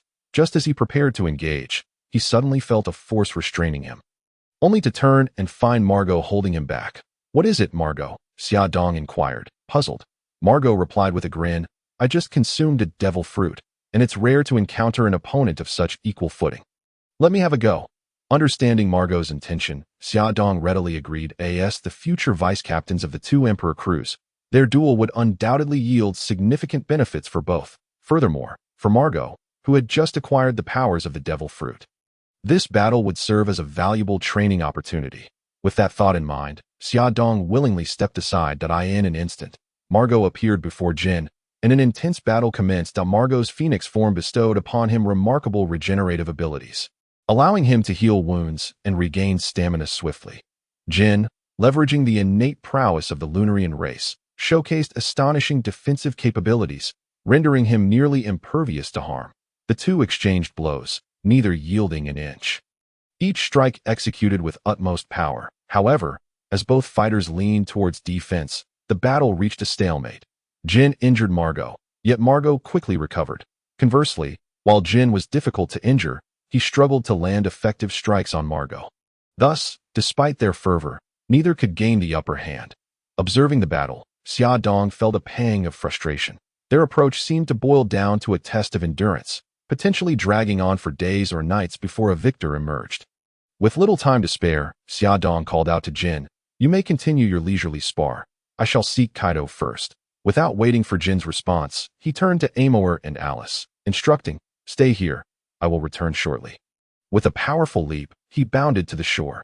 Jin, noticing Xiaodong's movement toward the land, felt a surge of urgency to intervene, but a moment's distraction resulted in Margot landing a punch that sent him flying, compelling him to refocus on the duel. Upon reaching the shore, Xiaodong found himself surrounded by pirates brandishing weapons, shouting warnings to keep their distance. Xiaodong, bemused, wondered if he appeared so inconsequential. Tired of their incessant chatter, he resolved not to waste another moment. Unleashing his conqueror's haki to envelop the entire island, as his haki surged forth, the crew of the beast's pirates collapsed, succumbing to its overwhelming force. Yet, at that moment, a powerful wave of conqueror's haki surged forth from the center of the island, countering Xiaodong's might. He recognized this formidable presence as belonging to Kaido. Although Kaido's haki was undeniably potent, he had only recently reached minor mastery. Unfazed, Xiaodong intensified his output of Conqueror's haki. His aura surged like tumultuous ocean waves, swiftly overpowering Kaido's haki. Witnessing Kaido's haki yield effortlessly to his own, Xiaodong retracted his Conqueror's haki. A resounding explosion echoed as a massive hole erupted in the island's center, from which a colossal figure emerged, ascending into the heavens. This figure was none other than Kaido himself. Brandishing a kanabo, mercilessly aimed at Xiaodong. Name, Kaido Bloodline. Human, Hidden Giant Bloodline. Life, 189 Strength, 97 Agility, 94 Stamina, 98 Spirit, 80 Skills. Uo no Mi, Mythical Zoan, Azure Dragon Form, Major Mastery 8. Armament Haki, Major Mastery 32. Observation Haki, Minor Mastery 86. Staff Techniques, Major Mastery 56. Skill levels include Beginner, Minor Mastery, Major Mastery, Perfection. Items, none. As Xiaodong assessed Kaido's prowess, he realized that while he possessed Kaido's Azure Dragon Fruit, fate had bestowed upon him the compensation of the Chilan form, a fruit whose power was not inferior to that of the Azure Dragon. At that moment, Kaido's attack descended, a strike imbued with armament haki. Its power formidable. Should it connect, the consequences would be dire. However, Xiaodong was not foolish enough to meet Kaido's assault head-on. As Kaido's blow neared its target, Xiaodong swiftly evaded, teleporting behind Kaido in an instant. Without hesitation, he delivered a powerful kick to Kaido's rear, catching him off guard and sending him sprawling forward in an undignified manner.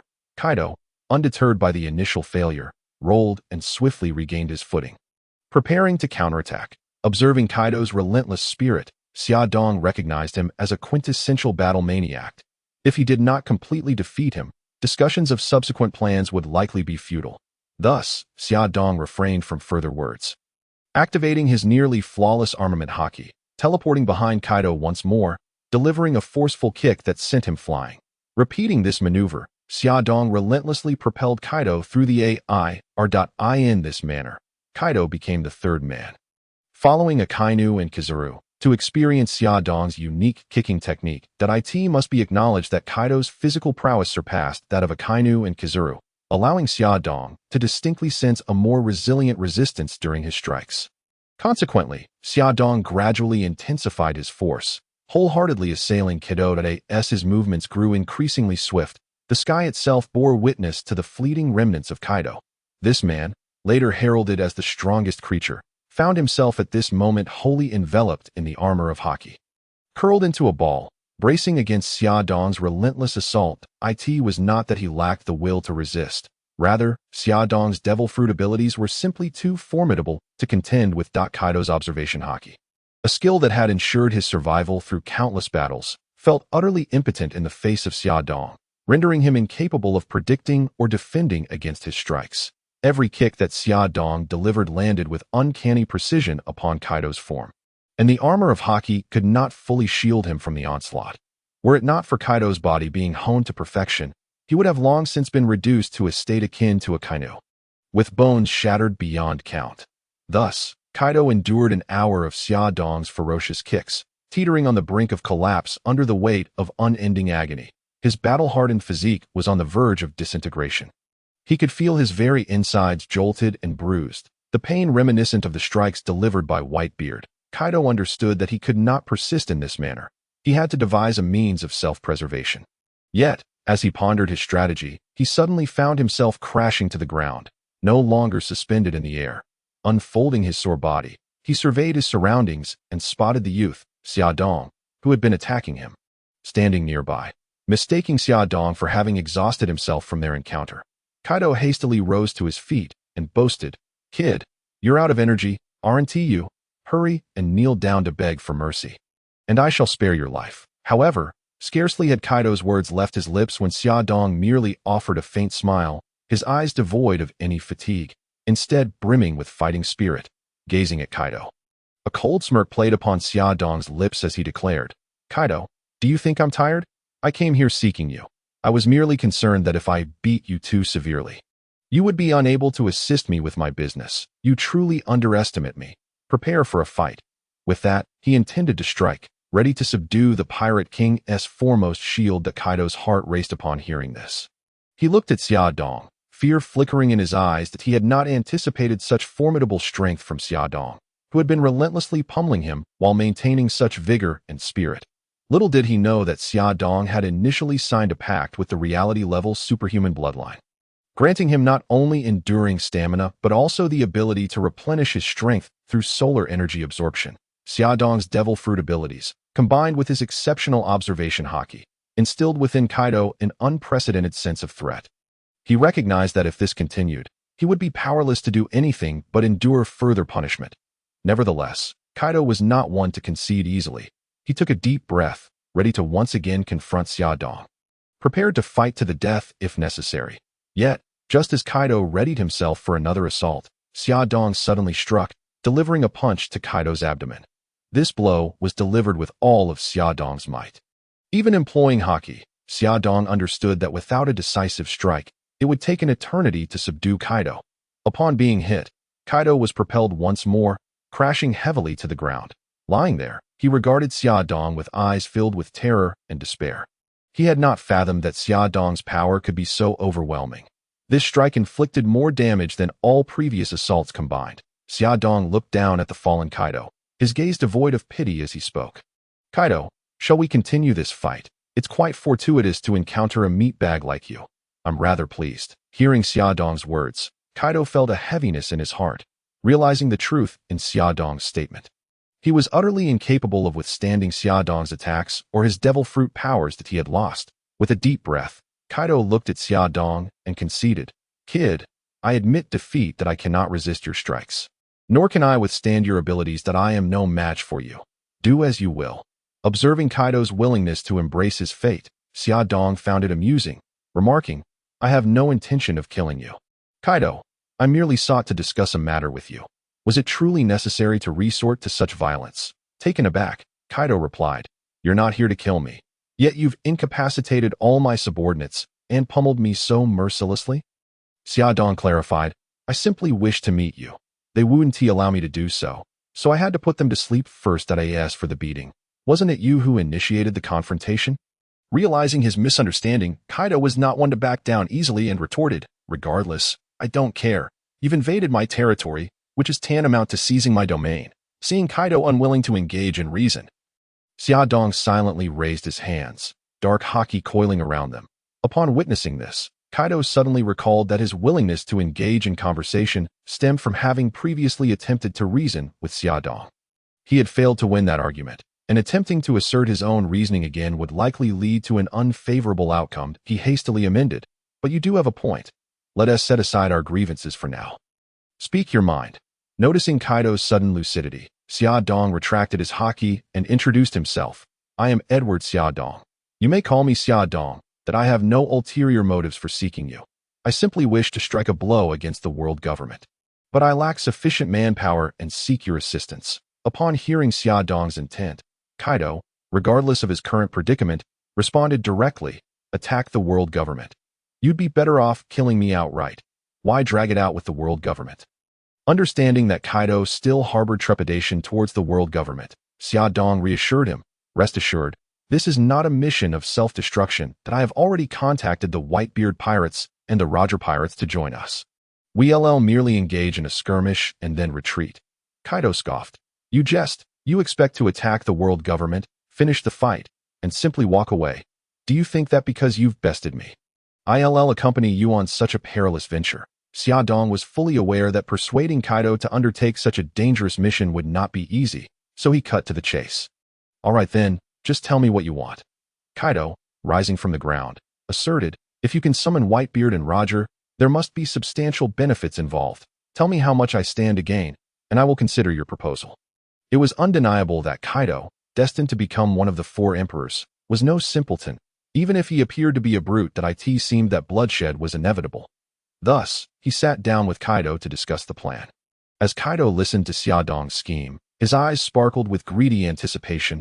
Envisioning boundless wealth and power beckoning him, he inquired, what can we expect to gain from this endeavor? Xiaodong, with a mysterious smile upon his lips, replied, I cannot say for certain yet, but during my last venture, I acquired 10 devil fruits, 5 legendary swords of the highest caliber, and no less than 50 billion berries. This time, I intend to seize the entire treasure vault of Mariawa.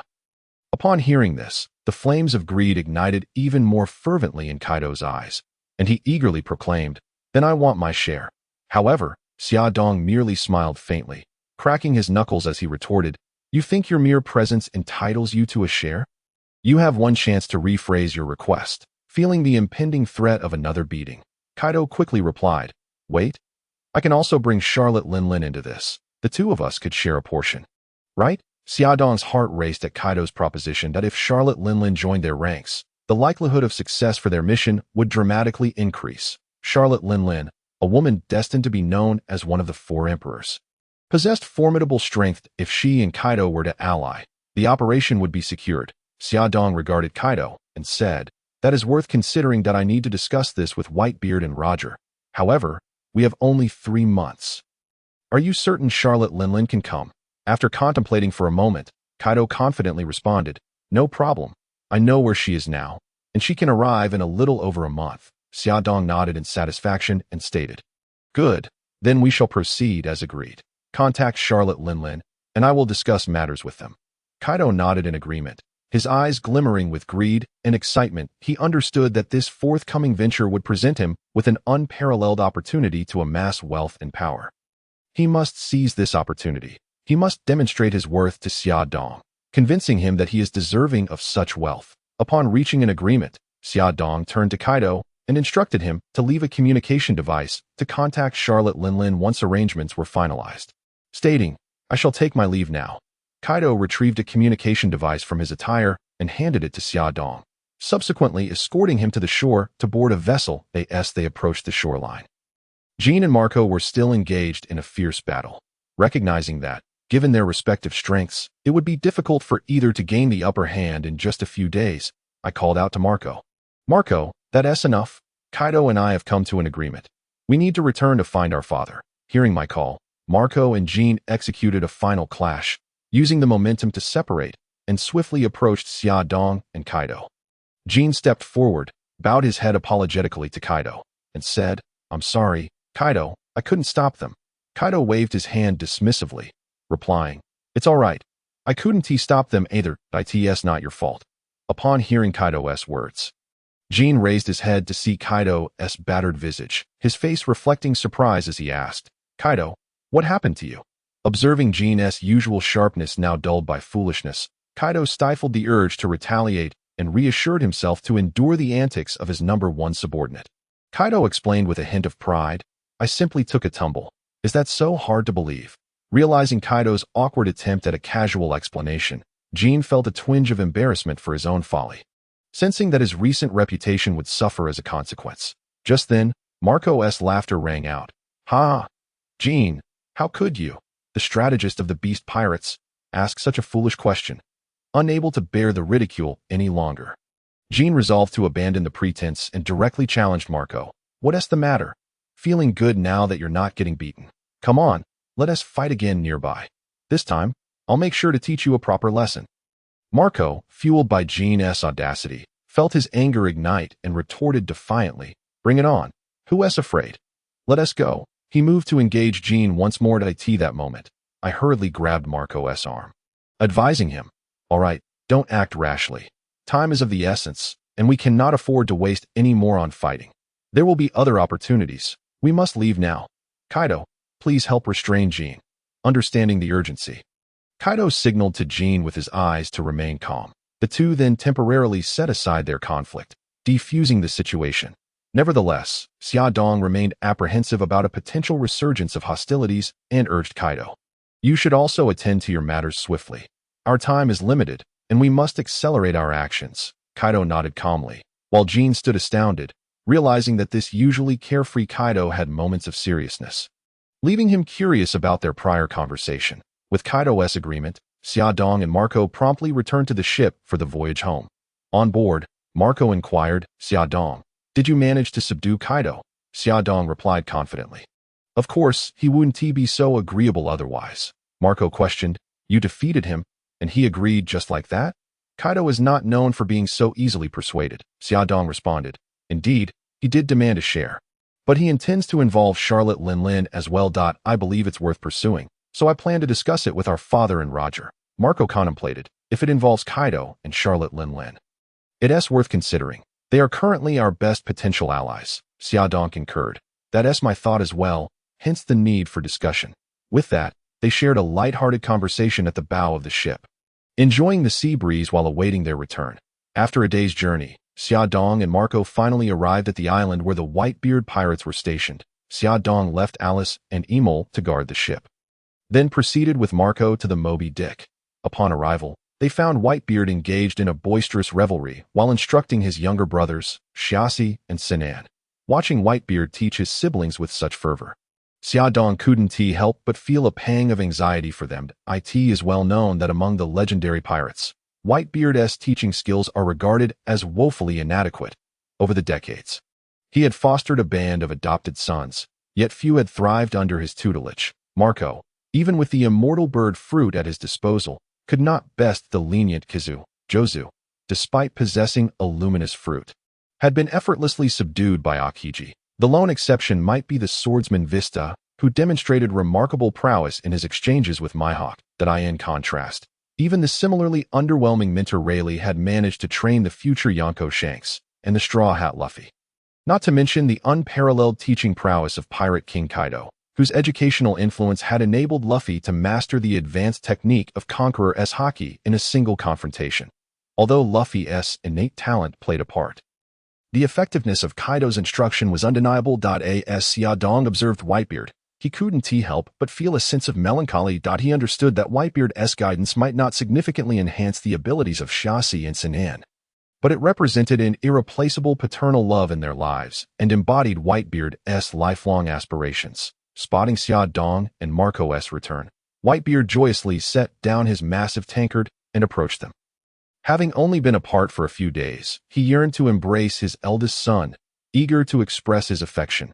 However, upon reaching Xiaodong, he realized the impracticality of embracing someone standing at a mere 1.6 meters tall compared to his towering height of over 6 meters. leaving him awkwardly stationary. Despite the stark differences in size and appearance, Whitebeard held no doubts about Xiaodong's lineage, noting that his second and third sons resembled him as children. And it was perfectly reasonable for the eldest to inherit human traits, especially since Xiaodong bore a striking resemblance to Becky. Whitebeard uncapped a bottle of liquor, tilting it back for a hearty drink before offering it to Xiaodong. Accepting the bottle, Xiaodong took a swig, feeling the warmth of Whitebeard's love and trust envelop him. In that moment, they shared a connection akin to that of any ordinary father and son. And soon Geoise and Sinan joined them, forming a circle as they drank together. As they indulged, Xiaodong recounted the outcome of his negotiations with Kaido. Upon learning that Kaido sought a share, Whitebeard's temper flared, smashing his cup in indignation, exclaiming, "That little brat Kaido, what right does he have to a share? Even with Linlin involved, it's hardly worth it. We could easily proceed without them and collaborate with Roger instead." It's merely a matter of delaying tactics. Seeing Whitebeard's ire, Xiaodong quickly interjected, "Father, there are few capable of standing against the world government at sea, and currently, our best option is Kaido. Their strength ranks just below yours, and having two of them on our side would provide us with a considerable advantage. I've gauged Kaido's capabilities, and while he may not match you or Roger, he can certainly contend with standard Admiral-level forces. If they join us, our success is virtually assured. Relying solely on ourselves and the Roger Pirates would be excessively precarious. A single miscalculation could lead to significant casualties." Upon hearing Xiaodong's concerns about potential misfortunes, Whitebeard gradually regained his composure. Although he was confident in his own power, he couldn't help but worry for the well-being of the sons he had nurtured over the years against the looming threat of the world government. Yet, he remained furious over Kaido's exorbitant demands. Just then, Roger and Rayleigh, having noticed Xiaodong's return, approached. "Whitebeard," Roger called out from a distance, "I can hear your anger from afar. What happened? Did Xiaodong fail to negotiate with Kaido?" As Roger and Rayleigh settled into their seats, the group quickly made room for them. Xiaodong took the opportunity to share the details of Kaido's proposition with both of them. Upon hearing Xiaodong's account, Roger and Rayleigh exchanged contemplative glances, acknowledging that Kaido's terms were indeed steep. After a lengthy pause, Rayleigh finally remarked, "Though the price is high, it's undeniable that they have been growing rapidly over the years. I've also heard that Kaido has a number of formidable subordinates. If they join us, it would significantly alleviate our burdens, and perhaps we could even teach the world government a lesson. Besides, the funds are in Xiaodong's hands. If they wish to access it, they must prove their worth." Whitebeard and Roger, considering Rayleigh's perspective, found his reasoning compelling. Whitebeard conceded, "Very well, it will ultimately depend on whether they are worth the price they demand." Roger, "Then it is settled. Xiaodong, please make sure to communicate clearly with Kaido. Should they fail to exert themselves when the time comes, do not blame us." Xiaodong agreed, stating that he would have a good talk with Kaido. Rayleigh chimed in, affirming the decision, urging everyone to cease their worries and indulge in the drinking. With that, he seized the wine jug and resumed drinking. Roger interjected, "Rayleigh, save some for me." Whitebeard cautioned against greed, saying, "On my ship, we might lack many things, but not wine. Marco, fetch more." Xiaodong observed the three, bemused by their intent to indulge in drunken revelry in broad daylight, and decided to let the two younger brothers keep an eye on things while he prepared to contact Kaido. He retrieved the transponder snail Kaido had provided, a unique creature capable of remote communication through sound waves. Skillfully, he manipulated the transponder's antennae, and soon Kaido's boisterous laughter resonated from the other end. "Ha ha ha, Xiaodong, I just got in touch with Linlin, and she is quite intrigued. She is already on her way here. How did your discussions with Whitebeard and Roger go? Did they agree to my terms?"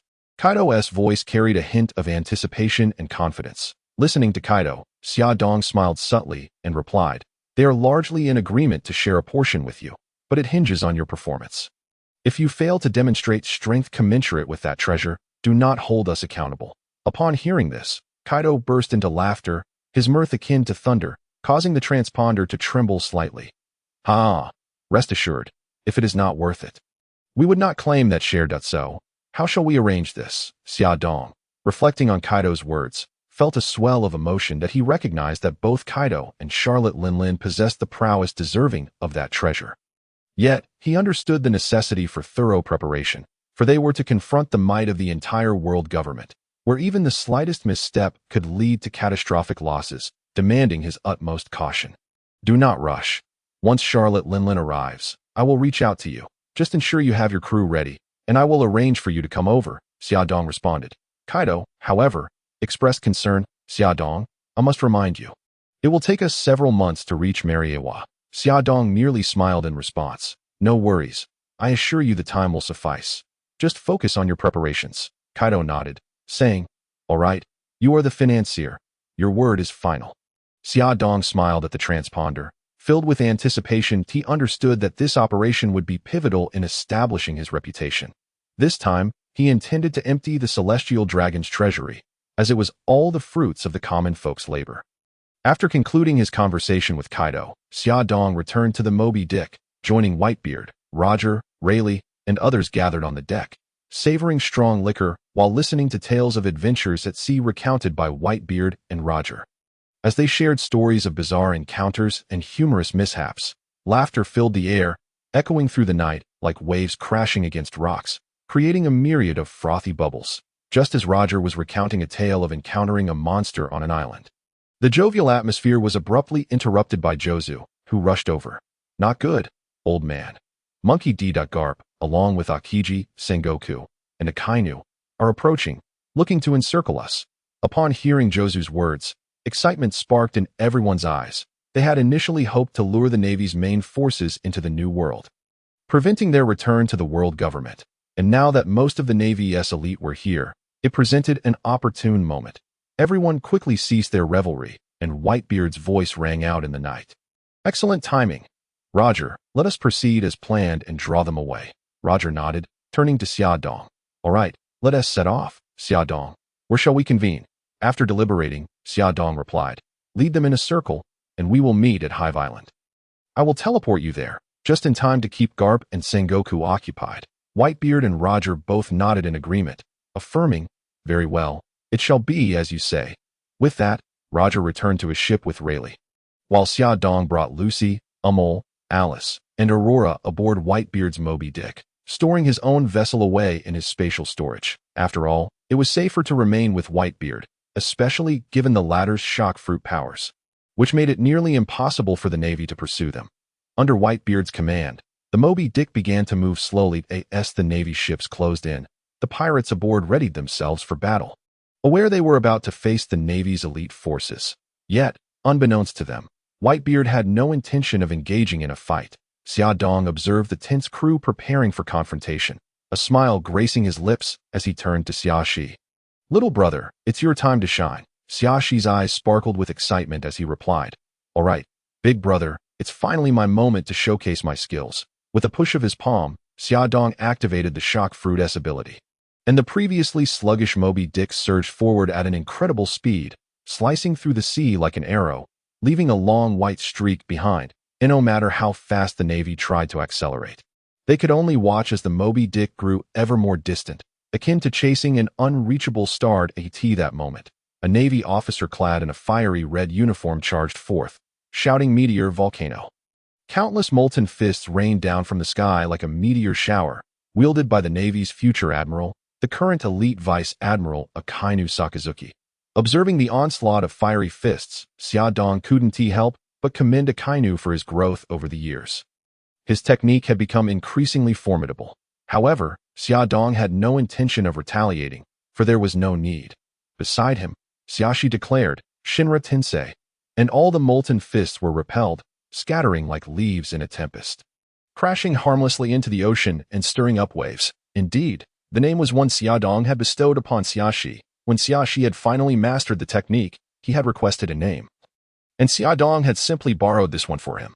Xiaoshi was thoroughly pleased, believing the name embodied power and grandeur, much like the devastating force of his technique, seeing his grand attack thwarted. Akainu felt a surge of fury and frustration. Memories of his past battle with Saul flooded back, reminding him of one of his most humiliating defeats at that time. Someone had executed a similar technique aboard Saul's ship. Now, he was convinced that the man who had brought him eternal shame must be present. Akainu roared, Edward Xiaodong, you are here. Show yourself. Upon hearing Akainu's bellow, Xiaodong had no intention of hiding. Calmly, he walked to the ship's stern, looking down at Akainu with a cold smile. Dog, haven't you had enough of a beating? Are you looking for another fight? Akainu, seeing Xia Dong appear, was further incensed. Bellowing, Xia Dong, if you have the guts, stop and let us settle this once and for all. Yet, Xia Dong had no desire to engage. He had no time for Akainu's antics, and simply replied, "Catch me first, garbaged." He then turned to Xiaxi, "Don't run too fast. Keep them hanging." Xiaxi responded, "Yes, big brothered." In the days that followed, Xiaxi emerged as the most captivating presence aboard the Moby Dick. Every action and decision he made drew keen attention. He skillfully maneuvered the ship, maintaining a calculated distance from the pursuing Navy vessels, as if performing a silent dance. Whenever the Navy attempted to close in, Xiaxi would accelerate, akin to a nimble cheetah gliding gracefully across the vast ocean. He always maintained an appropriate distance, ensuring the Navy could not easily catch up. Once the Navy abandoned the chase, Xiaxi would swiftly adjust his strategy, preserving the distance while ensuring they remained within sight. Thus, Xiaxi successfully tantalized the Navy, creating a delicate balance between them. They resembled two masterful chess players, engaged in a silent contest on an expansive board, every move laden with wisdom and strategy. Throughout the entire ordeal, Xiaxi exhibited remarkable control over his fruit abilities, leaving all spectators in awe. During this time, Sengoku and Whitebeard exchanged shouts from a distance, their voices echoing in the sea breeze like the roars of two colossal beasts, resonating deeply within the hearts of every pirate. Sengoku bellowed, "Whitebeard, today marks your demise." To which Whitebeard retorted, "Sengoku, if you have the guts, come at me. I will show you true power." Sengoku challenged, "If you dare, stop and let us fight." Whitebeard replied, "If you catch up to me, I will engage you." It must be noted that these two often took the opportunity to hurl insults at one another. However, their exchanges were a prime example of what it means for thunder to make a lot of noise while the rain is scant. For several days, their back and forth resembled the playful banter of old friends, and even when Sengoku managed to close the distance, they refrained from combat, merely watching as the gap widened once more. They's long-standing rivals. Sengoku was acutely aware of Whitebeard's might and tactics. He understood that even if he were to catch up to Whitebeard, truly subduing him would prove exceedingly difficult. After all, Whitebeard wielded the formidable powers of the Tremor fruit, capable of conjuring massive tsunamis to escape pursuit effortlessly. Were it not for the troublesome figures of Shiki the Golden Lion and the Solitary Soul, who relied on the float fruit for their elusive appearances, the Navy would have found itself in a much better position. Unfortunately, these two were like elusive dragons, causing Sengoku considerable frustration. Consequently, the only pirate crews the Navy could effectively contend with were the Whitebeard Pirates and the Roger Pirates. In reality, these two crews had not engaged in any significant acts of violence, appearing almost angelic when compared to Shiki and other notorious pirates, and their formidable strength made it challenging for the Navy to gain any advantage in battle. Overall, Sengoku's attitude towards Whitebeard was fraught with contradictions, tinged with a sense of helplessness. He recognized the futility of defeating this powerful adversary, yet he persisted in his pursuit, as it was a mission to uphold justice and a demonstration of the Navy's resolve. Thus, Sengoku's pursuit was merely a display of determination. He understood that fighting Whitebeard held little significance, especially now that the Whitebeard Pirates were bolstered by the formidable Xia Dong and his brothers, whose terrifying prowess Sengoku had personally experienced. Even Zifa would find himself outmatched by the trio, compounded by Whitebeard's presence. If a confrontation were to occur, the odds of victory were slim. Therefore, maintaining the Navy's dignity in the public eye became the most favorable outcome. In truth, Sengoku and Tsuru were contemplating a retreat. After all, the Navy found itself flustered by the sudden appearance of Xia Dong and his brothers, and Sengoku had only brought Akainu and Tsuru for this mission, initially intending to cultivate the future hopes of the Navy while he himself held off Whitebeard, allowing Akainu to engage with the Whitebeard Pirates for training purposes. Who could have anticipated that their plans would be disrupted? If a fight broke out now, Akainu would likely meet his demise. However, observing that the Whitebeard Pirates showed no inclination for battle, they decided to pursue for the time being, awaiting the conclusion of the clash between Garp and Roger before confronting Whitebeard. Meanwhile, Garp, in pursuit of the Roger Pirates, gazed ahead at the rapidly moving Oro Jackson with a frown that he had intended to settle the score with Roger, yet upon seeing him, Roger had fled without even a greeting. Completely disregarding the unwritten rules of combat, relying on the exceptional performance of the Oro Jackson, he maintained a safe distance from Garp's vessel, refusing to engage no matter how much Garp provoked him. Occasionally, Roger would appear at the stern, taunting Garp, driving him to the brink of fury and determination to teach Roger a lesson. He vowed not to return without doing so. Thus, Whitebeard and Roger kept Sengoku and Garp's ships circling in the New World, deliberately prolonging the Navy's chase. In the meantime, they had established contact with Kaido, agreeing upon a rendezvous point. Time swiftly passed in the span of 3 months, and Roger, Whitebeard, Kaido, and Charlotte Linlin gathered as planned near Hive Island. As they approached Hive Island, Xia Dong instructed Xia Shi to increase their speed and distance themselves from the Navy. After all, the plan was about to commence, and with Sengoku drawn near Hive Island, the operation was already a success. From this point onward, it mattered little whether the Navy could keep up as they observed the Whitebeard Pirates ships disappearing from sight. Sengoku and Tsuru remained indifferent. However, Akainu, who had been left in a state of frustration for a month, was on the verge of madness. Flames of fury burned in his eyes, akin to a provoked beast poised to pounce on its prey. Utilizing the repulsion of the Moby Dick, they swiftly arrived at the agreed location. At that moment, Kaido and Charlotte Linlin had already arrived. Kaido retained his Minotaur form from their last encounter, while Charlotte Linlin appeared as a striking young woman, their towering figures complementing each other well. Whitebeard had historically maintained a rather ordinary relationship with Kaido and Charlotte Linlin, lacking common ground for conversation. Thus, the task of socializing was left to Xia Dong. In an instant, Xia Dong materialized on Kaido's ship. It was evident that Kaido and Charlotte Linlin had invested significantly this time. Kaido brought forth his future calamities and numerous subordinates, while Charlotte Linlin introduced her 3 sweet generals and ministers, indicating their full commitment. Observing the forces they had gathered, Xia Dong felt greatly satisfied, recognizing their genuine intention.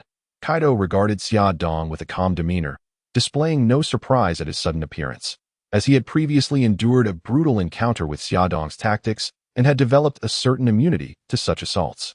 However, Charlotte Linlin exhibited profound astonishment, her eyes widening in disbelief. Name: Charlotte Linlin Bloodline. Human, Hidden Giant Bloodline. Life: 48 Strength, 97 Agility, 91 Stamina, 94 Spirit, 92 Skills. Soul Fruit, Perfection 3. Armament Haki, Mastery 59.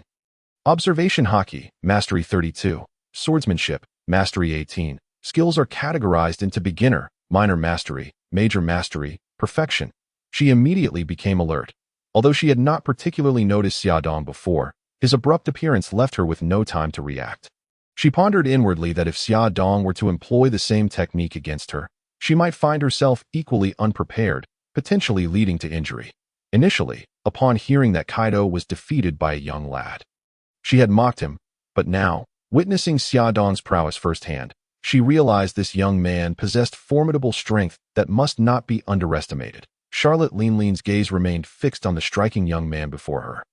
Yet her smile remained unfaltering.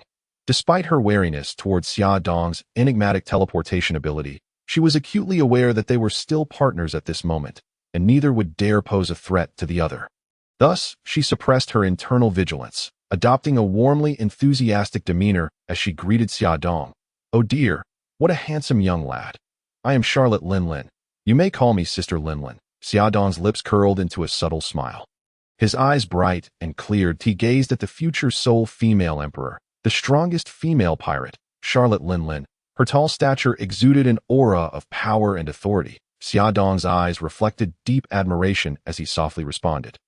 "Hello, Sister Linlin. I am Edward Xia Dong. It is truly an honor to meet you." Their mutual flattery made Kaido, who stood nearby, break into a cold sweat. He hastily interjected, "That's enough. Linlin, we must focus on the matter at hand."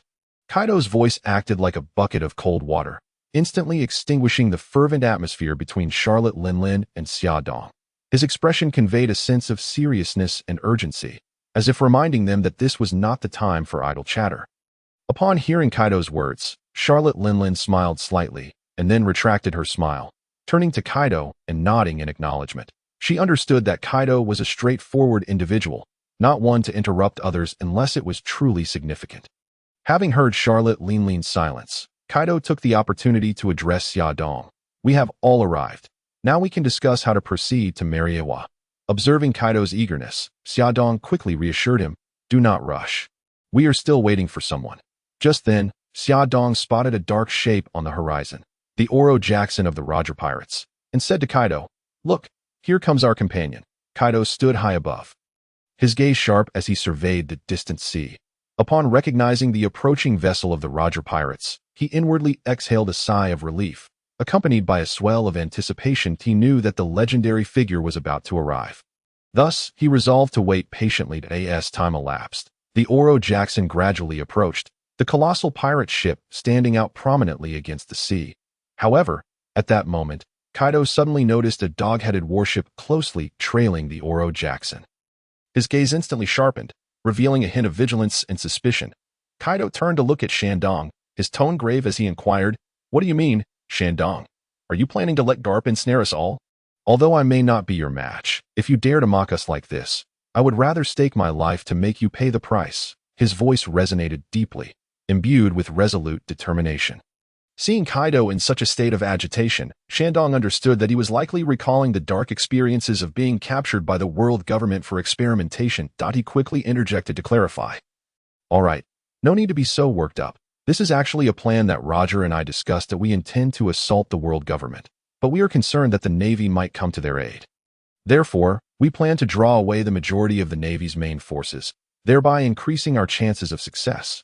After all, even with the two of you, we may not be able to withstand the world government.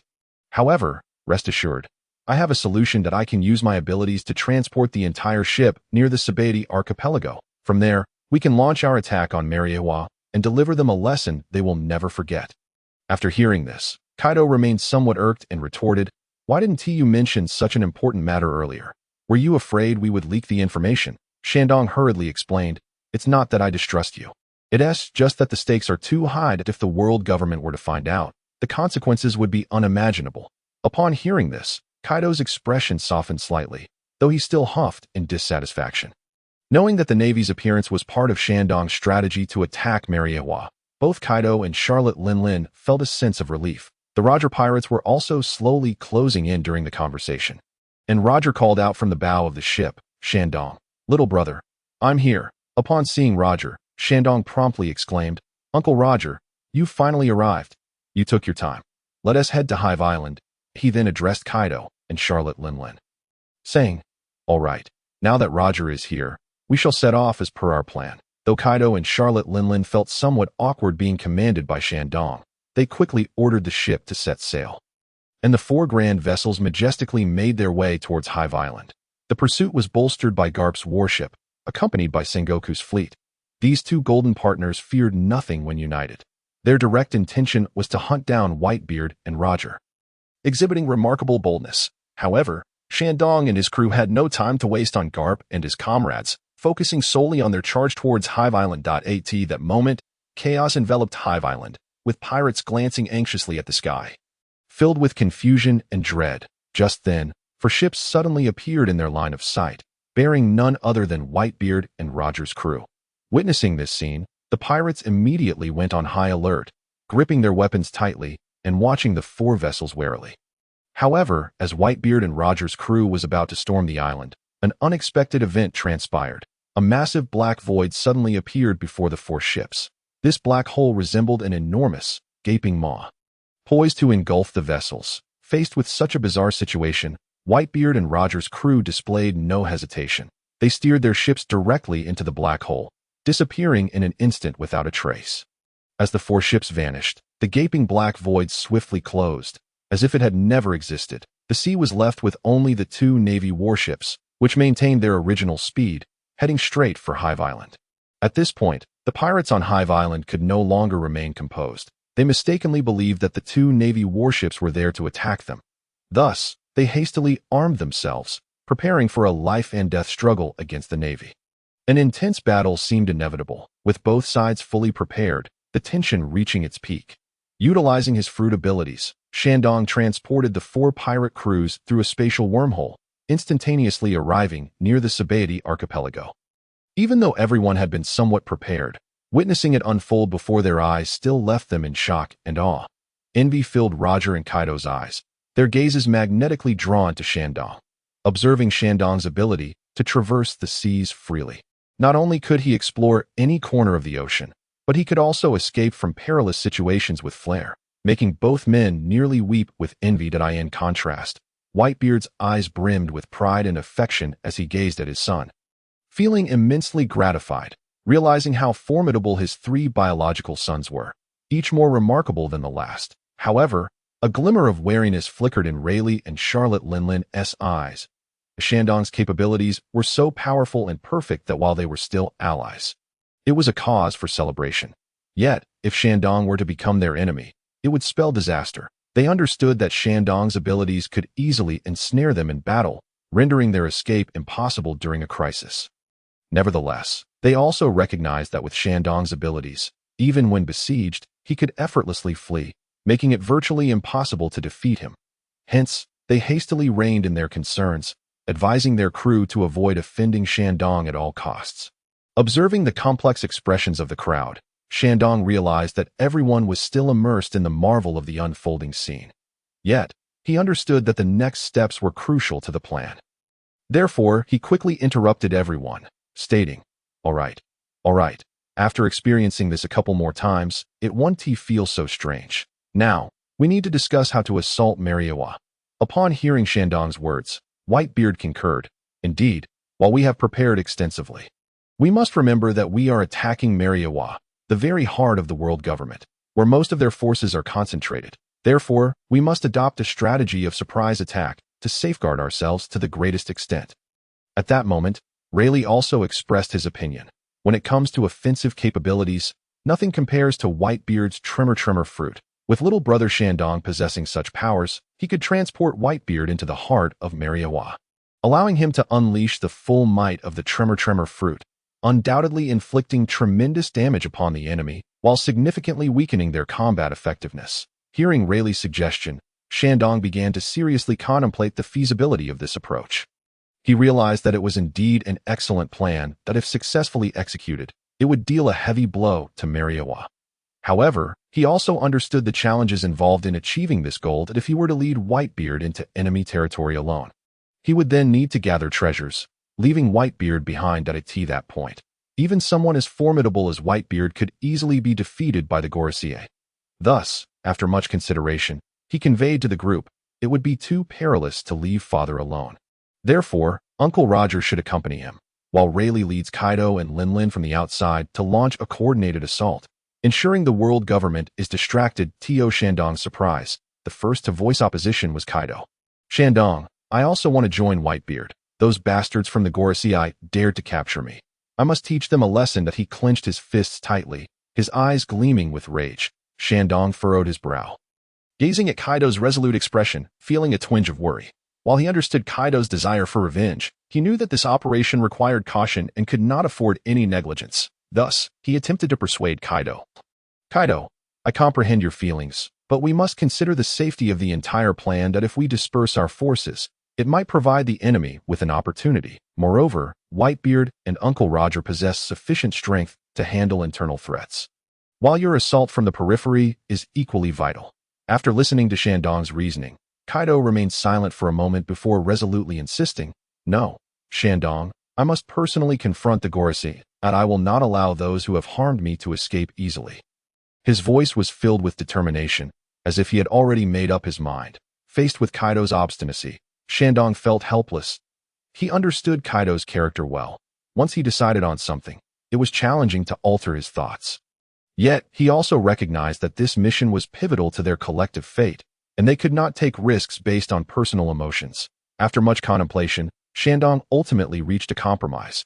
"Very well, Kaido, since you were so insistent, you may accompany Whitebeard into Mariawa. However, please exercise caution and heed Whitebeard's command." Kaido nodded, a satisfied smile breaking across his face. "All right, Shandong, I will follow Whitebeard's lead. Thank you for your understanding." Subsequently, he turned his gaze towards Whitebeard, his eyes brimming with trust and anticipation. Whitebeard smiled faintly and patted Kaido's shoulder, saying, "Kaido, fear not. We shall ensure that the Geoise pay the price." He then shifted his attention to Summer East and inquired, "Summer East, what about you? How do you intend to proceed?" After a moment of contemplation, Summer East replied, "You and the others will create chaos outside to draw the attention of the world government while we await the opportune moment. Once I successfully locate the treasure, we will make a swift exit. The pressing question now is, how is the search for the treasure's location coming along, Rayleigh?" Hearing Summer East's question, Rayleigh promptly responded, "Of course. There is no issue. The treasure chambers of the celestial dragons have all been located. However, the chambers of the world government are exceedingly well concealed, and we only possess a rough idea of their whereabouts. The map is now in my possession." Upon hearing Rayleigh's words, the group was filled with joy. Each treasure chamber signified an increase in wealth, and after years of amassing riches, the celestial dragons must be overflowing with wealth. It seemed they were on the verge of a substantial fortune. Summer East then remarked, "Among close brothers, accounts must be clear. We are all undertaking this significant risk for the sake of riches. Although we are all pirates, collaboration necessitates a sense of righteousness. We have previously agreed upon the division of spoils, and it is imperative that I clarify it once more to avoid conflicts later. According to our prior agreement, I, Summer East, shall receive 1 share, the Whitebeard Pirates shall receive 1 share, the Roger Pirates shall receive 1 share, and Kaido and Charlotte Linlin shall share 1 share, with 1 share allocated for the intelligence. However, it must be made clear beforehand that Kaido and Charlotte Linlin must exert their utmost effort to qualify for their share afterward, should they attempt to take advantage of the situation. They cannot blame me. Additionally, Rayleigh's intelligence regarding the world government's treasure chambers is paramount that I will prioritize locating them, and if they remain undiscovered, we shall simply assign a value of 100 million for each treasure chamber that is found. Are there any objections?" Although the group felt a twinge of jealousy over Summer East's individual share, they recognized the significance of his capabilities. Thus, they acquiesced, as prior arrangements had been established, leaving no room for dissent. They all nodded in agreement. Following this, they commenced a detailed discussion of the operational plan, ensuring that every aspect was flawless. Amidst a tense yet orderly atmosphere, they prepared thoroughly for the impending battle. After extensive deliberation, despite the fervor of their strategic discussions, they found themselves at an impasse, as none among them had ever set foot in Mariawa. Summer East understood that theoretical discussions paled in comparison to first-hand reconnaissance. Thus, he decisively proposed to venture ahead to Mariawa for reconnaissance. Whitebeard, Roger, and the others agreed to have Summer West expedite his journey using his abilities, and once Summer East assessed the situation, they would launch a surprise attack. Catching the world government off guard, Mariawa, the sanctum of the celestial dragons, was heavily fortified by the world government's army, resembling an impregnable fortress.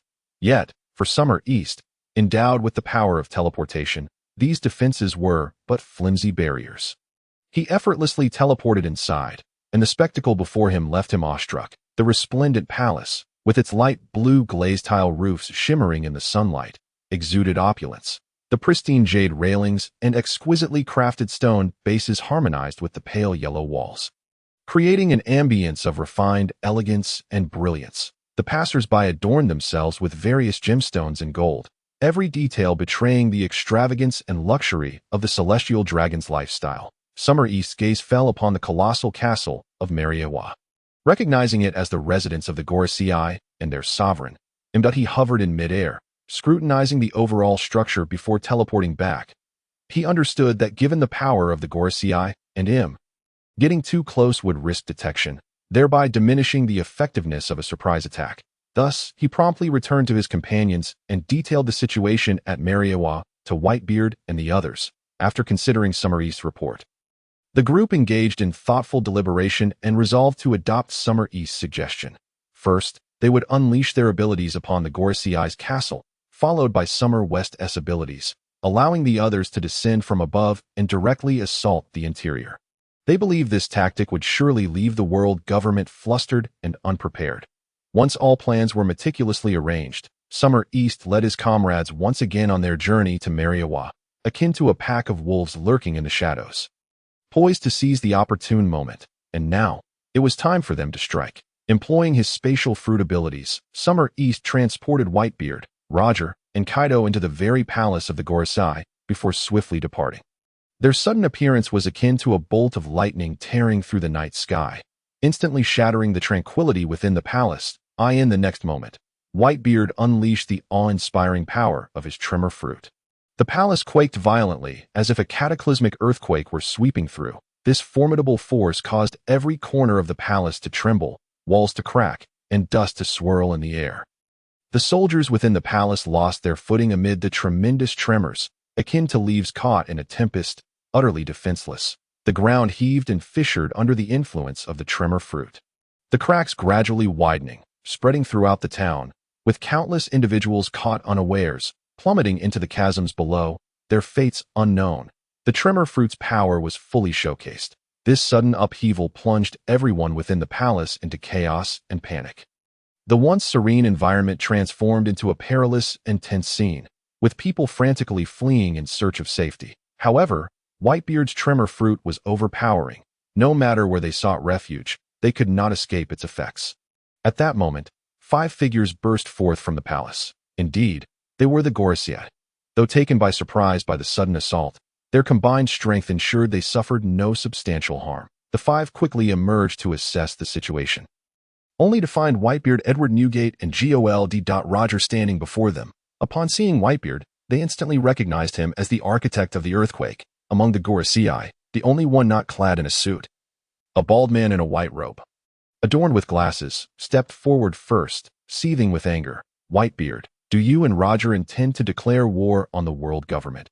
Having become the rulers of the seas in recent years, do you truly believe yourselves invincible? Daring to come here and act with such impudence? Listening to the Geoise's furious denunciation, Whitebeard scoffed. I have long harbored disdain for your world government. This time, I have come to experience your might firsthand. Spare me the platitudes. Let us settle this with strength. With that, he summoned the power of his fruit and delivered a mighty punch. Understanding the gravity of Whitebeard's prowess, the Geoise did not underestimate him. And in an instant, they activated their abilities in response. Jaegor Lucian Satan transformed into a colossal bull demon, his massive frame covered in a formidable carapace, exuding an aura of terror that he charged towards Whitebeard, hoping to utilize his formidable defenses to withstand Whitebeard's onslaught. However, upon contact with Whitebeard's attack, Satan immediately realized he had underestimated the tremor fruit's power. That Whitebeard's strike penetrated his defenses, inflicting excruciating pain within him. Satan grunted, blood spilling from his mouth. Yet, he did not falter, steadfastly attempting to withstand Whitebeard's assault. Just then, Shepherd 10 Peter swiftly reacted, transforming his body into a massive sandworm, employing his fruit's power to conjure a sturdy sand wall that successfully shielded against Whitebeard's blow. Satan cast a grateful glance at Peter. Their years of camaraderie allowed them to coordinate seamlessly in battle. However, relying solely on Satan was insufficient to fully repel Whitebeard's assault, and Peter too had to join the defensive ranks. The two worked in tandem, managing to stave off Whitebeard's onslaught, though they remained in a state of passive defense, unable to endure indefinitely. Fortunately, at that moment, Izambalin V. Danasu Long Saint transformed into a skeletal knight. Launching an attack against Whitebeard. In their close cooperation, the three barely managed to suppress Whitebeard's assault. Yet they were acutely aware that this was merely a fleeting victory, in the face of a foe as formidable as Whitebeard. They must exert every ounce of strength to seize even a glimmer of hope. At this juncture, Marcus Mass Saint had transformed into the mythic Garuda form, his body adorned with golden feathers, his wings radiating with a brilliance akin to the sun. Meanwhile, Topman Vorchely Saint morphed into a colossal behemoth, his immense musculature exuding a powerful presence. One wielded flames, while the other commanded torrents of water, simultaneously directing their attacks towards Gol D. Roger. Roger deftly evaded their strikes, wielding his blade with finesse to counter their onslaught. Nevertheless, Marcus and Topman, leveraging their formidable strength, successfully managed to stall Roger. Meanwhile, Kaido, witnessing the abilities displayed by the 5 elders, was taken aback. However, he quickly reminded himself that his purpose here was to assist Whitebeard in combating the 5 elders. Thus, he prepared to move forward and aid Whitebeard in their joint effort to vanquish the 5 elders. At that moment, 3 enigmatic figures, clad in suits and masked, suddenly emerged from the castle. These 3 individuals were none other than members of the Celestial Dragon's Night Guard. Without hesitation, they charged at Kaido, engaging him in a fierce skirmish. Although these 3 were far from being Kaido's match, their decent prowess allowed them to effectively delay him. Concurrently, Whitebeard and the other emperors were fiercely battling against the five elders. Plunging the entire battlefield into chaos. At this juncture, Shiki unleashed the powers of the repulsion fruit. With a gentle wave of his hands, Kaido, Charlotte Linlin, and other formidable warriors plummeted from the sky like divine soldiers descending upon the earth. Swiftly heading towards the palace, their figures darted like lightning, fierce as leopards, with each strike imbued with unparalleled power and might. These powerful beings surged towards the palace with astonishing speed, their assaults akin to a tempest, overwhelming the palace guards who stood helpless against their onslaught, as if they were fragile sheets of paper, easily torn apart. An unprecedented sense of pressure and fear enveloped everyone present at that moment. The Celestial Dragon's guards, CP0, promptly reacted, swiftly organizing themselves alongside the defending soldiers to confront these ordinary pirates. However, even with CP0's involvement, the tide of battle remained unchanged in the face of such numerous and potent adversaries. In the heat of battle, CP0 realized their strength was insufficient to completely repel their opponent's offensive. Despite their utmost efforts, their impact was minimal. As time passed, both CP0 and the defending soldiers began to feel utterly exhausted. While the ordinary pirates grew increasingly audacious, just when the situation appeared most dire, 7 more members of the Night Guard burst onto the scene. Their arrival introduced a new variable to the battlefield. These 7 members exhibited remarkable strength, successfully stalling Rayleigh and Charlotte Linlin, preventing them from posing a greater threat to the palace. The battlefield fell back into a stalemate, with both sides striving to find a breakthrough. In this chaotic clash, the outcome of who would ultimately prevail remained uncertain. Everyone fought for survival, oblivious to what might transpire next. In an instant, the entirety of Mariewa was engulfed in turmoil. Alarms blared incessantly. Echoing through the skies, the soldiers of the world government were thrown into disarray, scrambling to respond to this sudden onslaught. Yet, in the face of such pandemonium, they appeared flustered and bewildered, like a flock of frightened birds seeking refuge. Amidst this chaos, Shiki and his companions displayed unparalleled strength and courage. Their arrival transformed the previously serene Mariewa into a tempest of uncertainty. What actions would they take next? What impact would they bring upon this world? All remained to be seen. At this moment, our classmate Xiaodong, akin to a harbinger of the night, traversed the palaces of Mariewa with the grace of the wind, silent and unseen. Utilizing his fruit's teleportation ability along with his exceptional observation haki, he seemed to meld into the shadows of the night, directly infiltrating the Celestial Dragon's palace. Clutched tightly in his hand was the map given to him by Rayleigh, serving not merely as a guide, but as a key to unlock the doors of fortune. One must admit, this plan was indeed flawless. The chaos reigning in Mariewa had thrown the entire situation into disarray, with most guards being urgently dispatched to confront the invading pirates. The few remaining guards, terrified as mice, were called back to their chambers for protection. Thus, the vast palace was left eerily empty, presenting an exceptional opportunity for Xiaodong. Fully aware of the pressing time, he understood he could not afford to linger, for any delay might turn the situation against him. Without hesitation, he activated his enhanced vision and began a swift search according to the map. That it was no surprise that before long, he successfully located the first treasure chamber. In an instant, Xiaodong found himself standing behind the grand door of the chamber. As he entered, a dazzling brilliance erupted within, akin to the first rays of sunlight at dawn, momentarily blinding him. Once his eyes adjusted to the sudden illumination, he beheld a breathtaking sight. Countless treasures of gold and silver piled high, radiating an enchanting light. Gemstones twinkled like stars, resplendent and captivating. Coins, vast as the ocean, exuded an irresistible allure. However, what truly captivated Xiaodong were the various devil fruits and renowned swords collected by the Celestial Dragons.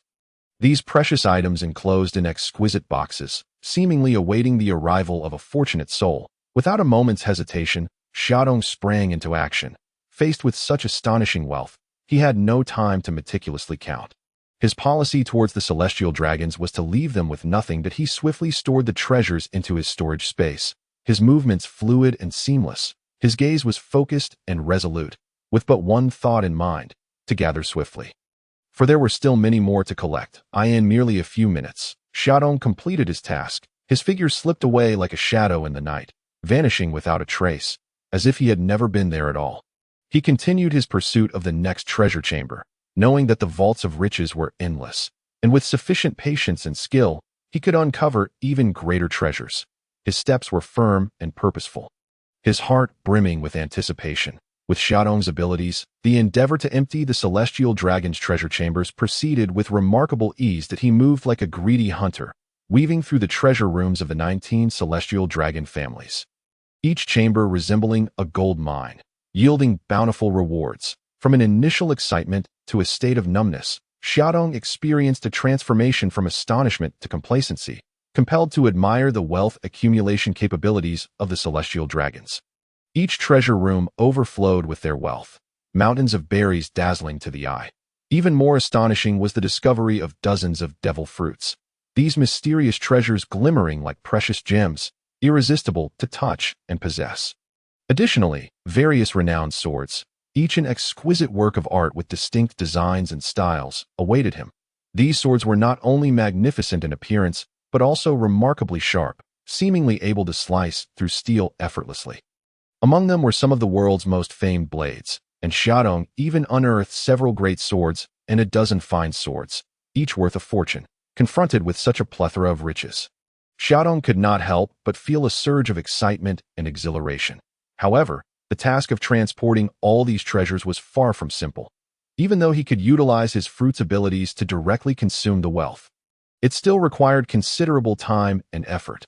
After all, the sheer volume of treasures necessitated meticulous handling and organization. Finally, after enduring a lengthy endeavor, Xiaodong successfully emptied the 19th treasure chamber of the celestial dragons. At this point, he exhaled a sigh of relief, a wave of accomplishment swelling within him. He had never imagined that one day he would feel utterly exhausted from the act of accumulating wealth. Yet simultaneously, he deeply felt the joy of his gains, a sensation that made all his efforts worthwhile. Like an indefatigable little bee, Xiaodong had finally cleared out all 19 treasure chambers, gazing at his bountiful haul. He could finally take a moment to breathe and rest. However, just as he contemplated relaxation, a sudden thought struck him about his companions outside, drawing the attention of the world government. Concern for their potential danger surged within him. Thus, he hastily activated his teleportation ability and ascended to the rooftop, casting an anxious gaze towards the battlefield. At this moment, the battlefield had already descended into utter chaos, thick with the acrid scent of gunpowder. The ground littered with remnants of fierce combat. The once beautiful and tidy Mariwa now lay in ruins, debris strewn everywhere, a scene of devastation. The battle between the 5 elders, Whitebeard, and Roger raged on, with neither side yielding. Although the 5 elders were no match for the combined might of Whitebeard and Roger, their formidable Zoan-type abilities allowed them to stubbornly hold their ground. Meanwhile, Kaido had successfully defeated 3 members of the Night Guard, but found his path obstructed by the hastily arrived Navy Admiral Kizaru. The two were evenly matched, resulting in a fierce clash. Rayleigh and Charlotte Linlin, having dealt with 7 members of the Night Guard, were poised to deliver a decisive blow to the world government, but found themselves delayed by the arriving Navy Admiral Sora. However, with Black Arm Zephyr currently engaged on another mission, no reinforcements were available, leaving Sora to face both Rayleigh and Charlotte Linlin alone. Although the pressure was immense, it was still manageable. The cooperation between Xia Shi and Xia Nen on the battlefield inflicted heavy losses on the soldiers of the world government, creating an appearance of chaos while, in reality, everything unfolded in an orderly manner according to Xiaodong's meticulous plan. Observing that the Navy had arrived to provide support, yet the situation remained under control and proceeded as intended, Xiaodong felt a sense of relief. The most crucial task ahead was to locate the world government's treasure vault and empty it. He understood that the faster he acted, the lesser the losses on the battlefield would be. Thus, Xiaodong swiftly employed his extraordinary vision, scanning for the vault's whereabouts based on the general location provided by Rayleigh. After searching for a considerable time without success, he suddenly realized that the safest treasure vault would likely be underground.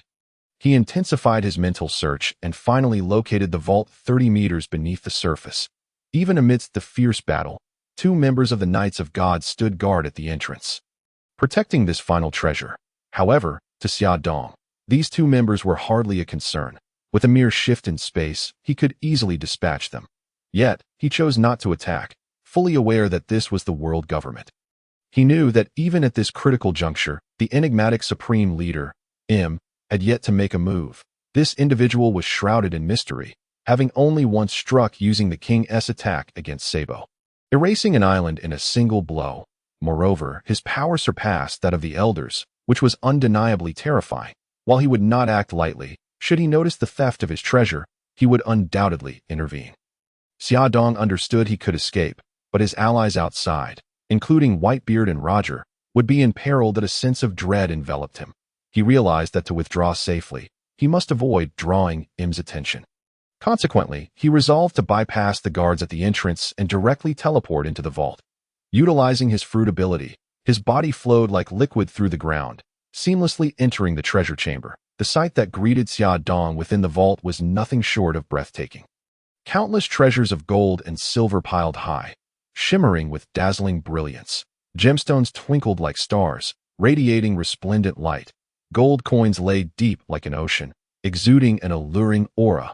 Most astonishing of all were the 10 devil fruits, displayed individually on pedestals at the farthest end of the vault, unmistakably the pinnacle of treasures intended for cultivating formidable warriors by the world government.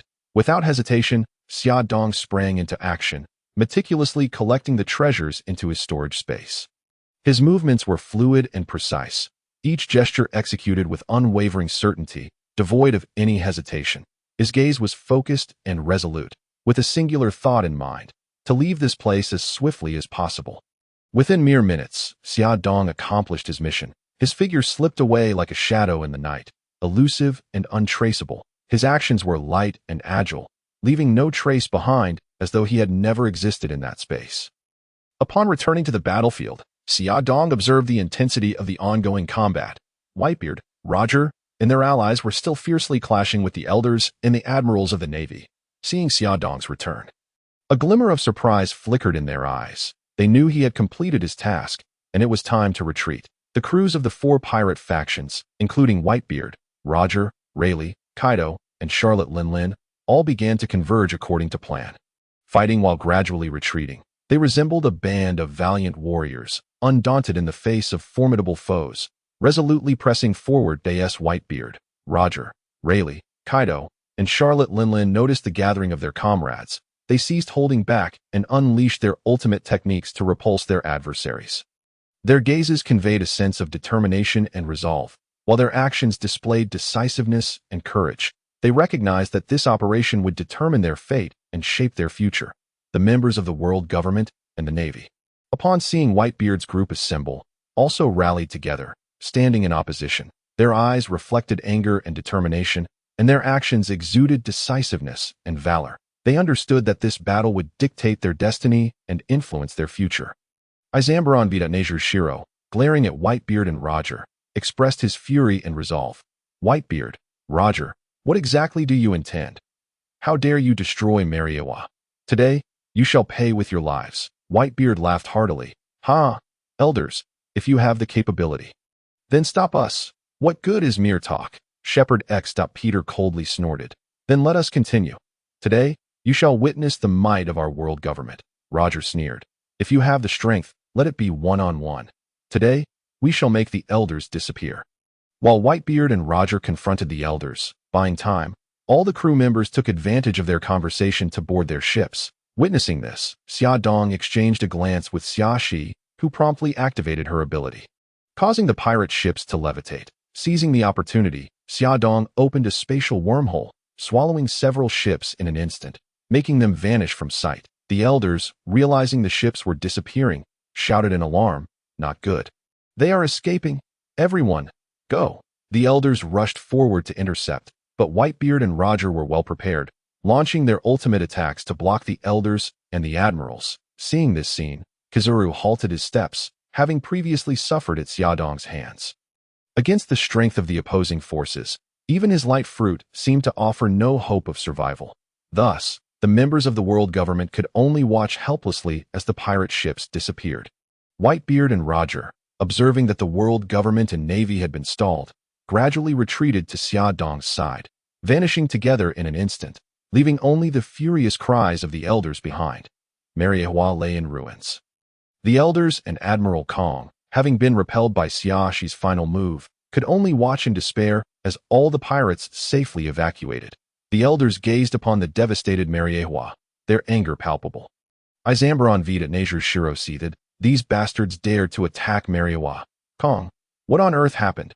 How could the Whitebeard and Roger pirate crews, who have always been pursued by your navy, unite to assault Mariewa? Also, why are you and Kizaru the only ones here for support?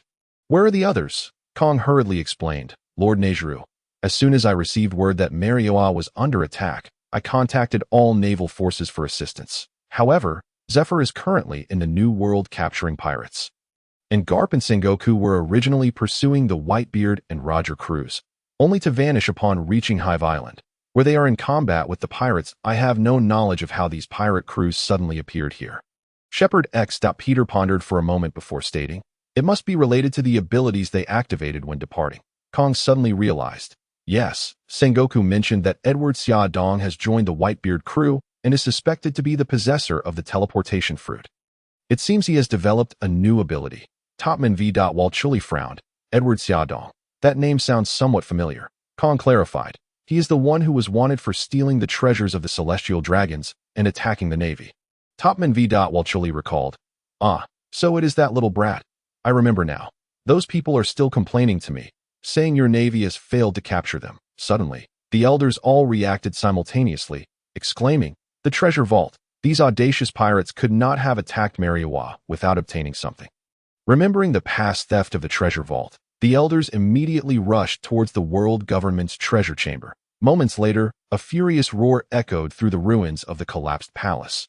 Bastards! The elders gazed upon the empty treasure vault. Their hearts filled with rage and despair. They understood that this loss would have a monumental impact on the world government, severely undermining its authority. Furthermore, maintaining the operations of the world government required a substantial amount of funds, and both the Navy and Army needed considerable resources. Without these, who would be willing to serve? Now that the treasure vault had been emptied, the world government was truly in dire straits. Izambaron v. Nejuru Shiro proclaimed angrily, we cannot simply sit idly by. We must take action. We must uncover the whereabouts of these pirates, capture them all, and make them pay for this audacious act. Shepherd Tempiet reflected for a moment and then spoke. However, our current situation is far from optimistic. We have suffered devastating losses from the pirate raid. Indeed, a significant portion of the Knight of God Corps we have nurtured for many years has perished. Our naval strength is severely lacking, and countless pirates emerge from the depths of the sea every day that if they could have been dealt with, it would not have come to this. Our financial situation is also exceedingly strained, and our prestige has taken a significant hit. That we must devise a solution, one that can effectively address our current predicament. Kong pondered briefly before suggesting, I propose that we increase the bounty on them. We should then focus our efforts on hunting down the Roger pirates, followed by the Beast pirates and the Big Mom pirates. As for the Whitebeard pirates, we shall leave them for last. Given Edward K.D. Xiaodong's recent involvement, their mobility has significantly increased, making them exceedingly difficult to capture. This approach may also disrupt their alliance, as pirates are inherently selfish. Topman V. Nachuri reflected for a moment and replied, a sound idea. Let us proceed as Kong has suggested. However, we must remain vigilant, for Edward K.D. Xiaodong poses an immense threat to us. His abilities are indeed quite formidable. Thus, the Navy must formulate a strategy specifically targeting this individual. Izambaron V. Nejuro nodded in agreement, stating, I concur with your assessment. The threat posed by the other individuals pales in comparison to that of Edward K.D. Xiaodong. However, his capabilities are exceedingly daunting. If we cannot strike with certainty, we should refrain from attempting it and ensure we are thoroughly prepared. Kong quickly supported the notion, affirming, indeed that in truth, he too was taken aback by Xiaodong's abilities. In this era, one must fear not only thieves, but also the covetous gazes of others. With Xiaodong's prowess, one could find oneself stripped bare in an instant, leaving one utterly helpless, a situation best avoided. Suddenly, Kong caught sight of a group approaching from outside and hastily addressed the elders. Elders, we must return to formulate our plan. Without waiting for their response, he dragged the dazed Kizaru along and made his swift exit. The elders, observing Kong's frantic escape, were left bewildered, pondering internally, why does he flee so hastily? Could there be some pressing matter requiring his attention? Just as the elders were lost in thought, a cacophony of wailing arose. growing louder as if the entire Mariawa could hear it. It turned out that all the celestial dragons had come to seek out the elders, each one lamenting and creating quite a ruckus. The elders felt an immediate headache, knowing they had undoubtedly been robbed clean by that scoundrel, Edward Newgate. Initially, they had hoped to find a way to divert some funds. But now it seemed their priority was to placate these troublesome celestial dragons, who were perpetually indulging in hedonism and neglecting serious matters. The elders gazed upon the raucous celestial dragons before them. A surge of anger welled within. They regarded these individuals as nothing more than a group of unruly, spoiled brats, bringing endless trouble and disgrace to the world government. Yet, they were powerless to act against them. For these celestial dragons embodied the highest authority of the world aristocracy. Offending them could lead to unnecessary complications. Thus, with a resigned sigh, the elders began to soothe the tumultuous emotions of the celestial dragons. While they comforted the celestial dragons, the elders secretly cursed Kong for his cunning. They believed he must have foreseen their approach, seizing the opportunity to slip away and avoid entanglement. The more they contemplated, the angrier they grew, deeming Kong exceedingly sly, and resolved to exercise greater caution in the future. In the waters near Wano, a once tranquil sea suddenly revealed a massive black void, resembling a gaping maw. Following this, four ships emerged from the abyss, belonging to Sha Dong and his companions who had retreated from Mariawa. For the sake of everyone's safety, Sha Dong had deliberately positioned the wormhole's exit near Wano, as it was a region far removed from conflict and relatively secure. Meanwhile, Karp and his allies had successfully been led to Hive Island, which also proved to be quite safe. Upon seeing Sha Dong and his crew return unscathed, a collective sigh of relief swept through them. Although the rescue mission had proceeded remarkably well, the world government was not to be trifled with. During the intense battles, each pirate crew had suffered varying degrees of casualties. Even the formidable figures such as Whitebeard, Roger, Rayleigh, Kaido, and Charlotte Linlin had sustained injuries and experienced significant fatigue. The weariness was evident in their eyes, as if they had endured a prolonged and arduous struggle. Their steps appeared heavy and slow, each movement seemingly requiring immense effort. In this confrontation with the world government, they had displayed astounding combat prowess. Yet, facing the full might of the government, they felt unprecedented pressure. While everyone was eager to learn about the spoils of their endeavor, their exhausted bodies demanded rest. All collapsed onto the ship, striving to recuperate. After some time, it was Kaido, the physical powerhouse, who first rose and approached. His rugged face adorned with a fawning smile, Sha Dong, upon witnessing Kaido's peculiar demeanor, felt an overwhelming urge to kick him. However, he understood that everyone had sacrificed much for the sake of wealth, and Kaido's behavior was not entirely unjustified. Kaido, in his gentlest tone, inquired, "Sha Dong, how did it go?" Upon hearing Kaido's question, Whitebeard, Roger, Rayleigh, and Charlotte Linlin gathered around, their eyes fixed intently on Sha Dong. Observing their eager expressions, Sha Dong chuckled resignedly, estimating the wealth before clearing his throat to announce, "We discovered a total of 35 devil fruits, 3 great swords, and 15 fine swords, along with a substantial amount of gold, jewels, and other precious items. The exact quantity has yet to be tallied, but it is estimated to exceed 100 billion berries." Sha Dong disclosed the valuable items without reservation. This revelation, the eyes of the others gleamed with excitement. 100 billion berries, such a colossal fortune. They erupted into animated discussions regarding the distribution of this wealth. Kaido, flushed with excitement, boasted, "I want those Zoan-type devil fruits. They'll make me even stronger." Whitebeard, maintaining his composure, remarked, "We've struck it rich. With this money, I can buy plenty of sake." Roger chimed in with a grin, expressing his desire for some intriguing devil fruits, particularly those that would allow him to transform into a bird. Meanwhile, Charlotte Linlin greedily declared, "I want all the jewels. They belong to me." Seeing the satisfaction radiating from his companions regarding their haul, Sha Dong smiled and proposed, "In that case, let us find a secure location to divide this wealth. We are now on the world government's blacklist, and they will undoubtedly seek to retaliate against us. Therefore, after the distribution, it would be wise for everyone to lay low for a while." Upon hearing Sha Dong's suggestion, everyone nodded in agreement, acknowledging the gravity of their recent actions, which had certainly stirred considerable commotion. The world government would not let them off easily. Kaido then proposed. Why don't we head to Miyonagashima? It is relatively safe and not far from our current position, the group concurred. Well aware of Onagashima's geographical advantages and security, after a day and a night of sailing, they finally reached Onigashima. As soon as they set foot on land, everyone eagerly urged Shadong to unveil their spoils. Eager to see the extent of their bounty, Shadong, understanding their eagerness, wasted no time and opened 5-dimensional portals in the sky. In an instant, a cascade of golden berries poured forth from the portals. Flowing like a waterfall, seemingly endless, these berries gradually accumulated into 5 towering mountains of gold, radiating a dazzling brilliance. The onlookers stared in wide-eyed amazement, their gazes transfixed on the 5 mountains, their eyes sparkling with avarice. They were so enthralled that they momentarily forgot to breathe, completely absorbed in the awe-inspiring sight before them. The surrounding subordinates were equally captivated by the spectacle, their mouths agape and drooling, yearning to rush forward. They had never encountered such immense wealth, their hearts brimming with envy and jealousy. Yet, they were acutely aware of their status, knowing they could only admire from afar, too intimidated to approach. Whitebeard, Roger, Rayleigh, Kaido, and Charlotte Linlin each dove into one of the golden mountains. Lying atop the mounds of gold, they experienced a sensation unlike any they had felt before.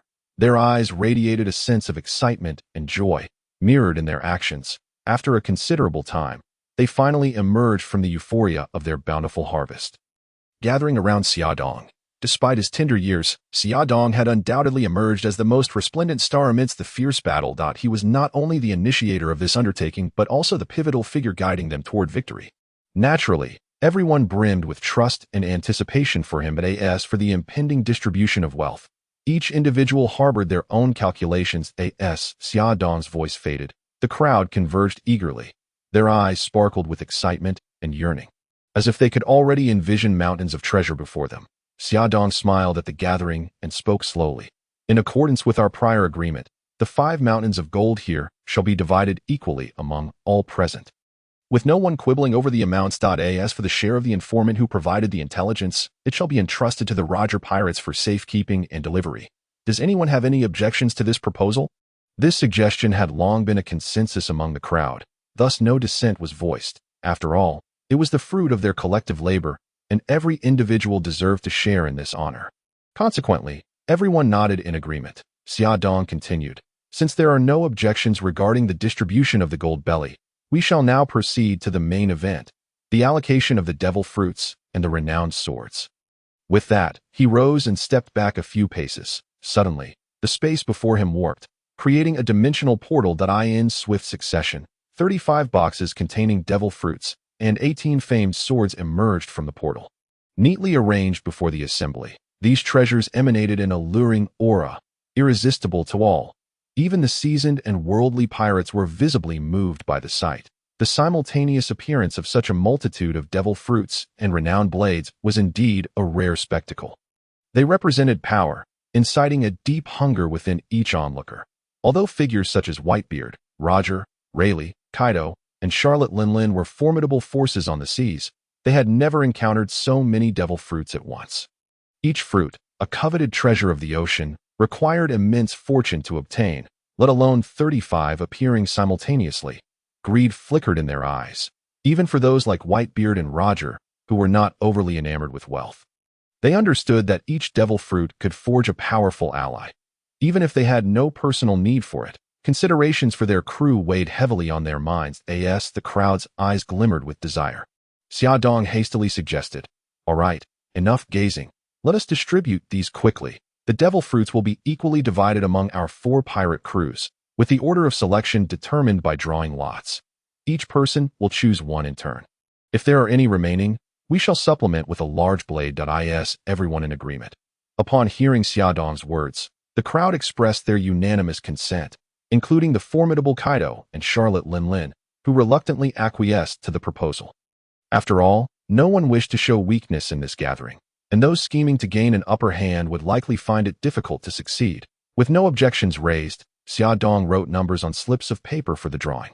Ultimately, Roger drew the fortunate first position, followed closely by Whitebeard, with Kaido third, Xiaodong fourth, and Charlotte Linlin last. Possessing the eye of insight, Xiaodong had already assessed the capabilities of all the fruits.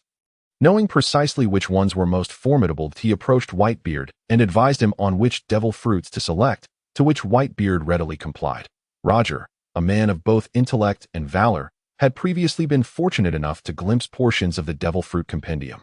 Thus he confidently claimed the flame fruit. Guided by Xia Dong, Whitebeard opted for the storm fruit. Next was Kaido, who unhesitatingly seized the human fruit, mythical Zoan, Lord form.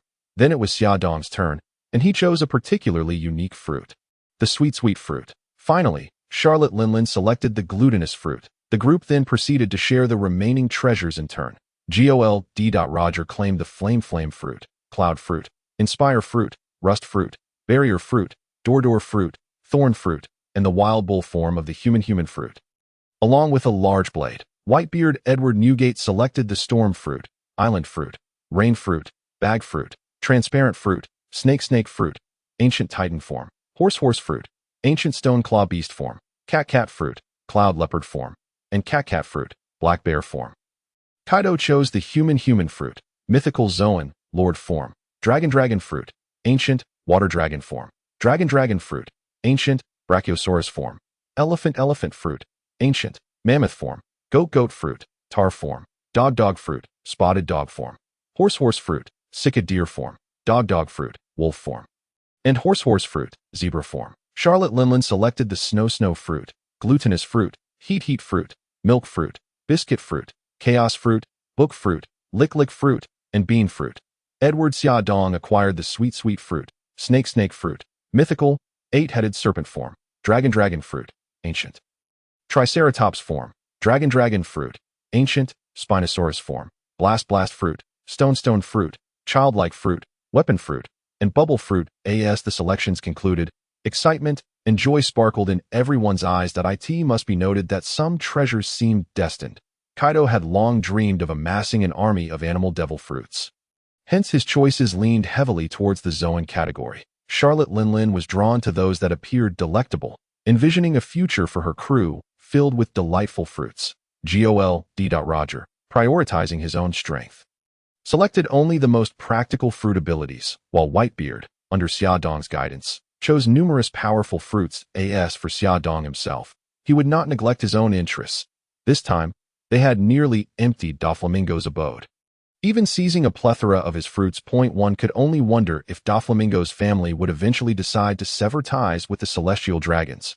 Regarding the remaining renowned swords, Roger and Xia Dong each selected one, while the remaining blades were shared among Whitebeard, Charlotte Linlin, and Kaido. As they surveyed the treasures they had acquired, satisfaction radiated from their expressions. Their eyes glistened with excitement and joy, actions brimming with the same sentiment. They understood that this venture would dictate their fates and shape their futures. Calling upon their crew, they began the arduous task of transporting their newfound riches. Crew members, who had been eager to rush forward, surged in unison, immersed in this ocean of wealth. Their eyes sparkled with excitement and joy.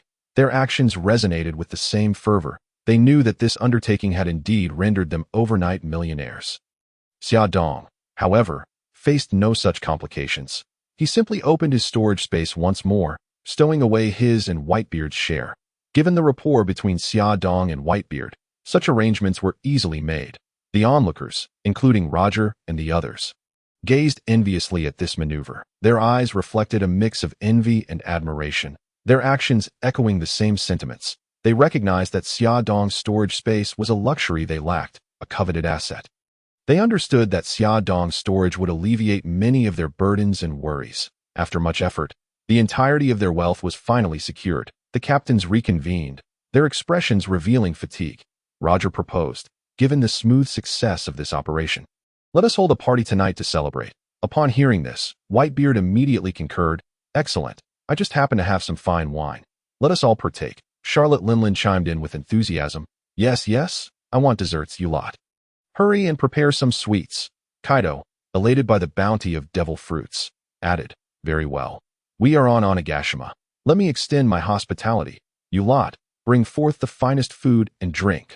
Witnessing the joy among the crowd, Rayleigh and Xia Dong, despite their concerns about a potential naval ambush, chose not to dampen the spirits and remained silent. The group commenced their revelry, raising their cups in celebration, having just emerged from a fierce battle. The pirates sought to unwind and ease their frayed nerves, engaging in hearty toasts on Onigashima. The lights blazed brightly, filled with laughter and merriment. The pirates indulged in exquisite food and drink, reveling in the euphoria of their victory. Whitebeard lifted his cup, downing it in one go, before bursting into hearty laughter. Today has been truly exhilarating. Not only did we deliver a resounding blow to the world government, but we also secured these devil fruits, fortifying our strength for the future. Charlotte Lingling savored the delectable dessert while laughing. Indeed, however, the Navy will undoubtedly not let this matter rest. We must remain vigilant. Kaido thumped his chest and exclaimed, "What do we have to fear? The ocean is vast, and it would be a strenuous task for the Navy to locate us." Rayleigh and Summer exchanged glances, silently lamenting their situation. They understood that the days ahead might prove to be arduous, necessitating a period of concealment. That on this night, the pirates cast aside their worries, indulging in the joy of the present moment. They believed that although the road ahead would be fraught with challenges, it would also unveil more surprises waiting for them. As night fell, the moonlight cascaded upon the sea, casting a silvery glow by the bonfire along the shore. A group of individuals gathered, their laughter and merriment resonating in the air. With goblets in hand, their faces radiated with joy. This night belonged to their revelry. As time passed, after several rounds of drinks, a faint blush appeared on the cheeks of everyone present, their gazes becoming increasingly hazy. Some had indulged to the point of inebriation, babbling incoherently, while others lay sprawled on the beach, relishing this rare moment of relaxation. However, amidst this atmosphere of joy, two individuals remained steadfastly sober. "I believe it's time for us to set sail." Roger broke the silence, his voice low and resolute, his eyes shimmering with determination. "Yes, after all, this is not our territory. Lingering too long may invite unnecessary trouble." Whitebeard nodded in agreement. Roger then inquired, "What are your plans moving forward?" "I intend to take Summer and the others back to my homeland to further assimilate the powers of the devil fruit we've acquired." "What about you?" Whitebeard replied. Upon hearing Whitebeard's words, Roger fell into contemplation. After a moment, he slowly declared, "Of course, I shall continue my voyage. My dream is to reach Laugh Tale, conquer the Grand Line, and become the Pirate King." Whitebeard erupted into hearty laughter. "Ha, I wish you success. However, I lack your ambition. I merely wish to protect my family." The two exchanged knowing glances, both aware of each other's thoughts. Though they had just endured a fierce battle, it was not the time for rest.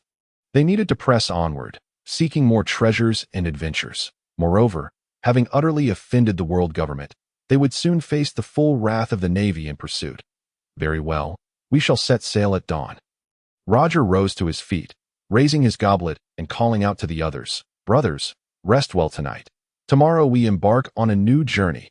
"Cheers!" The crowd responded in unison, clinking their cups together before downing their drinks. The following morning, sunlight broke through the clouds, glistening upon the sea's surface. Roger, Whitebeard, and their companions had already packed their belongings, ready to set sail. They stood at the bow of the ship, gazing into the distance, their eyes filled with anticipation and resolve. Meanwhile, Kaido and Charlotte Lingling also approached the shore. Having fought side by side as allies, they came to bid farewell to their comrades. However, Summer's warning shattered the momentary tranquility. He looked at Kaido and Charlotte Lingling with a serious expression. "We have seriously offended the world government this time. They will not let us escape easily." The Whitebeard Pirates and Roger Pirates had their own means of survival. They would not confront the Navy directly, but would adopt alternative strategies for self-preservation. Conversely, the Navy would undoubtedly focus their attention on you, launching a full-scale pursuit. Thus, I suggest you stay together and support one another. This way, even if the Navy intends to encircle you, it will not be so easily accomplished. Upon hearing Summer's words, a flicker of unease, anger, and helplessness crossed the faces of Kaido and Charlotte Lingling. As the top-tier powers of the sea, they possessed absolute confidence in their abilities. Yet, they also understood that they were still some distance from true supremacy. Despite their discontent, they recognized the validity of Summer's warning. After all, they had previously clashed with the Whitebeard Pirates and Roger Pirates, and were well aware of the formidable nature of these powerful factions. Kaido feigned nonchalance as he patted Summer's shoulder. "Rest assured, Summer, I am quite formidable. It won't be easy for the Navy to capture us." Charlotte Lingling nodded in agreement. "Indeed, I will stay with Kaido to protect him." However, upon hearing this, Kaido suddenly erupted in anger. Bellowing, "Who needs your protection? Can you even match me in a fight?" Charlotte Lingling retorted defiantly, "Do you wish to duel? Let us not forget that you owe me a significant favor." At this, Summer couldn't help but feel a sense of admiration. It turned out that their mentor, Kaido, had long been living off the kindness of others, which astonished him. Previously, he had been curious about the origin of Kaido's devil fruit. Now, the mystery was unveiled. Faced with Charlotte Lingling's challenge, Kaido knew he was in the wrong and fell silent. Yet, he understood that he indeed owed a debt of gratitude. Observing that the two were bickering yet still willing to cooperate, Summer quietly reflected. He knew they had come to realize that continuing to fight alone could lead to their downfall at the hands of the Navy. Only by uniting and collectively confronting their foes could they hope to survive this crisis. Recognizing their willingness to collaborate, Summer suggested to Kaido, "It would be best for you to abandon this stronghold as well. Now that you have obtained the devil fruit, I recommend finding a place to transform its powers into strength. Then, you can show the Navy what you are capable of if you remain in this stronghold. Once the Navy realizes they cannot capture us, they will intensify their efforts to corner you. You must be cautious."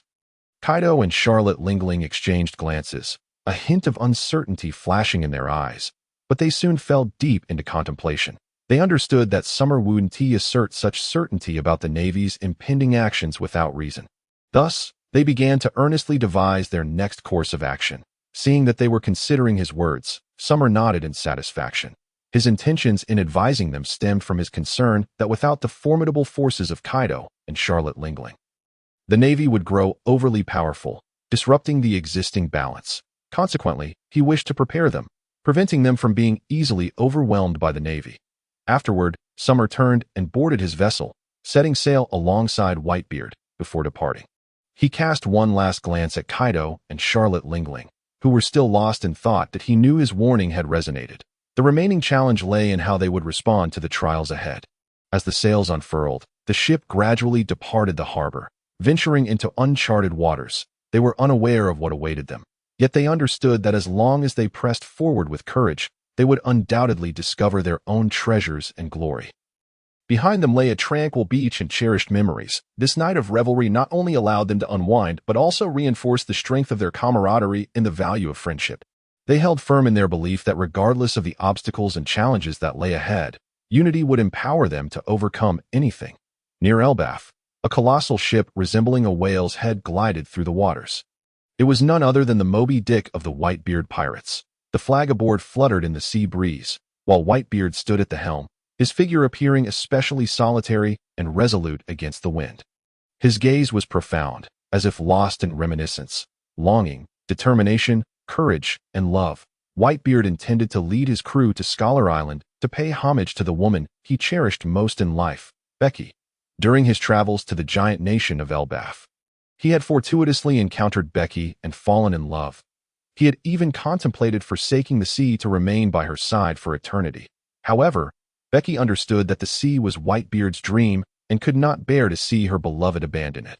Thus, she supported his journey, encouraging him to pursue his aspirations and achieve his goals. Little did they know, shortly after Whitebeard departed, Becky discovered she was pregnant. Due to being exiled by the giants, she lost contact with Whitebeard, resulting in such a tragedy. Upon learning of Becky's grave, Whitebeard insisted on first visiting Scholar Island. He wished to bring Becky back to his homeland for her eternal rest, hoping to be by the side of the woman he loved most in this life.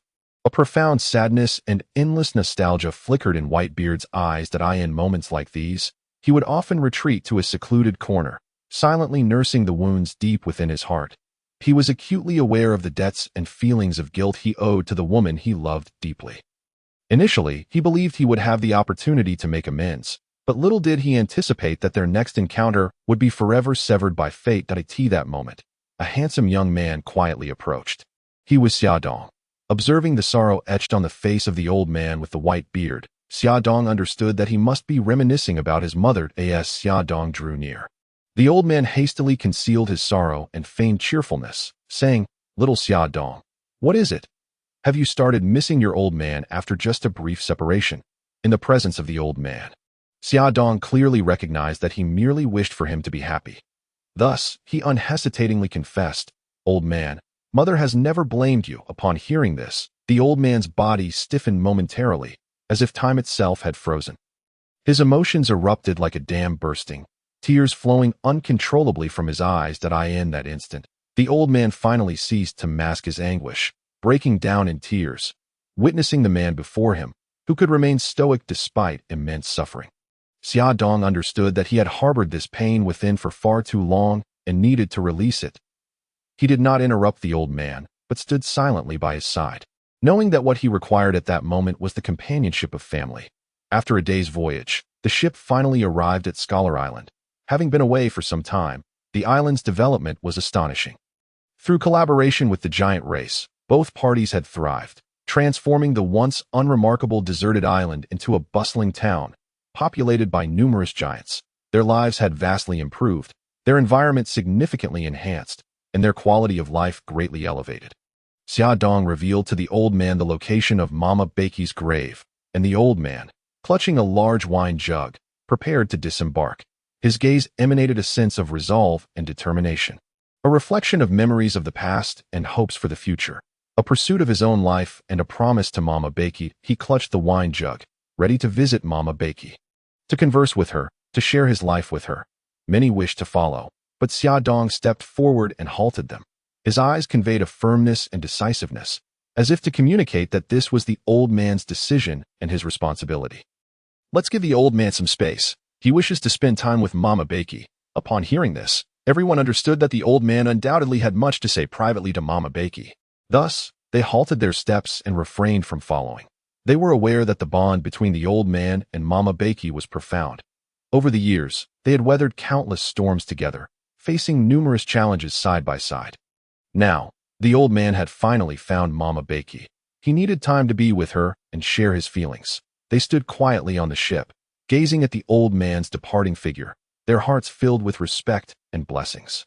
They knew that the old man had always been a strong and courageous individual, one who would face everything in his own way. Mama Bakey, too, was a gentle and kind woman, deserving of the old man's love and care. The group waited silently until evening, yet the old man had still not returned. Although they were aware of his strength, a sense of concern crept in. After all, they were in an unfamiliar environment, fraught with the unknown and danger. Xia Dong realized this was not a viable course of action and addressed Marco and the others. Since the old man has not returned, it is highly likely he has gotten drunk. Everyone should remain calm. I will go with Xia Shi and Xia Nen to find him. Marco and the others understood that Xia Dong had grown up on this island and was likely more familiar with it than anyone else. Thus they agreed. After disembarking with Xia Shi and Xia Nan, the trio proceeded without hesitation toward Mama Bakey's grave, fully aware that it was the most probable place for the old man to be.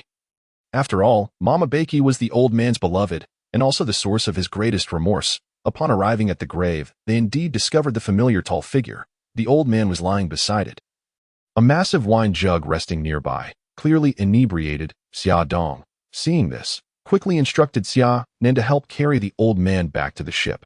Once aboard, Xia Dong gazed at his mother's grave. A wave of sentiment washing over him. He understood that for the old man, being with his mother was a form of happiness. Thus, he resolved to use his spatial fruit abilities to store his mother's grave. Intending to take it back to the old man's homeland, he knew that the homeland was the old man's cherished place, and he hoped to accompany his most beloved there. This way, even in the distant future, the old man could visit his mother anytime. After a night of deep slumber, the old man awoke to the gentle light of dawn, surrounded by familiar surroundings that rekindled memories of his conversation with Bakey's spirit. Where he had sought solace in alcohol, ultimately succumbing to the ocean of reminiscence, he realized that it was his children, his beloved pirate crew, who had safely brought him back to the Moby Dick, to the place he called home. His life had been a pursuit of familial warmth across the vast ocean. He once thought that after losing Bakey, he would live in solitude, no longer seeking a partner, instead turning to adoptive sons to fill the void in his heart. Yet fate, in a manner both heartbreaking and comforting, allowed him to retain a lineage through his beloved Bakey, who had left him a legacy of blood. Standing before Bakey's grave, the old man made a vow to protect this precious gift from Bakey, her final offering. However, he also recognized that his three children, Xia Dong, Xia Shi, and Xia Nan, were exceptionally gifted. Despite their youth, they had already exhibited astonishing prowess. Times, The old man felt a diminishing sense of presence in their company. Yet, he was well aware that Xia Dong's strength was sufficient to earn the respect and obedience of all. He welcomed the deepening bonds between Xia Dong and his adoptive sons, finding solace in the notion that this encapsulated the essence of family: mutual understanding, support, and growth together. As the old man opened the door, he was greeted by a magnificent scene of clear skies. Sunlight danced upon the sea, shimmering like jewels, while the sea breeze caressed his cheeks, bringing a refreshing essence. The distant sky was a deep blue, with clouds drifting lazily, as if a beautiful painting had unfolded before his eyes. In this tranquil setting, Xia Dong was training alongside Xia Shi, Xia Nan, and Marco. Xia Dong had imparted his 8 extremities fist techniques to everyone. Although this was an exercise method unlike any in this world, the strength of the Xia brothers convinced everyone that it could rapidly enhance their abilities. Under Xia Dong's guidance, they diligently trained. While Xia Dong reclined lazily on a chair, engrossed in an ancient tome, occasionally turning the pages with an air of nonchalance. However, upon closer inspection, one could discern the depth in his gaze, as if he were contemplating something of great significance. The old man felt a surge of admiration for Xia Dong. Despite his seemingly languid demeanor, he had sparred with Xia Dong and knew that beneath that facade lay immeasurable strength. The old man recognized that Xia Dong's prowess was sufficient to lead everyone to greater heights. Thus, he was pleased to witness the strengthening of bonds between Xia Dong and his adoptive sons. As he beheld this heartwarming scene, the old man's heart swelled with warmth that he reminisced about his past. The days spent fighting alongside his brothers, though time had passed, that brotherhood still resided in the hearts of each individual. The old man understood that this was the family he had tirelessly sought. At that moment, his children gathered around, inquiring with concern about their father's well-being. The old man burst into hearty laughter. "Ha! I am Whitebeard. How could anything be amiss?" The others rose in unison, responding, "Yes," with a commanding voice. The sails unfurled, and the ship slowly set sail from the harbor, embarking towards the uncharted sea. In this serene and harmonious atmosphere, the old man stood at the bow, feeling the caress of the sea breeze, his heart brimming with emotion that he reflected on the days of adventure shared with his comrades, the battles, laughter, and tears that had become integral to his life. Now, he continued forward with his children, in pursuit of new goals. During the voyage, the old man discovered a quiet corner and engaged in conversation with Xia Dong. Xia Dong informed him that he had stored Mama Bakey's grave in his spatial realm, planning to return it to the old man's homeland at an appropriate time, allowing her to rest eternally there. Upon hearing this news, Whitebeard's eyes glistened with moisture, and an indescribable surge of emotion welled up within him. He gazed gratefully at Xia Dong, patting his shoulder as he said, "Thank you, Xia Dong. I understand that this is no easy task for you, but I firmly believe you are capable of accomplishing it. Mama Becky will watch over us from heaven." Xia Dong smiled and nodded, affirming his commitment to fulfill this mission. Observing the young yet remarkably composed boy before him, Whitebeard felt a pang of sympathy. He was acutely aware that Xia Dong had faced significant hardships, having lost his mother at birth, and as a father, he knew the struggles of their trio. Xia Dong's maturity was a testament to the difficulties he had endured, though he remained oblivious to the fact that Xia Dong had lived 2 lives. Although somewhat laid back, he possessed the wisdom of an adult. Whitebeard inquired with genuine concern, "Xia Dong, what are your plans for the future?" Upon hearing Whitebeard's question, Xia Dong fell into a contemplative silence. In truth, he harbored no grand ambitions or lofty ideals. However, due to his admiration for Whitebeard in his previous life and his current role as Whitebeard's son, he naturally wished to prevent Whitebeard from repeating the past, as witnessed during the Paramount War, where not only was Ace not rescued, but Whitebeard himself was besieged by the Navy and ultimately perished. Now, the 3 brothers had become Whitebeard's steadfast support, yet they still had considerable room for growth. He understood that to protect his family, he needed to possess formidable strength. Thus, he resolutely expressed to Whitebeard, "I do not have any particular dreams, but we are acutely aware of our inadequacies in strength, and we will need to engage in further training." Whitebeard was taken aback by Xia Dong's words. Despite their youth, the 3 brothers were already remarkably powerful, yet they still felt the need for training, which was truly astonishing. The level of their self-improvement was beyond comprehension. Gazing at Xia Dong, who appeared utterly serious, Whitebeard felt a sense of unease. realizing that he might soon be surpassed by his own son. However, recognizing Xia Dong as his child, Whitebeard supported him, saying, "Very well. Is there anything your old man can do to assist you?" Encouraged by Whitebeard's enthusiasm, Xia Dong voiced his concerns. "Father, both the second and third brothers and I are fine with our training, but I mainly feel remorse for Marco and the others. They possess tremendous talent. Yet I have noticed their progress has been sluggish. While I understand your desire to protect the family, as family, they wish to protect you even more. Young fledglings must learn to spread their wings and fly. We now possess an abundance of devil fruits that can enhance everyone's strength. I hope to take advantage of the time spent evading the Navy's pursuit to provide them with special training. What do you think?" Whitebeard regarded Xia Dong thoughtfully, recognizing the truth in his words. Over the years, he had focused on protecting them but had overlooked their desire to protect him in return. "You are right, my boy, that I cannot hinder their growth due to my protective instincts. Let us allow them to undergo special training and become stronger." Whitebeard finally resolved to support Xia Dong's decision. Upon hearing this, Xia Dong revealed a contented smile, knowing that Whitebeard had grasped his intentions. "Then it is settled, Father, that I will ensure they train diligently to become formidable members of our pirate crew," Xia Dong declared with unwavering confidence. Whitebeard patted Xia Dong's shoulder, his eyes brimming with trust and anticipation. "Go forth, my son. Pursue your endeavors that I believe you will excel," Whitebeard encouraged. Xia Dong nodded, turning to leave as he began to prepare a special training regimen for Marco and the others. He understood that only by empowering them could they better safeguard their family. During Xia Dong's efforts to devise a training plan for everyone, the Whitebeard Pirates finally arrived at Whitebeard's homeland, a humble and unremarkable island. Amidst the vast and boundless ocean, the Moby Dick gently approached an island that seemed lost to time. The island featured a village so small it was visible in its entirety at a glance. Exuding an air of desolation and solitude, the members of the Whitebeard Pirates, seasoned warriors who had braved countless storms at sea, were momentarily taken aback, their eyes wide with disbelief as they gazed at the scene before them. They could hardly fathom that the world-renowned powerhouse, Edward Newgate, hailed from such a meager and inconspicuous place. Observing the astonished expressions on their faces, Whitebeard let out a hearty laugh, filled with nostalgia and sentiment. "Ha ha! Did you think otherwise, children? I grew up on this very island." His words resonated with fond memories that in my youth, I was extraordinarily large, and the villagers would share their rations to keep me from starving. His voice overflowed with gratitude and respect for the villagers whose selflessness and kindness had allowed him to survive and thrive. Life had been a constant struggle, yet who could have anticipated that the celestial dragons would impose an exorbitant tax prematurely? With the king shifting the burden onto the shoulders of the entire populace, Whitebeard's tone grew somber, as if he were transported back to that dark era that time. Our village was utterly incapable of shouldering such a financial demand. Consequently, I killed the soldiers dispatched by the king and fled. A flicker of determination flashed in his eyes, a rebellion against injustice and a yearning for freedom.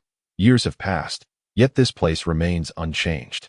His words were steeped in the poignancy of time's passage and nostalgia for the past. As he spoke, Whitebeard became lost in memories of that era filled with challenges and hope. The crew listened intently, realizing the significance of this place to their captain.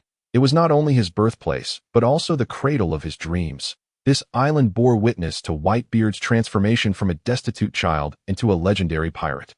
Observing his rise from solitude to leading his family in crafting their own epic saga upon the seas, that Whitebeard's reminiscences deeply affected everyone present. They began to comprehend why he cherished family so dearly and why he was willing to risk his life to protect them. For Whitebeard, family was everything, his life's meaning, his existence's value. They also understood why he yearned for freedom and was willing to challenge all authority, believing that only freedom could allow individuals to pursue their dreams. Noticing the emotional impact of his words on the crew, Whitebeard quickly interjected, "All right, everyone, we have arrived at the island." The crew responded in unison, "Aye, Captain Whitebeard." They hastily docked the ship, after venturing out to sea. Whitebeard had refrained from returning to his homeland for fear that his presence might attract the Navy's attention, endangering his home with potential attacks. For many years, he had hesitated to revisit, fearing that his existence might bring calamity to his birthplace.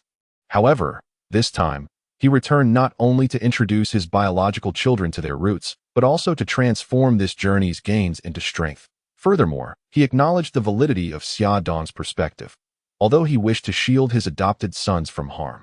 They ultimately needed to grow and become independent as a father. He could not obstruct their path, but rather should offer them support and encouragement.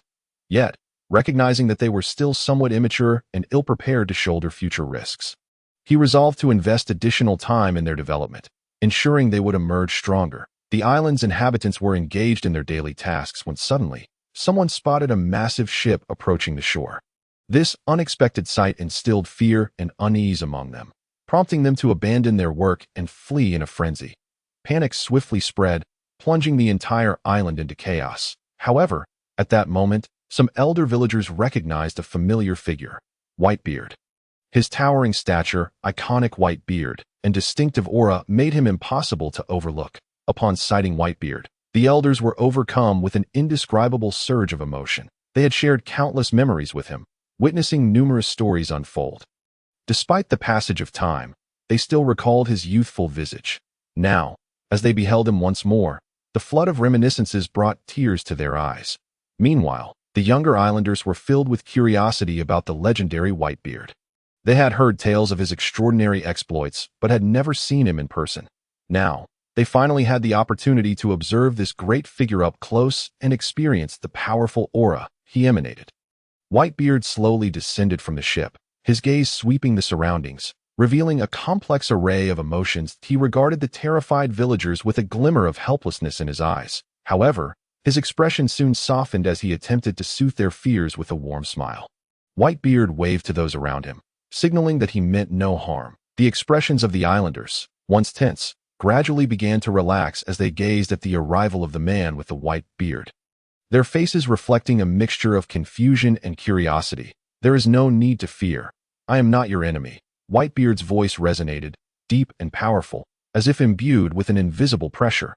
His words echoed across the island, clear and distinct for all to hear. Upon hearing this, the previously anxious islanders began to calm, scrutinizing the mysterious visitor before them with newfound interest. Whitebeard surveyed his surroundings, searching for familiar faces, and ultimately his gaze fell upon a group of elderly men. These elders, though their faces were lined with wrinkles and exuded a gentle demeanor, possessed eyes that sparkled with determination and wisdom. They were the venerable guardians of the island, rich in experience and knowledge.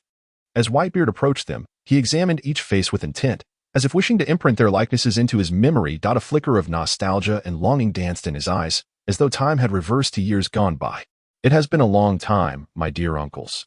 How you have aged," Whitebeard softly remarked, his voice tinged with a slight tremor. His gaze flitted among the elders, as if searching for something precious. The elders stepped forward, and the leader among them rapped his cane against Whitebeard's thigh, remarking, "You rascal, still as tall as ever. We have missed you dearly, Newgate."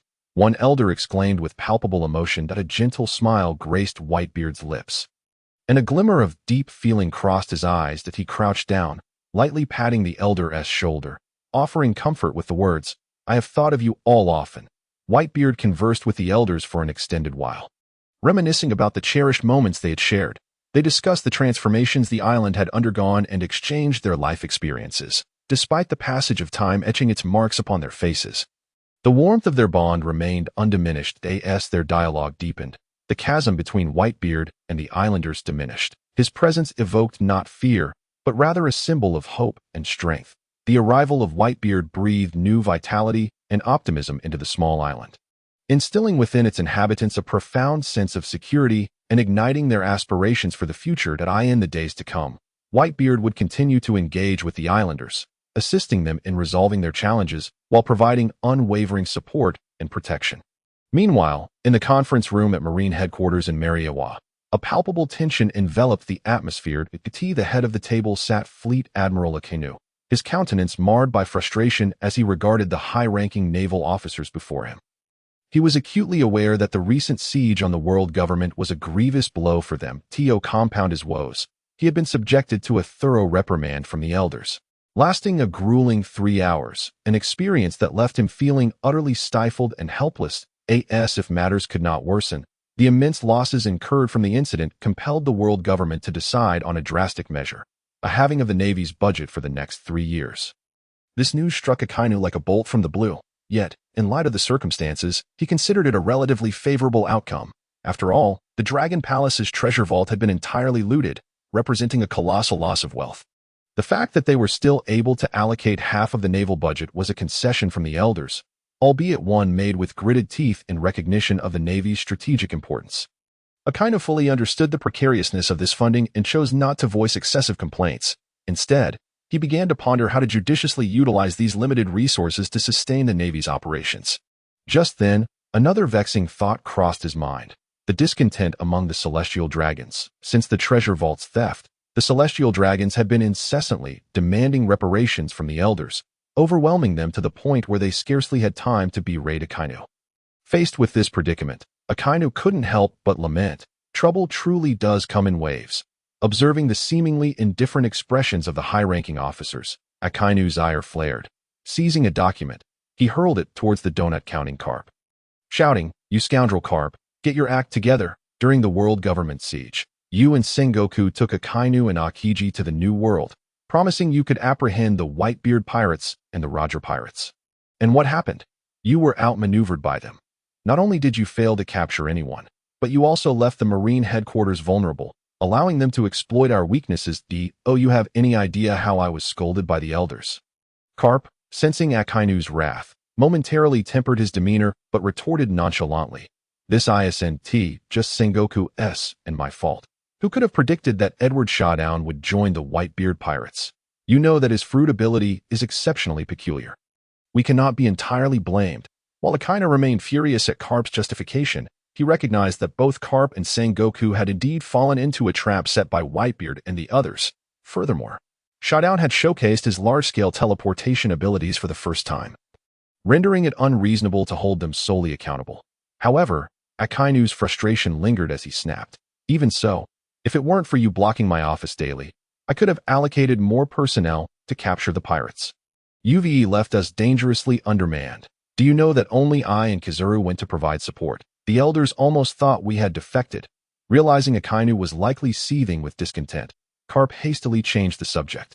"Hey, Akainu, I just noticed that Edward Shawdown and Edward Newgate share the same surname, that I suspect they might be father and son." Carp's words brimmed with curiosity and a hint of humor, an attempt to diffuse the tense atmosphere. Initially poised to unleash further ire upon Carp, Akainu fell silent, mulling over Carp's remark. After a moment of contemplation, he conceded, "It is indeed a possibility." Akainu's response carried a note of reflection. He understood that Carp's hypothesis was not without merit, and it might very well be a line of inquiry worth pursuing. Nearby, Kizaru observed Carp's successful redirection of the conversation and, recognizing their long-standing collaboration, quickly interjected, "Admiral, given that the situation has transpired, we must focus on what lies ahead. Our priority now is to address the recent attacks on the world government." Her words resonated with reason, for she understood that regardless of past grievances, they needed to concentrate on the challenges at hand. Hearing Kizaru's statement, Akainu acknowledged that further lamentations about Carp were futile. "Yes, indeed, that I have also discussed this with the elders. They are eager for us to pursue the 4 pirate crews responsible for the disturbances, especially the treasure hunters. However, they are aware that if we could have captured them, we would have done so already. The seas are rife with pirates, and our navy is already stretched thin. Moreover, none of these 4 pirate crews are to be trifled with, particularly the Whitebeard and Roger Pirates, who have repeatedly eluded our Admirals' captures." He shot a sidelong glance at Carp and Sengoku. Sensing Akainu's gaze, Carp and Sengoku exchanged glances of frustration. Naturally, they wished to apprehend whoever they could. However, they were acutely aware of the formidable reputations and capabilities of Whitebeard and Roger, which far surpassed those of ordinary pirates. Sengoku interjected, "Admiral, both Whitebeard, Edward Newgate, and Gol D. Roger possess extraordinary strength. While Carp may fare slightly better, I and Zifa have little chance in a one-on-one confrontation. Furthermore, their crew members are equally formidable, unless we deploy 2 admirals alongside at least 5 vice-admirals from headquarters. We stand no chance of defeating them." Sengoku's statement reflected a sobering awareness of their reality. He understood the necessity of thorough preparation in the face of such formidable adversaries. Akainu, recognizing the truth in Sengoku's words, nodded solemnly. "I understand your difficulties. However, they have now thoroughly provoked the world government. The elders have issued a stern directive. We must teach them a lesson." His tone conveyed a sense of urgency, for he understood the implications of the elder's command. It meant they had to act. Regardless of the difficulties and dangers that lay ahead, Kizaru, cognizant of Akainu's burdens, quickly analyzed. "All right, let us strategize on how to deal with these pirate crews. First, regarding the Whitebeard Pirates, there is no need to elaborate on Whitebeard's strength. With the tremor fruit, he is virtually invincible, especially now with the addition of those three brothers. Even if our navy were to triumph at great cost, Edward Shadow's abilities would allow him to escape effortlessly. Thus, I suggest we abandon the pursuit and instead increase their bounty." Kizaru's words reflected a profound understanding of the reality they faced. She recognized that their chances against the Whitebeard Pirates were slim, and even a victory would bear little significance. Abandoning the pursuit might indeed be the wisest course of action. Upon hearing Kizaru's assessment, the others acknowledged the futility of pursuing the Whitebeard Pirates and unanimously agreed to forego the chase. They understood that this was the best decision they could make under the current circumstances. Although relinquishing the pursuit left them feeling helpless and defeated, they understood that it was a necessary concession in confronting reality. A sacrifice made for the long-term interests of the Navy and the world government. Admiral Kizaru continued, stating that the remaining pirate crews to consider were the Roger Pirates, the Beast Pirates, and the Big Mom Pirates.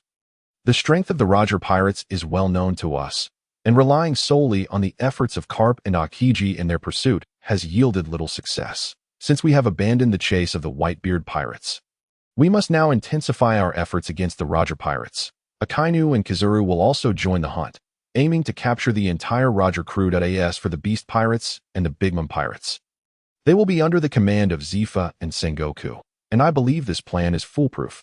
Upon hearing Kizaru's arrangements, Sora reflected for a moment and realized it was indeed the best course of action. Thus agreeing to proceed according to Kizaru's plan. Everyone should prepare for battle. We must redeem our honor this time, and the Geoise have already ordered the government intelligence agency to fully cooperate with us. Let no one disappoint me again." The crowd responded in unison. Yes, marshaled at this moment. In the homeland of Whitebeard, a small island forgotten in the corners of the world, life surged anew with Whitebeard's return. The island's residents, who once knew him, now felt immense joy, their faces aglow with the delight of a long-awaited reunion. It was as if the entire island was infused with this exuberance, the air thick with a warmth and harmony long absent. Whitebeard gazed upon these familiar faces, the townsfolk who had showered him with boundless care and support throughout his upbringing, and his heart swelled with ineffable emotions of nostalgia and gratitude. He felt as though he had returned to the carefree days of his childhood. To those simple and pure moments of joy, he heartily patted the back of an elderly man beside him, his hearty laughter echoing across the island, resonating with a love for life, a yearning for the past, and boundless aspirations for the future. Who would have thought I'd be able to return alive? Whitebeard's voice was filled with excitement and emotion, as if he were conversing with the past, with the dreams and hopes that once inspired him. In those years, he had left this small island in pursuit of freedom and dreams, embarking on an unknown journey. Now, upon setting foot on this land once more, he recognized it as the eternal sanctuary of his spirit. The very birthplace of his dreams. Whitebeard's gaze swept across the surroundings. He observed the townsfolk who had once cared for him, now transformed into silver-haired elders. Yet, their warmth and affection remained unchanged. Embracing them tightly, he seemed to be cherishing the bygone years, grasping onto those indelible memories. Amidst the jubilant atmosphere, Whitebeard signaled for his crew to bring down the provisions from the ship, preparing for a grand feast. He understood that this celebration was not merely for his return, but also a heartfelt expression of gratitude for the patience and support of his hometown folks over the years. The delicacies and their enticing aromas seemed to narrate one endearing story after another. Tales of home, love, and dreams. The island's elders gathered around Whitebeard, their eyes brimming with anticipation, eager to hear about his travels since leaving, to listen to the legends of the sea and the songs of freedom. With a smile, Whitebeard sat down, commencing the tale of his adventures. He spoke of mysterious seas, brimming with countless treasures and endless adventures. He recounted encounters with ferocious sea beasts, where each battle was a struggle for survival and each adventure a test of life. His vivid descriptions transported his audience into that thrilling world, as if they were experiencing the tempestuous storms and harrowing battles alongside him. Meanwhile, Whitebeard's crew busily prepared the feast, laying out a variety of delectable dishes. Each aroma narrating tales of courage and dreams. The island's youth curiously observed this band of pirates, initially bracing for a possible raid, only to find themselves invited to partake in this lavish banquet. Initially reserved, they were soon swept up in Whitebeard's warmth and enthusiasm. Joining in the festivities, they savored the food, laughed with the pirates, and relished this rare moment of joy. A wide as night fell, a bonfire blazed, illuminating the entire island, the flames seemingly recounting tales of bravery and aspiration. Music filled the air, and dancing began, elevating the revelry to a crescendo. Laughter, singing, and dancing echoed as people momentarily forgot their troubles. It felt as though the entire world was enveloped in this euphoria. Watching the lively scene before him, Whitebeard was filled with contentment that he knew that this gathering was not merely a simple celebration. It was an affirmation and respect for the Whitebeard Pirates, a validation and encouragement for those who pursued freedom and dreams. After a night of revelry, the following morning, Whitebeard awoke from his slumber. Stretching his limbs, he relished the comfort and relaxation of his body. Rising to his feet, he surveyed the bustling activity of his crew, who were preparing for a new day, with a gentle smile. Whitebeard felt a wave of reflection wash over him that a life of happiness was indeed beautiful, yet he understood that only through formidable strength could he safeguard this happiness. Thus, he resolved to summon the entire crew to enhance their abilities. Whitebeard first gathered all the captains aboard, watching as they approached him one by one except for the captain stolen away by Roger, Kazuki Odin. The other 15 captains were present. Curiosity flickered in their eyes as they wondered why they were summoned so early. Without delay, Whitebeard addressed them. In the blink of an eye, you have followed me for many years. As you all know, during the battle at Mariehua, we acquired a significant number of devil fruits. Now, it is time to distribute these fruits. If anyone among you feels the need for one, please step forward, and we shall discuss how to allocate them. By Whitebeard's words, the captains displayed expressions of excitement. They understood the power of the devil fruits, and possessing one tailored to their abilities would greatly enhance their strength. Thus, they began to discuss amongst themselves, contemplating whether they needed a devil fruit. Marco, with a grin, addressed Whitebeard, "Old man, the few of us who already possess devil fruits will refrain from joining the fray." With that, he stepped forward alongside Jozu and Sachi. Seeing Marco, Jozu, and Sachi step out, Whitebeard remained silent, for he knew these three already possessed the powers of devil fruits and did not require further allocation. Subsequently, Whitebeard began to assign the devil fruits to the others in sequence. Just then, Shadin approached. "Old man, I have also received some devil fruits," Shadin said, "but I actually do not have that many teammates in need. Rather than letting them gather dust in the warehouse, why not bring them out to enhance everyone's strength?" Whitebeard gazed at Shadin, a glimmer of appreciation shining in his eyes. He recognized Shadin's wisdom and decision-making ability, trusting him to better manage the distribution of the devil fruits. Thus, Whitebeard nodded in agreement and entrusted a portion of the fruits to Shadin for handling.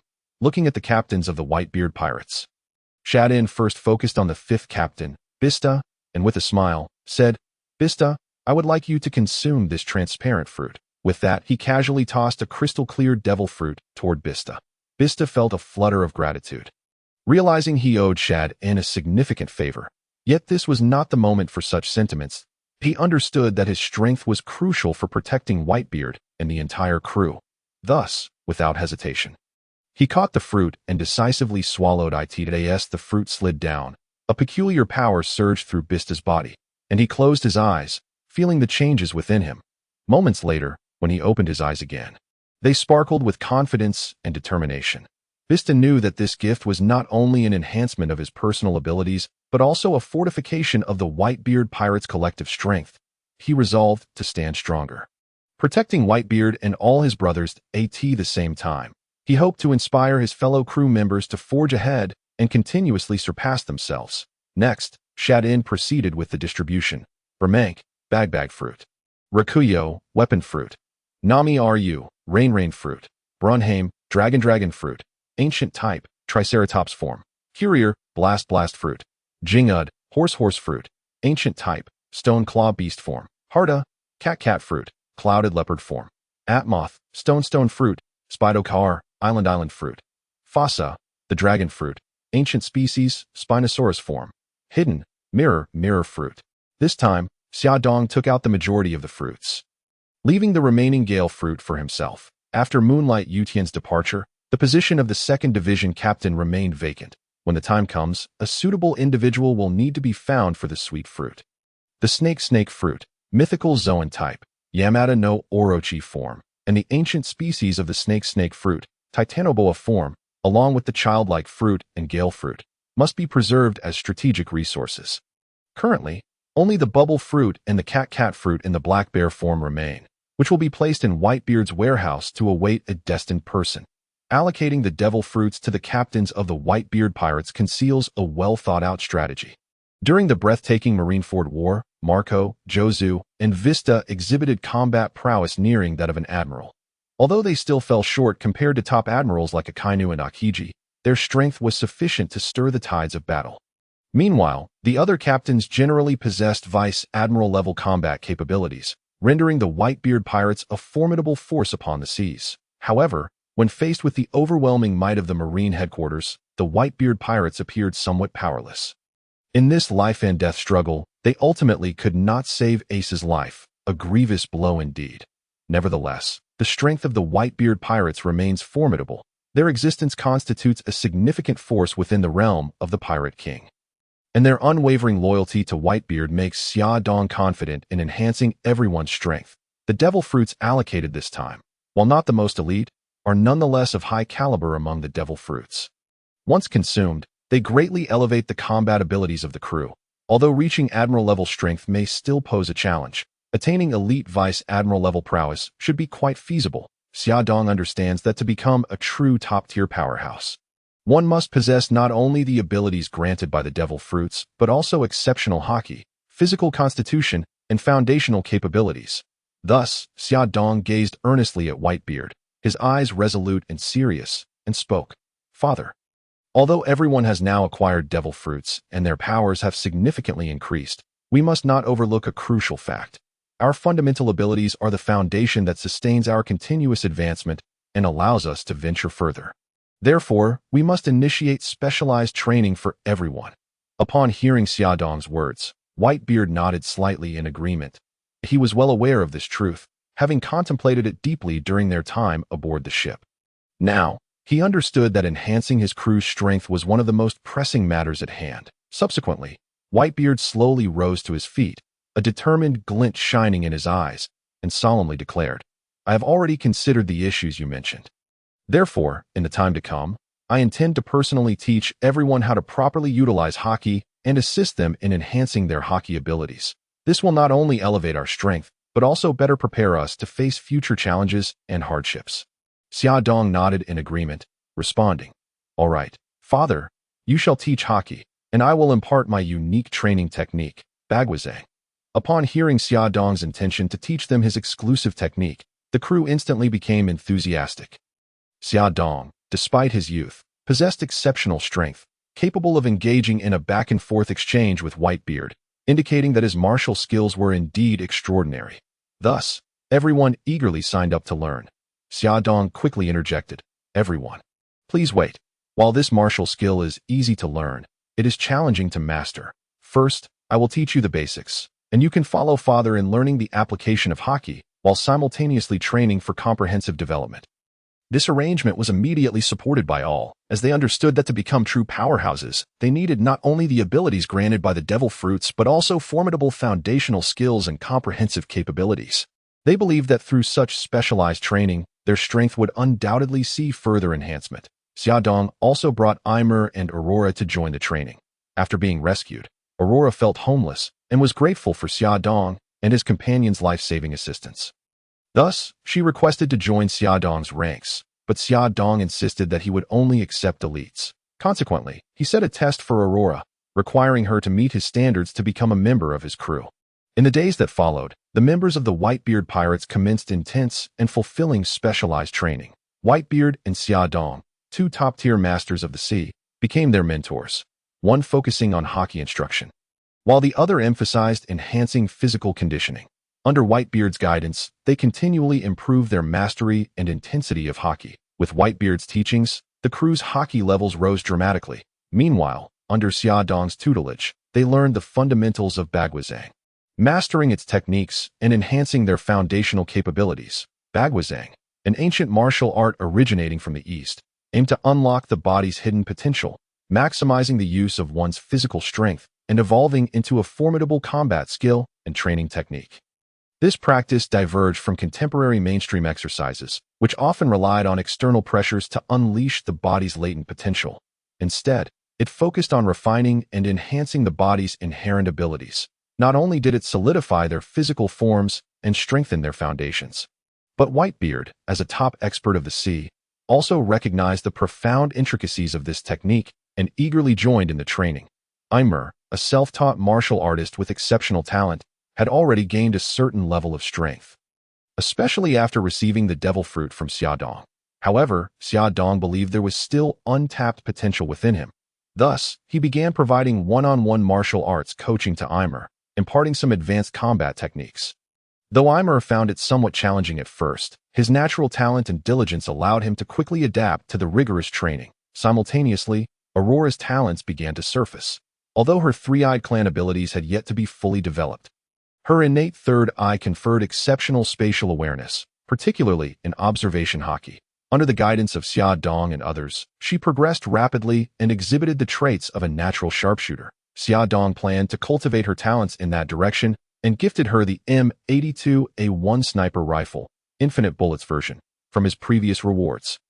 A revolutionary weapon that automatically replenished its ammunition after firing each bullet and was equipped with armor-piercing rounds. Upon receiving this epic-defining weapon, Aurora's combat prowess surged dramatically. Geoise, intrigued by the newfound weapon, insisted on testing it, only to find himself struck by a bullet that, while not penetrating, knocked the wind out of him, resulting in a bloodied mouth, a testament to its formidable power. Subsequently, no one dared to test the weapon again.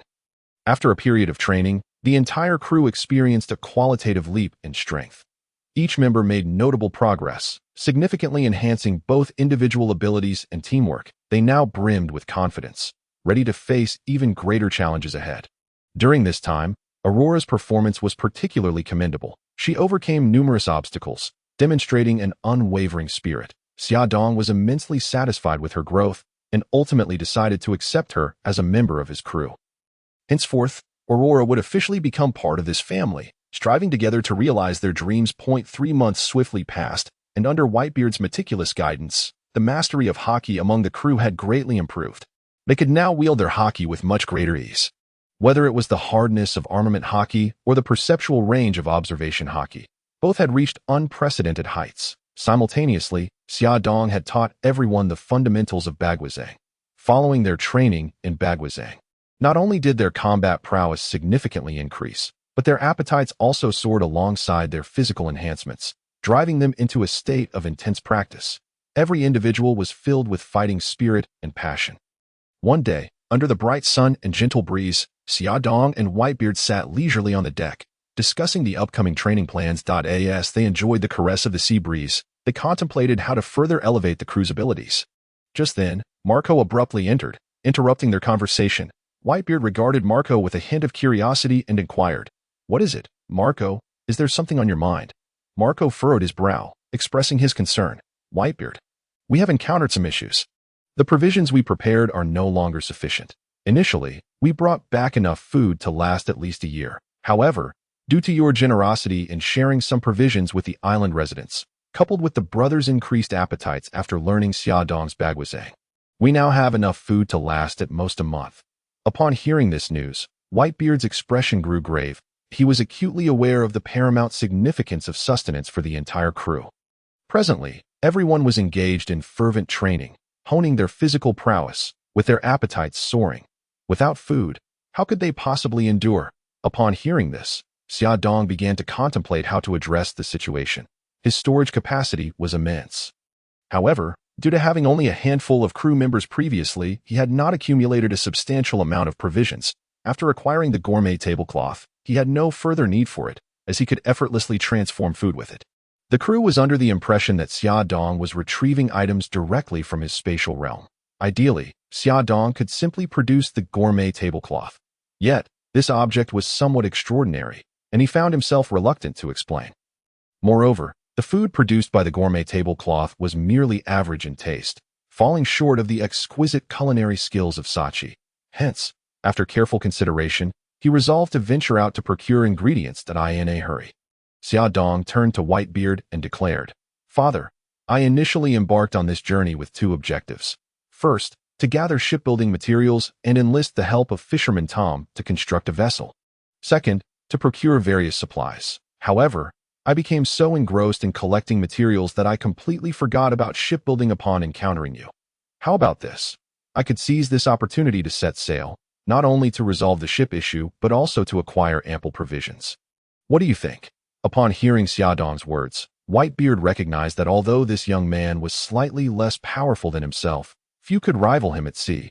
With his peculiar devil fruit ability, it was virtually impossible for anyone to capture him, ensuring his safety. Thus, he replied, "Very well, you may undertake this task. It gives me peace of mind." And so, Xia Dong, accompanied by Xia Shi, Xia Nan, Lucy, Emor, Alice, Aurora, and others, embarked once again on a maritime adventure. The first step of Xia Dong's plan was to journey to Sky Island to amass a wealth of gold, followed by a visit to Water City to enlist Tom's aid in crafting a sturdy ship and to stockpile sufficient food reserves. To ascend to Sky Island, there were two known routes. One could follow the standard shipping lanes from the top of the western sky, encountering several Sky Islands along the way, or one could ride the monstrous sea current known as the Monster Stream. However, this latter method was fraught with peril, and the chances of survival were slim, given the difficulty of locating the top of the western sky and the extreme danger of the Monster Stream. Xiaxi's repulsion fruit ability proved invaluable, enabling the ship to soar effortlessly into the sky. Thus, they needed only to reach the blue sea and descend continuously. Xia Dong utilized a spatial wormhole to arrive near the blue sea, then instructed Xiaxi to employ her power, and they commenced their quest for Sky Island. During their flight, Xiaxi steadily propelled them upward until they surpassed an altitude of 10,000 meters. Ultimately, they successfully broke through the cloud cover and beheld a plethora of magnificent structures. Sky Island was now within their sight. This mysterious and enchanting locale resembled a fairyland suspended in the air. Xia Dong felt a surge of excitement and trepidation. It was his first time stepping into a supermarket at such dizzying heights, and everything appeared utterly extraordinary, a true marvel of nature. With a resounding boom, the vessel landed smoothly upon Sky Island. However, before Xia Dong and his companions could disembark, a group of individuals adorned with white wings and eclectic attire swiftly encircled them. The sight of these figures evoked memories of the legendary angelic race in Xia Dong's mind. Yet, he chose to remain indifferent, quietly observing his surroundings. "You invaders dare to trespass upon our domain," one of the angelic beings bellowed, with others echoing their sentiments. Hearing this, Xia Dong furrowed his brow. He had anticipated that the inhabitants here might be more amicable. Yet they were decidedly insular. Nevertheless, he had no intention of engaging in prolonged conflict with them, for his purpose in this realm was to gather gold, not to clash with the locals. Xia Dong pondered his response. One of the angelic beings suddenly lunged forward, attempting to seize him. Feeling a surge of impatience, Xia Dong resolved to waste no further time. He unleashed a formidable burst of Conqueror's Haki, leaving the surrounding angelic beings reeling in disorientation. This unforeseen turn of events instilled panic among the angelic folk. They had never encountered such overwhelming power and were momentarily at a loss. Seizing the opportunity, Xia Dong activated his enhanced vision to search for the fabled Shandora. Soon, he spotted a city gleaming with golden radiance. Shandora. The architectural style of this city was unique and replete with exotic charm. Without hesitation, Xia Dong teleported to Shandora and began collecting the precious gold. As he gazed upon the towering piles of gold, he couldn't help but reflect on the allure of this place, realizing that only by coming here could one truly appreciate its magnificence. At that moment, his attention was drawn to a towering golden clock tower in the distance. This clock tower was not only grand in scale, but also a marvel of craftsmanship, leaving him in awe. "What a sight to behold!" he exclaimed. He swiftly ascended to the top of the clock tower to gather even more gold. Before long, all the gold he had amassed began to flow into his storage space. In no time, Xia Dong had cleared the tower of its golden bounty. He opened his storage space to behold the vast quantity of gold within. Indeed, He knew that Enel could construct a golden Noah's Ark with the gold here, easily providing embellishments for his cherished ship. After securing the gold, Xiaodong casually utilized the summoning card he had obtained during his last sign-in. Since acquiring the summoning card, he had yet to find an opportunity to use it. As he had been with the others, and summoning a pack of wolves out of thin air would be difficult to explain. Finally, he had found the perfect moment that a dark void materialized, and 3 fluffy figures tumbled from the air. Indeed, it was the trio of gray wolves, appearing in their charming chibi forms upon their arrival in the world of One Piece. Welcome to this new world. Allow me to introduce myself. I am your captain, Xiaodong, he declared. Previously, Xiaodong had inquired about the summoning card system, which ensured that summoned characters would possess full loyalty and memories from their past lives, albeit with basic information about this world also being imparted. As the trio adjusted to their new surroundings, they huddled together in confusion, until Grey Wolf finally spoke. Hello, Captain, do you provide meals? Upon hearing Grey Wolf's inquiry, Xiaodong did not elaborate further. He produced the gourmet tablecloth and conjured a whole roasted lamb. The 3 wolves eagerly descended upon the lamb, and witnessing their fervent appetite, Xiaodong surmised that his words would carry significant weight from then on. With the mission to Sky Island successfully accomplished, Xiaodong intended to return to the ship and rejoin his companions. Suddenly, he recalled the legendary thunder fruit from the world of One Piece. This fruit boasted speed rivaling that of Kizaru's light fruit and formidable attack power akin to Akainu's magma fruit. Had it not been for Luffy's rubbery constitution rendering him immune to lightning, Enel would undoubtedly have possessed the potential to rival the 3 admirals, since he had arrived at Sky Island. Xiaodong deemed it necessary to seek out this fabled fruit. Thus, he set forth once more, employing his enhanced vision to conduct a thorough search of Sky Island.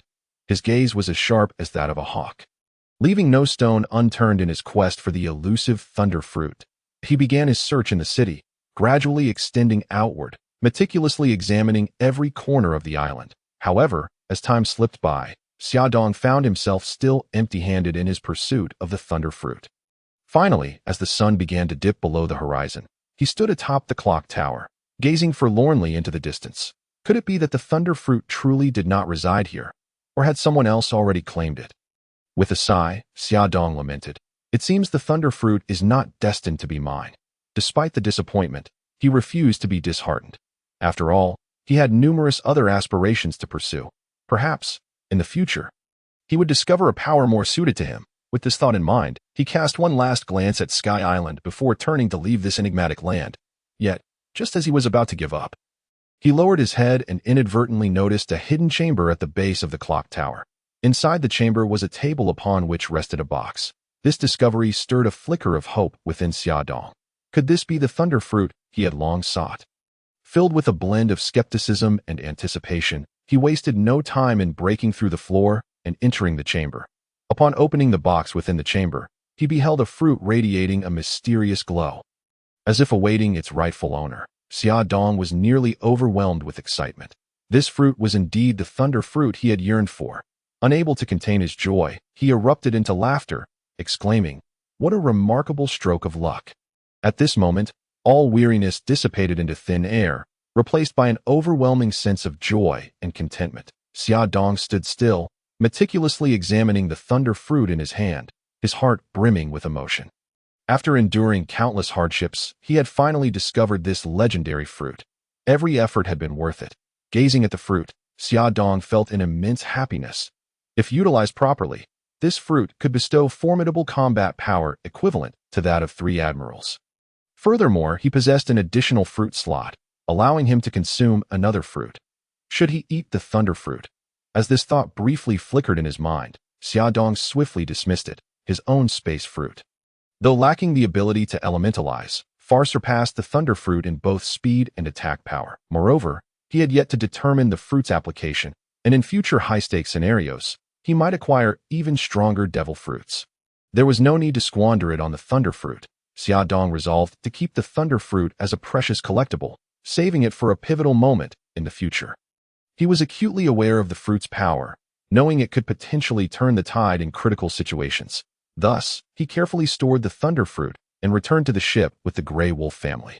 Upon returning to the ship, Xiaxi, Xiaonan, Lucy, Amour, Alice, and Aurora rushed to greet Xiaodong. their eyes filled with curiosity and anticipation, eager to inquire about the spoils of his journey to the Sky Island. Suddenly, their attention was captured by the three wolves nearby. Fixating on the adorable little gray, Xia Dong observed the group with a smile, his eyes shimmering with pride as he announced, "On this journey to the Sky Island, not only did I acquire a substantial amount of gold, but I also obtained a top-tier devil fruit. Most importantly, I found 3 companions. Let us welcome Gray Wolf, Red Wolf, and Little Gray." He proceeded to introduce the Gray Wolf family to everyone. Gray Wolf promptly greeted them, saying, "I am Gray Wolf, and this beautiful she-wolf is my wife, Red Wolf. This little wolf is my son, Gray. It is a pleasure to meet you all." The crowd was instantly astonished. They were aware that Xia Dong's objective for the trip was to gather gold from the Sky Island, intending to use it to construct his own ship, and now he had also obtained a devil fruit. Even more surprising was the discovery of talking wolves as crew members. However, in the vast ocean, peculiar races abound. Talking animals, akin to humans, were not an uncommon phenomenon, as exemplified by Lucy's fur tribe. The women, captivated by the charming Gray Wolf family, approached to fuss over them warmly. Meanwhile, Xiaoshi was more intrigued by the treasure and eagerly inquired, "Brother, what kind of devil fruit is it that you deem top tier?" Everyone looked at Xia Dong with curiosity, for he had acquired numerous devil fruits. Yet those he rated as top tier were undoubtedly godly fruits. Sensing their eagerness, Xia Dong revealed, "It is a top-tier Logia-type fruit, the Thunder Fruit." Upon hearing Xia Dong's words, the crowd was left speechless, unable to fathom that it was indeed this devil fruit. Whoever consumed it would essentially secure their place among the strong. Its power was certainly on par with that of the 3 admirals of the Navy. Regrettably, within Xia Dong's divine pirate crew, everyone had already consumed their own devil fruits, save for the still intern Aurora, who was not suited for this particular devil fruit. Xia Dong contemplated decisively feeding the target fruit to Aurora, combined with the innate talents of her 3-eyed race and the powerful sniper rifle he gifted her. She would undoubtedly become the world's foremost sniper in the One Piece universe. Lucy smiled warmly at Xia Dong, her eyes filled with admiration. "Xia Dong, you are truly remarkable. Your fortune in acquiring the Thunder Fruit is extraordinary." Amoer, Alice, Aurora, and the others echoed their congratulations, fully aware that the Thunder Fruit was among the highest caliber of fruits in the One Piece world, promising a significant enhancement to the strength of its possessor. Xia Dong looked around at his companions, smiling contentedly, feeling immense happiness and satisfaction. "Thank you all for your kind words. Indeed, I have gained much from this journey to the Sky Island. However, my greatest gain is undoubtedly the Gray Wolf family. Allow me to formally introduce one of the world's greatest scientists, Gray Wolf." The crowd was taken aback. They had initially thought that the ability to speak was the most remarkable trait of this family, only to discover that they were, in fact, scientists. At that moment, Gray Wolf placed his hands on his hips and proclaimed with a haughty demeanor, "Indeed, I am a scientist. But my dear captain, what do you mean by one of? Is there someone else like me?" Xia Dong replied, "You will find out soon enough, but as a genius scientist, you will help me design our future ships. All right, everyone, prepare yourselves. We must set sail." With that, everyone began bustling about the ship, carefully securing the gold and thunder fruit they had acquired, and preparing to head to Water 7 to seek out Master Tom. Initially, they had intended to return promptly after acquiring the Atom Tree and gold. But time had slipped away, and Master Tom was likely anxious. Xia Dong wasted no time. Swiftly activating the spatial wormhole, she maneuvered the ship through the wormhole. They instantly arrived at the familiar Water 7. Upon returning to Water 7, the hub of the world's foremost shipbuilding company, a flurry of vessels of all sizes traversed the bustling waters. The streets of Water 7 were lined with various shops, from exquisite jewelry stores to massive shipyards, offering a plethora of goods. As Xia Dong's ship slowly docked, it attracted the attention of many onlookers, who curiously speculated about its origins. Xia Dong methodically assigned tasks to everyone. "Lucy, you are in charge of leading Xia Shi and Xia Nan to procure provisions. Buy as much as possible, and do not forget the essentials. Amoer, you and Aurora will remain on the ship to guard it. Alice, you will accompany me and the Gray Wolf family to Master Tom's company." There was no dissent to Xia Dong's arrangements. Everyone promptly set to work. Lucy led Xia Shi and Xia Nan on their procurement journey. They arrived at the bustling market of Water 7, where a dazzling array of foods awaited them. From fresh seafood to an assortment of fruits and vegetables, everything was available. They meticulously selected the finest ingredients to ensure ample supplies for their return to the ship. Amor and Aurora stayed behind on the vessel, inspecting every nook and cranny to ensure its safety. They understood that the security of the ship was paramount for their voyage, and they needed to guarantee that every aspect of the vessel was in optimal condition. Xiaodong and Alice made their way to the place where they last met Master Tom. Upon entering the office, they were met with a stark contrast to the last encounter. Master Tom appeared utterly exhausted. Dark circles under his eyes, and a pale complexion, as if he had aged a decade overnight. Weakly, he leaned over the desk, holding a brush in his hand, sketching design after design. The floor was strewn with discarded blueprints, clearly indicating that he had been working tirelessly for an extended period, continuously revising and perfecting his designs. Xiaodong and Alice exchanged glances, their hearts filled with admiration and empathy. They understood that Master Tom had invested immense effort and dedication into their ship. This stubborn old man was sacrificing his health and rest to realize his vision. Upon noticing Xiaodong and Alice's arrival, Master Tom dropped his brush and hurried over, his eyes sparkling with excitement. As if he had seen a beacon of hope, grasping Xiaodong's hand tightly, he spoke with a quivering voice. "You have finally arrived. If it weren't for the substantial funds you provided, I would have long since given up. The materials you promised never arrived, and I found myself caught in a relentless cycle of revisions, pursuing perfection, which has led us to this moment. Do you know how I have been surviving these days?" At this point, Master Tom's eyes glistened with moisture, tears welling as he continued. "I have been researching new technologies and experimenting with innovative designs, all to ensure that this ship becomes one of the most advanced in the world. I even think about it while I sleep, often losing entire nights to insomnia. Yet, every time I remember your trust and support, it makes it all worthwhile." Xiaodong and Alice were deeply moved by Master Tom's words. Realizing that he was not merely a genius designer, but also a person of great responsibility and integrity. After a lengthy monologue, Master Tom finally broached the subject at hand. "How did this search go? How much gold did you find? I have upgraded the design once again, and the demand for gold has increased. If you bring me insufficient gold, I may have to reconsider my assistance in building your ship." Upon hearing Master Tom speak of business matters, Xiaodong quickly reassured him. "Do not worry, Master Tom. The amount of gold I have brought is more than sufficient for your shipbuilding needs. Come, show me the space, and I will fill it to the brim." Upon hearing the imposing words of Xiaodong, Tom led him to the shipyard. Before them lay an expanse of vacant land, and without hesitation, Xiaodong opened his storage space, revealing 3 colossal pieces of wood, which were none other than the Adam's treasure trees. Following that, a multitude of golden ornaments cascaded forth as the golden treasures continued to descend. The vast area was soon carpeted with them. And yet, it did not cease. Gradually, a small mountain began to form. Gazing at the golden mound before him, Tom was left utterly astounded, for he could never have dreamed that Xiaodong had prepared such an abundance of gold. Looking at Xiaodong, his eyes sparkled with astonishment and admiration as he exclaimed, "Xiaodong, you are truly remarkable. You have amassed such a fortune in gold." Upon hearing Tom's words, Xiaodong smiled and replied, "Master Tom, rest assured, the gold I have brought is ample for your shipbuilding needs. You merely need to transform your designs into reality." At that moment, Tom was too preoccupied with the gravity of the situation to heed Xiaodong's words.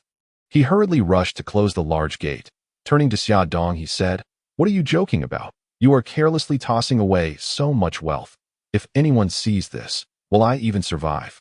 Acknowledging Xiaodong's intentions, Tom nodded and said, "Xiaodong, you are simply extraordinary.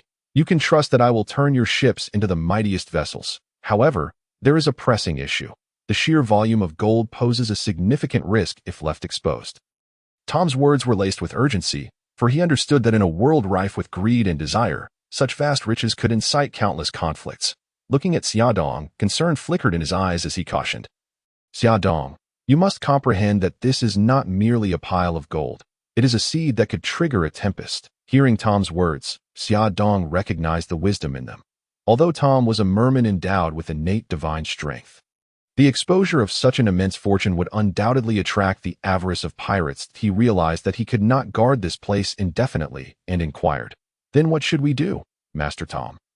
Perhaps you could construct elsewhere?" Tom shook his head and replied, "How can we relocate? There are so many tools and workers involved. Where would we go? This is not just a matter of location. It concerns the entire shipyard. Upon hearing Tom's response, Xiaodong fell into deep contemplation. He understood that this was indeed a predicament. He asked, "So what shall we do?" After a moment's thought, Tom suggested, "First, gather the gold and store it inside a room. Later, I will arrange for someone to melt it down. This way, we can at least mitigate some of the risks." Xiaodong nodded and said, "All right." With that, he collected all the gold and placed it in the room designated by Tom. Knowing that this was merely a temporary solution to AKT this juncture, Xiaodong took the opportunity to introduce Tom to the talking wolf, Grey Wolf. Upon seeing the loquacious creature, Tom was not surprised. However, when Xiaodong mentioned that the specific design for the ships would be discussed between Grey Wolf and Tom, he was left utterly bewildered.